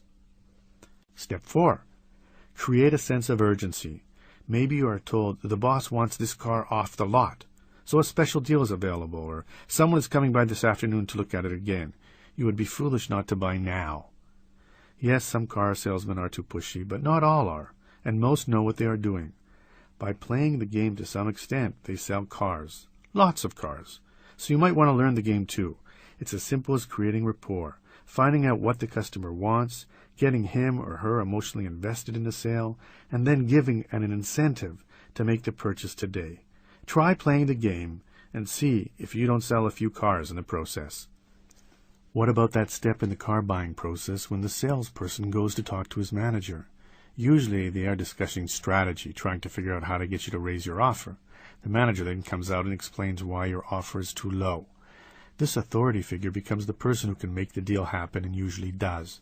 The lesson for you is that it might help sales too if you add a closer to your sales process. The sales presentation. Of course, sales, the car salesman way, can work only in certain situations. Just as often, a more professional approach is required, and sales presentations are the standard method, which is a 5-fold process. 1. Create rapport. 2. Introduce the topic or product. 3. Ask questions to see what they need. 4. Highlight benefits. 5. Ask for the sale. While the process is simple, what makes it work is preparation. Organize your presentation, prepare your selling points, and consider possible objections. Creating rapport at the start may be the most important aspect of the presentation. Here is an easy way to create that rapport. Within the first few minutes of your presentation, ask the audience group some questions they can easily answer. That dialogue builds rapport quickly. During the presentation, be sure to take plenty of notes. Listen and deal with negativity with positivity. There is always a solution should be your motto. Finally, ask for the sale. It might be as subtle as, well, how should we proceed? Or it might be more blunt. It depends on your style and how the presentation proceeded. Here are 2 excellent ways to close a sale at the end of a sales presentation. First, offer a one-time incentive. If you want to do this today, I'll throw in an extra hour of my time for free. Second, offer a 100% money-back guarantee. Customer service. Great customer service is something we all hear about, something to which many small businesses give lip service, but is equally something few small businesses ever really incorporate into their daily way of doing business. Sure, they try to treat their customers well, but that's not the same thing. For some, lack of real customer service is because the culture of the business is so hectic that employees are too rushed to take the extra effort with customers. For others, it just is not important. Yet offering excellent customer service is one of the things you can do that will distinguish you from the competition, and it need not be either expensive or cumbersome. By implementing a few changes, you may just see increased sales and a more loyal clientele. Say that you own a little coffee house. A customer who buys coffee and a bagel from you once or only every so often is nice, but nothing special. His share of your total revenue for the year is about $5. But what about that customer who comes in 3 times a week? If he spends $10 a week at your shop, that translates into $520 for the year. The repeat customer is your most valuable customer, and it does not cost much to keep him. But what it does take is customer service. For people to patronize your business 3 times a week for a year or to become a regular customer of any sort, they have to feel welcome and appreciated. Customer service means that he's treated as an individual, treated well, is respected, and finds your shop easy, not difficult. The cafe customer is rewarded for his patronage by getting good coffee and food, by being greeted by a friendly face, by someone knowing his name. According to Michael LeBouf, author of How to Win Customers and Keep Them for Life, fancy sale pitches, high-powered marketing strategies, and clever advertising can be very important attention getters, and they may persuade people to become your customer. But keeping customers for any period of time depends on how well you reward them. If a great customer service becomes your business culture, your business will be the better for it. You know, one of those stores where "we love our customers" is more than just an empty slogan. Those small businesses treat you well, exceptionally even, and you enjoy the experience. It's not hard to turn any small business into that prototype, but what it does take is commitment. Teaching employees how to treat customers right should become part of your initial and ongoing training, reinforced daily. Among the other things, you might consider doing these. Reward customer service stars. Consider the restaurant that has a plaque in the lobby listing waiters and waitresses who had learned 100 customers' names. LensCrafters gives employees bonuses for outstanding customer service. Poll customers. Ask your customers for feedback regarding your business's customer service and how it could be improved. Hand out surveys and find out what your customers like and dislike generally about your business. Customer service is not just about saying yes or handling complaints. It's also about making your store the best it can be to serve the needs of your clientele, and getting feedback from them is one easy way to do that. Just say yes. When possible, do what the customer asks. Saying yes keeps them around. Want to know how your employees treat your customers when you are not around? Hire a mystery shopper. She will come into your store, shop and buy, and then report back to you what she observed. Customer disservice. Just as there's a way to treat customers right, so too is there a way to treat customers wrong. Yet far too often what I call customer disservice creeps in. Here then are the 5 commandments of customer disservice. 1. Thou shalt not put phone calls ahead of real customers. How often has this happened to you? You wait in line someplace, you get to the front, it's your turn, when suddenly the phone behind the counter rings, and the person on the phone is suddenly more important than you. Actual people who visit your business in person are almost always more important than the phone callers. Make sure that your employees know that and are taught to treat your face-to-face customers with the respect they deserve. 2. Thou shalt not become a nopey. Do you remember Gumby? Gumby had a pal named Nopey. No matter what you said to him, no matter what you asked him, Nopey's answer was no. Sound familiar? Far too many employees flex their muscle by saying no. It gives them a sense of power. But the Nopey employee is a problem employee. They are the ones who anger already unhappy customers, and they are the ones who turn customers into ex-customers. Thou shalt not be a strict constructionist. In the law, a strict constructionist is one who says that laws and policies do not evolve. that the document as written must be strictly interpreted. While that might be a valid legal argument, it makes for poor customer service. Sometimes the smartest choice is to bend policy and make an exception. The customer will remember it, and your business will probably not be harmed by it. At Outback Steakhouse, if something is not to your liking, your waiter or waitress can fix it without having to go to their manager. He or she can give you a free drink, comp your meal, or take other similar actions to make sure you are happy. Bending policy to make customers happy is the norm, not the exception at Outback. 4. Thou shalt not have bad manners. Your customers should not be thanking you. You should be thanking them. Common courtesy and good manners can go far toward leaving your customers with a good impression of your business. 5. Thou shalt welcome complaints. Feedback from your customers, whether positive or negative, is one of the most valuable things your business can get. An SBA survey found that 95% of dissatisfied customers would do business with a business again if their problems were solved quickly and satisfactorily. So, solving the customer's problem is your job, even if you disagree with his or her complaint. When you get a complaint, the first thing to do is ask the customer how he or she would prefer the problem be resolved, and resolve it that way if possible. If he wants a refund, it is usually in your best interest to honor that request. If an employee is involved in a dispute, retrace the problem and provide the employee with retraining if necessary. If you are convinced that your business is not at fault, apologize, offer something to placate him, and explain how he can avoid similar situations in the future. Take care of your people, and your people will take care of you.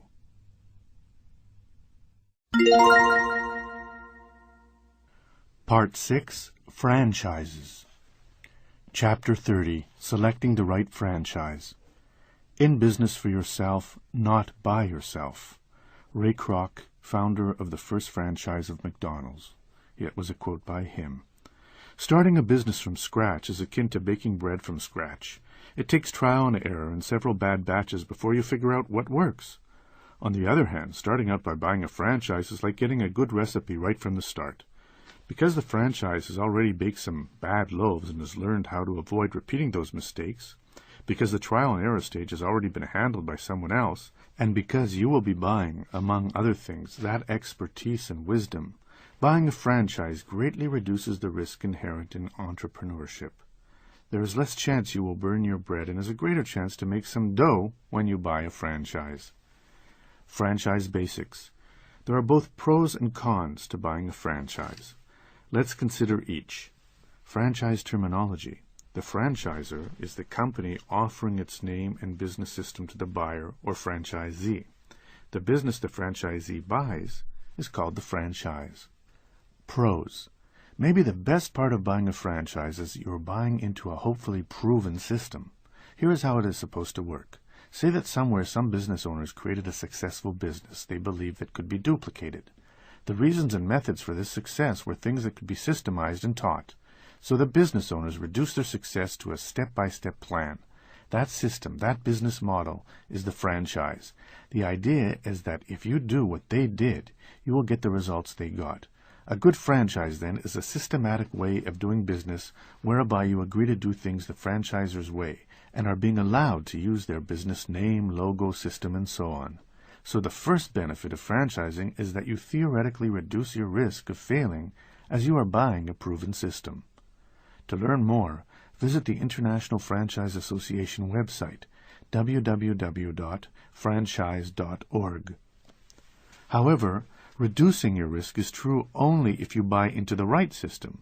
Not all franchises are created equal, so do your homework before buying a franchise. This piece of advice is reiterated several times throughout this chapter, but it bears repeating. The very best thing you can do before buying any franchise is to talk to current franchises. See how they like the system and their franchisor.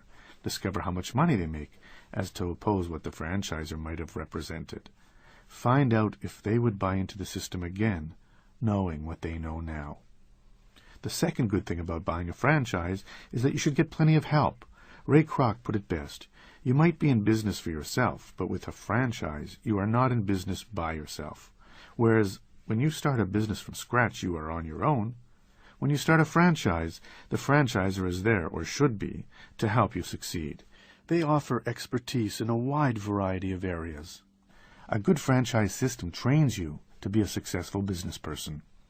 Furthermore, there will be other franchisees in the system with whom you can learn from and work.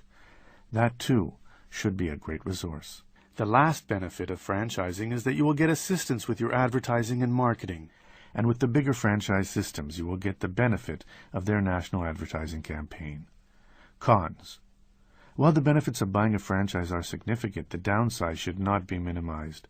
The first is that it can be fairly expensive to buy a franchise because when you are buying one, you are buying the franchisor's name, logo, goodwill, expertise, system, and training. That can be worth a lot, especially to a well-known franchise. Although many are quite reasonable, just know that if you want to buy a brand-name franchise, you will pay for that, right? The second major drawback to franchising is that you will have less independence as a franchisee than you would be as a regular entrepreneur. You will agree in your franchise contract to run your business according to the system, even if you don't agree with it. That ice cream franchise who does not want to give free cones away one summer every evening has to, if the franchisor says so.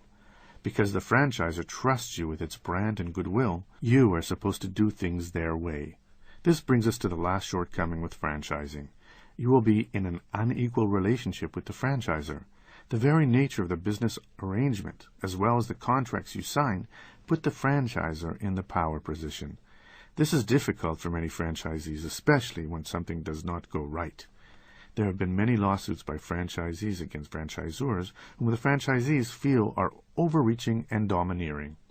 Then again, there are plenty of franchisors with whom it is easy to work.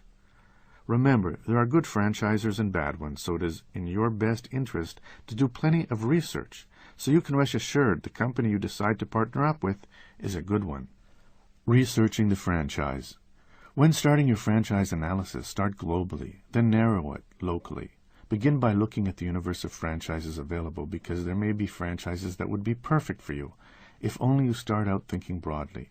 After that, you narrow down the choices to the ones you like best and think would work well in your area. Begin by picking up a copy of the Franchise Handbook, or go online to www.franchisehandbook.com. The Franchise Handbook is a must-have quarterly publication that lists most franchises, what they are about, and what their fees are. Attend a franchise expo in your area. These are held fairly regularly, and the Franchise Handbook site lists many of them. The problem with an expo, though, is that only a few franchisers of the thousands available will be there. But even so, it does give you a chance to get some face time with actual franchisers. Here is what you want to discover when speaking with franchisers at a franchise trade show. What is the total investment required? Do they offer financing? What sort of training and support can you expect? What sort of advertising do they do? Are there some current franchisees with whom you could speak? After looking at the franchise universe, narrow the choices down to a few industries that you like best and that seem to have the most potential. Which ones match you, your skills and interest, and your financial wherewithal best? Does there seem to be a market for that type of business in your area? As you narrow your choices, start to contact those franchisers who seem like the best and request information. Visit their websites. Just don't rely on those materials alone to make your decision. Find franchisees of the franchisers you like best and go speak with them. The most important thing you can do in this process is to talk to current and former franchisees. They can tell you what the franchisor is like to work with, what to be concerned about, and a whole lot more. What to look for. Of course, you want a franchise that will be interesting and lucrative. That is a given.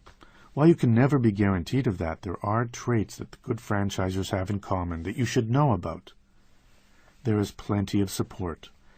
The best franchise systems are the ones where the franchisor sees its relationship with the franchisees as a partnership. The former head of Pizza Hut, Steve Rinmond, puts it this way: franchisees are only as successful as the parent company, and the parent company is only as successful as the franchisees. That is the attitude you want to see. Support can mean many things: extra assistance during difficult times, good communication at all times, and superior training and materials. The franchisor may help you select a site for your business, negotiate your lease, finance the fees, or provide other services. Support is an attitude that says the franchisor is only as successful as the franchisee. Get all promises of support in writing. What kind of support should you expect? This is typical. Local and national advertising, support and feedback from a field representative, updated operating manuals, continuous training for you and your managers, communication, newsletters, intranets, and emails are the most common. Advertising is key. Not all franchises are dependent upon advertising, but enough are that this is an important distinction. New customers must come from somewhere, and a superior franchise system will help you get those new customers with its advertising campaign. The franchisor is flexible. The nature of franchising is that there are processes and procedures to follow. That sort of uniformity is one of the things that make franchises attractive. Customers know what to expect, and while that is good, franchise rigidity is not. You want a franchisor who understands that creativity and independence are part of being an entrepreneur, even a franchised entrepreneur. The good franchisors know that it is the franchisees who often come up with the breakthrough idea. The Big Mac was invented by McDonald's franchisee Jim DeLeghetti in 1968. Avoid the rigid franchisor. The franchisor keeps up. An offshoot of the preceding issue is that a flexible franchisor should be also a modern one. Tastes and values change, but not all franchises do. Look for a franchise system that puts money into research and development, constantly testing new products and ideas. The franchisor has a solid reputation. Checking with past and current franchisees certainly helps, but do not stop there. Do an online search, go to the library and find any articles discussing the franchisor. Contact the Federal Trade Commission to see if there have been any complaints about the franchisor. The franchisor is fairly large. A large number of franchises is a good sign, indicating that the business model works and that the franchisor is a successful, established business. This is not to say that new franchises with fewer units is a bad thing, only that they are less tried and true. A smaller, newer franchise is a bit more of a gamble, and one point of buying a franchise is to reduce the gamble factor. The franchisor is franchisee-friendly. Buying a franchise is a long-term investment, so make sure the franchisor is someone you can work with. Narrowing your choices. All of this research should enable you to narrow your choices down to a few select franchisors. Then it is time to set up some face-to-face meetings where a few things should occur. First, you should get adequately answered every question you have. Get a feel for the franchisor, their system, and whether you are compatible. The last thing you want is to invest a lot of money and make a long-term legal commitment to a franchisor whose values and modus operandi are different from yours. Finally, at this initial meeting, get a copy of the franchisor's Uniform Franchise Offering Circular, UFOC. See later. What to ask? By the time you have narrowed your choices to a select few franchises, you should have a slew of questions for each franchisor. Yes, you may be very excited and might be ready to get started, but slow down. Do not fall under the ether. Now is the time to be prudent and thoughtful, to be, well, a business person. You will want to discover the total fees you will have to pay. For what and when? Is financing available? If not, do they have a relationship with a lender with whom you can talk? Will you need to buy real estate? Do they help you find a location? Do they offer architectural blueprints for building a store? Do they have a deal with contractors with whom you can work? What sort of equipment is required? Do you buy or lease it? What are the initial and ongoing inventory requirements? Who is the supplier? How extensive is their training program? How long is the initial training? Where does it take place, and when are the follow-ups? What sort of advertising and marketing support do they offer? How much is the advertising fee? What sort of research and development program do they have? How long is the initial franchise agreement? How long is the renewal? And who has the option to renew? Can you sell or assign your franchise if desired? Also, ask how much money you reasonably can expect to make, but do not be surprised if they say they cannot tell you. This is probably true. If they say, for example, you will make $80,000 a year and you do not, then what? You might sue them for misrepresentation. Thus, most franchisors are tight-lipped about potential profit. You can gather this information, though, during your research phase as you interview other franchisees. The UFOC. By law, at the first in-person meeting where the subject of buying a franchise is discussed, or at least 10 business days prior to signing any franchise contract requiring a payment by the franchisee to the franchisor must present the potential franchisee with the UFOC. The UFOC contains extensive information about the franchise and is intended to give you a chance both to learn about the franchise and to make a rational decision.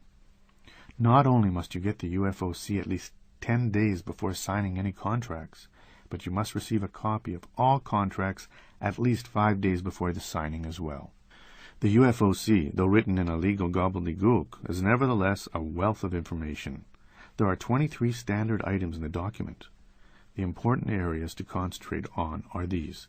Number 2. This section discusses the experience and background of the directors, officers, and managers of the franchisor. Know thy franchisor. Number 3. Examines the litigation background of the franchisor as well as the people listed in number 2. Beware of the excessive lawsuits or regulatory actions by government entities.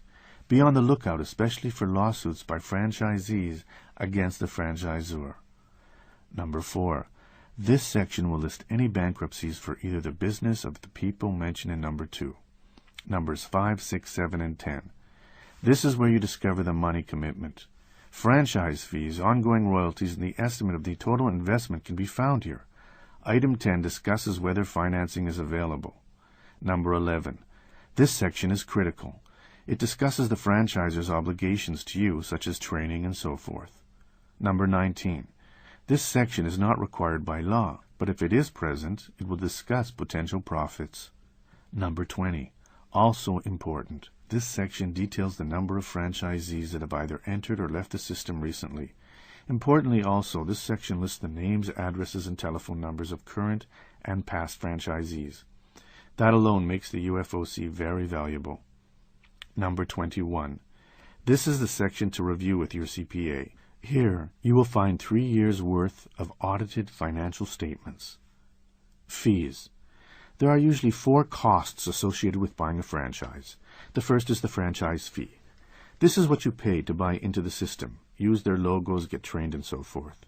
The franchise fee might be as little as $2,500 for a small, unknown franchise, or it might be $50,000 for a well-known outfit.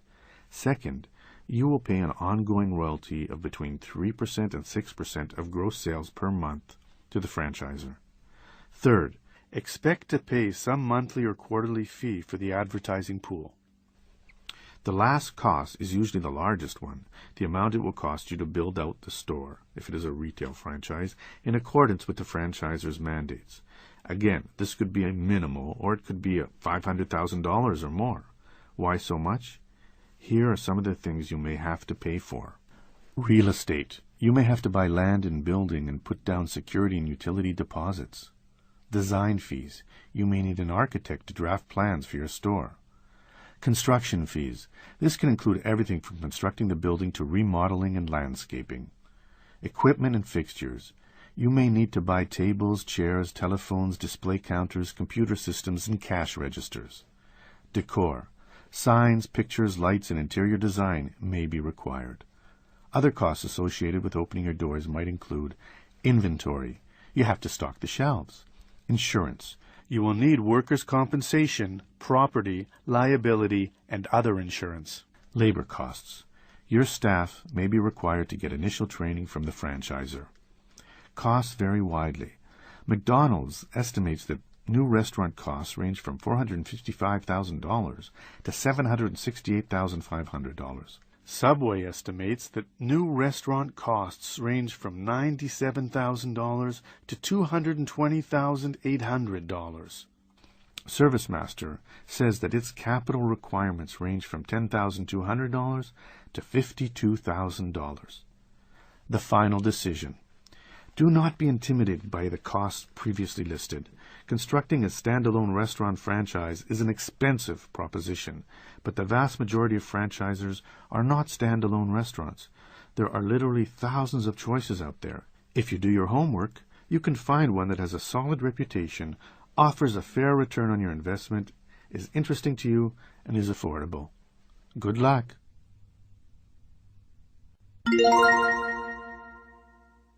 Chapter 31. Franchise Success Secrets. The secret of success is to know something nobody else knows. That was a quote by Aristotle Onassis. Running a successful franchise, indeed running any successful business, requires several traits and abilities.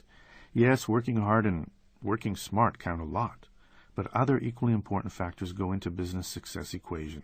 Some, like strong sales skills, are seemingly obvious. Others, such as exceptional employee relations, are not so clear-cut. In this chapter, the secrets of the best franchisees are yours for the taking.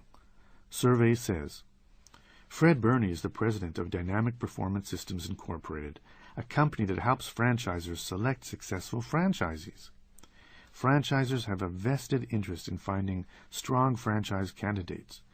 Burney says because unsuccessful franchisees lead to franchisor aggravation, employee morale problems, unflattering media exposure, and possible lawsuits.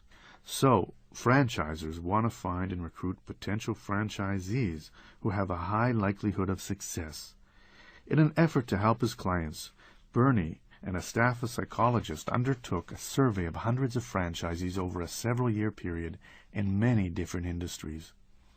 Asking more than 600 questions covering a wide variety of attitudes, personality traits, and skills, the study examined how and why successful franchisees differed from less successful ones. The purpose of the study, Burney says, was to find a way to identify which candidates had the greatest likelihood for success, identify whether personality characteristics could predict performance, and identify what the mystery other factors are. Some years ago, I became aware of the frustrations that franchise professionals had in predicting how well a particular candidate would eventually perform.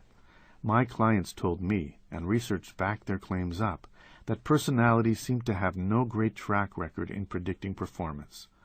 Obviously, there must be other factors in place of, or in addition to, personality at work here. So I decided to find out what these other factors were. Fred Burney, www.franchise-profiles.com. The results were illuminating, to say the least. The first interesting thing that the survey discovered was that, as Burney says, attitudes, not personality, are the best predictors of franchisee performance. Beliefs drive results. Burney's survey found that successful franchisees shared many common core values and attitudes. Though a franchisee's personality and skill set were important, they paled in comparison to having the right attitudes and values. Initially, we were somewhat surprised to learn that pre-existing skill sets had no predictive value. Upon further reflection, though, this makes perfect sense. After all, every franchisor trains candidates in those skill sets necessary to actually run the business, he says. So just what attitudes and values make a difference that separate the excellent from the mediocre franchisee? Hang on, because the results, listed in order of importance, are illuminating. 1. Successful franchisors involve their employees in the business. Maybe the most fascinating fact is that the way a franchisor treats his employees is the single most important factor in determining franchise success. The survey found that successful franchisees truly believe that their employees are a valuable business asset, not a burden or business expense. Successful franchisees manage in a participative as opposed to domineering style. Successful franchisees treat employees with decency and respect. Because of such enlightened thinking, franchisees who do treat their employees right tend to have less staff turnover, fewer hiring expenses, more contented employees, a happier workplace, and thus more loyal customers. Happy employees offer better customer service, which in turn translates into increased profits. Conversely, if your employees think you are a jerk, will they go out of their way to make a customer happy? If you do not help your employees, they figure why should they help you? Number 2, successful franchisees are optimistic. Having a positive outlook on life generally, and your franchise in particular, have been found to be major factors in franchisee success. It isn't difficult to figure out how this attitude translates into day-to-day activities. If valuing your employees creates happier employees, which in turn equals happier customers, the same will be true for optimistic, positive franchisers. That positivity filters down through all areas of the business, raining light on everything and everyone associated with the business. Successful franchisees are moderately independent. Yes, the nature of the franchisor-franchisee relationship is one where independence is not a paramount virtue, but surprisingly, it is those franchisees who in fact are somewhat independent, who have ideas and try them out, who think for themselves and are self-determining who are the most successful. The best franchisees find a balance between following the system and being entrepreneurial. Balance is the key. The good news is that you do not have to be corporate clone to be a successful franchisee. Number 4. Successful franchisees are adept at sales and marketing. This trait is linked to the independence factor. Franchisees who are the most successful do not just wait for business to appear or for their franchisor to roll out a new marketing campaign. The most successful franchisees work at becoming knowledgeable business people. They learn new marketing tricks and try them out, schmooze and sell, network and pitch products. They know sales is a game and one they enjoy playing. The best franchisees take off their manager hat and do not expect their staff to do all the selling.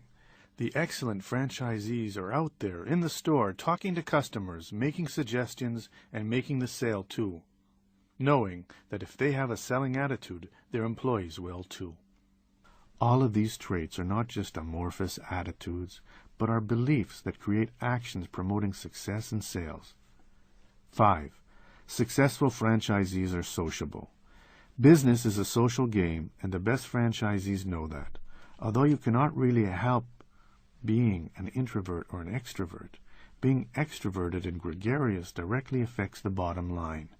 Employees like you better, and relationships with customers are strengthened. Are you introverted by nature? Do you find selling difficult?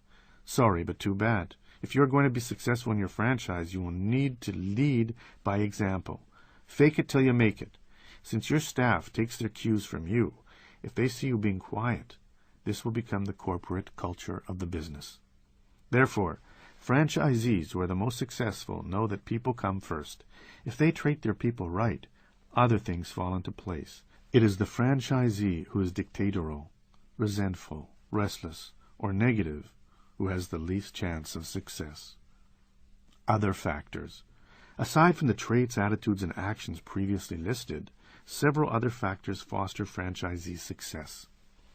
Successful franchisees follow the system. No, this is not contradictory to the precept mentioned earlier, that independence is important. If you were not independent, you would never have gone into business for yourself. But you did buy into your franchise for a reason, and evidence shows that successful franchisees follow the system. Becoming a franchisor and creating a successful operating system are no small feats. Not only must franchisors have created a successful business to start with, but they had to have been able to reduce that success to a repeatable, teachable system. By the time you bought your franchise, the hood on that system has been up many times, and the engine that is the system had been tinkered with, analyzed, fine-tuned, turbocharged, and perfected. Mistakes had been made long since. Funny noises had been fixed, and the bugs had been worked out. The system is what it is for some very good reasons. If you do what they did, you should get what they got. That is the plan. If you wanted to do things your way, then starting a business from scratch and being a prototypical entrepreneur would have been a better choice. But if you are at a place where you've already won a different route and bought a franchise, then it would behoove you to get with the program. Be a jack of all trades. Clay Wirtz is a no-nonsense man with a salt-and-pepper hair who has been a very successful franchisee for more than 2 decades. An owner of 3 Baskin-Robbins franchises, all popular, Wirtz has some strong beliefs, learned in the trenches about what it takes to make it in the franchise game. He is, first of all, a big believer in the axiom, if you are a jack of all trades and a master of none, you are most likely to be a success. Why is that? He says that running a franchise requires many different skills, promotion, management, financial, and so on. Be able to handle all the different facets of the business is critical, he says. To illustrate his point, Wirtz talks about a couple he knew who owned, notice past tense, an ice cream store not far from his. The husband was the king of promotions, and the wife the queen of ice cream decorations. Yet they went out of business within a year. According to Wirtz, although the couple did two things well, that was all they did well. The couple were especially bad at cash management.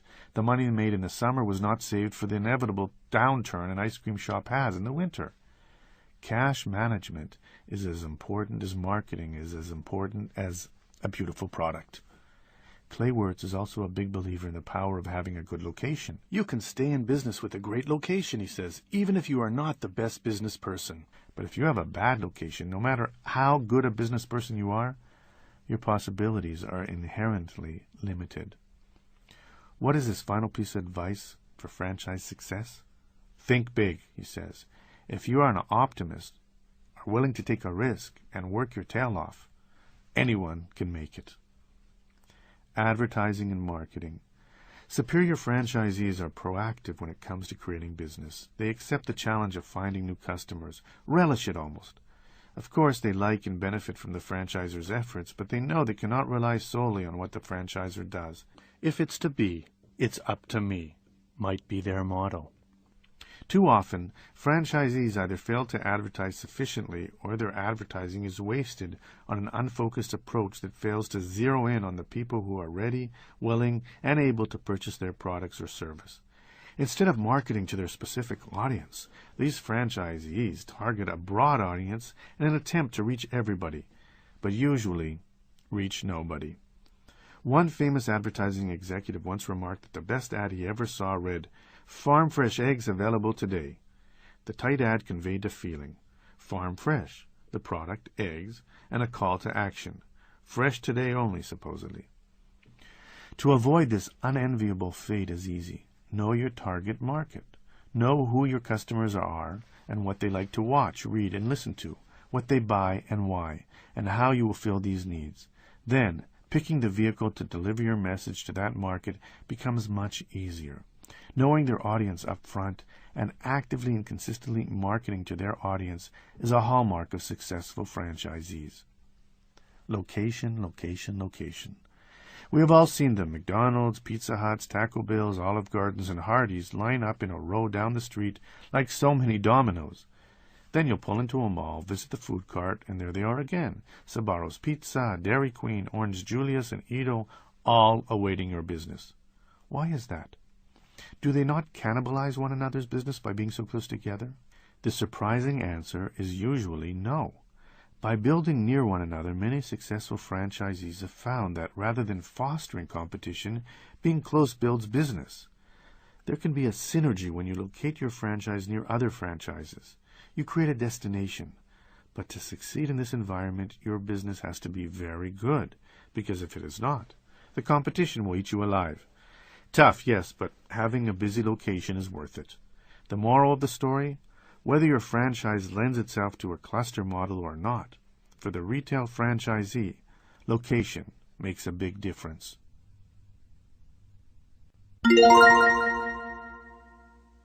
Part 7. Home-Based Businesses. Chapter 32. The Home-Based Business.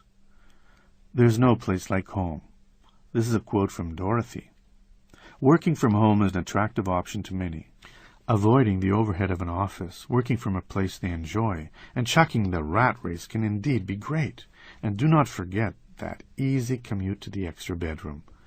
But having a home-based business is not all milk and honey, not by a long shot. While your chances of having a successful business increase if you work from home due to the lower overhead, there are nevertheless challenges aplenty when you work from home. Here we explore the promise and problems of the home-based business. Making the decision.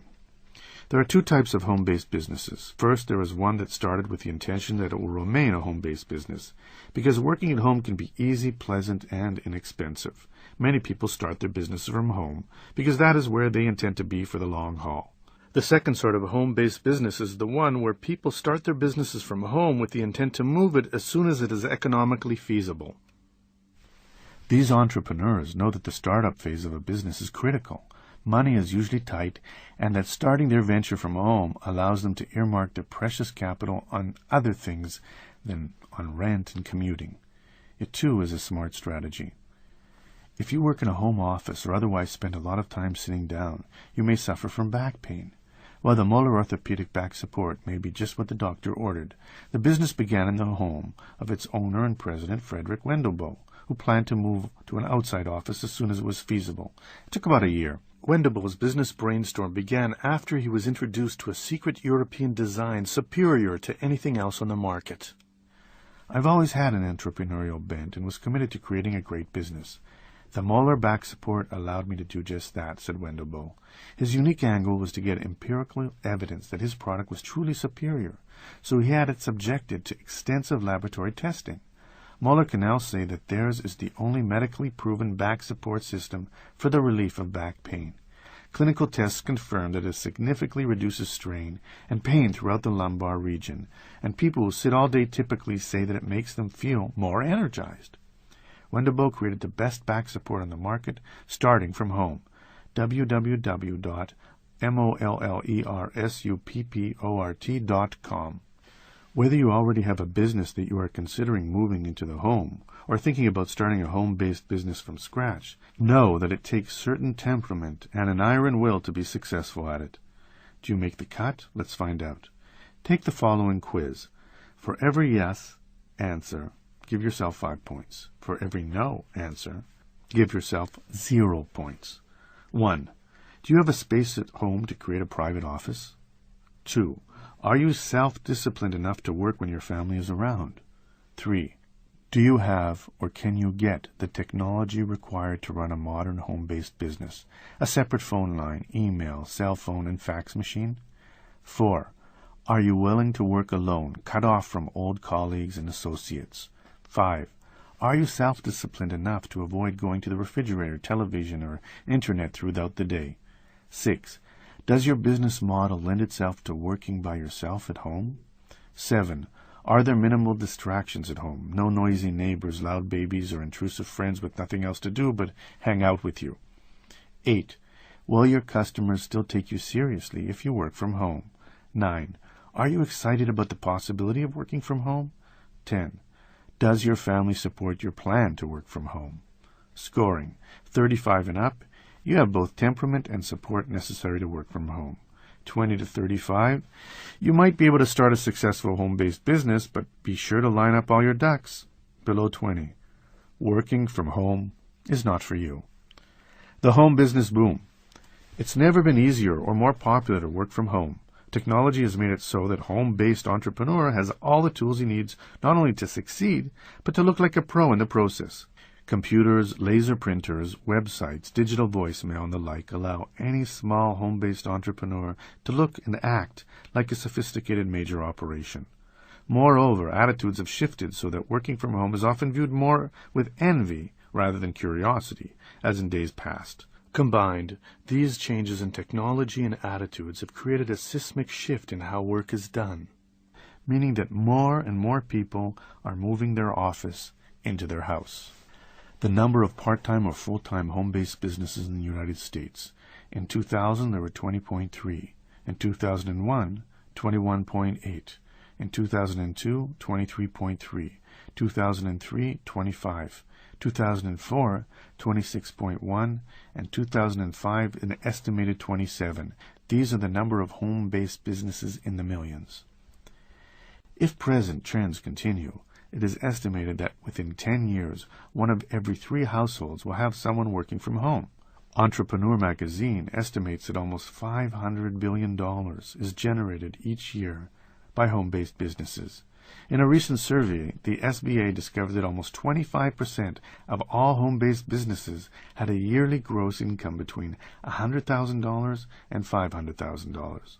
So yes, these days working from home has been a bit of a chashet. It is hip. It is also smart.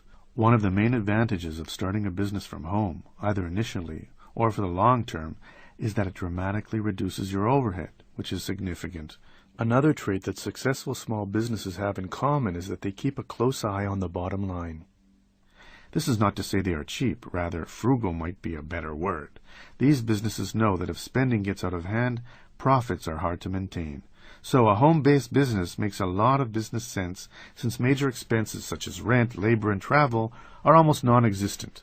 So the potential for success is greater. Pros and cons. Just as there are pros and cons associated with buying a franchise, so too are there pros and cons regarding the home-based business option. Pros. First, as indicated, because home-based businesses are less expensive to operate, starting a home-based business is practical, doable. Finding the funding to buy an expensive food franchise, for example, is a very difficult task. But starting a small business from home is very affordable. Moreover, not only is your rent less, but you put less mileage on your car, have less need to wear out expensive clothes, and enjoy significant tax deductions. Secondly, people who work at home tend to like working at home. They are a happy lot. A Prevention magazine survey found that home-based business people say they eat healthier, have more free time, exercise more often, and have a better sex life than when they were employees. The survey also found that those who work from home spend more time than before with family members. Mothers or fathers with school-aged children are more available. Finally, working from home is a very flexible option. Because your office is just down the hall, it is easy to make a work schedule that works for you. You can work when you want, and if that is at midnight, when you cannot fall asleep, well, bully for you. Many businesses you know started out as a home-based business. Microsoft, Apple, Disney, Amazon.com, Xerox, LL Bean.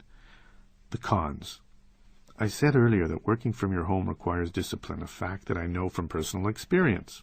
Having worked both inside and outside the home extensively, I personally like working outside better because the detriments of working from home are significant. The first problem is that there are a lot of distractions when you work at home. Distractions that are not present you work at an office outside of the house.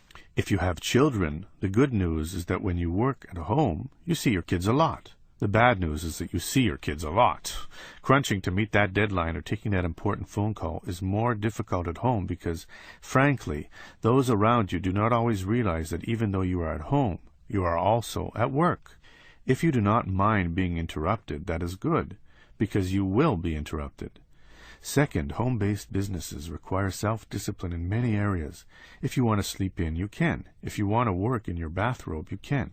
It is easy to find yourself watching too much TV, or playing too much golf, or surfing the net too often, goofing off. Who would have thunk that it is a home-based business hazard?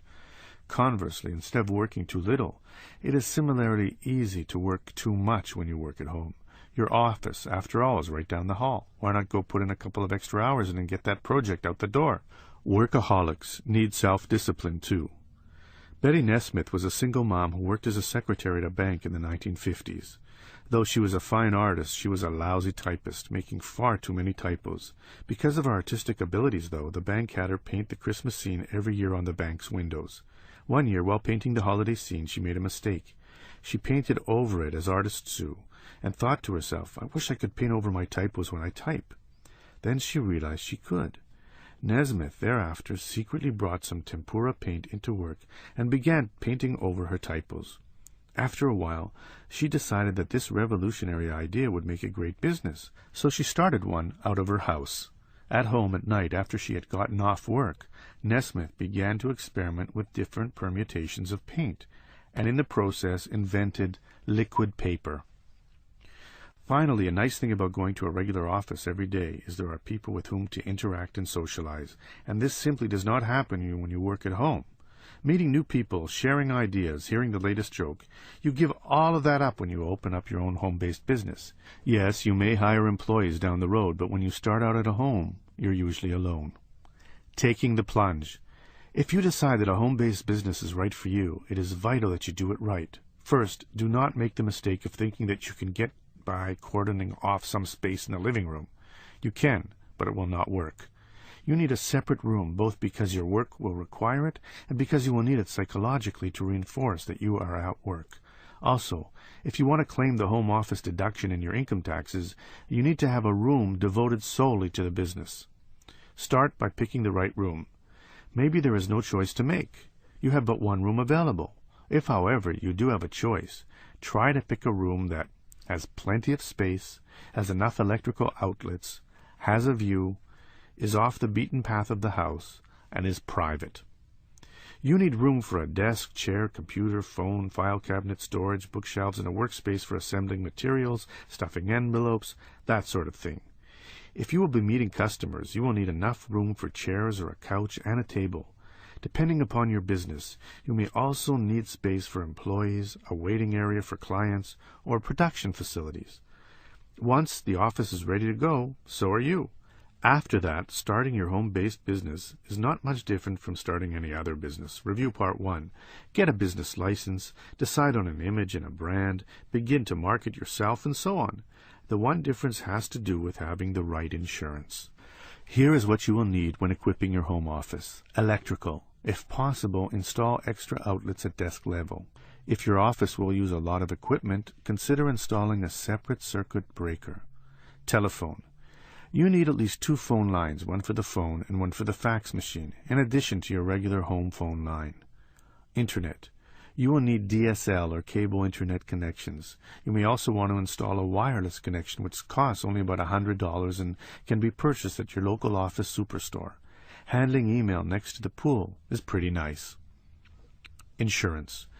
The mistake many home-based entrepreneurs make is thinking that their homeowner's insurance will cover them if they have a loss and they need to make a claim.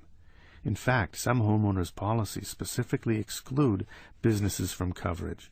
Review your policy and see whether your home-based business would be covered or not. If not, call your agent and see what it would take to get covered. The other mistake to avoid is not tell your carrier about your home-based business, figuring out that if you ever do need a file to claim, they will never know the difference. The problem with that thinking is twofold. First, if you have a lot of computer equipment, business software, inventory, or other signs of business, the insurer probably will figure it out. Second, if they conclude that you did in fact have a home-based business and part of your claim is for business losses, they can legitimately deny the claim for the business losses. Pick up a home-based business endorsement that specifically covers your business.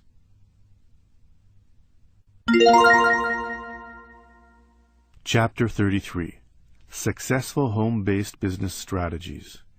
We are built to conquer environment, solve problems, achieve goals, and we find no real satisfaction or happiness in life without obstacles to conquer and goals to achieve. That's a quote by Maxwell Maltz. For those who have done it, creating a successful home business is a true accomplishment.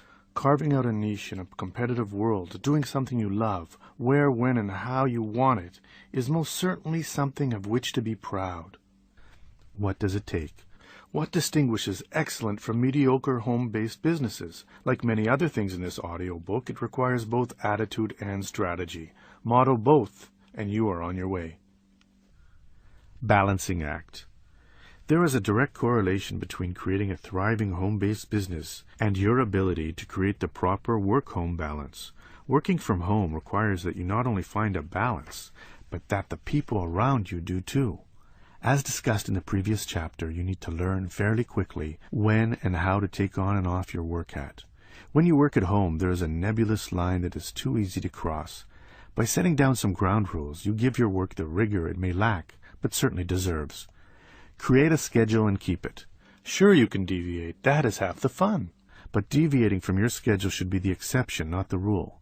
By sticking to a schedule, you signal yourself and to the world that though you are at home, you really are at work. If you take it seriously, they will too. Dress appropriately. When you work at home, it is too easy to make every day casual Friday. While you certainly do not have to wear a suit to the office, you do not need to be a schlub either. By dressing professionally, you again are saying, with deeds, not just words, that your home-based business is the real deal. Keep your office separate. To the extent possible, your office should be your office. If it doubles as a children's playroom or the laundry room, not only is it hard to get work done, but the delicate work-home balance will be out of whack. When you take your home-based business seriously, when you create boundaries and parameters, others will too, although it may take a while and some training. People who do not work at home often quietly resent those who do, and certainly think that you have plenty of extra time on your hands if you work at home. Visions of lazy afternoons and midday naps dance in their heads. Your ground rules are the antidote. Your rules may be that when your door is closed, no one can bother you, or that from 10 to 11 a.m. you return phone calls and should not be disturbed. Maybe your entrepreneurial friends who also make their own schedules know that you can be bothered on Wednesday and Friday afternoons when you can take time off. However, it is your business, and growth will come easier when you and those around you know and follow your rules. Who minds the store after you leave the house? If you are like most other home-based businesses, the answer is nobody. With a little techno-savvy on your part, however, your computer can become your virtual assistant. The right software allows your PC to receive faxes and phone calls, take messages and emails, and then tells you who communicated, when, and how. It can page you whenever you receive a designated voicemail or fax, or you can phone in and get your messages in whatever form, whenever, and from wherever you want. Check out the ACCPAC's Simple Messenger Pro for starters. Growth strategies. There comes a time in the life of many home-based businesses when it seems like it is time to move up and out of the house. But if you have grown accustomed to the place, accustomed to the pace, how do you leave the creature comforts of home and still grow? The answer is you don't have to. Here are some simple ways to continue to grow and still work in your slippers when the mood strikes. Use an executive suite. Executive suites are offices that you can rent by the hour, day, week, or month and share with other small businesses. They are fully furnished, have secretaries and receptionists on hand, and offer all the amenities, conference rooms, internet access, copy machines, and so on, of your own full-time out-of-house office, but at a fraction of the cost. Most usually are in beautiful modern downtown offices, so you are assured of impressing clients. Fees vary depending upon your needs. For example, you may want to continue to work at home and simply use the address of the suite on your stationery. That works. Most suites offer an affordable virtual office option, a couple of $100 a month tops, that allows you to use their address, have them receive your mail, and have them answer your phone, transferring the calls to you at home, and get a few hours of conference room time, too, for meeting clients. The more office time you need, the more you pay. These are great places to meet clients and make an impression. By utilizing an executive or professional suite, you can put a shiny external face on your home-based business if you desire, and at a very affordable price. Regus Business Centers offer executive suites at more than 400 locations worldwide in incredible state-of-the-art buildings. They offer fully furnished offices, the ability to pay only for the time they use, a professional staff, a prime business address, and a high-tech wired conference rooms. Maybe best of all, once you are part of the system, you can use any office in any of their other locations. If, say, you rent a virtual office in Manhattan and have to go to Los Angeles to meet a potential big client, all you need to do is call your New York Regus office and have them book you a room in the Southern California office of your choice. www.regus.com. Rent the space you need. Many successful home-based business people continue to run their business out of their home while renting the space they need to grow. Barashan Travis is a fantastic yoga teacher. She used to hold sessions in the quiet living room of her house, but when her classes grew too popular, she decided to rent space at a nearby studio. She continues to manage her thriving business from home, but uses space outside the house to grow. It may be that you need warehouse space, a place for inventory, a location for your workshops, space for employees. The reasons for wanting more room are varied. The important thing is not to think of it as an either-or situation. You can continue to work from home and rent space and continue to grow. You do not have to move out of the house to get bigger. Remember, too, that it is fairly easy to remotely access your computer. Working in one place and logging on to another computer, back at home for example, is easy. The latest version of Windows offers this sort of interface, as do websites like www.gotomypc.com. Having a small business server also allows you to remotely access your office, which makes having two workplaces much easier. Get help. When you face the happy dilemma of too much growth and not enough room, another option is to contract with another company or individual who can handle the overflow for you. Yes, hiring people as either an employee or independent contractor to do work you could do yourself costs money, but that is what businesses do. They segment duties and hire staff to handle jobs. It's a sign that your home-based business has reached a more mature stage of development. Aside from taking those duties off your hands, the other benefit of hiring help is that it frees you to concentrate on matters much more important. Far too many small business people spend far too much time working in their businesses and not on their businesses. You only have so much time, and when you spend it stuffing envelopes, filling orders, or collecting past due invoices, you take time away from doing something else, usually a better, smarter use of your time. Hiring staff enables you to have more free time to think bigger and plan better. Go virtual. If you do not want the expense and responsibility of hiring employees and finding space for them to work, consider instead hiring a virtual assistant, an independent contractor who works from her own home or office, handles duties for you, and communicates with you via telephone, fax, and messenger services. Virtual assistants, or VAs, have become quite the rage. According to the International Virtual Assistants Association, a virtual assistant, VA, is an independent entrepreneur providing administrative, creative, and/or technical services.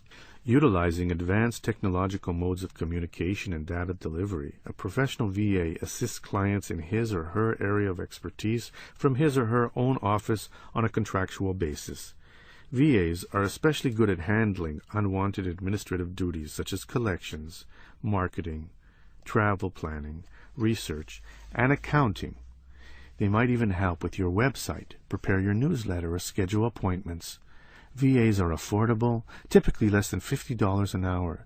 You pay only for the time you use. Maybe best of all, by hiring a VA, you get all the advantages of having a guy or gal Friday without the associated overhead.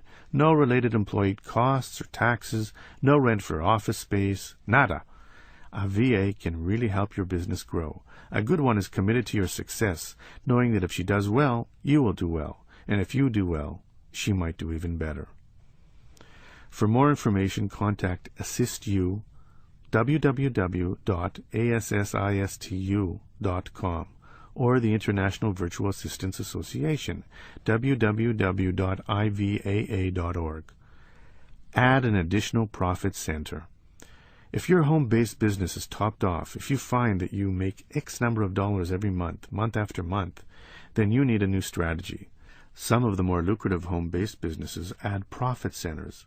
Most home-based businesses, indeed most small businesses, make a fundamental error not long after startup. It goes something like this: "Hey, I'm doing it. I'm on my own and making money. I successfully ditched that stupid job and started a business." The new entrepreneur has figured out a few ways to get money in the door. It might be a product that moves well, an ad that brings in business, or a niche that no one else has filled. But she figured out something that works. Then she stopped. Therein lies the rub. Having figured out a successful strategy or two, the average small business person usually begins to rest on their laurels. Whereas in the beginning she was probably very creative and active, trying different plans and ideas to see what worked. Once she discovered one or two, if she is typical, that creativity and activity ended. One secret to longevity and continued growth, then, is to continue to plot, plan, and implement new strategies, add more products, advertise somewhere new, create another niche. The best small business have not just one or two profit centers. They have multiple profit centers. They have many different ways of attracting businesses and many different facets of their business. That way, when one slows down for whatever reason, the others continue the cash flow.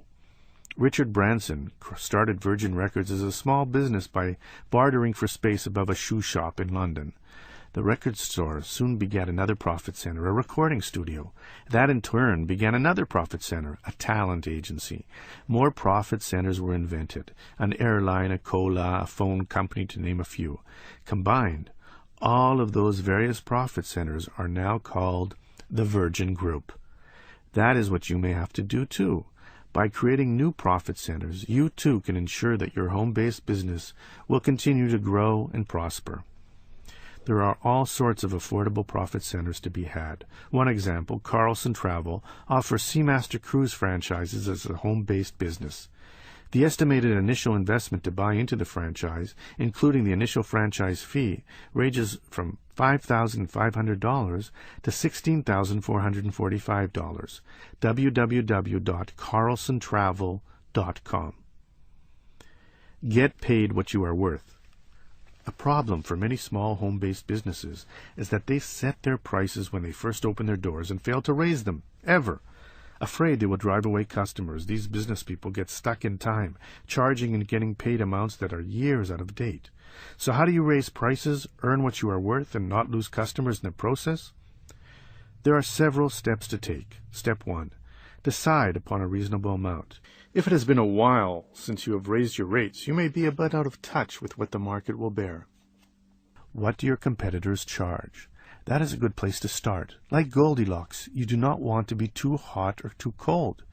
You want to be just right, unless what you offer is qualitatively different. Decide upon an amount you think is fair and reasonable. Do you hate hourly billing? Consider the beauty of the flat fee.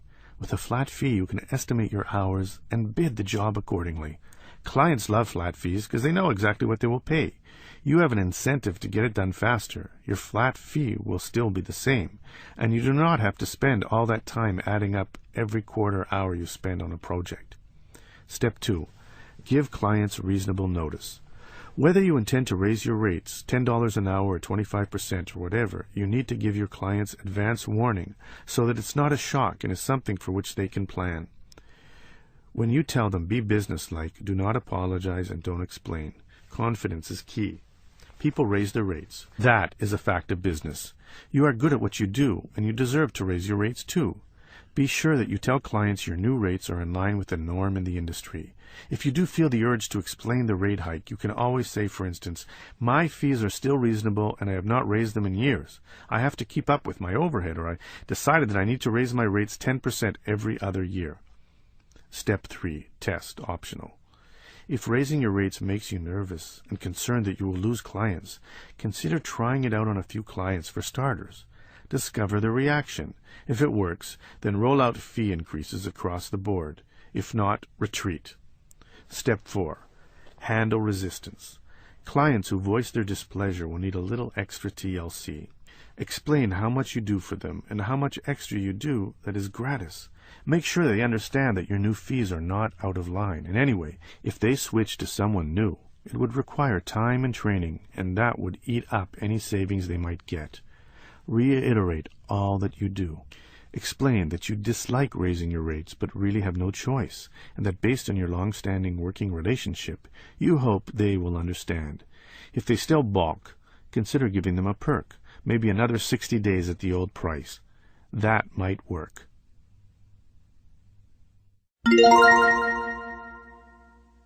Part 8. Business on a Shoestring. Chapter 34. The Shoestring Entrepreneur. I am an optimist. It does not seem too much use being anything else. That's a quote from Winston Churchill.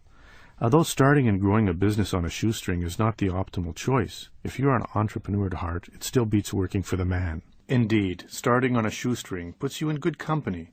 Certainly, most startups begin without as much money as the owners would have liked, but they were started anyway. But understand this too. While starting and growing a business on a tight budget is possible, it is not easy.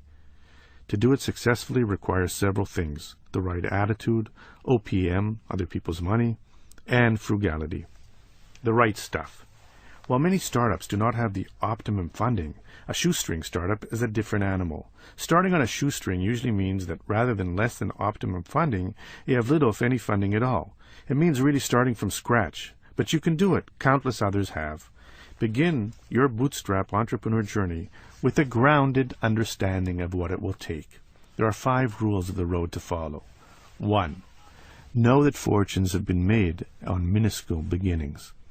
Lillian Vernon started what would become a multi-million-dollar mail-order business with $2,000, using her kitchen table as her first office. Peter Hodgson borrowed $137 to buy the ghoul he would rename Silly Putty. Arnold Goldstein, author of Starting on a Shoestring, John Wiley & Sons, 4th edition, 2002, began his first retail discount store containing roughly $100,000 of merchandise, using only $2,600 of his own money. Real estate is one way you could start on a shoestring right now. By obtaining a 3% FHA loan, you could buy a $150,000 duplex for $4,500 down. That is amazing. Even without 97% of the money needed, you could start a real estate business. There are ways to do it. If others did it, you can too. 2. Understand the difference between good debt and bad debt. When you do not have enough money, you usually have to go into debt to get started or grow the business. However, not all debt is bad debt. Bad debt is unmanageable. Credit card bills that you cannot pay off are bad debt. But debt also helps you get ahead in life, start a business, buy a home, or finance a college, is good debt. Most millionaires start out in debt, but it was good debt. Although it is not ideal, if you have to plan to pay it back, startup debt can be good debt for you too. 3. Serve the market. Every successful business must serve a market need. Whatever your shoestring idea is, it better be a darn good one, because shoestring entrepreneurs do not often get second chances. Tapping friends and family to help finance your dream can happen once. Invest in only your best, most commercial idea, or suffer the consequences. 4. Shoestring businesses require creativity. Improvising, making do, juggling, and borrowing from Peter to pay Paul will be required if you have to start or want to grow a business on a limited budget. Hire students. Buy some software and learn how to design your own website. Ask for free help. You will have to be highly energetic and very creative if you are going to succeed in this sort of endeavor. 5. You gotta believe. Northwestern University once conducted a survey of successful shoestring entrepreneurs and discovered that most of them had never owned a business before, had little business education, and even though they had not had enough money, had started a business anyway. Essentially, they did know enough to realize that they should have been afraid. You have to have the same chutzpah to be successful. Be out there, raising money, selling, projecting a confident image. If you are afraid or unsure, stop right there and make a U-turn. Do not pass go, and do not collect $200. Shoestring entrepreneurship is for the hardy alone. Other people's money, OPM. There are two types of shoestring operations. The first is started without borrowing any money at all. Maybe you have $500 or $1,000 or $2,500 and want to start a business on your own and not take on any debt. Usually, such ventures begin as part-time home-based businesses that grow incrementally. Yes, it is possible to make a go of it, but the margin for error is so slim that it makes the possibility of succeeding very difficult. Nevertheless, that sort of shoestring entrepreneur will find some useful tips later in this chapter, and especially in the next chapter. Jay had a great idea for business. He would create the world's most unique treasure hunt. In this James Bond adventure, Jay would hide some diamonds somewhere in the city, create clues to where they were located, write a background story for participants, and hire actors to play parts in the scenario. Jay figured people would pay a lot of money for the chance to find diamonds and act out their movie star fantasies. The only problem was that Jay had little money. Undaunted, he wrote the script, asked some friends to play the parts, spent what money he did have creating a nice brochure, and then ran out of money. He finally put up a little classified ad in the paper, hoping that a few people would sign up, and he would then use that money to buy the diamonds. One person called.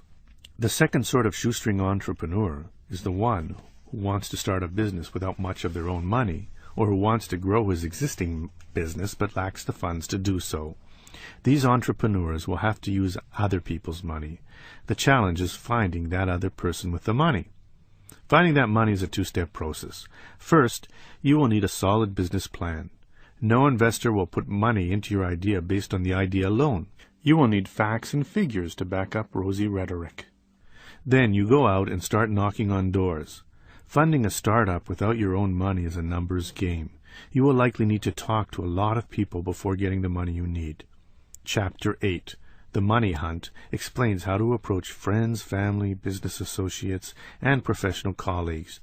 That is the place to start. Most of these people will want to see what you are investing in the business too, figuring that if you are unwilling to take a financial risk, why should they?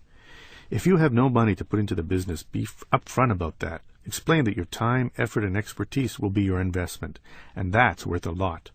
If you do have some money to invest, do so. Even a little can impress. Try not to get discouraged. Remember, it is a numbers game. Understand that armed with a business plan, a good idea, a winning smile, and little else, you represent both peril and promise for any would-be investor. The peril is that you could take their money and lose it on some untried scam. The promise is that you could take their money and make them wealthy with your great idea. Your challenge is to prove that the latter is far more likely to occur than the former. The key to winning over any investor is to look like a pro. Talking big without backup facts will make you look foolish. Be a business person. Draft a real business plan. Have your elevator pitch ready. Know your market. Know your numbers inside out. Know thy competition. Be able to defend your plan of action. Explain with conviction why your plan is a great opportunity for the investor. The friends and family plan works sometimes and sometimes does not. If it does not work for you, here are a few other viable shoestring entrepreneur funding sources. Locate a partner. Not a few partnerships have begun because one person had the idea, skills, experience, or opportunity, while the other had the money. If you have the desire and passion to start a business or need to grow your present business but lack the funding to do so, then teaming up with the right partner, one who has the money, represents a very real way to fund the plan. Of course, you will have to give up half your equity, but that's a little price to pay to get to live the dream. Here's an example. Chester Carlson was an inventor by nature. When he landed a job at a patent office that required him to duplicate detailed patent applications by hand, he decided there had to be a better way to recreate them. So at his workshop at home at night, after work, Carlson began to tinker and fiddle. He eventually figured out a process that would allow him to reproduce documents electronically. Carlson then spent the next few years trying to sell his invention to companies like GE, RCA, and IBM. He had no success. He was an inventor, not a salesman. Then a man named Joe Wilson heard about Carlson's invention. The president of a small photographic company called Haloid, Wilson went to see Carlson and was given a demonstration of the process and said, "Of course, it's got 1,000,000 miles to go before it'll be marketable. But when it does become marketable, we've got to be in the picture." Wilson and Carlson decided to become partners. Carlson had the invention and Wilson had the money. Haloid eventually pumped $100 million into Carlson's invention before taking it to the market and naming the machine and the company Xerox. The question you probably have is where to find that magic partner. There are several sources. Start by networking. Speak with your lawyer, accountant, and other business associates. Talk to friends, family, colleagues, and people where you worship. Get the word out. Networking works. Speak with suppliers and distributors, as they may know people in the field who are looking for an opportunity. Speak with people in your line of work who have retired. They may want to get either back in the saddle or become a passive investor or partner. Conduct an internet search. Put an ad in the paper under the section Capital Needed. Scour the capital available section as well. The web is a fine place to find a business partner. Try these sites: www.businesspartners.com, www.entremate.com, or www.findyoridealbusinesspartner.com. When speaking with potential partners, you will get the money you want only if the partner gets what he or she wants. Maybe wants a say in a day-to-day operation. Maybe just wants a mere monthly cut of the profits. Here, then, is another winning concept from the desk of the successful small business person. Ask them what they want and give them what they want. Your partner might want to be a 50-50 partner like Joe Wilson and Chester Carlson were. Or he might want to be a silent partner who merely wants to invest in return for a share of the company. You will get what you want if he gets what he wants. Supplier and distributor financing. Distributors and suppliers want your business, and they know that by offering you some financial assistance, they just may turn you into a long-term repeat customer. Your job, therefore, is to show them that if they lend you some money to get started, they'll get your continued business. This happens more often than you might think. Suppliers or distributors will want to learn about you, visit your business if you have one, and check on your references. Like any other lender or investor, they need to be convinced that you will be able to pay them back. The key to success is preparation. You need a solid plan showing how helping you will help their bottom line. Franchisor financing. There are many franchisors who offer some degree of financing. While financing 100% of a franchise is not unheard of, 50% or so is more typical. According to the International Franchising Association, roughly 33% of all franchisors offer some type of financing. Some offer interest-only loans, others offer loans that require no payment for the first year, some finance everything, and others finance the franchise free only. It all depends upon you and the franchisor. Ask. It is also true that most franchisors have relationships with various lenders, so that may be another possibility. Other alternatives include franchisor loan guarantees or working capital loans. Finally, many franchisors usually have relationships with leasing companies who might be able to finance the equipment needed to run the franchise. Since this can be a major expense, do not overlook this possibility. Other options. Venture capital firms and angel investors may also be possibilities, and do not forget SBA guaranteed loans. The deal. When structuring any finance deal with a potential investor for your shoestring business, work to make the deal a win-win. When structuring a loan or investment deal, keep these points in mind. Ask for more money than you need. If they balk and negotiate down, it will not be a crisis, and if they don't, you'll have more than enough. Make sure that your company takes out the loan. You incorporated, right? Get the interested rate as low as possible. Everything is negotiable. Work to get as much time as possible to repay the loan with no prepayment penalty. Grand opening. Shoestring entrepreneurship extends well beyond financing. Be vigilant in keeping your expenses to a minimum in every area. Rent. Rent is one of the biggest expenses a business has, so minimizing your rent is imperative. Avoid the high-profile location and its high-profile rent. Instead, think like a shoestring business person. Rent a smaller space than you would like in an out-of-way location. Start a home-based business if you must, but just do not blow your dough on rent. Business incubators. Another low-cost option is to start your businesses in a business incubator, public or private nonprofit partnerships that work to promote entrepreneurship and small business growth. They do this by providing inexpensive space from which new businesses can be launched. Incubators usually also offer free or very inexpensive administrative service assistance, legal help, business planning, financial advice, and so forth. As the name indicates, they are places that nurture or incubate a business while it begins to spread its wings and fly. Although all business incubators work to launch successful businesses, each is unique. In the Silicon Valley, for example, many business incubators foster computer-oriented startups, while in Wisconsin, the incubator may foster dairy and farming-related businesses. It depends upon the region and the incubator. Many benefits are derived from starting your business in a business incubator. Reduced rent, financial and business assistance and expertise, shared services, contacts.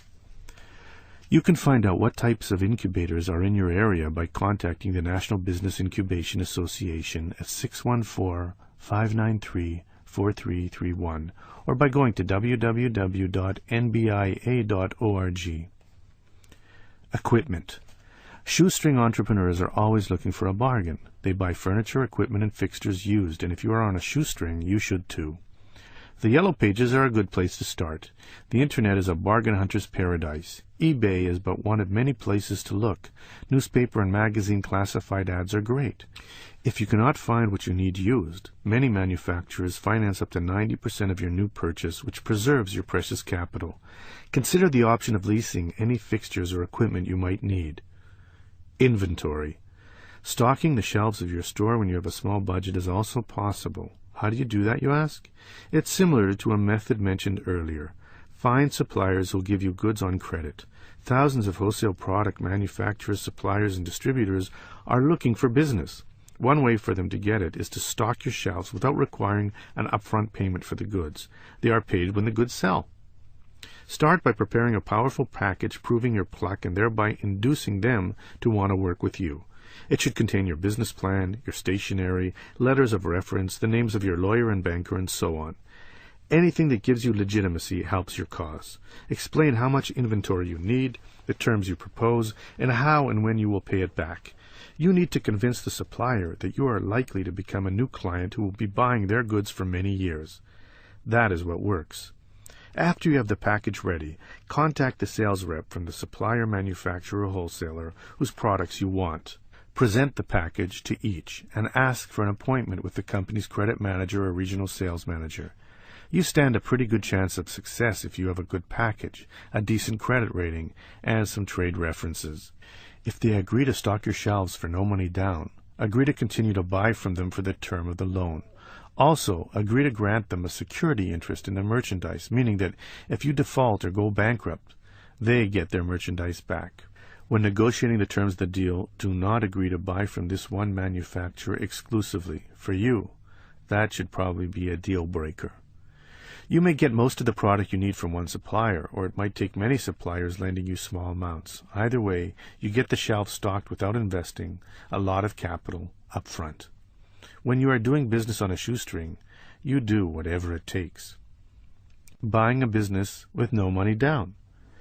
Buying a business with little money on your own is akin to buying a small piece of real estate without a lot of money. Remember that $150,000 duplex mentioned earlier?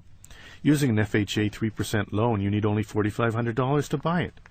If the bank secures the loan with a lien against the property and loans you the rest, that is called leverage. With the asset securing the loan, you can leverage a small amount of money into a large purchase. While leverage can be applied to the acquisition of a business too, the secret is to find a willing seller who is open to some creative financing. If you can get a conventional bank loan, great. Existing businesses have track records and assets, accounts receivable, autos, machinery, and so forth. So getting a bank loan is certainly possible. However, if you cannot get a bank loan, you might still be able to buy the business using seller financing. Sellers are often willing to finance some or all of the purchase. Sellers need buyers, and if your purchase is made contingent on seller financing, they just might do it. Buyers are not always easy to find. Of course, the seller will want to secure his loan with the ability to foreclose on the business and take it back if you default. If you agree to that, and you should, then getting them to finance your purchase is very realistic. The optimum plan would be to combine bank and seller financing. Say, for instance, that you want to buy a furniture store worth $100,000. Maybe the bank will finance half if the seller finances half, and away you go. But what if the seller is willing to finance, say, 40%, and the bank will only match that? What if you need additional creative financing options to swing the deal? Where do you find that $20,000? There are several choices. Debt financing. Business sellers include in the asking price the amount they need to pay off their business debts. If you agree to assume those debts, you can reduce your down payment by that amount. Are you willing to assume $20,000 of the seller's debt? Inventory financing. When you buy a business, you also buy its inventory. If you are short $20,000, see whether the owner would agree to liquidate $20,000 in inventory, then reduce the purchase price by that amount. Similarly, he could sell a business asset worth $20,000, a truck, machinery, real estate even. Broker financing. The majority of all business sales are done through a broker. See whether the broker would be willing to reduce his or her commission to keep the deal alive. Supplier financing.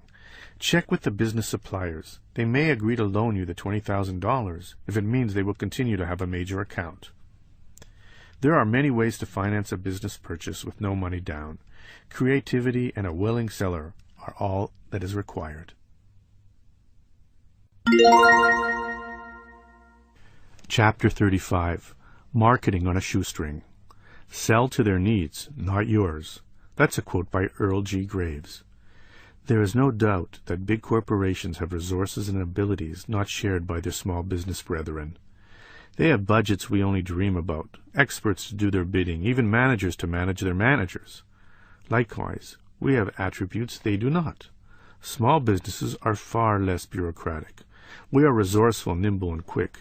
I would venture to say that the only area where small businesses actually envy big businesses is with regard to their budgets. One ad in the Wall Street Journal might cost a fortune. 500 company, $100,000. What kind of marketing could you do with $100,000? But fear not. Marketing need not cost a fortune. There are scores of ways to market on the cheap. Look big in the process and even the playing field. The shoestring rules. Marketing need not cost a fortune to reap tremendous rewards, but first, you have to know the 4 ground rules. 1. Shoestring marketing takes commitment. If you are like most other small businesses, you have a few tried and true marketing methods. But shoestring marketing means that you will try and eventually adopt several more methods. If 3 methods allow you to net $150,000 a year, what might you make with 6 methods? Therefore, you will try out many methods, test them, see which one works best, and then add the winners to your marketing repertoire. This will take time, as you must run an ad or test a marketing method several times before learning whether it is effective. Furthermore, a marketing campaign generally can take 3 to 6 months, so commitment is required. Shoestring marketing requires consistency. To build a brand, you must send a consistent message repeatedly. Eventually, people will know that you are the king of big screens, or that you won't be undersold, or whatever is your promise to your customers. But to create that image, your marketing, shoestring and otherwise, must be consistent. Consider the electronics store that spent a ton of money on a television campaign that lasted a week. The owner got results for about 2 weeks. He then tried a small, inexpensive ad every week in the Sunday entertainment section. It became his bread and butter. It created the profits. Consistency is key. 3. Shoestring marketing requires creativity. In the next section, you will find many different, inexpensive ways to market your business. Again, for this plan to work, you will need to try several and see which ones generate the best results. Try some that are foreign to you. Be creative. 4. Shoestring marketing must be measured. The only way to know whether your shoestring marketing campaign is working is if you are able to measure the results. So create ways to measure your campaigns. Your benchmark might be sales during the same month last year or the number of calls you received from a flyer. Whatever the case, create a starting spot so that you can decide which methods garner the best results. So this is the plan. Read through the many methods listed next and decide which ones might work best in your business. Set some benchmarks to test them against, and then try some again. Then try out some more. Be patient, be creative. Watch the bottom line and then decide which methods should become additional tools in your marketing tool chest. Major media methods. There are many shoestring methods which allow you to advertise on television, radio, or in newspapers or magazines at a great discount. Co-op advertising. Co-op advertising is a cost-sharing arrangement between a manufacturer and a retailer wherein the retailer places an ad that is partially or fully paid by the manufacturer. The catch? The manufacturer's product or name must be mentioned in the ad. For example, my father had an expensive prominent billboard on the San Diego freeway in Los Angeles that said in big type, "Carpet World, Elegance Underfoot." And then at the bottom of the billboard, in much smaller print, it said, "Featuring Ban Lawn Carpets." Ban Lawn paid for most of that ad. That is co-op advertising. Similarly, when a convenience store advertises a certain product, you can bet that company helped pay for the ad. Collectively, manufacturers earmark approximately $30 billion annually to help small businesses stretch their advertising dollars, yet surprisingly, much of that money goes unused. So an obvious way to stretch your advertising dollar is seeing whether any of your suppliers offer co-op funds. Having your suppliers pay for your advertising is an excellent way to grow your business without spending much more money. To learn more, pick up a copy of the Co-op Advertising Program Sourcebook or the Co-op Source Directory. Buy remnant space. Near press time, magazines and newspapers may have unsold advertising space called remnant space. If you are flexible, willing, and able to buy at the last moment, you can pick up remnant space for a song. The same principle applies to unsold radio and television time.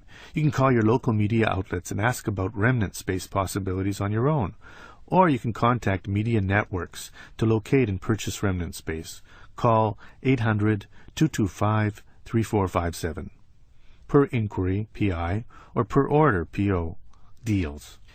Similar to a barter, a PO or PI deal works when stations have unsold time. Say when you sell widgets. With this sort of deal, you would cut a deal with a station in which they would, without any upfront cost to you, run your commercial selling your widgets.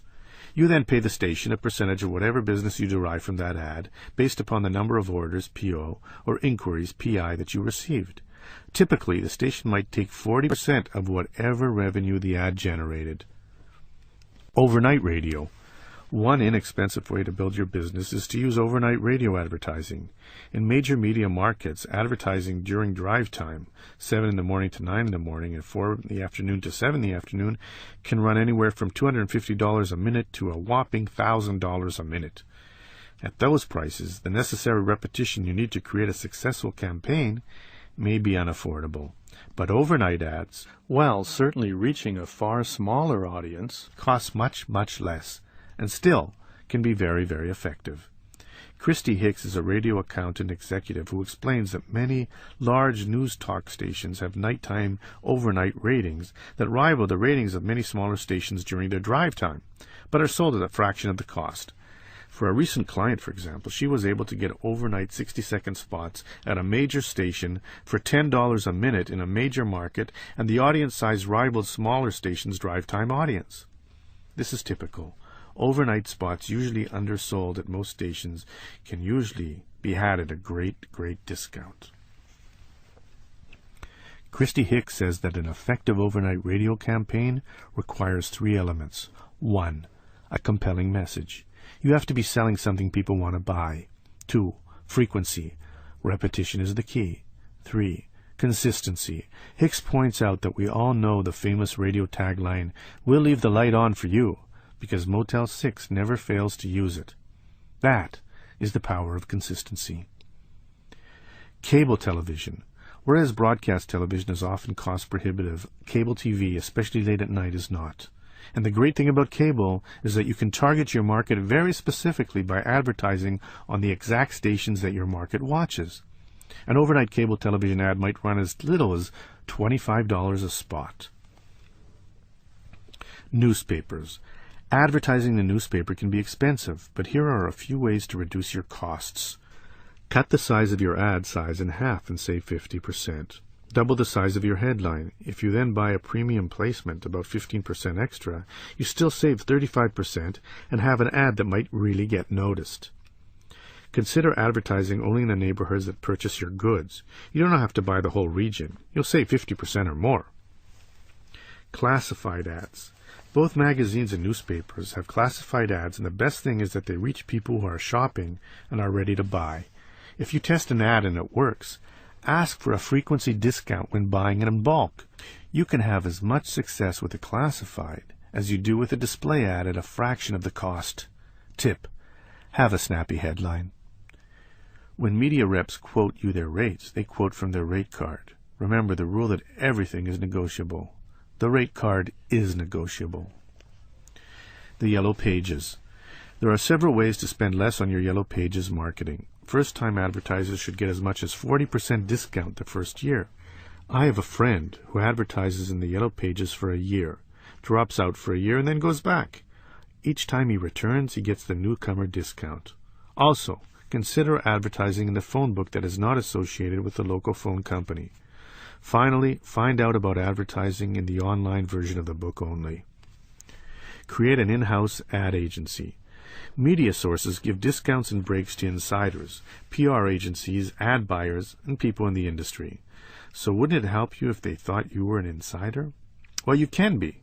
Create an in-house ad agency. If you create one and thereafter buy your ad time space through your internal ad agency, you automatically get a 15% discount. In-house ad agencies are amazingly easy to set up. Usually, all you need to show the media outlet is a checking account and stationery in the name of the in-house or internal ad agency. JJ Stereos can create JJ Stereos advertising in the afternoon. Once you create one and tell the advertising medium about it, you begin to save. Toll-free 800 phone numbers, also 888 and other exchanges, increase your response rate by 30 to 700% and are very affordable. Publicity.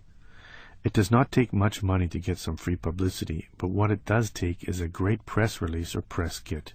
If you can convince a radio or television station, or a magazine or a newspaper, that your business is newsworthy, and then get them to do a story about it, bingo! That free publicity is worth its weight in gold.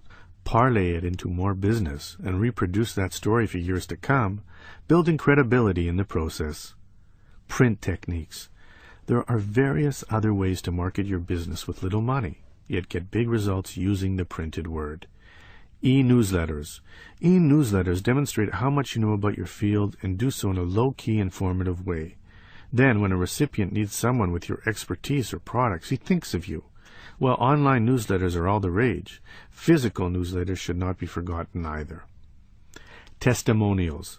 Satisfied customers can be one of your best sales tools. Ask them to write you a testimonial on their letterhead and then include these letters in your marketing materials and promotions. Testimonials lend credibility to your advertising offer and are great to use in sales presentations. My standard speaking contract states that if the meeting planner was happy with my speech, he or she will write me a letter of recommendation within 2 weeks after the event. I thereafter send these letters to prospective speaking clients. Ask happy current clients if they would mind if potential clients could call them regarding your products and services. This shows that you have built strong relationships with your clients and customers and are confident in the quality of your work. Flyers. Hire a student to put flyers on cars downtown. 5,000 flyers times 3 cents is $150. A good flyer offers cheap prices and emphasizes benefits, benefits, benefits. Coupons. Most coupons are never redeemed, yet even so, creating a coupon costs almost nothing. And if your brand stresses low costs, coupons, even unredeemed, build your brand. If they are redeemed, you have driven some more business your way. To be effective, coupons must offer at least a 15% discount. Try adding a coupon to your invoice to sell more product to existing customers. Gang run. Some printers wait to do all their large printing jobs at once. This is called a gang run. If you can wait a while to get your marketing materials printed, contact some local printers and see when their gang run is scheduled. Tell them that you would like to buy the unused extra space if they have any. They usually do. If you are patient, you can get printing at a fraction of the cost by buying their unwanted, unused remnant space. Personal letters. George H.W. Bush is said to have written more than 10,000 thank you letters and is credited that, at least partially, with getting elected president. In this era of instant communication, people remember an actual letter. Consider writing a letter to your current customers, offering them a special discount or sale or something else as a way to thank them for their business. Then hire some students to address the letters by hand. Actions. There are plenty of other low-cost marketing tricks you can try. Barter. There are 2 forms of barter, the traditional method where you and another vendor agree to trade goods or services, or more often, these days, through a barter exchange, which acts as a middleman. The exchange issues barter bucks to you when you do something for someone else in the group. You can then use these bucks to purchase the goods or services from anyone else in the group. The Internet has changed barter too. Online barter exchanges have cropped up across the net and are great places for small businesses to get started. A good virtual barter exchange should keep track of transactions, act as an intermediary, issue the currency, handle paperwork, and keep its fees to a minimum. According to the International Reciprocal Trade Association, IRTA, almost 500,000 small businesses use commercial barter exchanges every year, generating more than $10 billion in sales. Barter offers several benefits. 1. You can get rid of excess assets. Store owners have excess inventory, restaurants have empty tables, chiropractors have free hours, and so on. Barter allows you to move assets and products that are not being used. 2. You create new customers. Barter exposes new people to your business. By joining a barter group, you may find that people who bartered for your goods or services may become regular clients. 3. Barter saves money. When you use your time rather than your money, you save money. Contests. A contest can generate interest and free publicity for your business. For example, a restaurant might have a yearly contest to see which customer can eat the most of its famous flaming chicken wings. Not only would this generate interest among its clientele, but a local newspaper might pick up the contest as a fun human interest story.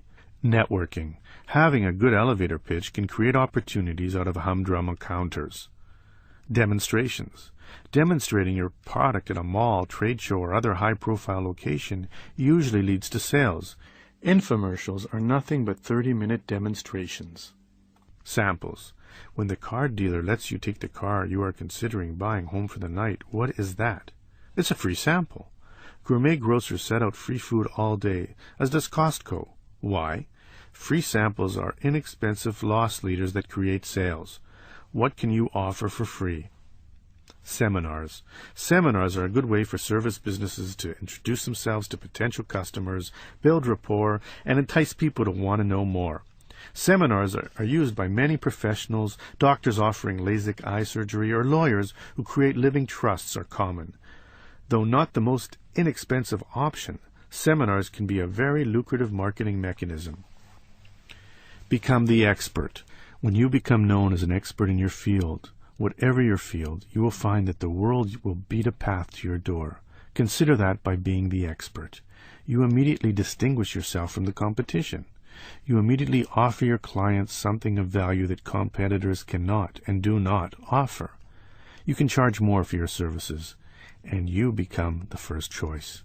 How do you come to be known as an expert? Pick something that you know or do, something you are passionate about, and begin to devote more energy to it. Then, share your analysis, ideas, and insights with colleagues and the public. Mark Paul spent 20 years at various levels and types of businesses. From Ford and Northrop to getting a patent and consulting, Paul gathered a wealth of valuable business knowledge throughout his career. When he decided that he wanted to focus on business startups, he knew that he needed to package his skills in a unique way to attract the right opportunity. So he wrote and self-published a book, The Entrepreneur's Survival Guide. Tips and tricks to help you start and build your company became Mark Paul's calling card. Now, when he talks to people about business, he can refer them to the book he wrote. Talk about getting their attention. Go to www.synergy-usa.com. How else can you become known as an expert? Draft a press release and get a television or radio segment done about you or a newspaper article written about you. Write an article for the local paper or for a trade journal. Advertise as specializing in, like the card dealer whose ad reads, specializing in customers with credit problems. Befriend a concierge. The job of the concierge at a hotel or office building is to offer services to guests. Get on their list and then they become your marketing arm. Offer free consultations. Free consultations usually lead to paying clients. Be a good citizen. By sponsoring a youth sports team, coaching the team, or donating your services to charity, you begin to create a positive reputation in the community. What about sponsoring a segment on your local public broadcasting television or radio station? That certainly can be a chic method. All of this will eventually lead to more sales. Examples. There are many options previously listed that are intended to whet your appetite. There are simply so many ways to market your business, many of which are underutilized by most small businesses, that it would be a shame if you stubbornly stuck to your same few techniques. Try a few of these out and see if you do not experience increased sales as a result. Seasons travel. Gross sales per month, $4,000. Marketing budget, 7.5% of the gross, which is $300 a month. A monthly shoestring marketing plan. Method. Personal letters. The cost is effectively nothing, and analysis only takes time. A method of brochures costs $600 yearly, which is about $50 a month, and analysis is always on hand. Classified ads the cost is $20, and the analysis one newspaper once a week. Yellow Pages is $20, and its analysis is a small listing. Newspaper display ads is $100, analysis one paper once a week. Direct mail, $10, the analysis is the postage. Public relations, $50, the cost of materials. Circulars, $50, cost of materials and payment to Sun to put on cars. The total, $300. Consistency is key. Larry Allen and Associates, attorneys at law. Gross sales per month, $20,000. Marketing budget is 15% of the gross, $3,000 a month. The monthly shoestring marketing plan. Method, Yellow Pages, $500, one large ad. Newspaper display ads, $1,000, two medium weekly ads. Radio, $750, always heard on the news talk station. Direct mail, $250, 3 mailings a year. Free seminars, $450, 4 times a year, amortized. Website, $50, design and promotion amortized. Total is $3,000. High profile. Part 9. Small Business Success Strategies. Chapter 36. Small Business Success Secrets. 1. Money. I think it is an immutable law in business that words are words, explanations are explanations, promises are promises, but only performance is reality. That's a quote by Harold S. Ganine. What counts is what works. Small businesses come in all shapes and sizes. Some are good and some are not. Some make a lot of money and some do not. Some foster happy, productive, meaningful workplaces, and others do not. So what separates them? In these last 2 chapters, the distinguishing characteristics of the best small businesses are explored. Multiple profit centers. According to the New York Times, February 15, 2004, at a time when Michael Jackson was facing many legal problems, he was also suffering from a potential cash crunch. The Times explained that Jackson had a $70 million loan coming due. Although sources believed that Jackson was going to have a hard time repaying it, Jackson was not worried because, according to the Times, one advisor said that Mr. Jackson had about a half a dozen sources of income, including royalties. His most valuable asset by far is the Beatles catalog of about 250 songs, which Mr. Jackson and Sony Music Entertainment own jointly, with an estimated value of $800 million to $900 million. The catalog of Mr. Jackson's own music has an estimated value of $75 million to $90 million. You would not be too worried either if you owned the rights to Yesterday. So, what is the point? Namely this. Michael Jackson felt safe financially because he does not rely on only one source of income. He has diversified his income sources, 6 according to the article. So should you. The great small businesses know that all businesses have cycles, just as the economy has cycles. If you depend on only 1 or 2 sources of income, you can bet that there will be up times and there will be down times. Cycles, after all, are cyclical. Diversifying your income is the same strategy investors use in the stock market. They know not to buy stock in just one company or sector, as that stock or sector might go up or it might go down. Diversifying their portfolio is a hedge against the down times. The secret to beating the dreaded inevitable business cycle is to have multiple profit centers. That way, when one part of your business is down, other parts are up, and vice versa. When Thriller is not selling because you have legal problems, you can still count on Sgt. Pepper.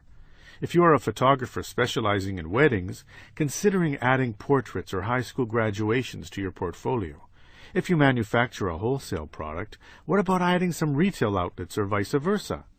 By creating multiple profit centers, you can ensure that, well, all your troubles will seem so far away. Swimming with the big fish. It's easy to fall into a rut, especially when it is a comfortable rut. If your business earns a nice profit and is a good place to work, everyone might easily settle into a routine where growth is less important than maintaining the status quo. You know what you know, and what you know works. Why upset the apple cart? But if you want to take your business to the next level, you will need to 1. Break the routine, and 2. Begin to associate with people who can help generate more business and revenue. Tried and true is nice, if that is what you want. Superior small businesses, though, work to get to the next level. A board of advisors. Bob Vukovich is an entrepreneur who has started 2 very successful businesses, is a mentor to many aspiring entrepreneurs, and is a judge at Moot Corporation, an internationally acclaimed business plan competition hosted by the University of Texas.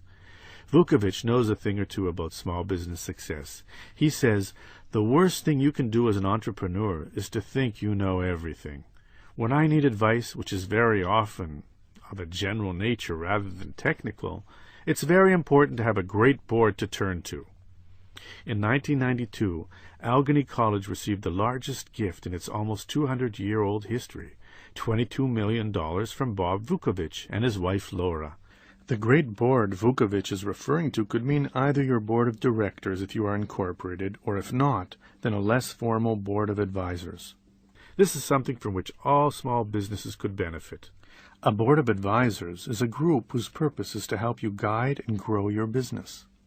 A great board is one that can offer you advice, feedback, expertise, perspective, and contacts.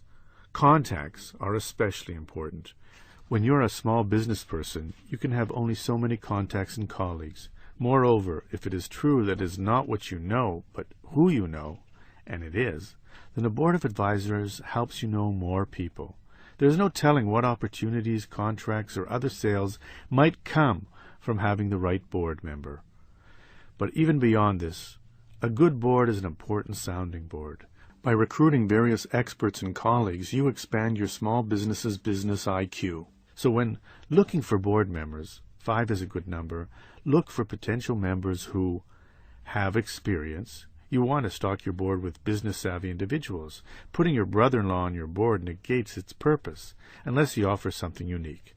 The more heavyweights you get, the better. Not only will this vastly increase your small business acumen, but these are the kind of players who can steer business your way. Good board members will have contacts whom they can reach out to investors, strategic partners, even potential customers. An experienced board also impresses the outside world. If you need a loan, for example, or if you're trying to nab that big contract. Have diverse skills.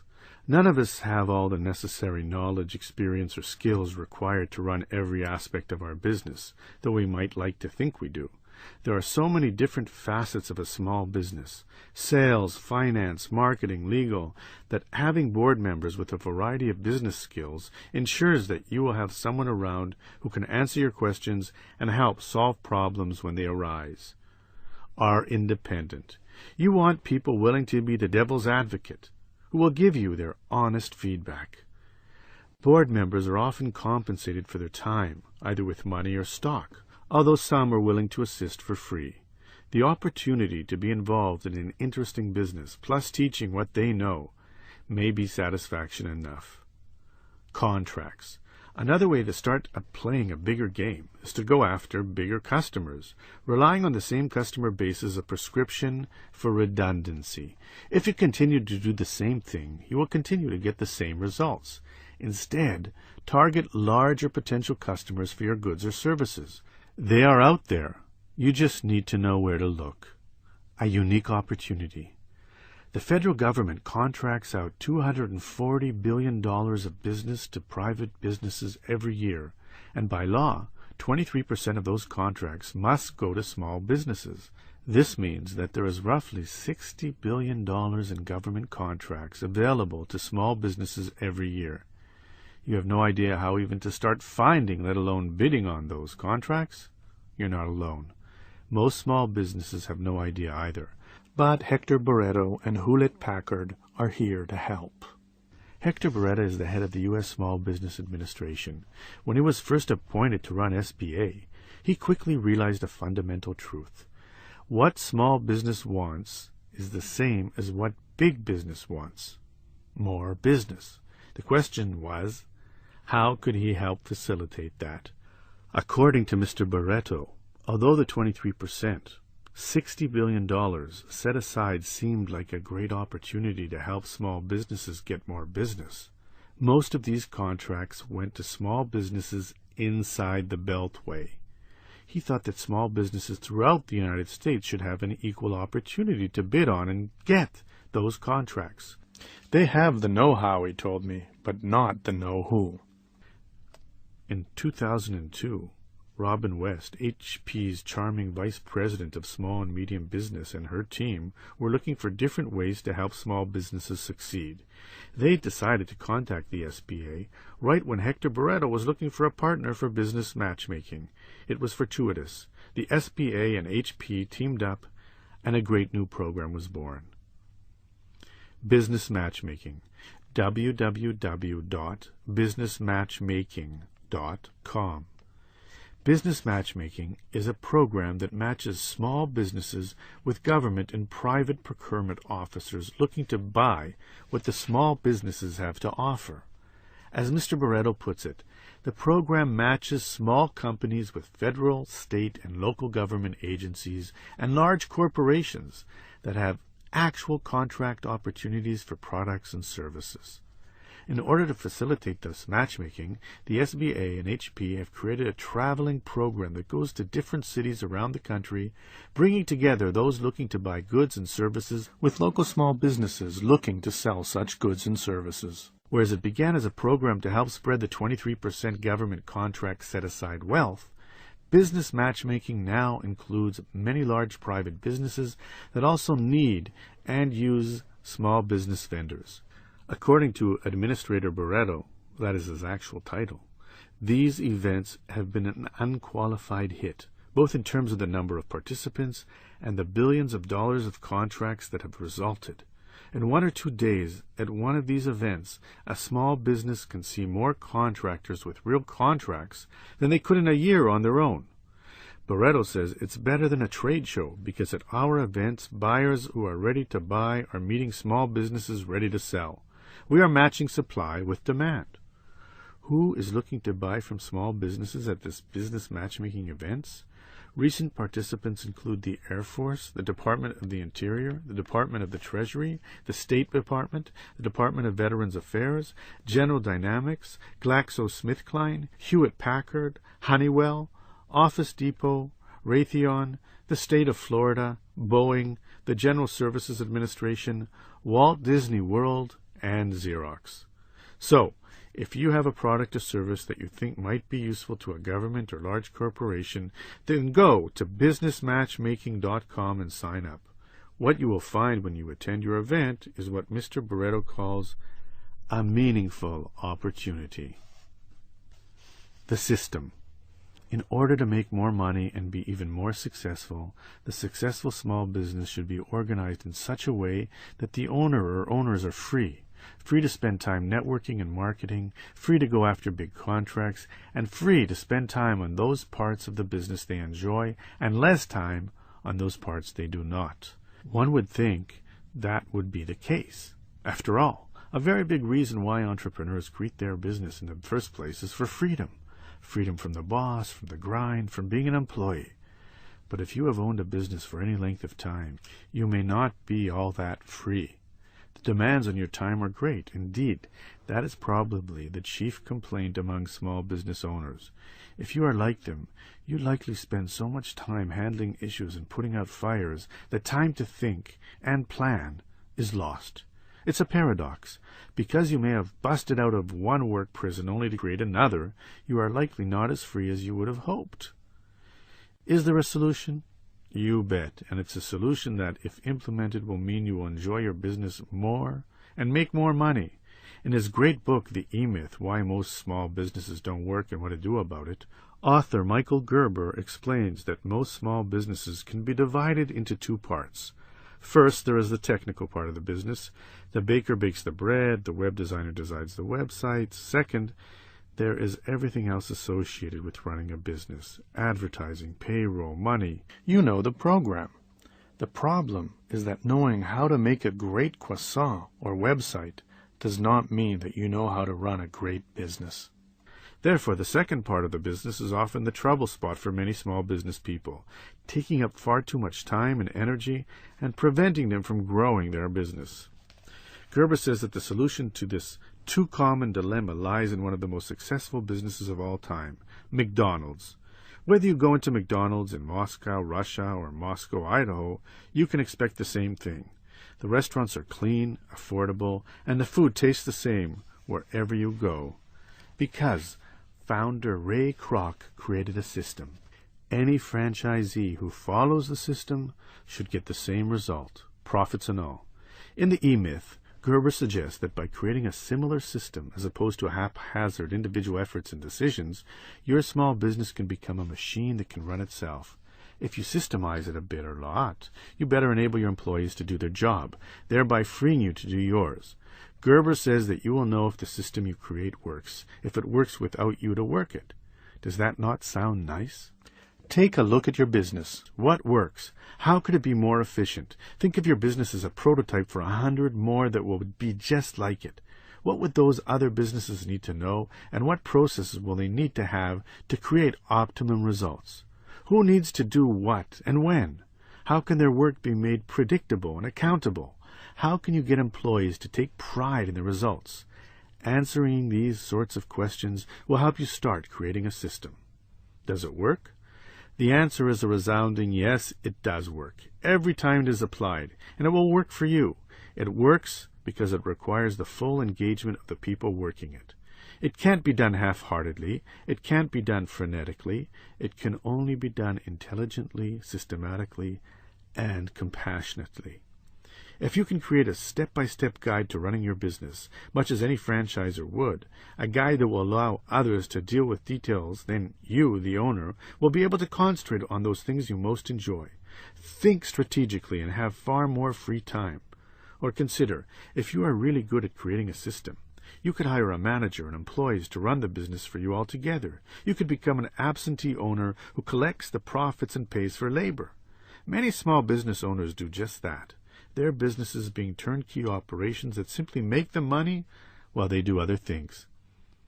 Here is the 7-step process. Step 1. Create your primary aim. No, not your aim for your business, but your aim for yourself. How do you want your life to look? What do you really want to do on a daily basis? Gerber says until you know what you want your perfect life to be like, you cannot figure out how your business should be organized. Step 2. Create your strategic objective. Your strategic objective is a very clear statement of what your business has to ultimately do for you to achieve your primary aim, says the author.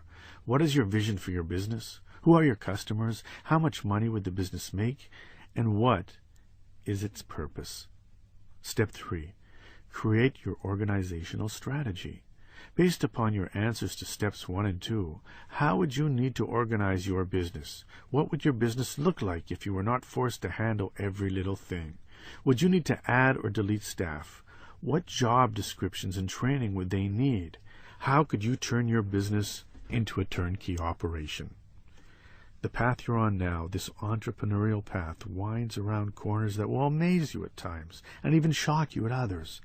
That's why it's so exciting. It's the path of surprise. It's the path of constant engagement. And because it's all of those things, it's truly the path of life, or as Rollo May puts it, the path of freedom. That's what Michael Gerber wrote. Step 4. Create your management strategy. In the best franchises, they say the system is the solution. You need to create that system for every part of your business. A great system is essentially a multiple series of checklists. Anyone should be able to look at their checklist and know what to do. It should be the same thing as creating the same French fries time and again. Step 5. Create your people strategy. The danger of creating this system is that employees may feel like they are nothing but a cog in the machine. A people strategy prevents this. So your people strategy is what you want your business culture to be and how you plan to implement it. Your way of doing business becomes part of your operations manual and system. Step 6. Create your marketing strategy. Your marketing strategy examines who your customers are and how they fit in with your new business model. Step 7. Create your system strategy. You have 3 systems: hard systems, computers, cash registers; soft systems, people; and information systems, inventory control, sales, and so forth. Your business process needs to integrate all 3 systems. For more information, pick up a copy of The E-Myth by Michael Gerber. By systemizing your business, you will be freed up to make more money and have your business live up to its full potential.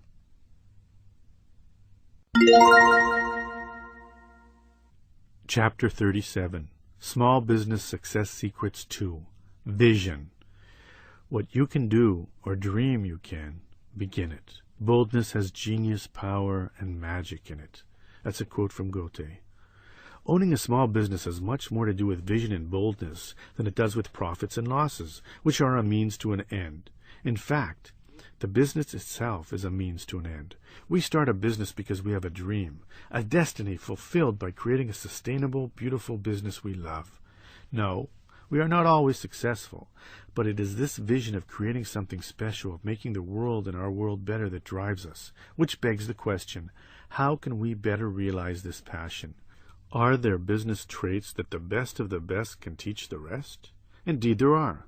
The best businesses are beacons illuminating the path so that as we continue our entrepreneurial journey, there is light showing us which way to go.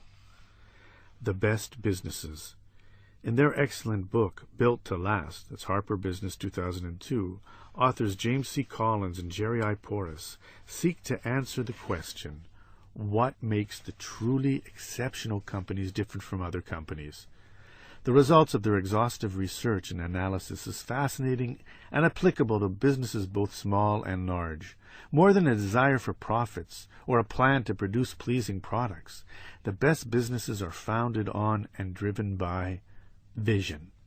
It helps to remember that every amazingly huge Fortune 500 NASDAQ-traded, stock-splitting, name-branded, well-known company you see once started out as a small business. Yet by adhering to their vision, they were able to grow beyond their humble roots and become something special. And when I say special, I'm not talking about money or profits, although they are nice. I'm talking about a business that makes a difference for its shareholders and owners, for its employees and for its customers. A special business, a great business, solves problems, creates value, is enviable. The business is the thing. To have a successful business, you need not be a genius, but you do not have to invent the next big thing, and you do not have to start out with a big idea. Walmart began as a single 5-and-dime store in Arkansas. Founder Sam Walton told the New York Times, "I had no vision of the scope of what I would start, but I always had confidence that as long as we did our work well and were good to our customers, there'd be no limit." His big idea to create a chain of rural discount stores did not arrive for quite some time. Like most overnight successes, Walmart was about 20 years in the making. Slow starts are okay. Bill Boeing's first plane was such a failure that his aircraft company sold furniture for a few years. Microsoft lost money its first 2 years. Walt Disney went bankrupt before coming out with Steamboat Willie.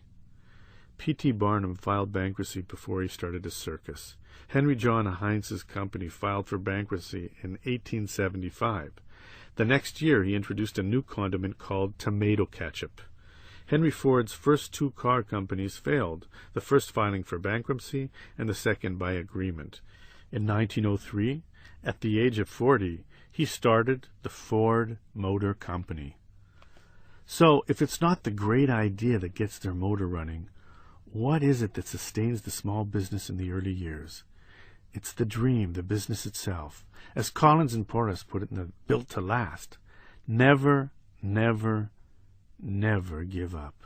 Be prepared to kill, revise, or evolve an idea, but never give up on the company. They cite HP as a classic example. Bill Hewitt and Dave Packard kept tinkering, persisting, trying, and experimenting until they figured out how to build an innovative company that will express their core values. So it's not your great idea that will sustain your business. It's your great business that will sustain the idea. The business is the thing. A slow start can be handled as long as a strong foundation is being laid. Create an organization with values that matter and processes that last. A visionary organization creates visionary products and profits, not the other way around. There is more to business than profits. You are an idealist. If you are not, then fear, criticism, the unknown, or naysayers would have stopped you. So we know you are idealistic. The trick to sustain business greatness, then, is to transform that idealism into a set of core business values. The best small businesses have core values and live by them. These values guide owners and employees alike in their everyday activities. In 1945, Japan was a country in ruins. Devastated by war and 2 nuclear bombs, Japan had a long, long way to go. It was then, in the remnants of Tokyo, that Masura Ibuka decided to start a new company he would call Sony. Begun in a bombed-out, deserted department store, Sony was started with the last $1,600 of Ibuka's personal savings.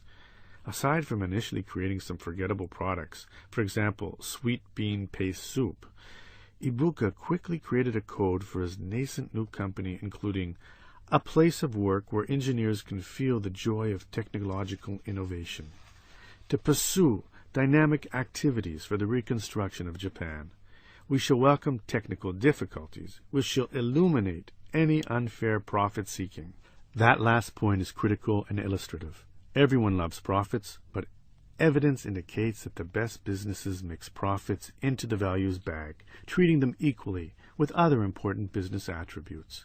Henry Ford is widely credited with helping to create the middle class by introducing both the 5-day work week and the $5 day, roughly double the prevailing wage.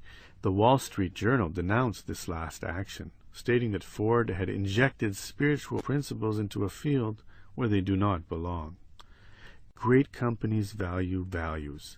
They're not just enterprises created to make a buck. These businesses have a core ideology of which profit is but one ideal, as pointed out in Business to Last. In 1960, David Packard of HP gave a lecture to a group of employees. There he said, "I want to discuss why a company exists in the first place. Many people assume wrongly that a company exists simply to make money. As we investigate this, we inevitably come to the conclusion that a group of people get together and exist as an institution that we call a company, so they are able to accomplish something collectively that they could not accomplish separately. They make contributions to society. Each small business must decide for itself what its core values are. They should be simple guiding principles upon which to build. You do not need a reason and do not need to justify them. They are your core values. Figure out what they are and live by them." A correlation to this is that the visionary small business should recruit people who can buy into the value system. Discuss this during the interview process. Real values to mean something must be lived, and if an employee is unwilling to adopt your way, then theirs should be the highway. When he died, Joe Wilson, founder of Xerox, was found with a small blue index card he apparently kept in his wallet. It said in part, "To attain serenity through the leadership of a business which brings happiness to its workers, serves its customers, and brings prosperity to its owners." Think big. The most successful small business create clear, specific, big goals and then organize to achieve them. The goal serves as a focal point for the efforts of the participants. When Ruth Handler decided that her small toy company would create a doll that was a shapely woman, not a baby, as all girls' dolls have been up to that point, the goal was huge. The company had to invent new processes to manufacture the doll, and it took 8 years. It changed the entire direction of her business. But her business, Mattel, and her invention, Barbie, transformed an industry. Setting the bar high raises expectations of yourself, your staff, and of your business itself. A great, big, audacious goal can get everyone excited. It crystallizes efforts. However, a goal alone is not enough. Your business has to be committed, financially and emotionally, to achieving the goal. Goals without commitment is like a basketball without air. It's empty. Set goals for your company, commit to them, enroll your team in them, achieve them, and then set more. Experiment. Before inventing Tupperware, Earl Tupper created a variety of forgettable products: knitting needles, egg peelers, compact mirrors, and flour sifters, to name just a few. He just kept plugging along until he finally hit on a product that worked in the marketplace. This is true for many successful small businesses. Grand visions and strategic plans are wonderful, but it often takes plain old trial and error and plenty of experimentation before the magic combination hits. Failures happen, but you have to keep throwing stuff against the wall to see what sticks. R.W. Johnson, Jr. of Johnson & Johnson famously said, "Failure is our most important product." He knew that failure meant not only his company might learn something new, but it should also prod them in the proper direction. If you continue to experiment and try new things, opportunities will eventually avail themselves. In 1938, a DuPont scientist named Roy Plunkett was going to do some experiments of a substance known as TFE, and so stored a canister of the material in some dry ice at the end of the day to preserve it. The next day the canister was seemingly empty. When he cut it open, he discovered the TFE had transformed into a silky substance that lined the inside of the canister. Plunkett had inadvertently created Teflon. Yet despite a few efforts to commercialize the product, DuPont found only industrial uses for Teflon. It took a Frenchman named Marc Aguirre, who had heard of the material and experimented mightily, to finally figure out how to stick the world's greatest non-stick substance to frying pans. The company he created to sell the pans, Tefal, is still the standard in the industry. The competitor is you. Sure, capitalism is cutthroat, but the best small companies do not necessarily look to their competition to figure out what to do. Instead, they look to their own values and successes and try to top those. It is like the sports team playing for the championship who says, "We do not care what our opponent is going to do, what their defensive scheme is, or what plays they will run." This is not about them, it's about us. Are we up to it? How will we carry out our plan? Will we be our best? If we are our best, no one can beat us. Be your best. Have a vision. Dare to dream big dreams and have big goals. Commit to them and then chase them. Enroll your team in your cause. Try something new. Then try something else. Make sure your small business means something. If it personifies your highest values, you will have created a business of which to be proud of. Be bold, for boldness has genius, magic, and power in it.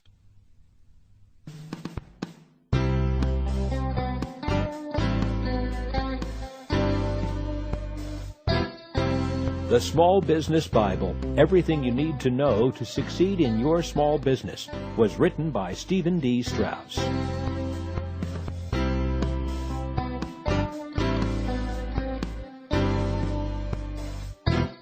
This has been a Gildan Audio production.